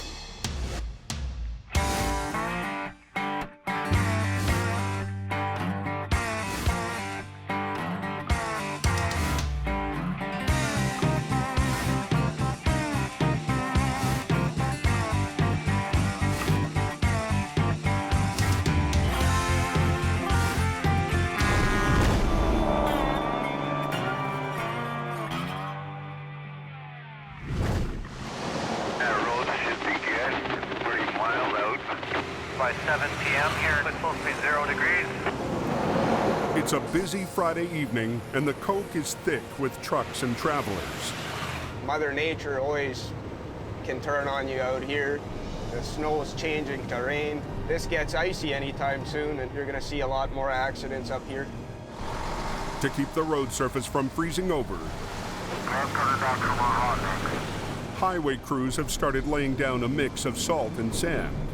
The whole road surface is wet right now, and it's going to cool off. So what we have to do is sand and a little bit of salt. Otherwise, it just turns to a sheet of ice. Higher on the mountain, The road has already iced over. It's pure icy up there on the bridge at Shylock, going on the Shylock. I'm glad I brought a second pair of underwear because I just about needed them. At 7:48, just north of the Shylock exit, Somebody crashed and blocked both sides of the Coke. a semi has plowed into the deep snow. Both lanes of traffic are shut down. I'm going to need at least one heavy wrecker for a truck and trailer that are in a ditch. Within minutes, a fast-moving highway becomes a parking lot. Literally hundreds and hundreds and hundreds of motors that are sitting in the queue down there trying to get to where they got to be. Apparently a truck went through the no post and traffic's closed with no estimated time of opening. Don't tell me they're turning us around here. At 8:01, authorities close the Coke to keep the backup from getting even worse. She's closed tonight. You guys all have to take 1 or 3.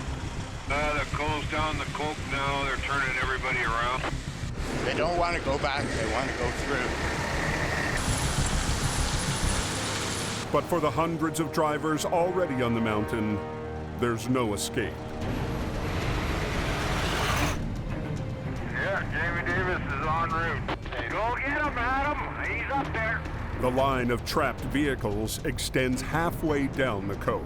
This time the traffic's backed up all the way almost to Merritt. That's about 90 kilometers worth of traffic backed up. This thing is The semi lost control on a grueling descent, bounced off the median, and slammed hard into a snowbank. The truck is just mangled. The whole front end is tore right off the truck. Hey, let's go. Grab this line. Come on. It's not clear yet. We're still at a standstill down here. You got highways breathing down your neck and general public breathing down your neck, and so you try to do your best to get it out of there as quick as you can. Got it wrapped around the whole frame, eh? Adam rigs up to the smashed cab, hoping this job is a simple pullout.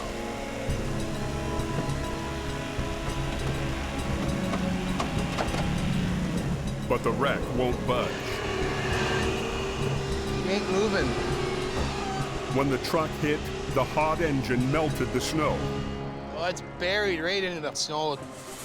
It quickly refroze, trapping the cab in a block of ice. It's like concrete in there.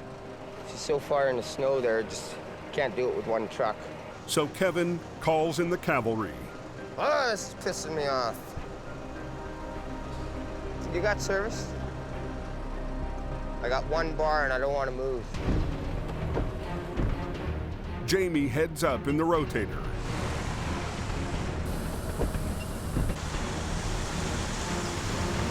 Yeah. But now, ice on the road has spread all the way down the mountain. I can see the sheen on the road. We're on ice. I'm losing my steering a little bit. Whoa, this is really icy right here. Hang on. You got a copy there, Jamie? Yeah, go This thing is hammered right in here. I don't know if we're gonna get her out, so. By the time Bruce and Scott arrive, traffic has been at a dead stop for over an hour. These guys get together on the back end here. We might get something going. Adam wastes no time getting them hooked up to the semi, hoping 3 wreckers will do the trick. Now he's gonna be stuck here, you watch. Without James, Bruce can't get traction. Come on, you stupid. You're gonna have to chain up, Bruce. Bruce doesn't like using the heavy-duty chains. Well, I was gonna do that once I got the hook on it and then pull ahead. Bruce is getting on in age. I like the old bugger, but he's slowing down. Okay, I got her moving on the front now, so we get on the back, it should come. We wanted you up so you can pull it back. You gotta pull ahead some, Bruce. You're right in my line. Jamie arrives to add the rotator's might to the mix. Oh, there's the big dog. Tonight, stepson Brandon's on swamper duty. Hook it into the chain there with Scotty. Close, there's no option here. What's going on? So close. We have 4 trucks on 1 truck trailer. Hook that left side up for me. Jamie rigs all 4 of his heavy rescue trucks to the icebound wreck, betting their combined power can pull it free. I've never seen anything like that before, 4 trucks on 1. You good to go, Scotty?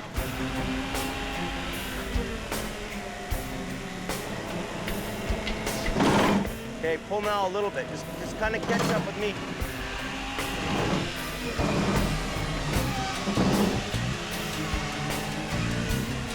Keep going. Pull. It's like pulling it like through a cement wall. We got a lot of trucks in this thing. It's just planted in there, man. It's just like cement. That's unbelievable. Okay. Keep pulling. Whoa, whoa, hey! Whoa, whoa, whoa, whoa. What's the matter? The wall's cracking all the way up. The force of the pull is ripping the trailer in half. So if we pull this backwards, we're gonna end up pulling this whole trailer apart. So there's a lot of force pulling this, but there's something holding it back. It's kind of down and hung up on something. Would say it was in it. There's $500,000 in pharmaceuticals. It's got pharmaceuticals in it, $500,000. If they keep pulling, they'll dump the load all over the highway. Hey, did they open up the coke yet? Hundreds of drivers have now been trapped on the remote highway for 2 hours. Southbound is still completely shut. In the freezing cold, it's a dangerous situation. We're frustrated. The RCMP want it fixed now. I'll get out of the way. Well, can you move the barriers out of this lane? The wreck scattered concrete barriers in both lanes. Okay, I'll move all that stuff. If they can be moved, traffic should be able to squeeze by. To put it through there, back into itself, do the other one on the other side. Whoa, baby! Bad spot we're in here right now. Highway's completely shut down, so people are a little ticked off that they gotta wait.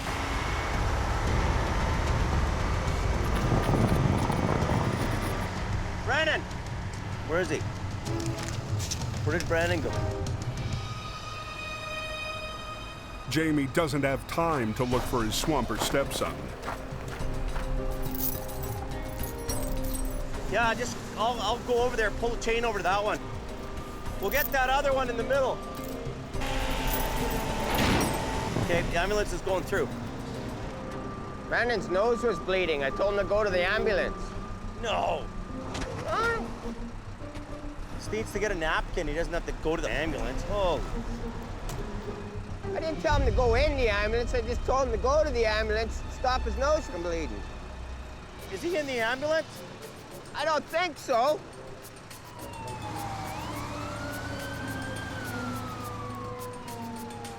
The cold, dry air and high elevation are biting on Brandon's nose. It's just the time of the year. I always get this once a year.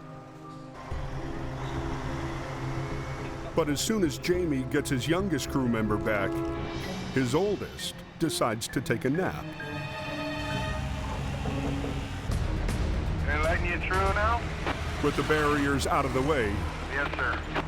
the backup begins to move along the ice-slick highway. Pretty slippery. I can't even get up here. Look how thick it is. Here's the actual road here. Trucks coming. What is that? 4 inches of ice. Watch your back, watch your back. Ooh, I don't like the look of this guy coming here. Look! Look, jackknife! Look out! Look out! They're letting you through now? A 55-mile traffic backup is finally starting to move, but it has to cross a nasty piece of ice. Pretty slippery. I can't even get up here. It isn't long before someone starts sliding. Look, jackknife! Look out! Look out! Well, we got her stopped. Oh, just sheer ice. Just a skating rink. Yeah, it's very, very bad, very bad. The jackknife shuts down the southbound lane again. Hook him up with a toe pin. We'll just straighten that guy out. Thank God it wasn't going too fast.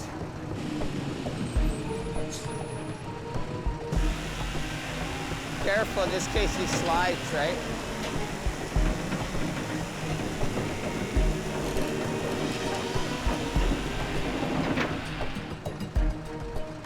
Want him unhooked? Yeah, unhook him, I guess.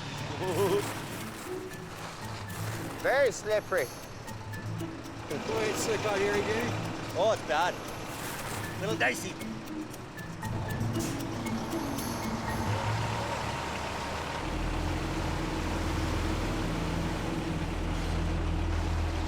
Well, hopefully they can get some sand down here. You can barely walk on the stuff.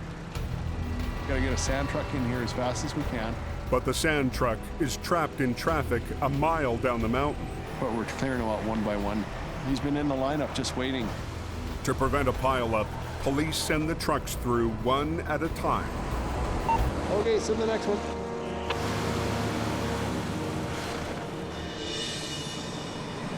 Just before midnight, the sand finally arrives. And traffic gets moving. They opened the 5 up. As the backup clears, the highway and the frozen wreck are turned over to Jamie. It's phenomenal why it's not just jumping out of there. Yeah, I don't know what it would be hung up on. Well, I don't remember any no posts being there. No. So yeah, 12:45 for opening in Merritt. Reopen from Hope to Merritt. Jamie has just 20 minutes before the next big wave of traffic hits. We're certainly hoping that Jamie will be able to recover this rig and get it out of here in time. Hey, you get man with these cables? Get this one first. This time, the plan is to both pull and lift. What's happening is the landing gear is digging into the ground there, so we gotta lift it and then pull it back. The rotator will lift the front of the trailer, hoping to free it, while the others pull from either end. See how Bruce is making out here? See if he's on his cable. You all ready to go, Bruce? Not yet. There we go. Just do what you can do till you slide back and then stop. Ready? Jamie's hoping the lift will keep the already compromised trailer from breaking apart How's that? and spilling pills all over the highway.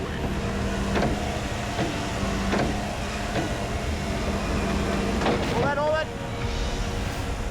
It's actually bending the truck frame as we're lifting it up. Why is this thing not coming? It's just bending in half, this thing. Either it's hung up on a guardrail underneath there that we can't see, or it's cemented in there by the snow. With traffic on its way, Jamie decides to keep pulling.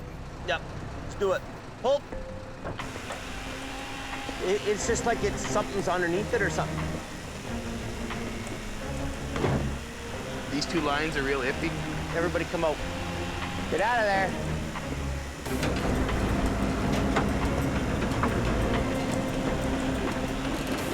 One more.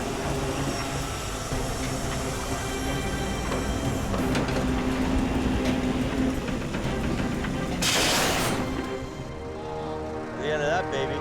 The cab begins to break apart.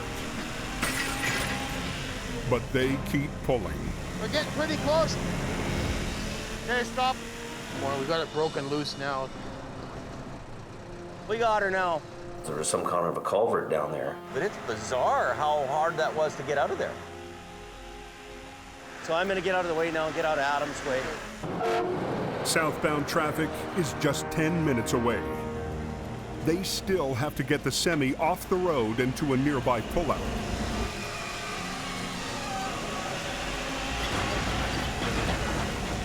We're not home free just yet. Too slippery. The trailer's air brakes are locked. He's got to actually physically drag that out from underneath here. Kevin lowers the landing gear so they can disconnect.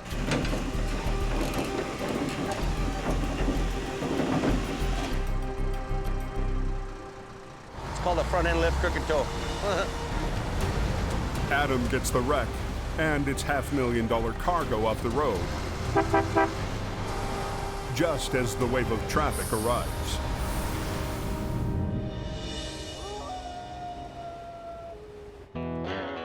After a long night on the coke, Jamie's crew spends the morning getting ready for the next big wreck.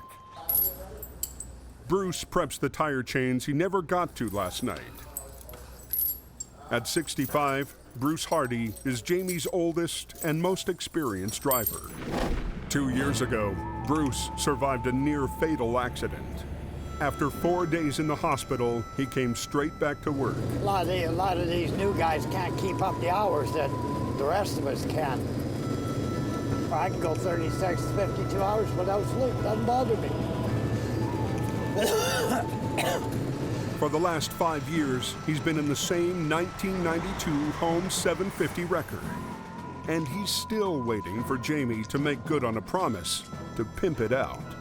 Be a sweet truck when she's done, putting a wicked sound system in it, and all underneath the body, they're gonna put strobe lights. I've had a game with Bruce for a long time. Who's gonna conk out first, him or the truck? They're neck and neck right now. I don't know. Come on. This season, Bruce is back, insisting he's got another winter in him. It's in my blood. No, it's a job I just love doing. But Jamie's not so sure. I worry about Bruce all the time. He usually gets some truck stop or in a parking lot or pull out somewhere in the highway, passed away. Bruce is a great guy, but when the snow flies, Bruce isn't exactly the snow shed warrior. Case in point, tire chains. I don't like chaining up, period. Jamie is trying to have him around for a few more years, but it's hard work, and he's getting older, and his health isn't as good as it is. We kind of want to preserve him, right? We don't want to kill him. Bruce may be slowing down, but Rob is stepping up to new responsibilities.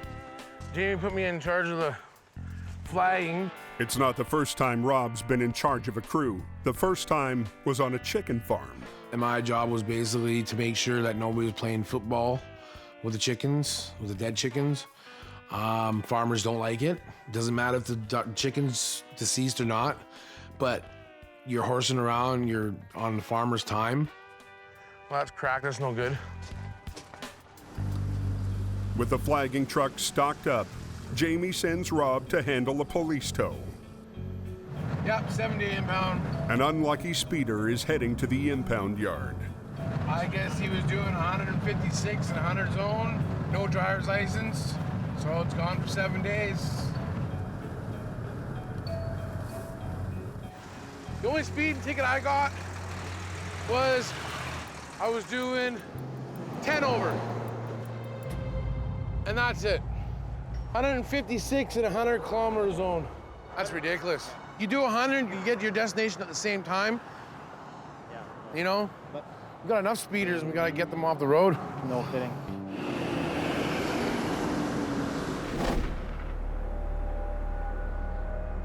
By sundown, a new storm is rolling up the coke. Look out, boy, 'cause she's ugly. Snowplows are working hard to keep ahead of it, but they're being held back by spun-out semis. I was snowing pretty heavy there, and there was guys going northbound were having problems there.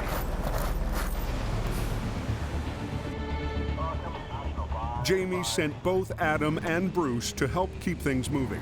We're going right up slow. Bruce comes up on a struggling semi. Yeah, he's chained up. That's good. He decides to let him fend for himself. A little farther up the hill, Adam's got more spinouts than he can handle. They lost count. It's good there. When will the madness end? Adam's about to head up to the next job when he spots Bruce parked down the road.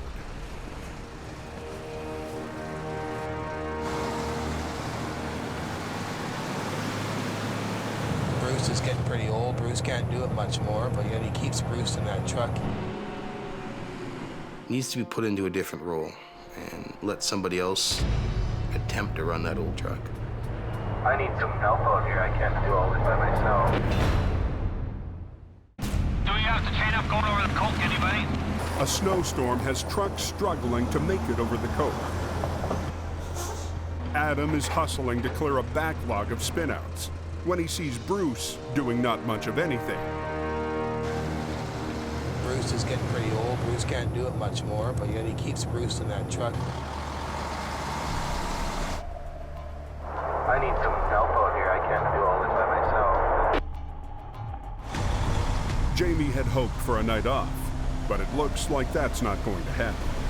Well, Bruce is probably not chained up, and I don't even know why he went out here. What good is he sitting in the lineup of traffic with the rest of the helpless bastards? Why did he even leave his house? Why did he even jump in my truck? Making me look like a fool out on the road. These trucks don't like the snow. That good old Canadian winter. When things are Armageddon like this, you gotta be a warrior. You gotta get it done. Not far up the hill, he finds Bruce parked on the shoulder. Here, look at this. In your truck there, Bruce?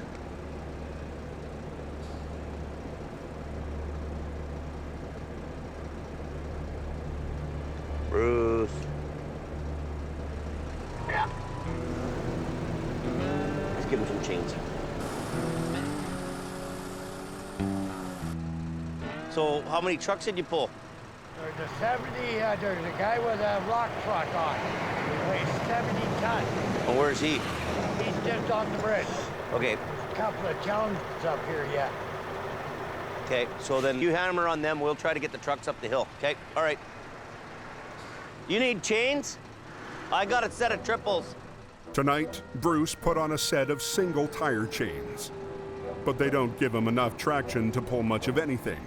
Bruce, we've got a set of singles on, kind of sitting over there. He's gonna go up the road some freaking place. What are you gonna do with a set of singles on? Nothing. Jamie and Gord stop to put a set of triple chains on the rotator. Remember how to do it? So tight the center one first. Triples wrap around both the inside and outside tires, giving twice the traction of a set of singles. What is he doing down there? Why isn't he chained up with triples and getting up the hill and opening the road? Oh. Bruce finally kicks into gear. We're going up the hill.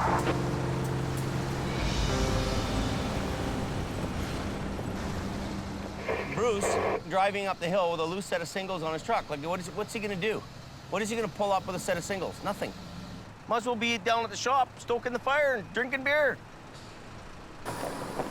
Jamie heads up the hill to find a parking lot of spun-out semis. Like, who do you pull first? You kind of got to go to the guys that are blocking the highway, right? Imagine out there, James. There's Adam coming down the hill. Is there something actually blocking the hill here, Adam? There's a big wide load up there, yeah. Okay, I'll go get him. At the head of the line is an oversized trailer hauling a 70-ton mining truck. You check chains, I'll hook up. You're about the biggest badass load on the hill, so we're gonna get you first, I guess. Pulling a load this heavy is tricky.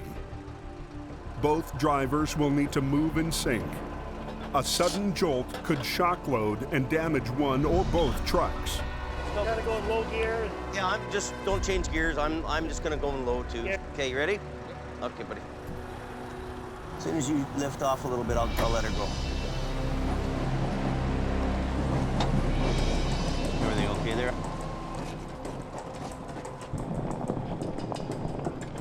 I got this oversized, okay.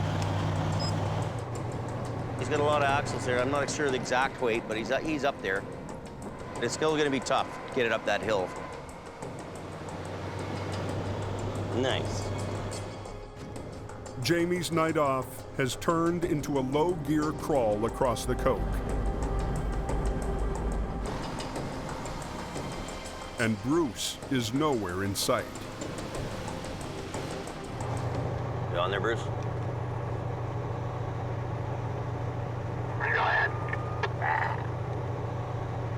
Are you get those other trucks out or not there? Hey, we're gone. It looks like they got themselves out. in a weird kind of a way, he adds to the problem in a snow event. He's not clearing the highway, this guy. He's screwing the highway up. He's part of the problem. And that drives me nuts. Heading home. Eventually, Bruce passes by on his way home.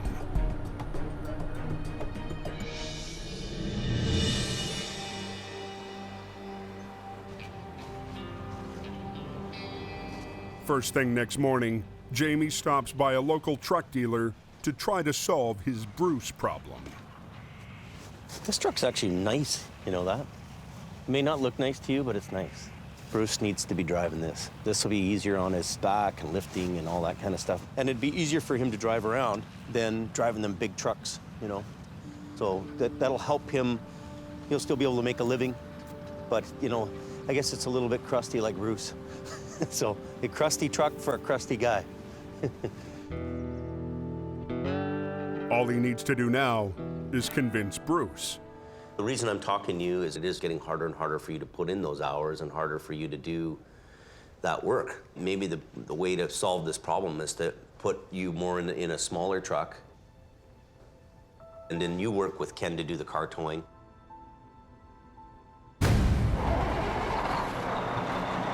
Bruce leaves the meeting, gets into his old home's wrecker, and drives off. That was bullshit. Don't appreciate people saying I can't handle this job.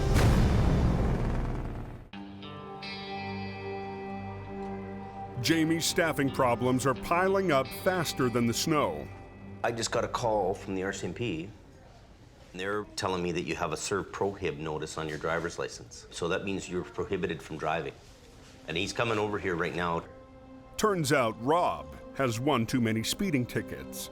You know, you're gonna be out of a job if you don't have a license. You can't drive tow truck, you can't drive your flag truck, so you're done, right? You basically firing yourself.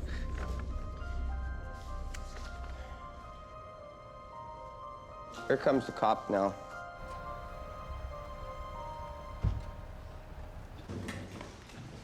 Okay. But you can wait in here if you like. I just gotta go to the car and finish up the paper. Okay? I'm screwed. I'm royally screwed.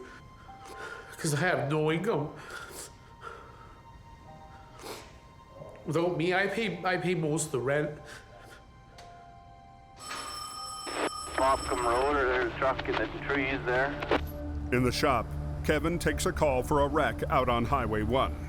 He must have just missed the guardrail and went into the ditch there in between the two lanes. We just got a call for Jack Nysemi, so I could really use Rob right now because we need a traffic control guy.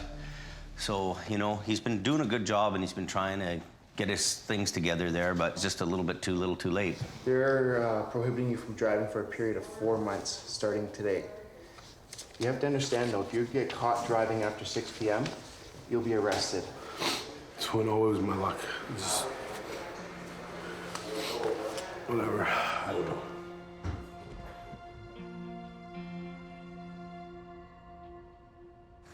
Rob heads out to the wreck with Kevin.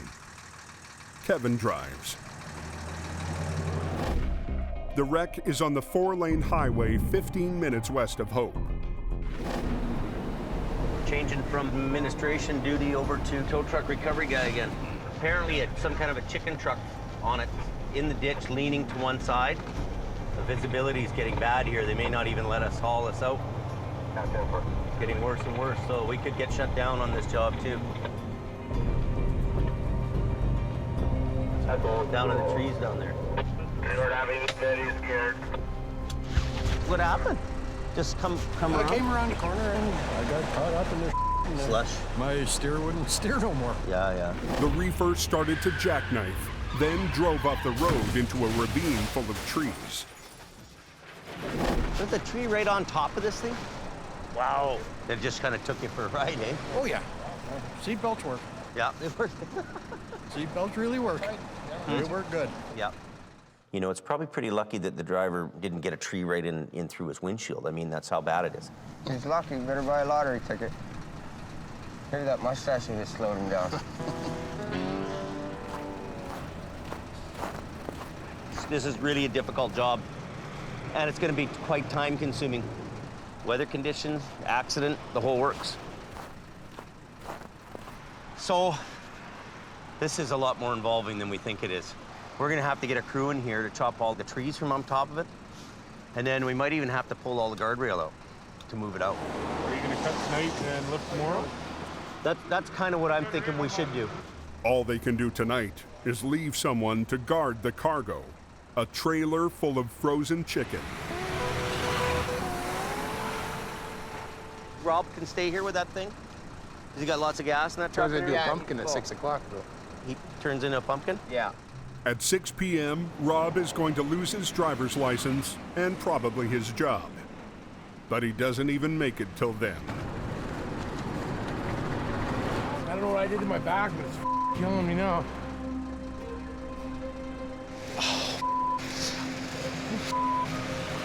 What's wrong? I don't know, man. I'm like so in pain, man. No, it's having like one hell of a bad day today.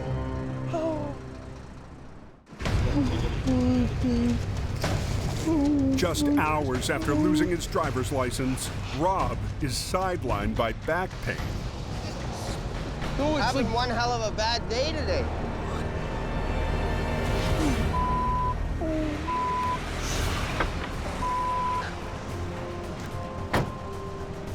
Going from bad to worse with the fucking motor truck.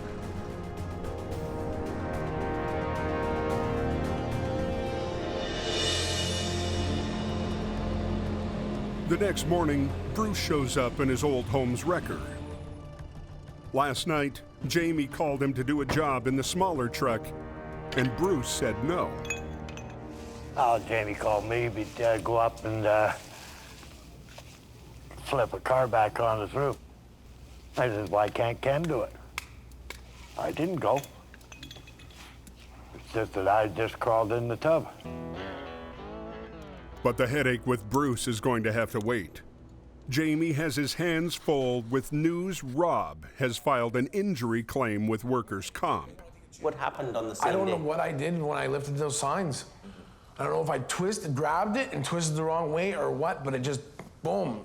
I can stand for 5 minutes and then that's it, I'm done. I gotta sit down. Don't you think it looks kind of funny to your boss though when you have a compo claim the same day? I'd rather be working, Jamie, I tell you that. This is not a good time for this to happen. This is like right at the end of the month. Can you lend me $1,000 for now? And then I can just pay my rent and pay the bills? Oh. And I'll give you a check then. Yeah, I'll pay it back. I always do. Well, you need money to live, right? Yeah, I'd rather be back at work though than doing this. Thank you. And I'll let you know more what happens. But yeah, I mean, faster I can get better, the better off I am, because I'd like to come back to work. I just don't want to be off like this. This just gets to a point of stupidity where, why am I doing this? What I've got to do is wrap my head around the fact that if you're a guy who's here and you're not making money for the company and you're not keeping your keep, it's time for you to go. I can't run this business like this anymore. I can't have the tail wagging the dog.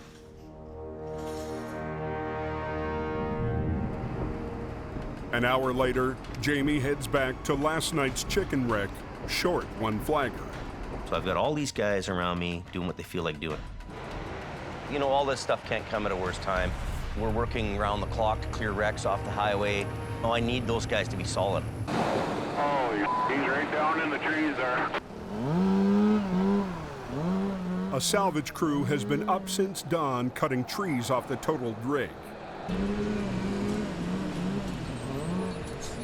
The truck is a write-off, but its cargo of frozen chicken is still intact, and Jamie hopes to save it.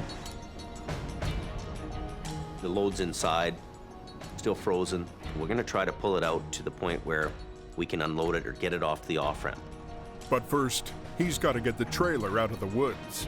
You got the stumps here in the way. You go backwards, it's gonna hit that tree more. Making it worse, the guardrail that's supposed to keep trucks on the road is now blocking the way back. Let's take some note posts out all the way down here till about here. Lift up and lift her. good. You got to pick up and then set it down and reset it. See, every second lift it opens and every second lift it closes. So you set it down and it locks and then you pick it and it opens. The job is made easier by a new device salvage expert Jim Lasser offers up, a barrier clamp. Be careful. We'll take the next two together. Two together? Really?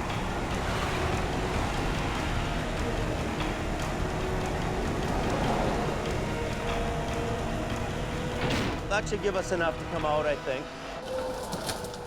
As trees are cleared from the far side of the trailer, Jim uncovers serious damage.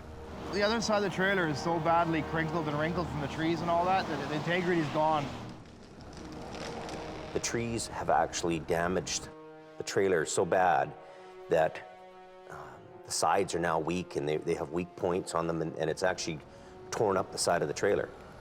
A trailer is just like a tin can or a beer can. You put a little dent in the side of it and it loses its integrity. I'm almost not wanting to put a strap over because I kind of think that the side would collapse. If we try to, do a lift on it when it's all damaged, chances are it's going to break anyway. So let's just winch it back the way it went in. Why don't you load up what you can load up until it pulls you back?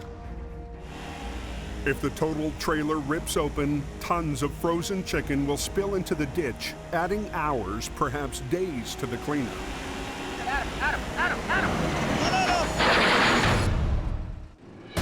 Wow. It just kind of took you for a ride, eh? Oh, yeah. I came around the corner and I got caught up in the slush. My steer wouldn't steer no more. 18 hours ago, a slick, slushy road pulled a reefer full of frozen chicken into the bush. Crews have spent the morning cutting trees away, so Jamie can pull it back onto the road. Let's just winch it back the way it went in. Let's give her a shot, see what she does. Why don't you load up what you can load up until it pulls you back? We don't know if it's going to make it out loaded or not. It's a 50-50 chance. Good to go?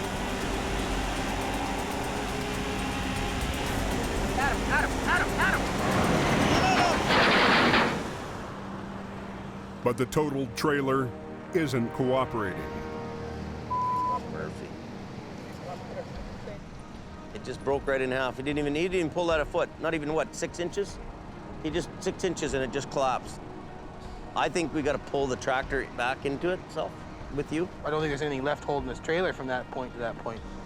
Pour off the fifth wheel plate all the way across the whole trailer. Is that both sides? Right straight across. There's a clean line, not wide, right across the whole thing. There's going to be an unload job no matter what we do here. Do we call Reed and unload it? Right. Well, you can't unload it like that. Them guys. On its side, yeah, you can't do that. I don't know what the answer is. I mean,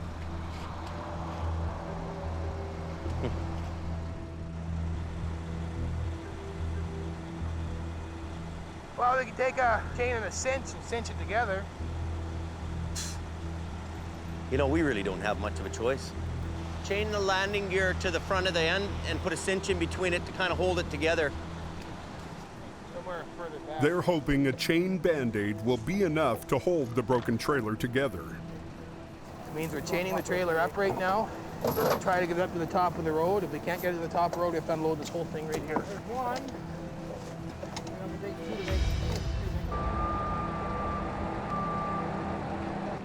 They rig the trailer to both wreckers and give it another try. I knew where it was. Try to pull that in.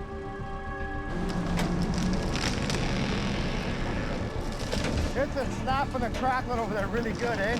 Kind of scary. Hey, wait and stop there. Sounded like the wall gave in.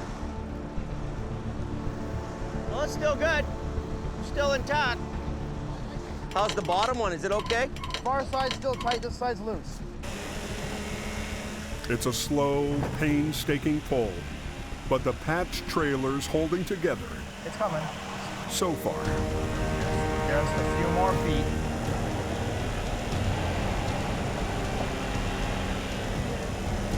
I can't believe we're keeping that together.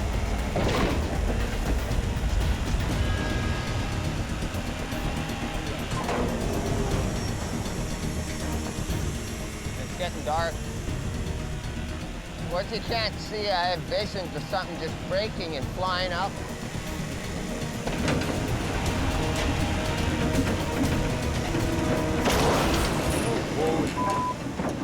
That ain't good. Sounded like the wall caved in. I think the car goes through the wall. That was the end of that. The damage from the crash was too much. Thousands of pounds of chicken spill into the ditch. Chicken everywhere. The other half of the load is still in the trailer intact. But if they keep pulling, they'll lose that too. So she's a hand bomb job. We did our best to bring it out, but we're done. That's all we can do. You don't expect anybody to walk in there when it's like that, eh? Well, I don't know what else do we got to do, right? We got to unload it. Keep pulling. The damage is done, right? He thinks we should just pull this thing anyway. He said the damage is done already. Not a safe environment for a person. The cargo, don't risk a man. Well, the thing is, if the guy slides through that, he'll slice his arm off that tin wall. Or if something gives out and the thing flops over or pins a guy or whatever. Oh, it's awful. Like he's really just about rolled on his side. I don't know what else we can do to make it any better. So at this point now, the guys are saying, you know what? Product's out the wall, sitting on the ground. Let's bring it out of the ditch. Whatever stays in the ditch stays in the ditch, and that's about all we can do.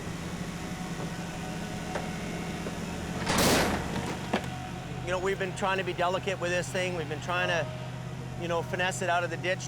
You know, at the end of the day here, you can only do so much. You know, sometimes the patient dies.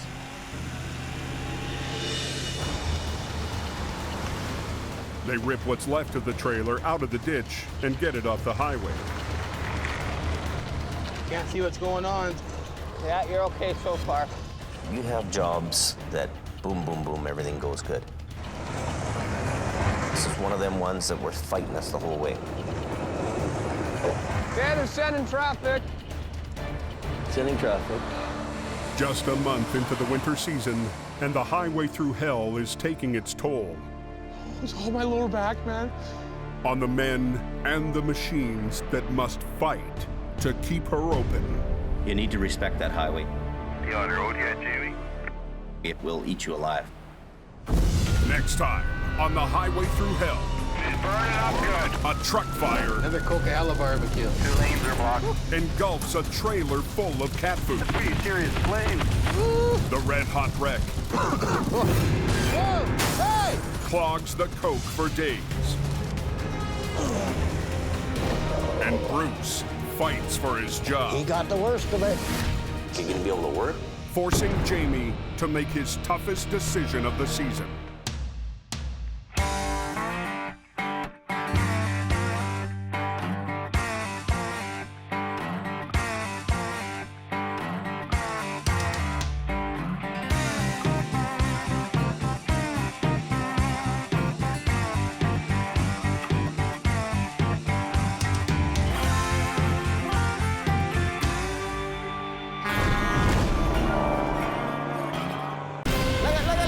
This time, on the highway through hell, Jamie Davis and his heavy rescue team take a very special look at the season that was in what could be their final beer o'clock in hope. A wicked winter of wrecks. Chaos up there. And heartbreak. No! Forced Jamie to make the most difficult choice of his life. Everything around me has beaten me to the ground. He turns to his trusted crew. The reason I called you guys all in today. To decide whether to stay on the coke. Look at that. Or leave. Money, money, money all up and down this road. For the rich towing grounds in Canada's booming north.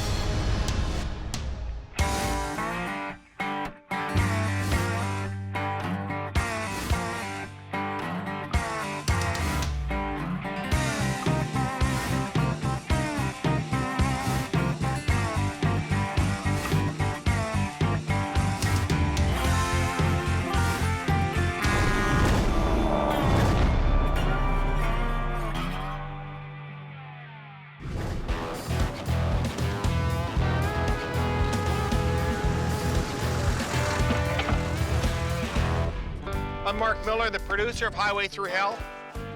Welcome to our big pre-game show for our grand finale. I know everybody's anxious to see how it all ends, but we thought, what would be better than a final beer o'clock, a chance to catch up with Jamie and the boys to talk about the season that was up on the Coke and some of the hard decisions that still need to be made. Cheers, guys. Cheers, boys. Here's to the end of the season. I hope. Hey, Mark. One big episode left, big grand finale. What's it like for you guys? Now you've been on TV a year, a full season. Oh, it's great. I'm amazed at how kids enjoy the show. Kids start dressing up as you at Halloween. You know, you're either very frightening. Even just going grocery shopping, you got people following you through the grocery store. If you walk by somebody, you can just tell they're looking at you like, I know that guy. Some guy banging on my door 8 o'clock Sunday morning wanting free posters. So people know who you are. Oh, yeah. And I mean, I'm not as recognizable as these guys. I mean, but I get it a lot. Oh my God, you got a good haircut. I got the same barber as you bastard. Well, listen, we figured that we would take kind of an unofficial poll of some of the top wrecks. We'll roll some tape, count them down, see if you guys agree with what our poll says. The reefer started to jackknife, then drove up the road into a ravine full of trees. You got the stumps here in the way. You go backwards, it's gonna hit that tree more. The other side of the trailer is so badly crinkled and wrinkled from the trees and all that the integrity is gone. Adam! Why was that such a complex problem, that one? The trailer was so structurally damaged. On the other side of the trailer, people couldn't see that. We don't think it's recoverable, but we'll try. So our goal really was to get it out on the road and get it upright so that it could be unloaded. Did the trees tear up the side of the thing, or? Yeah. It was just, on a scale of 1 to 10, it was at 8 already, damage-wise. And, we got 20% chance of bringing it out.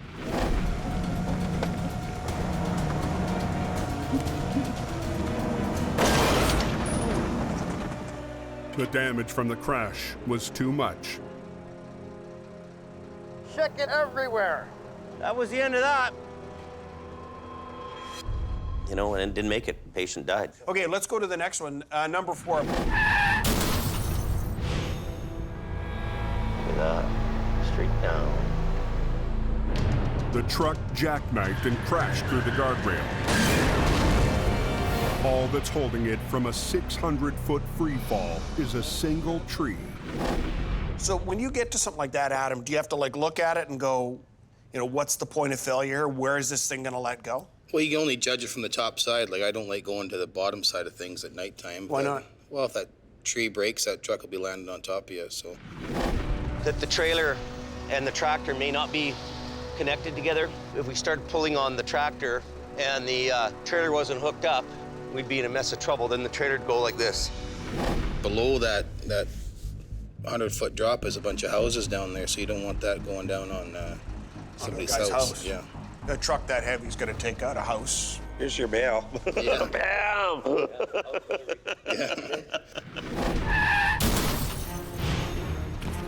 Hey, let's go. Grab this line. Come on. The semi lost control on a grueling descent, bounced off the median, and slammed hard into a snowbank.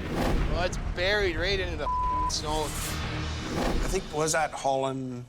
Pharmaceuticals. Pharmaceuticals, that's right. And that was a very expensive load of. That was a happy wreck. Yeah. Who was on that one? Me and Kevin got on scene first on that one. What did you think of it, Kev, when you first saw it? It was difficult because the way the truck went in, it was just so cemented in with the snow. But you didn't know that, though, till you started pulling on it. Right. It just looked like it was sitting in the snowdrift. Adam and I thought, this will be done in 20 minutes out of here, towing it down the road, but it didn't turn out that way. So you guys called in Scott, right? You came in as the number 2 truck on that one? Jamie was number 2, I was number 3, and Bruce was number 4. Yeah! Come on, you stupid. You had 4 trucks on that. Yeah. It's just jackknifed a little bit in the ditch. It boggled everybody's mind how much gear and iron we put on that thing, and it wasn't coming. Keep going. Pull. We got a lot of trucks in this thing. It's just planted in there, man. It's just like cement. One quick look at that trailer and truck. One guy in the back, one guy in the front. It should have just pulled out like that. It should have been a no-brainer. Yeah. That was the Easiest looking job you've ever seen, and didn't need all that gear that we thought. Okay, let's go number 2 now. Right off the cliff. Holy. The Super Bee hit a rock, swerved, and went off the edge of a cliff. It's got to be what, 200 feet down? It's being held by a few trees 200 feet down. But the bigger problem is the active railroad track 200 feet below that. So do you feel pressure now that you got this road, you got this load teetering on the edge? It builds up your stress level somewhat, because you're dealing with the highways being shut down and blocking that road.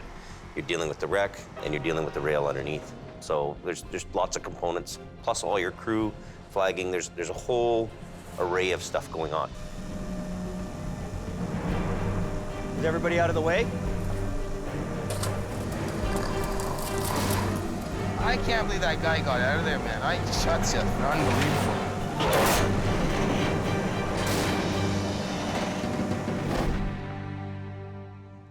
All right. Was there anything left of that truck? I mean, that was a mess, that one. Pieces.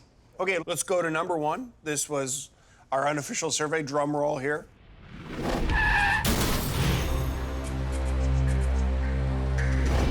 The trailer spun 180 degrees, then slid into a ditch.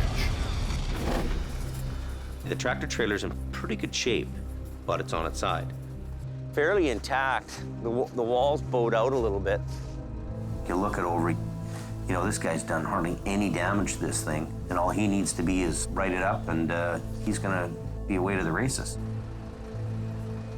Jamie thinks he can pull off the holy grail of recovery, saving the truck so it can drive away, cargo intact. This wreck here, number 1, was probably the best wreck of the whole season. I mean, to be able to upright a tractor trailer probably worth $500,000. Yeah. That's recovery.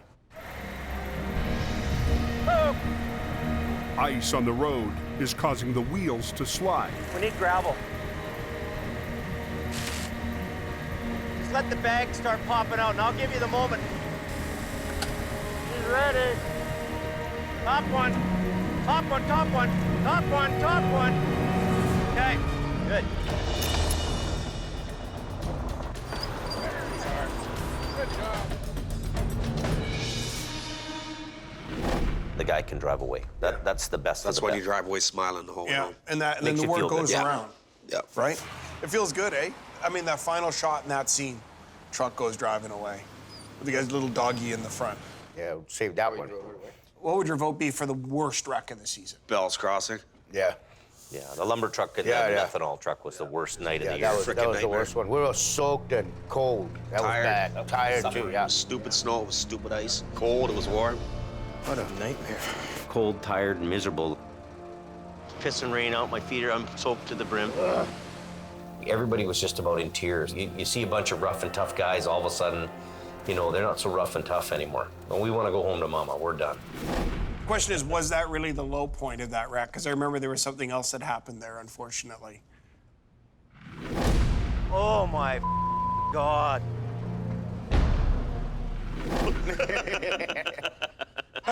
Listen, when we come back, we'll talk to you more about that moment. So let's take a quick break, and then we'll come back and talk to the comeback kid about his return. Over in the shop, the crew is worried about what all this means for their future. The rumors are, I guess, the fort's moving to Fort Mac, and I guess we're all going. I don't know. We'll see how it is. There's obviously we're going to have some discussion on what's going on and what his intentions are and all the rest of that BS. I don't know what's going on. I don't know if I'm going to keep being a car guy in Hope, or does he want me to go up there and be part of the A team, or am I even on the A team? Am I still the B team? I don't know. Hopefully we'll find out soon. It's kind of frustrating. Communication around here sometimes isn't as good as it could be. Don't make me get jazzy over here and show you how it's done. Keep pressure on that line. Keep pressure, man. I'm not 300 pounds like everyone else. Pull it back now. I'm gonna get really pissed Pull! off. Don't yell at Get me, in your buddy. truck and go Don't home. yell at me. Don't Get in your truck and leave. You don't tell me what to do. You Get don't in your yell at truck me. and leave. If Yeah, you show don't off do for the it, you're camera. told, leave. Show off for the camera, Scotty. That's Go away. you're. I thought you were a good person. It's kind of like a captain of a ship. When the captain speaks, people do as they're told. And if you have people that aren't doing as they're told, the best thing to do is just tell that person just to go away. Does he still have it? You know, he's kind of almost a pensioner now, but I think he's okay. He's a good operator. He's got lots of oil field experience. Well, the first real test for him was pretty early in the season. You were out of town with Kevin, and there you were on your own. We've got this big wreck, and there's, you know, Jamie's out of town, Adam's out, Kevin's out. Tractor trailer flipped over on its side, blocking both lanes of traffic. Were you nervous?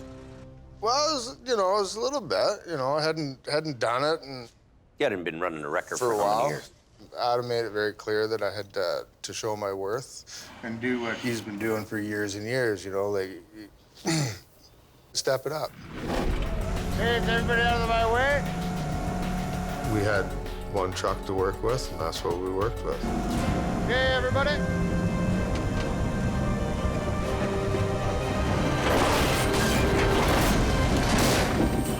That looks cool.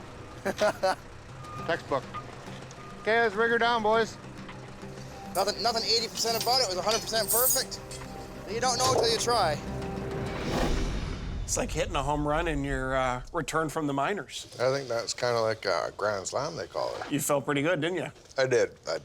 But how did he do? What do you guys think? You see that tape? He still got it. He saved the day. So that's the high point for you last year? That was my high point. Okay. Now I know we're going there. What's the low point? January 8th was the ultimate low. 2 nights ago, Scott parked the rotator on a steep hill directly above the flatbed. He flipped the ice cleats down to stop it from sliding, but they kicked out. So show me what you wrecked. Right here? Oh my God. You pushed the whole body out. The whole body's. Jamie, were you a little disappointed? Calm down. Easy. It was a tough one for me to stomach. So he goes from being the hero to kind of being the GOAT. The zero. In really a matter of couple of weeks, Days, maybe. yeah, within days. Yeah. It was bad, you know, like I knew, you know, I mean, for Jamie to kick me loose in a, you know, $750,000 truck, you know, it showed me that he had a lot of faith and trust in me to take care of it. And then, you know, when that happened, it was like disgusting. One thing I gotta ask you. Why weren't the chains on before you went down the hill? The roads were in great shape, and they appeared to be in great shape. The plow had been going up and down and sanding the hell out of it. And I think what happened is there was just that one little bit of a spot that was kind of untouched, maybe a little dip in the road or something. I don't know. One of the other irritants this season between you and Scotty was the general. Driving the general, I mean, it's kind of like the penalty box. I just got to kind of duck down like this.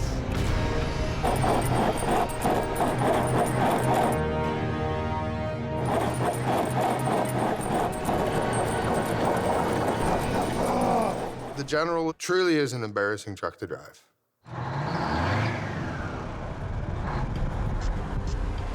This ain't a bad old truck at all, if I can shift it.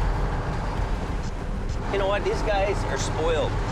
You know, you get a brand new truck, you earn that truck. I could take any kind of a truck like this, bubble gum it together, duct tape it together, and I'd make $250,000. Scott should be in that truck doing the job. I'll suck it up, princess. We all did it. We've all been there. You told us you were quite frustrated with Jamie. I was. Many times, getting in that general, it was a common theme. You were unhappy in that truck. And I would even go so far as to suggest you would have said, Jamie isn't doing enough to get me my new truck. So this is the truck. Because it's never shiny, eh? Oh, it's gorgeous. What kind of a timeline are we looking at? So we're a couple weeks out? A couple of weeks out. Okay. My personal thought was there could have been a little bit more effort put into making sure that truck was done, or trying to make it a little bit quicker than it was. You know, I'm just run off my feet. Have you ever... Oh, God. Huh?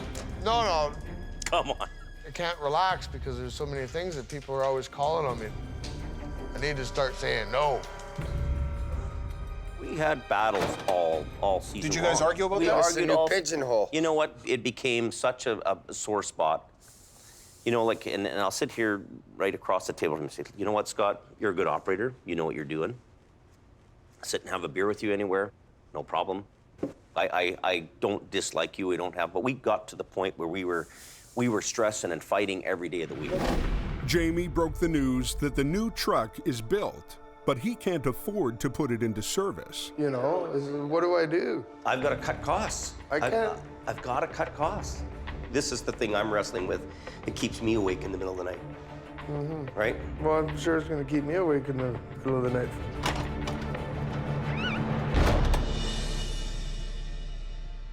Well, near the end of the season, you know, we basically saw your truck arrive on the back of the flatbed. Yeah.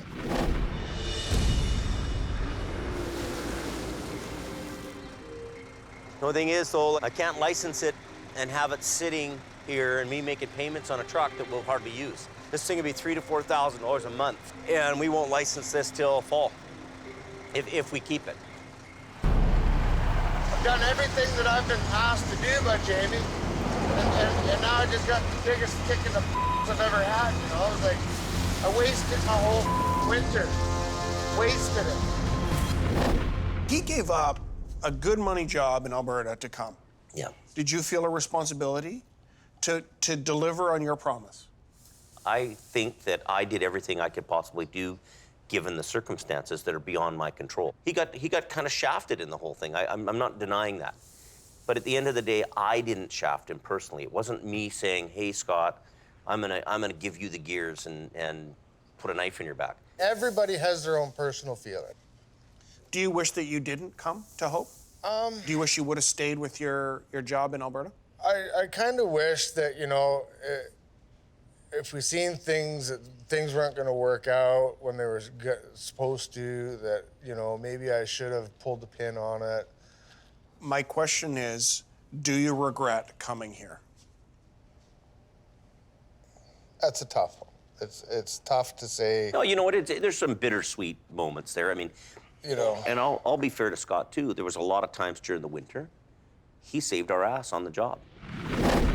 Even though other people didn't fulfill their obligations to me, I committed to be here for this season.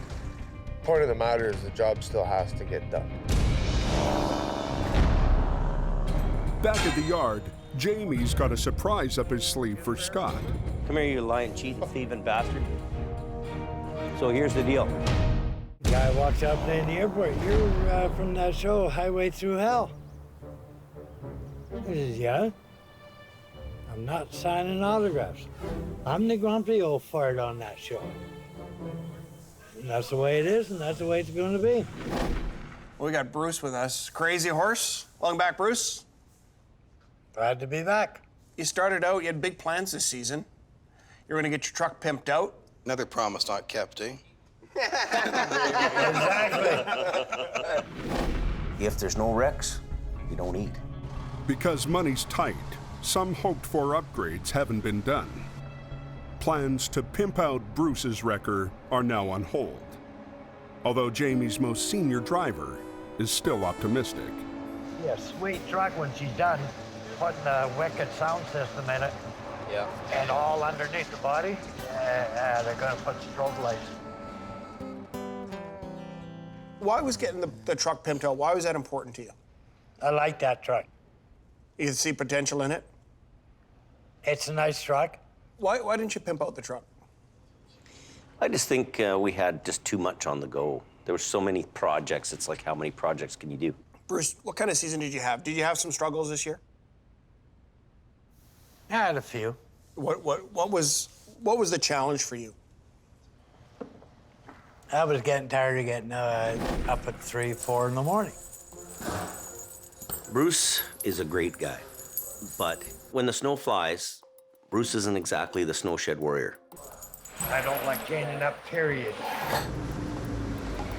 Now he's gonna be stuck here, you watch. You're gonna have to chain up, Bruce.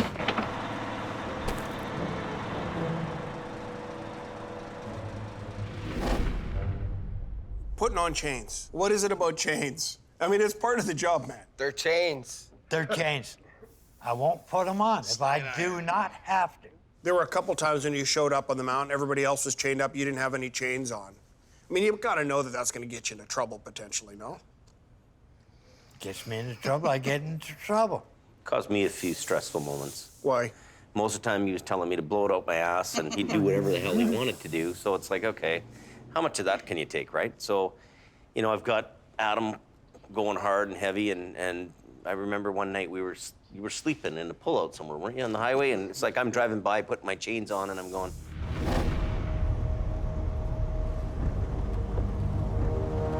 look at this. In your truck there, Bruce?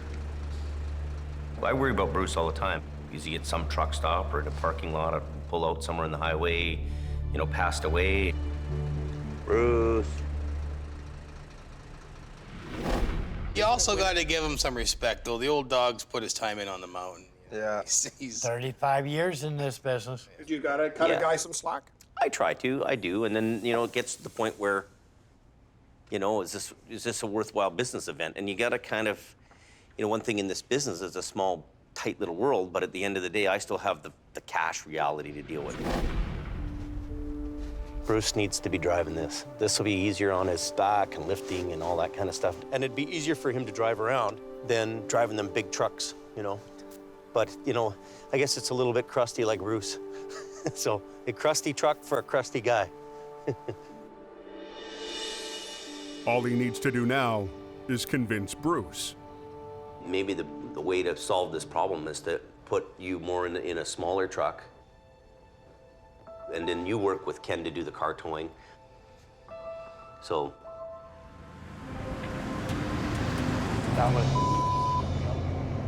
Don't appreciate people saying I can't handle this job. But what did you think? When you asked him to go to a smaller truck, he wouldn't. You were frustrated. I was trying to take the stress off and put him in a job where he could still make some money. Ultimately, Bruce, at the end of the day, why is it hard for you to move into a smaller truck? I don't like small trucks. Is it a pride thing? Yeah. It's pride. Yeah. There's more money in big stuff than there is in small stuff. You gotta do 5 times the work in a little truck than Exactly. The work is lighter work, though, too. Here's the thing. I mean, you know, picking those heavy chains up. You're coming back from 10 years off the job. I'm pushing 48 years old. At the end of the day, you don't get out of bed as quick. You don't bend over as easy, and as you age, it gets tougher and tougher to do. Did you feel a responsibility to move him into a smaller truck to lighten the load on him? Yes, and that was my way. I didn't really want Bruce to retire. That wasn't my goal. Hey, Bruce. The final straw for Bruce was a phone call from a customer saying that he did $15,000 damage that I've got to pay for. I got to go over some with you. They said that thing's $15,000 damage to that truck. Yeah. Like, I don't know what's going on lately, though, but it's just like you're upside down, you know what I mean? Up in the... Yeah, no, I'll admit it. This is a hard thing for me to talk to you about, even, Bruce. But I love you to death, Bruce, but I think you need to retire. I really do.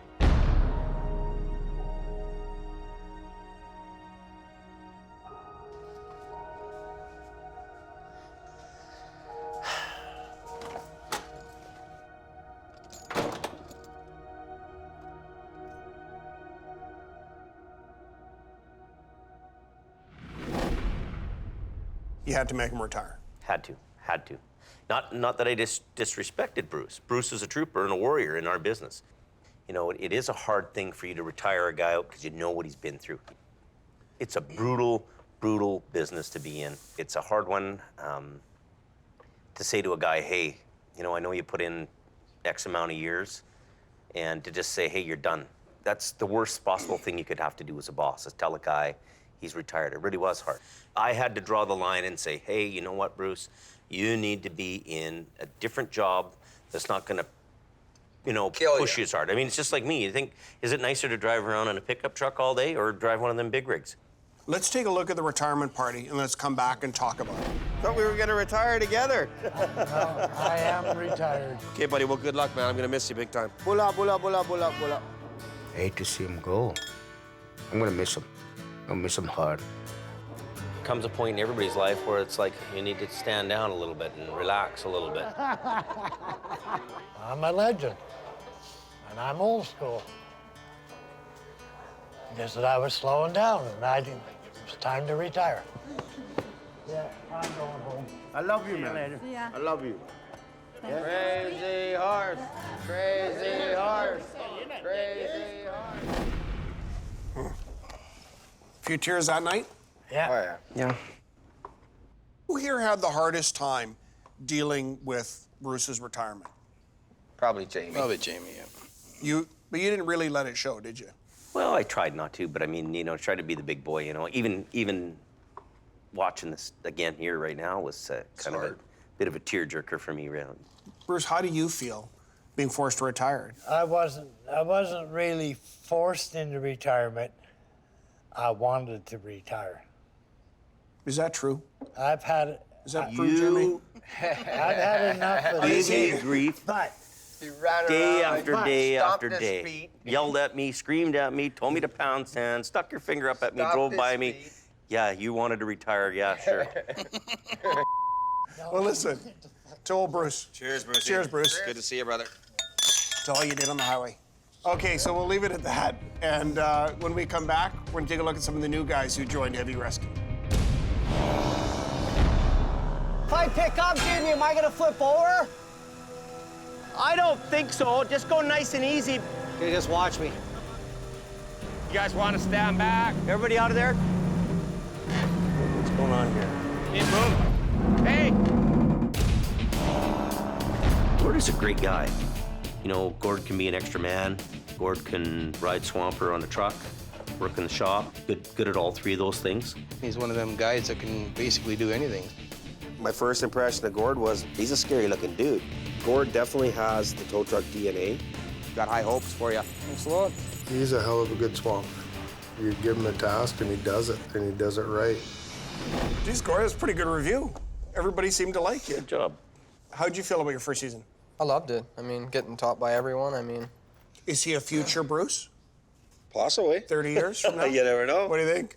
Oh, yeah. You haven't got the right attitude. No, not yet. Oh, he's a little bit independent. I've noticed that. Oh, is he? Yeah. What's the high point of the season for you? The lumber wreck. That When was... they sent you over the edge. Yeah. Nice knowing you, buddy. There's huge rocks everywhere, and any moment in time, those rocks are just gonna let loose. It's pretty hard to hold the cable and haul a big chain down, right? It's backwards.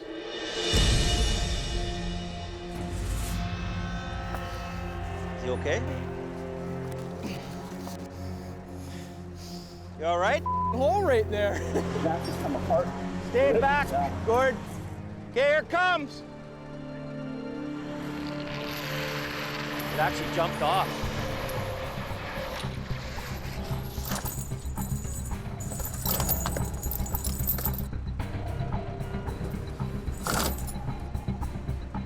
This is really, really, really, really dangerous. He just so much as juggles the lumber underneath him. It's like a domino effect. It'll just go. Be careful to not upset that thing. It's just sitting on its own, right? You move that trailer a little bit, it could take off on you, right? Go ahead, get the bolt. It feels good when the boss trusts you to go down the hill and do the job. That was the first time you'd ever swamped? By myself, yeah. Engine said, you know what? Here's your work and get it done, right? You looked at it and you went, what? Yeah, I was like, wow, this is gonna be huge. You're not a giant guy, though. You're like you're a little guy. You're probably the littlest guy in the crew, right? Yeah. He's got a big heart. Oh, yeah, But a big heart, can that carry a Snatch block and all that chain? Oh, yeah. Well, basically, my piercings hold me down to the ground, right? Oh, yeah, is that what I it won't is? fall over, so. Listen, one kind of surprising moment that we didn't know about you was we got to meet somebody kind of special in your life. Oh, my daughter, Addison, yeah. So what's happening? Hello. Yeah. How are you? Good. Yeah? I haven't seen my daughter for about 3 weeks now. Gord's daughter lives with her grandparents, so he can work in Hope. Come here. Jump really high. As high as you can. Oh, yeah. It's awesome to be here, because being up there all the time and just miss a lot of this.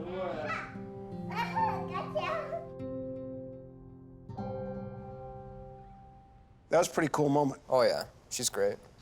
So another new guy who started, Chris, you came from Ontario. How did you guys find each other? They were looking for somebody. I ran heavy tow truck, and... We're taking and go. We needed more help for the winter, so we thought, okay, we need the guy right now. We hire him on the spot. I'll even open the door for you, so. Chris is confident he can handle whatever the Coke throws his way. I did the exact same thing in Ontario. Just want to rock out. That's my goal. In one of the episodes, you're driving up Highway 1. Oh, yeah. Adam had said to me, he goes, you got to really watch that road for rocks that will slash your tires. And I'm, okay. And then I'm cruising up Highway 1 to get to this wreck. Never driven this highway. Absolutely not. 100% have ever drove this highway. So I have not a clue where I'm going. I'm just going to look to see where this accident is and see if they need help. And then I'm following a plow guy, and this plow guy's going around and he's got the blade down, and like there's like no snow, and you see rocks, and you could hear the rocks hitting the plow. How'd you feel about that? I was like, holy. It's obviously very different than what you're used to in Ontario. It was like, you call a hill in Ontario, these aren't hills, these are mountains. You gotta get the lift up before you drive it. Lock that thing up, man. Lock it. You don't need this. Lock it. How are you supposed to lock it? I don't know. You're the tow truck guys, man. Oh my God. I've never towed a car in my whole entire life. I'm not gonna lie to you, I didn't even know how to hook it up. You said your first episode on the show that you had never towed a car before. Never. Some people in that episode wondered if you were for real. Defend yourself. Some of the things that they do here is way different the way we do it in Ontario. Jamie, some guys, some bosses might have thrown the guy under the bus. You stuck with them. Why? When a new guy comes in, I'm not so much about, hey, you're not top dog and you got to go. I'm going to bring him in and try to make sure that he can get better. That's what I want to do with a new guy. What was the low point for you? Was on the Coke with that girl getting run over.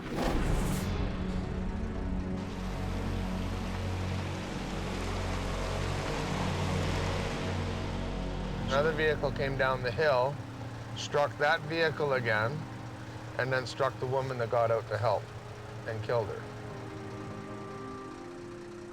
Makes you love your loved ones a little bit more.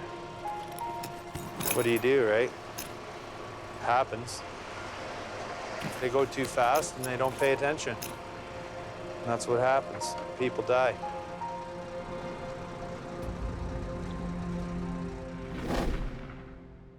For you, that's probably the first time you've ever run into death at a wreck scene, right?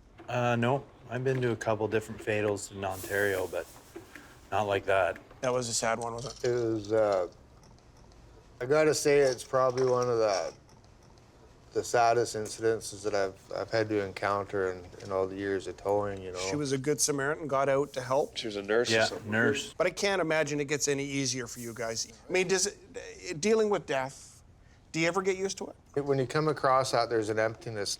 You live with that emptiness for a while, you think about it. 5 years down the road, you'll think about it and feel that same little bit of emptiness about it. Knowing full well that every one of these accidents is preventable. You agree with that, Jim? Yeah, I think a lot of times people are used to their small town, and then they don't understand the conditions, and they're not really prepared for that sharp corner or that up and down. So they're out of their element coming to the mountains. If the roads are that bad, stay home. Go to sleep. Stay home. Do you think the show's changed people's driving habits at all? Well, I think over the last season, we've really seen a marked, noticeable reduction in accidents all over this area. People have been way better prepared for traveling the highway. Yeah. Yeah. Well, maybe something good will come out of this then. Yeah? Yeah. Yeah. I hope a lot of the young people that watch the show are influenced in a positive way where they want to get involved in the industry. For Rylan. I love to sign posters for them at the different truck shows and interact with them when I can in between trying to run the business. Adam, do you want to sign this, buddy? See you later, partners. Thanks, Jamie. Let's say something funny to him. Sure, do whatever you want, yeah. Anything? Okay, stay out of the ditch. Make sure you tune into Season 2, the finale of Highway Thru Hell, and watch me outsmart the competition again. Watch me kick Jamie's butt in the Highway Thru Hell season finale. There it is, the Green Goblin. Well, I don't know where they are. I haven't seen them around. It's kind of odd. They're probably in bed sleeping, making cupcakes. Probably making cupcakes. Al believes in keeping his overhead to a minimum. Never once has anybody phoned my family's office and asking if we got a shiny truck before we get a job. Al, is it really true? That's funny. One guy, one truck, enough to keep the Coke open? You've got to learn to do on your own. Like these guys, they run around and have all kinds of people doing different things. There's some things not at all, but it's... There's a good dig, eh? Yeah! I've watched my grandpa tow on the same corners you guys think you need rotators and this and that for. I used to watch my grandpa do it with an old home 750 wrecker, so... Usually we're off the highway in a couple hours, and one truck, it'll take you all day to clear a simple B train. Well, what is more important? I mean, is it more important just to get the thing done fast, throw a whole bunch of iron at it? As long as you can get things opened up and be cost-effective to the customer. Yeah. Cost-effective? Is there anything... Some days I wish I didn't start at all. Cost-effective. Is it not true that our industry already works at half price? Half the price compared to our neighboring jurisdiction. So how much more cost-effective do you need to be for them? Is it really cost-effective to make that customer on one wreck wait a whole day to get his truck off the road? Well, everybody wants to be home at the end of the day, but this is a 24/7 job, right? He's had to shift from being the lone wolf to leader of the pack. Look out! Gord, just cut the wheels hard to the right and go forward. You're repositioning or coming off? Yeah, cut her loose. Same chain as Give me a little bit more. I got 8 people asking to do everything at once. Just undo the chain. Leave the chain there. I don't have enough, Al. Hey, we're digging the landing leg in, Al. Watch out, John. Get out of there. Gotta have a victory stick. Scott, well, let me ask you this. You're new back to the Coke. You've seen both these guys go at it for years and years and years. Mm-hmm. Step back for a minute as an independent observer. Whose model works better? That's a tough one. That is a tough one. You know, Jamie's gone to a new cutting edge. So trying to lead the industry. So Jamie's model is better? I'm not saying Jamie's model. You're not going to tell me, are you? I'm not gonna. Al's tried and true. Jamie's is tried and true, but he's moving to the edge. I'm trying to be leading edge, cutting edge. So financially, we're risking maybe a lot more. All your guys is whining and crying all winter. I thought I'd bring you guys some cupcakes. We got a cupcake somewhere, guys? I brought enough out of them. You can have 2. Okay, sounds good. Did you make these, Al? Thanks. I had them custom made. They're Green Goblin. Green Goblin cupcake. Those things are shinier than your truck is. Well, let's take a break. When we come back, we're going to take a look at the future of Jamie Davis Heavy Rescue on the Coke, and the big question on everybody's mind: are you guys going to Fort McMurray? What about the airlines and that? What about them? You're gonna watch them break in a minute. You want to climb down there and undo them? I ain't crawling under that.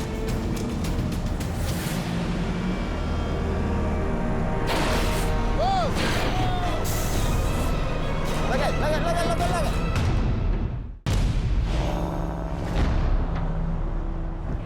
Yeah, go ahead. got one vehicle off-road left, so we'll just wait for the tow truck. Earlier this season, a local tow company that specializes in cars decided that they want a piece of the big rig action. In the interest of fairness, Highway Patrol has implemented an on-call rotation policy, and this call has already been dispatched to the other company. With Jamie off rotation, all police calls for the next 2 weeks will be offered to his competitor first. This idea of rotation, 2 weeks on, 2 weeks off, sharing it with your competition, how's that affecting you? How's that hurting you? Never, you know, competition's good in any form. Sure you need it is. competitors. It's taken years to build up our program in order to handle the types of accidents that are here, come up with the guys, the equipment, and put that package together into something, to make it into something that'll actually do a job. You start cutting the budget in half. As much as we're a private business, we're also an essential service to the highway. We're in a service that keeps the road open to the public. So at the end of the day, if we can't function financially, we can't do the job. So in this last episode that we just saw, you came up with this idea, which I think was cooked up here in the barn. Everything around me is beating me to the ground where I can't even really supply the service. It's not a lack of knowledge that's holding you back here. It's a lack of business, and you don't feel you can... Well, we can't survive. Really, we can't survive. So why aren't you trying Fort Mac? What have you got to lose? Fort McMurray is a boom town, 900 miles away in the heart of oil country. We keep getting drawn to Fort McMurray. The oil fields are going crazy up there with work. So maybe we've got to go to Alberta, and they'll appreciate a couple guys like us who come out there and do the job for them. One of the things you guys looked at doing was going to Alberta. And tell me the first time you heard about potentially going to Fort McMurray. What was your first sort of thought? I know there's a lot of work in Fort McMurray. I know Jamie's got the equipment, Jamie's got the expertise, and he's got the people. The cons for me is that I love being in Hope, and Alberta is a long way from me. I grew up 2 blocks from the ocean. I love the ocean, I love the mountains, I love the BC thing. And you've worked up there, right? I've worked in the area a little bit. What do you think of that place? Well, it's a very expensive place to be. The paperwork involved in being there, and the certifications, and the cold. It's not cheap up there, right? It's a very expensive proposition. And what do you think? The only thing I'm struggling with is my family, leaving my family behind. And do I really want to uproot my family? I don't know. What do you do? Is it an easy sell for you? You know, that decision may be made for us in business. It may not be our decision. I really don't want to go and play in somebody else's sandbox. Bottom line is, if you can't afford to pay the fuel bills or pay all the bills, you may be forced out. Or the other option is we have to degrade our equipment and levels and people in order to stay here and survive. Well, Jamie's got a big decision here for the Coke, for his company, for his family at home. To find out what happens, you're going to have to tune in to the season finale of Highway Thru Hell. Next time on the Highway Thru Hell. Nobody's going anywhere. A nasty spring storm Guy blocked the whole road. catches the Coke off guard. We were converting to summer. A mail truck hurtles toward an icy river. I'm worried about that trailer moving. And a broken promise forces Jamie to walk off the job. We're done. Okay, we're leaving. And face a reality that could drive him off the Coke. You're either going ahead or you're going backwards. A few months ago, the competitor brought in a big wrecker into town that cuts our business in half. So the reason I called you guys all in today is because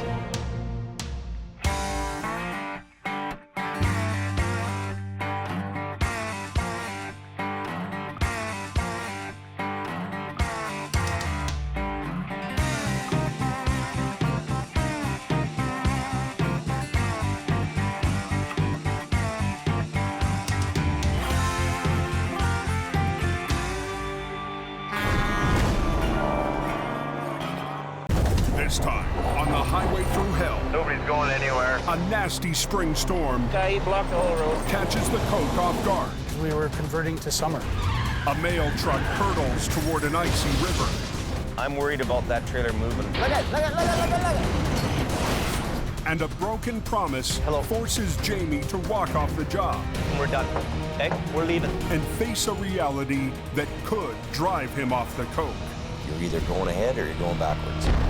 In the rugged mountains of the Pacific Northwest, there's a highway like no other. The Coquihalla is an engineering marvel. But when the weather turns bad... Look out! It's like the Bermuda Triangle of truck accidents. Keeping the coke open takes an army. When the highway shuts down, the world shuts down. And a last line of defense. Jamie Davis en route. A heavy rescue team ready to tackle any disaster. Because here, closure is not an option.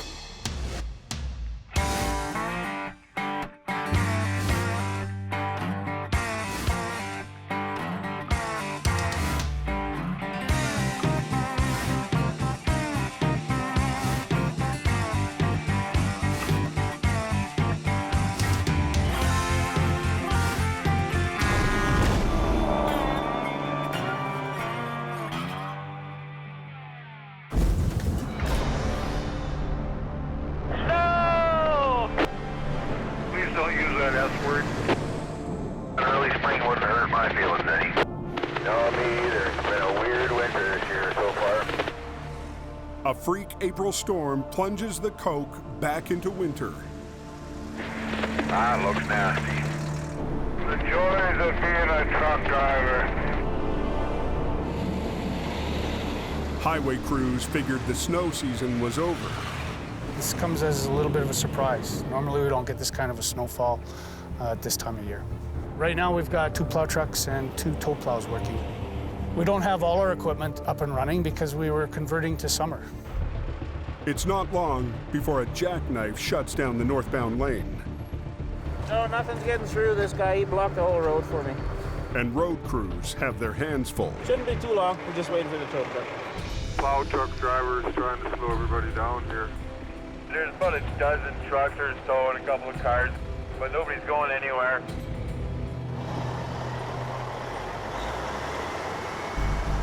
Up on the Smasher, Jamie's rival Al Quiring is busy clearing a spin out.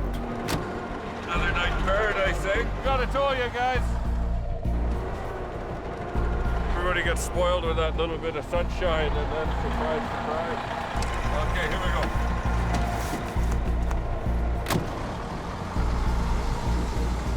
Tonight, Al came prepared. Down at the jackknife, he sent a second truck and driver to get the road open.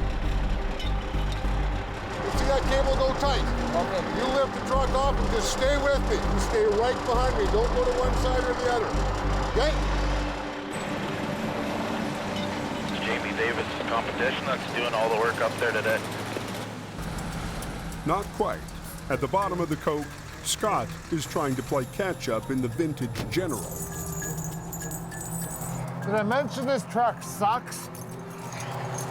There's no room for me to get in here and work. Hey! Well, let's go see if we can't make $1 or $2, eh? Quiring was there and he was towing them out.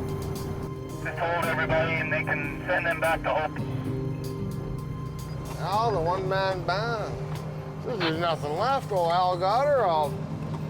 There's no trucks left. There's a couple of cars. Not wanting to go home empty-handed, he stops to help a driver in distress. You need a little pull, do you? Probably do, eh? Yeah. Come from Saskatchewan. I'm used to a little bit of snow, but this is, more than I anticipated, and I'm not properly prepared. So this is what happens on the Coquihalla. Maybe charge them $100. We'll see. Kind of sucks charging anybody, but if you don't charge somebody, nobody pays the bills, right? Oh, look at that. Conveniently located tow hook. Okay, stick her in neutral and follow along. It may be overkill, but it gets the job done.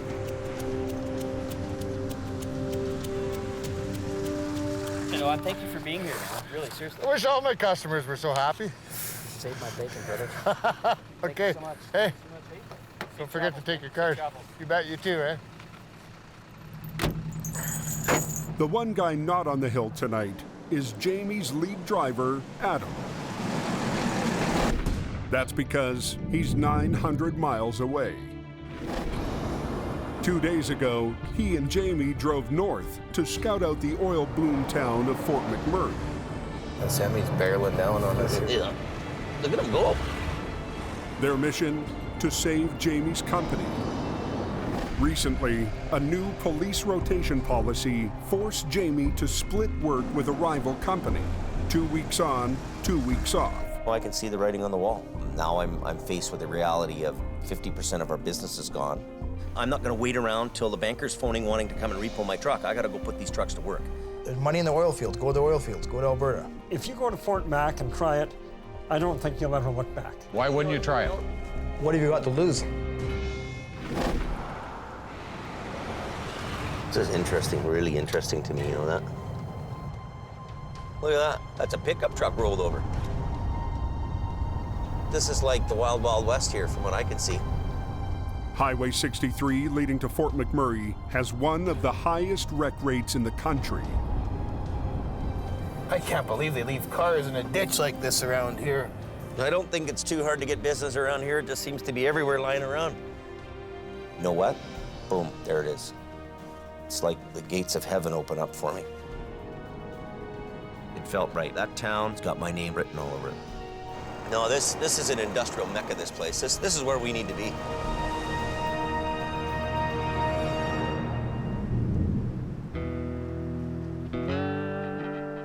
Two days later, they're back in Hope.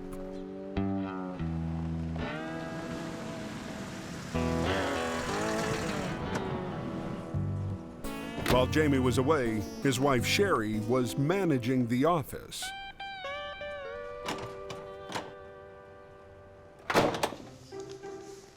What's going on here? Hey, get them out of here. That's just the beginning. Well, this isn't a pretty smelly girl place, right? This isn't... No, it is, Jamie, right? It's all about what the person wants it to be. What happened to my desk? How come it's all neat? Because that's the way a desk should look. Hang on, this isn't right. I won't know where anything is. Leave it the way it had it. Murphy. While Jamie tries to get his office back, over in the shop, the crew is worried about their future. The rumors are, I guess, the fort's moving to Fort Mac, so and I guess we're all gone. I don't know. We'll see how it is. And, you know, there's obviously we're going to have some discussion on what's going on and what his intentions are and all the rest of that BS. Communication around here sometimes isn't as good as it could be.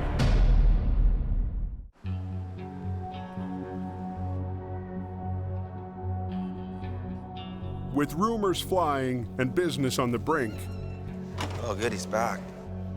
Jamie summons his crew to a meeting. We've had a pretty rough couple of weeks to wrap our heads around losing half our work, so this last weekend, Adam and I went on a little road trip up to Fort McMurray. Lots of revenue, lots of work up there. We're pretty confident that Fort McMurray is going to bring us a lot of business. We're going to set up there, going to have a yard there. Adam's going to move up there probably first. Had a meeting with Kevin, and we've asked him to take the rescue out there as well. Ken's going to move in there secondary. Maybe Sammy, you might end up going to Alberta, coming back and forth to your family. So the new guys that just started working here stay in Hope and we go to Fort McMurray? That seems a little weird. You want your best guys to go to Fort Mac, your most experienced guys. This is happening. You guys should all know what's happening. We've got to realize that we can't keep our big expensive gear here to look after the highway if we're only looking after it half the time. I think there's probably some shocked people. It's a big move for the company. I'm a little bit nervous about it. It's a tough area to work in, but we'll give her a shot. I'll think about it. I'm not 100% for sure I'm going. This is a shocker for me. I want to be closer to my daughter. I want to watch her grow up. You lose a lot going up that far. Now I'm moving to frickin' Fort McMurray in the middle of northern Alberta, which is 17 hours away. I don't know.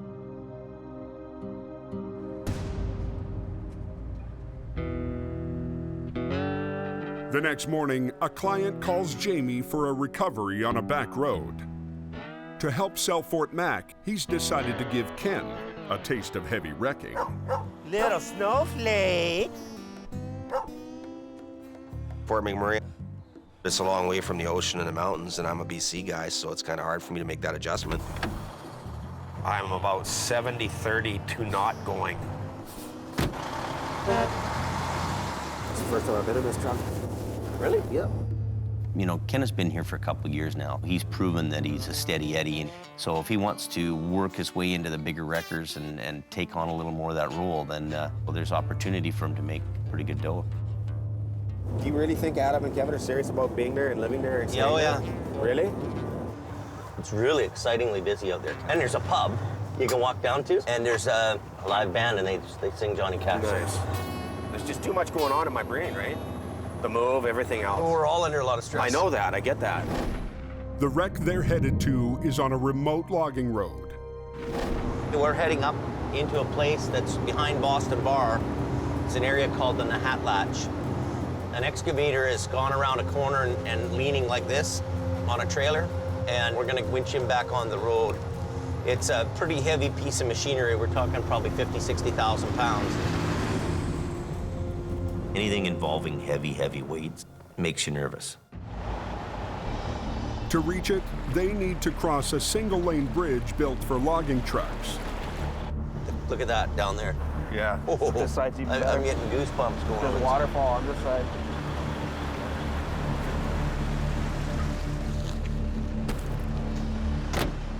How's it going?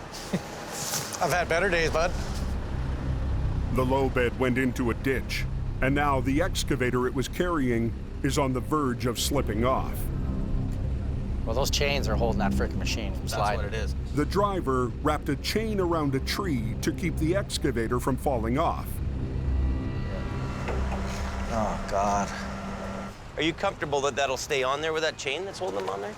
Wow. Or should we put more on? Or? Oh, I don't know. You want to look at it? Yeah. You can see what I tried to do, right? To hold it, which is good. What we'll do is I'll come back in here and we'll put a line off that tree a little bit, maybe around your, big bearing, your middle section, and we'll get the boom out and we'll try to lift the trailer back up on the road. Jamie's plan is to pull from two directions at once. He'll rig a snatch block to a tree to hold onto the excavator. Then he'll use his boom arm to lift the trailer out of the ditch. To put one of these in the rail and around on each side on the trailer. Okay. We're just gonna put this strap around the tree. Where do you want to go with that? Back to the tree?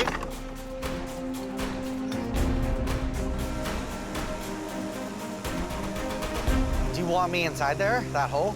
I would like it if you could somehow. I can start it up. Like, I don't mind. Put the boom over there. Yeah, I can. Well, I Or do can you wanna push try to up. push? I can push up, and it'll pick me up a bit. Okay, if you want to get in it and help us along.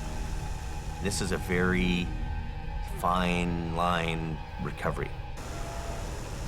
Somebody could get hurt, somebody could get killed. Somebody doesn't play the fiddle just right, we got a problem. You good? Okay. What's the problem here? He needs to push.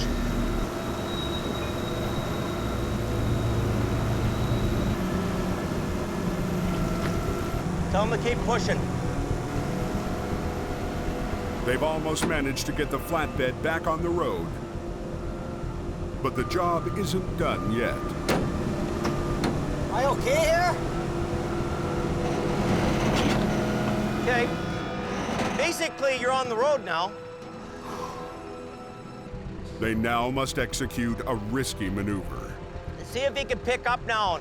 By using the bucket as a brace, the backhoe has kept itself from slipping off the tilting flat deck. But to get out of the ditch, the bucket needs to let go. If I pick up, Jimmy, am I gonna flip over? I don't think so. Just go nice and easy. Okay, just watch me. You guys want to stand back? Everybody out of there? What's going on here? Hey! Good? Okay. Jamie is trying to keep an excavator from sliding off a flat deck trailer. What's going on here? Get moved. Hey! get the trailer under my tracks more? My bucket keeps sliding down. It's gonna carry me right off. The backhoe's boom arm has been bracing the machine, but to complete the job, the arm must be lifted and swung around to the other side of the trailer. I'll run another line off the tree, and we'll go back and forth right to your deck. Jamie and the operator are worried they've painted themselves into a corner. We're going to put a couple extra chains on the back end so that he's safe there. It gives you pins and needles when something that large on a trailer starts to shift on you. You want me to lift up? Okay, give it a bit now.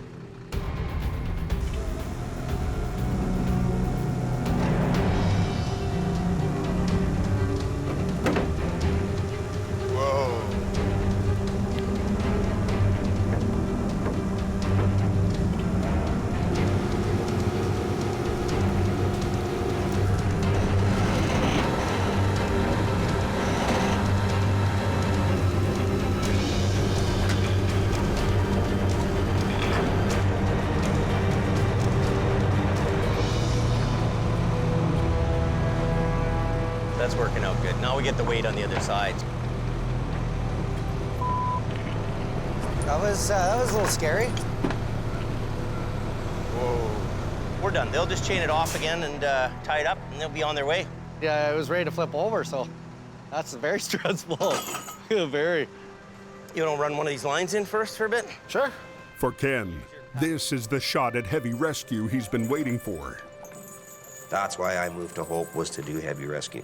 At the end of the day, you feel like you worked a really good day, and on payday, you got a really good paycheck.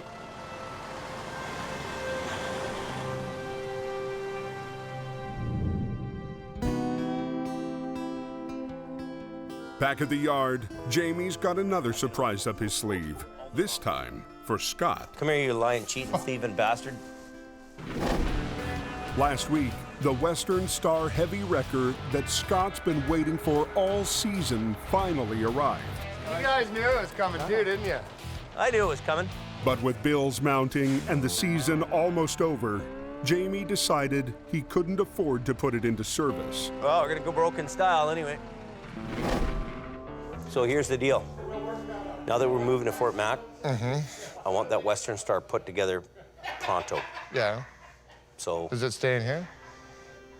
Gonna stay here for now. Thanks, buddy. You get her done. Been waiting for that truck for 5.5 months. I can imagine it's a bit polished. And then I'll have to go out and earn my stripes, maybe. Outstanding! I have my truck, and I'm happy about that. And what a truck it is. A 600 horsepower Caterpillar in it. It's got a 20,000-pound front axle. It's a 30-ton Century wrecker. Every bell and whistle on this thing, it's got everything. Well, not quite everything. Scott wants to add a finishing touch before he takes it on the road. Scott. Gord. It's ready to pull this tank.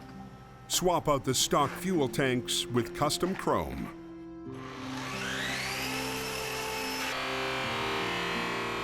There's a lot of pride in what you have. You drive down the road and you see the odd guy looking over at your truck, kind of giving you the nod that, hey, this is all right. You feel good about what you're doing. It's the bling of the truck. Yeah, look good. It'll be as nice as I care for it, and I'll care for it like it was my own. Beautiful.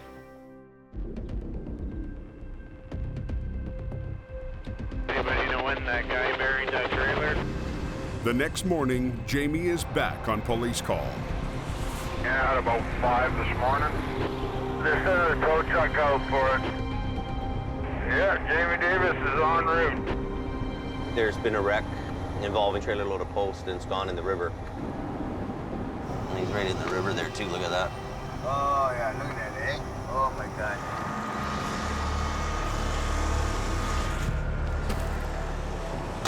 Scott's already on scene in the old General. I think you learned one really big lesson, and that's not to be sleeping when you're supposed to be driving. A semi went off the road and almost landed in the river. The trailer is loaded with thousands of pieces of mail. The problem is where it landed. It's threatening to slide into the water at any moment. Just hold it. Put a line on it and hold it. And the tractor is leaking fuel and fluids. Jamie's been hired to recover just the tractor, not the trailer. Ministry of Environment has called us to lift this truck out of here so it stops leaking. The trailer has to stay until it's dealt with. Tractor has to come out in order to deal with the fuel spills and leaking fluids. That's what we're hired to do. Draining the fuel tanks isn't an option. The police wanted me to evacuate the fuel, and I said, well, that's going to be kind of tough because it's upside down. If I take the fuel caps off, we're going to have a big leak. To stop the spill, they'll have to separate the tractor from the trailer, then flip it back onto its wheels. You got the pin pulled? No? No. I'm not going to pull the pin until you get a hold of it. Yeah. Because I don't want it to slide off. Well, what am I going to do with it once I get it? Pick it up, put her over here, we'll flip it. All right. I'm worried about that trailer moving. If it does anything, it's going to break open. The trailer itself had the major punctures in it, in a pretty bad structural state. She's sitting good on that rock. It has got a good rock at the back holding it, and the front of it's touching down on the ground there. Once I start muscling the tractor around, there's a good chance the trailer could go down more. So Scotty just put a line on there to secure it on the back end.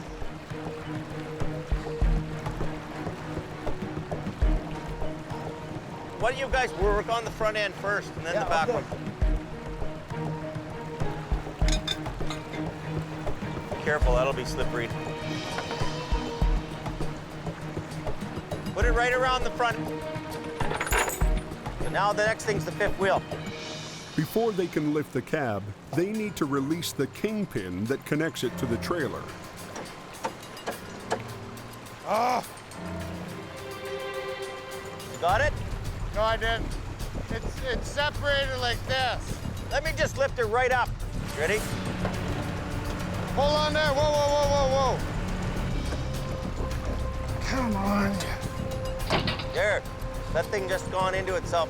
Don't move. You can hurt yourself getting down off of a truck and you fall on a rock. Especially us old fat guys, eh, Scott? Yeah. White, tight, and slide her out. I think I'm gonna go left with it a bit. As Jamie starts to lift, someone notices that Scott didn't disconnect the air lines to the trailer's brakes. What about the airlines and that? What about them? You're gonna watch them break in a minute. You wanna climb down there and undo them? I ain't crawling under that thing.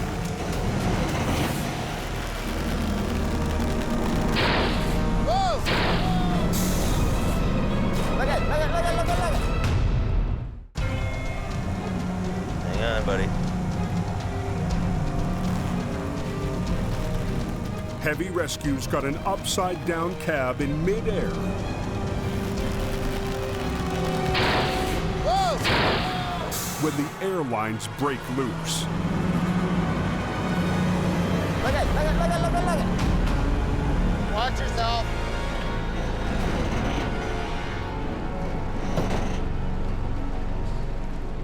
I knew it was gonna swing, but I was like, oh, okay, I didn't expect it to rock so violently. You know what you gotta do now is go flip in there, turn around, and go in here. You're gonna flip it? Yeah, we're gonna need a couple straps, buddy. They get it stabilized, but now they need to flip the cab in midair. Something we don't do every day is a mid-air inversion. We haven't even seen it in 2 years. With the cab suspended from the rotator's boom arm, Scott will pull from underneath to try to flip it. Open it wider. They're gonna pull this truck out, and as they pull it, I'm gonna let it down. Run that out, and he can pull that with one cable. It'll drag out like this, and then I'm gonna draw my boom back in and see it's already starting. It's spooky. I don't care how long you've been doing it for, it spooks you. If you didn't know what you were doing, a lot could go wrong.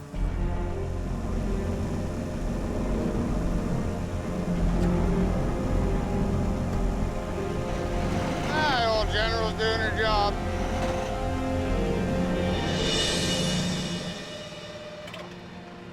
I'm just gonna spin my truck around. I'm gonna grab a hold of that truck after we evacuate the fuel tanks. All right, let's go. Before Jamie can even finish this assignment, he gets a call for another wreck. He leaves Scott behind to sort out how to deal with the trailer. On the other end of the Coke, a semi has tipped over in the median. Another tow company has called Jamie to help upright the trailer. It's loaded with cardboard. Tractor trailer flips over. The load shifts onto the wall that's on the ground. If you winch that truck up, the wall would stay on the ground. Jamie's worried the fragile sidewall could blow out. Where's the other strap? He's the only one on the Coke with the right gear for the job. Airbags. They invented these in Great Britain and brought them over to here in the early 60s. Holy, first start. Each airbag is connected by a hose line to the compressor block. Valves control the airflow to each bag. The trick is making sure the bags lift the load evenly. If you push too much on the trailer in any one area, Get down there and get it in.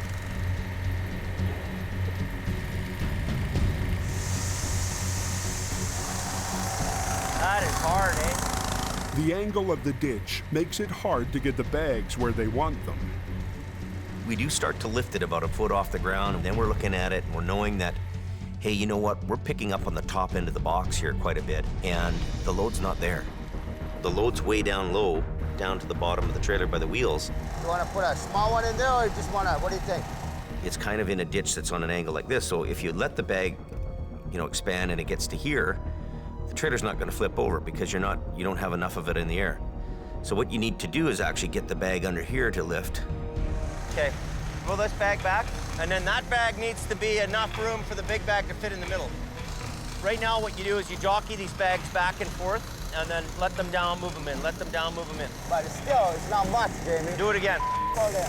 How far can you go now? Wiggle it in there, like working. That's more like it. Put this one down a bit. So much weight in here, we'll be real lucky to get it up without breaking it.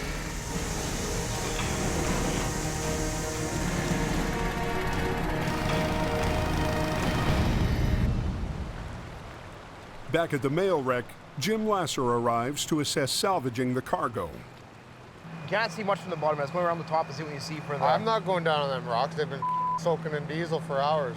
But they can't start the recovery until someone authorizes payment. Basically just have to hold on to the trailer so it doesn't go into the river, right? So. Hey, guys. Hey. The post office has sent a supervisor to oversee the recovery. It's like somebody had a little nap here. It's kind of looking like it. Kind of looking like it, you know? The problem is, who's paying to get this out of here? Well, you know, when we didn't hear... Scott makes his pitch for giving Jamie the job. Me and Jim have been talking, and if we use the trucks that we have here, 90% chance of a catastrophic failure and a lot of wet mail. Yeah, that's what we wanted to avoid, obviously. But we have a piece of equipment that will give us a 75 to 85% chance of success. Somebody's got to say that, yes, we want to be on the line for the bill. Okay. I don't see any other choice, right? Yeah. You there? He calls his boss. So obviously that's got to get done, and we'll just tell them to go ahead and do it. Okay, guys. He wants to know if that trailer's going to be pullable after. No. Okay, so it's done. Done. Okay, so go ahead and do what you got to do. So Canada Post is going to guarantee payment on the job? Yeah, I can look after that for you.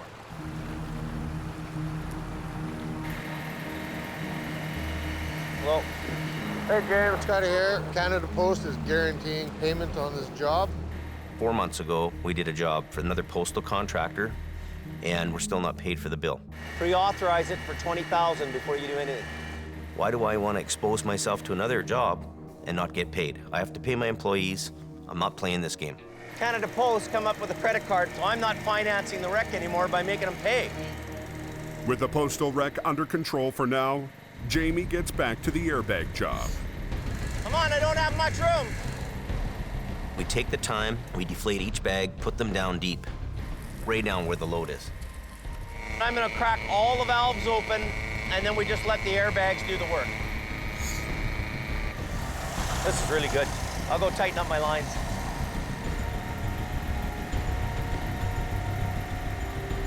How are those bags looking, Ken? Straight as can be. Okay, good. We got them so low, they'll likely push this thing over without even a wrecker. I know. That's a beautiful thing. We're getting slack. Bags are doing their job.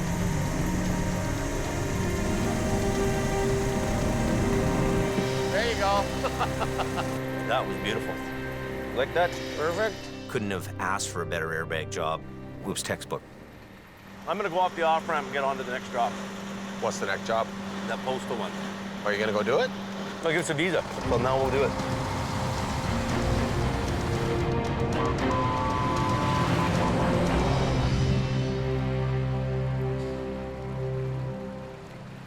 Have these guys got payment ready? They're getting payment all set up right now. It's happening. Hello. But just as they're about to start, Jamie gets a call from the post office. You know, I'm here, I can do the job. If you don't want me to do the job, we'll gladly leave. And you can figure it out on your own. They're having second thoughts. When the rotator finally got there was no money. I've had enough of not getting paid and being jerked around, right? I'm not the bank. The boss says, no, we're not paying the bill. It's the trucker's responsibility and his insurance. He's right, it is, but I'm not getting involved. See you later, I'm out of here. I'm gonna clear my guys out of here, and you can call your contractor to get whoever he wants to do it. Okay, thank you, bye. Until this gets sorted out, thousands of pieces of mail will have to stay one thin sidewall away from a trip downriver. So just tow this truck to the yard and we're done, okay? We're done? We're leaving. So jump in the truck, let's go. Let's get out of here? Yep. This isn't proper business. It's not the proper way to look after things. And, you know, just get it done and we'll pay you sometime. Well, that doesn't fly.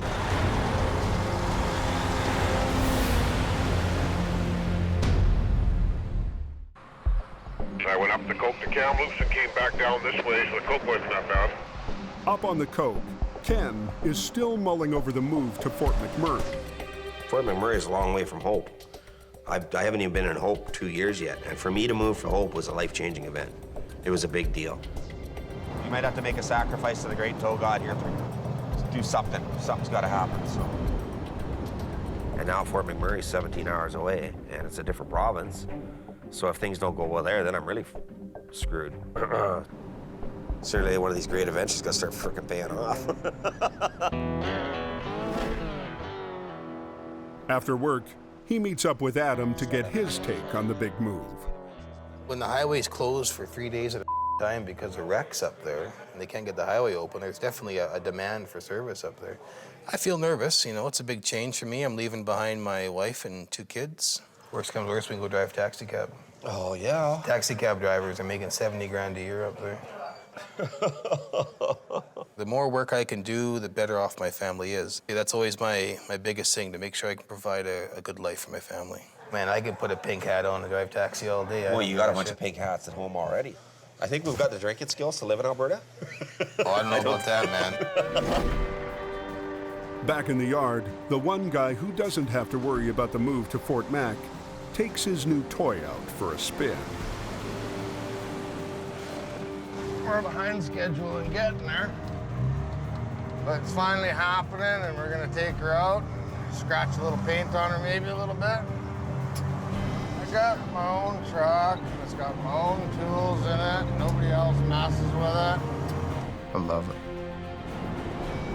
We're gonna give everybody a little run for their money on the mountain there. And next season, you never know, I might even wind up being the king of the Cove. Who knows?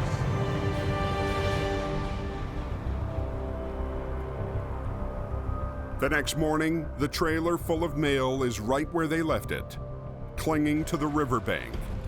And the post office rep has had a long, sleepless night. We don't want it in the water. We want that trailer staying together. That's a major, major concern for me. Just keep our fingers crossed. That's all I can do, right? The trucking contractor has managed to find a big city towing company to work for a lower price, and willing to drive more than 2 hours to try their hand on the code.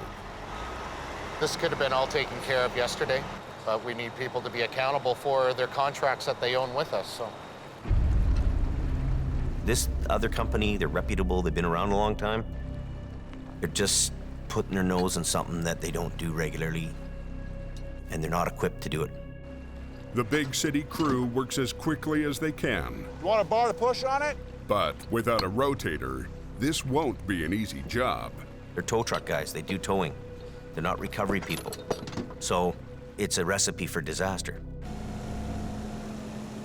Scott and Jim observe from a distance. I just went back to look to see what was going on. I went to the other side of the river.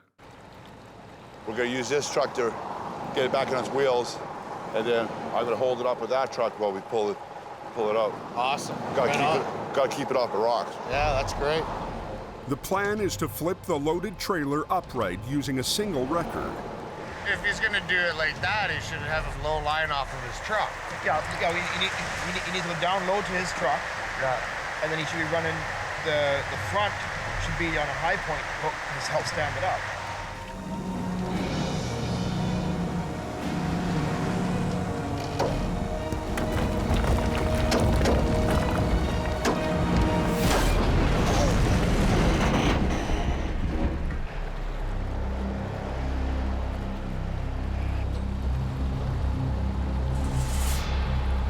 That was close.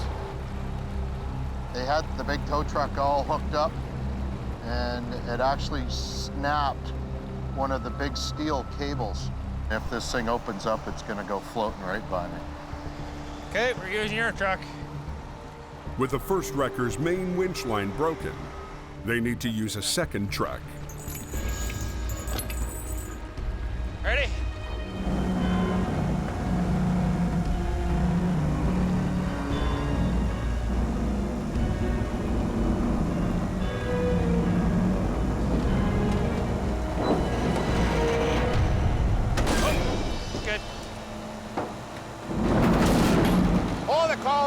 Hold it.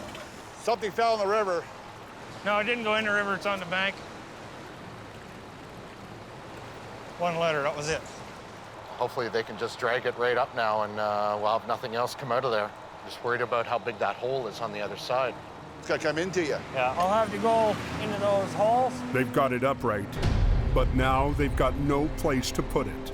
They put their trucks into a certain position to do the recovery. They didn't take into account of, oh, now what do we do? The second wrecker lets go so it can reposition. Just digging a hole.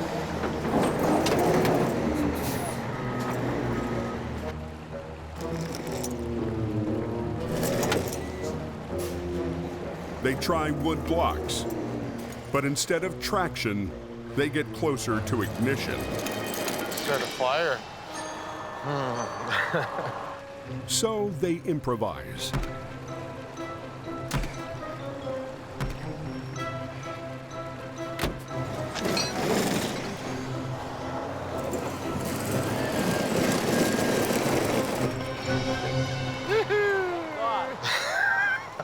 I thought the tow was gonna need a tow. Without a rotator to lift it, they re-rig to try to pull the trailer up the rocky bank. They don't have the gear, maybe not the experience even. Doesn't make them bad guys, it's just that they're dabbling in something they don't do every day.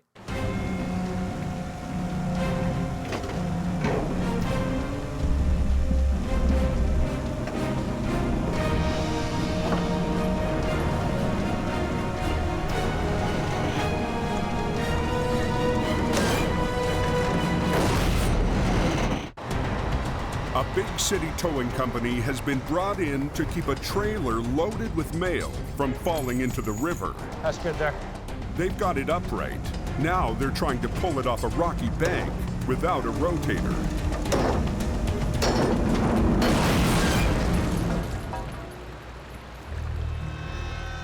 For the second time in just a few hours, they nearly lose the load. That's 2 cables. They're busting winch lines. They're not thinking through the next step. You didn't want us to let go of it. Bring in our truck. They couldn't even complete the job. They had to call in another company to help them finish it.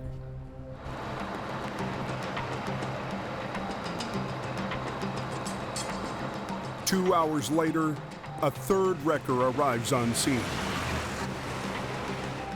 Hello? Yeah, it's just upright, but one false move here and it's rolling back in. He had it on its wheels, then mine broke. So neither one of us can let go. The third wrecker uses its boom arm to lift the back end of the trailer. Say when, I can't see you.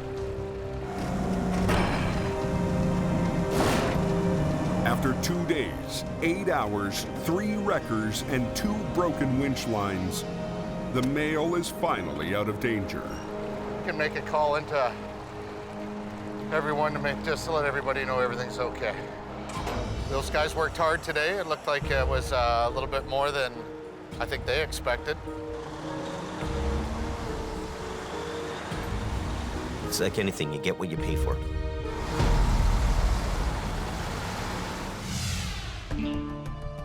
For Jamie, these last few jobs aren't enough to change the big picture. Nice and easy. As they go back off rotation, they've decided that rather than sit on the sidelines for 2 more weeks, they need to make their move. Keep going.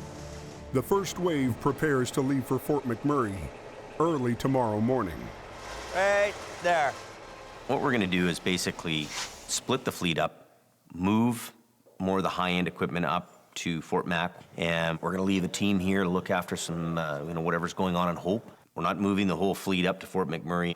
It is 13-4. Smells good.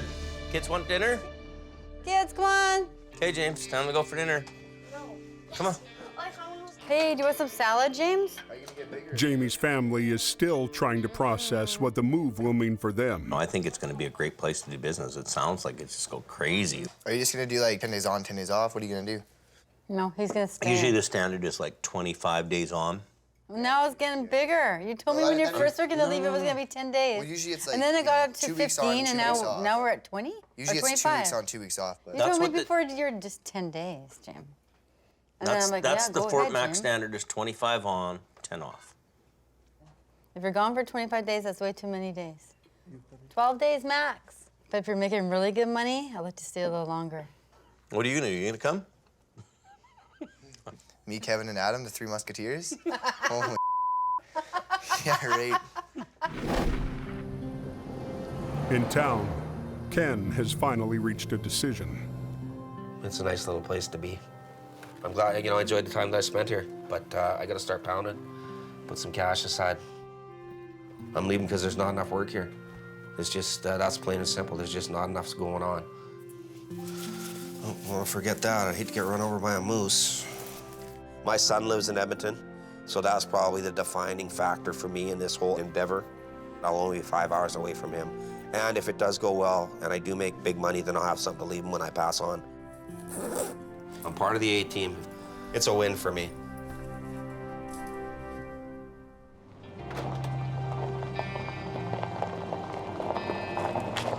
Just before dawn, the troops assemble in the yard. On the far side. Well, forever. All right. Okay, see ya. Call you during the day. I'm gonna make so much money in Alberta, they're gonna change the name of the town to Fort McMonkhouse.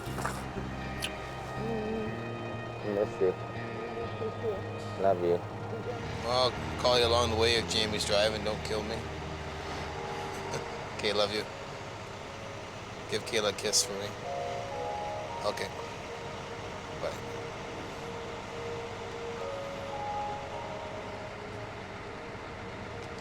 The old lady. Almost feel like crying.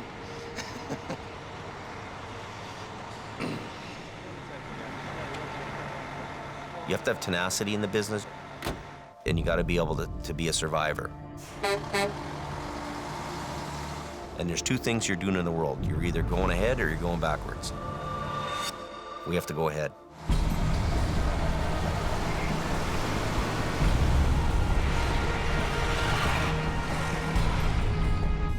I got an accident here just on the other side of this corner, guys. Is Jamie up here? I've got to get on with my life. I've got to figure out a way to lead this ship. I've got to figure out a way to keep it afloat. and I gotta stay in business. You know, closer's not an option for me either. Jamie's not even up there.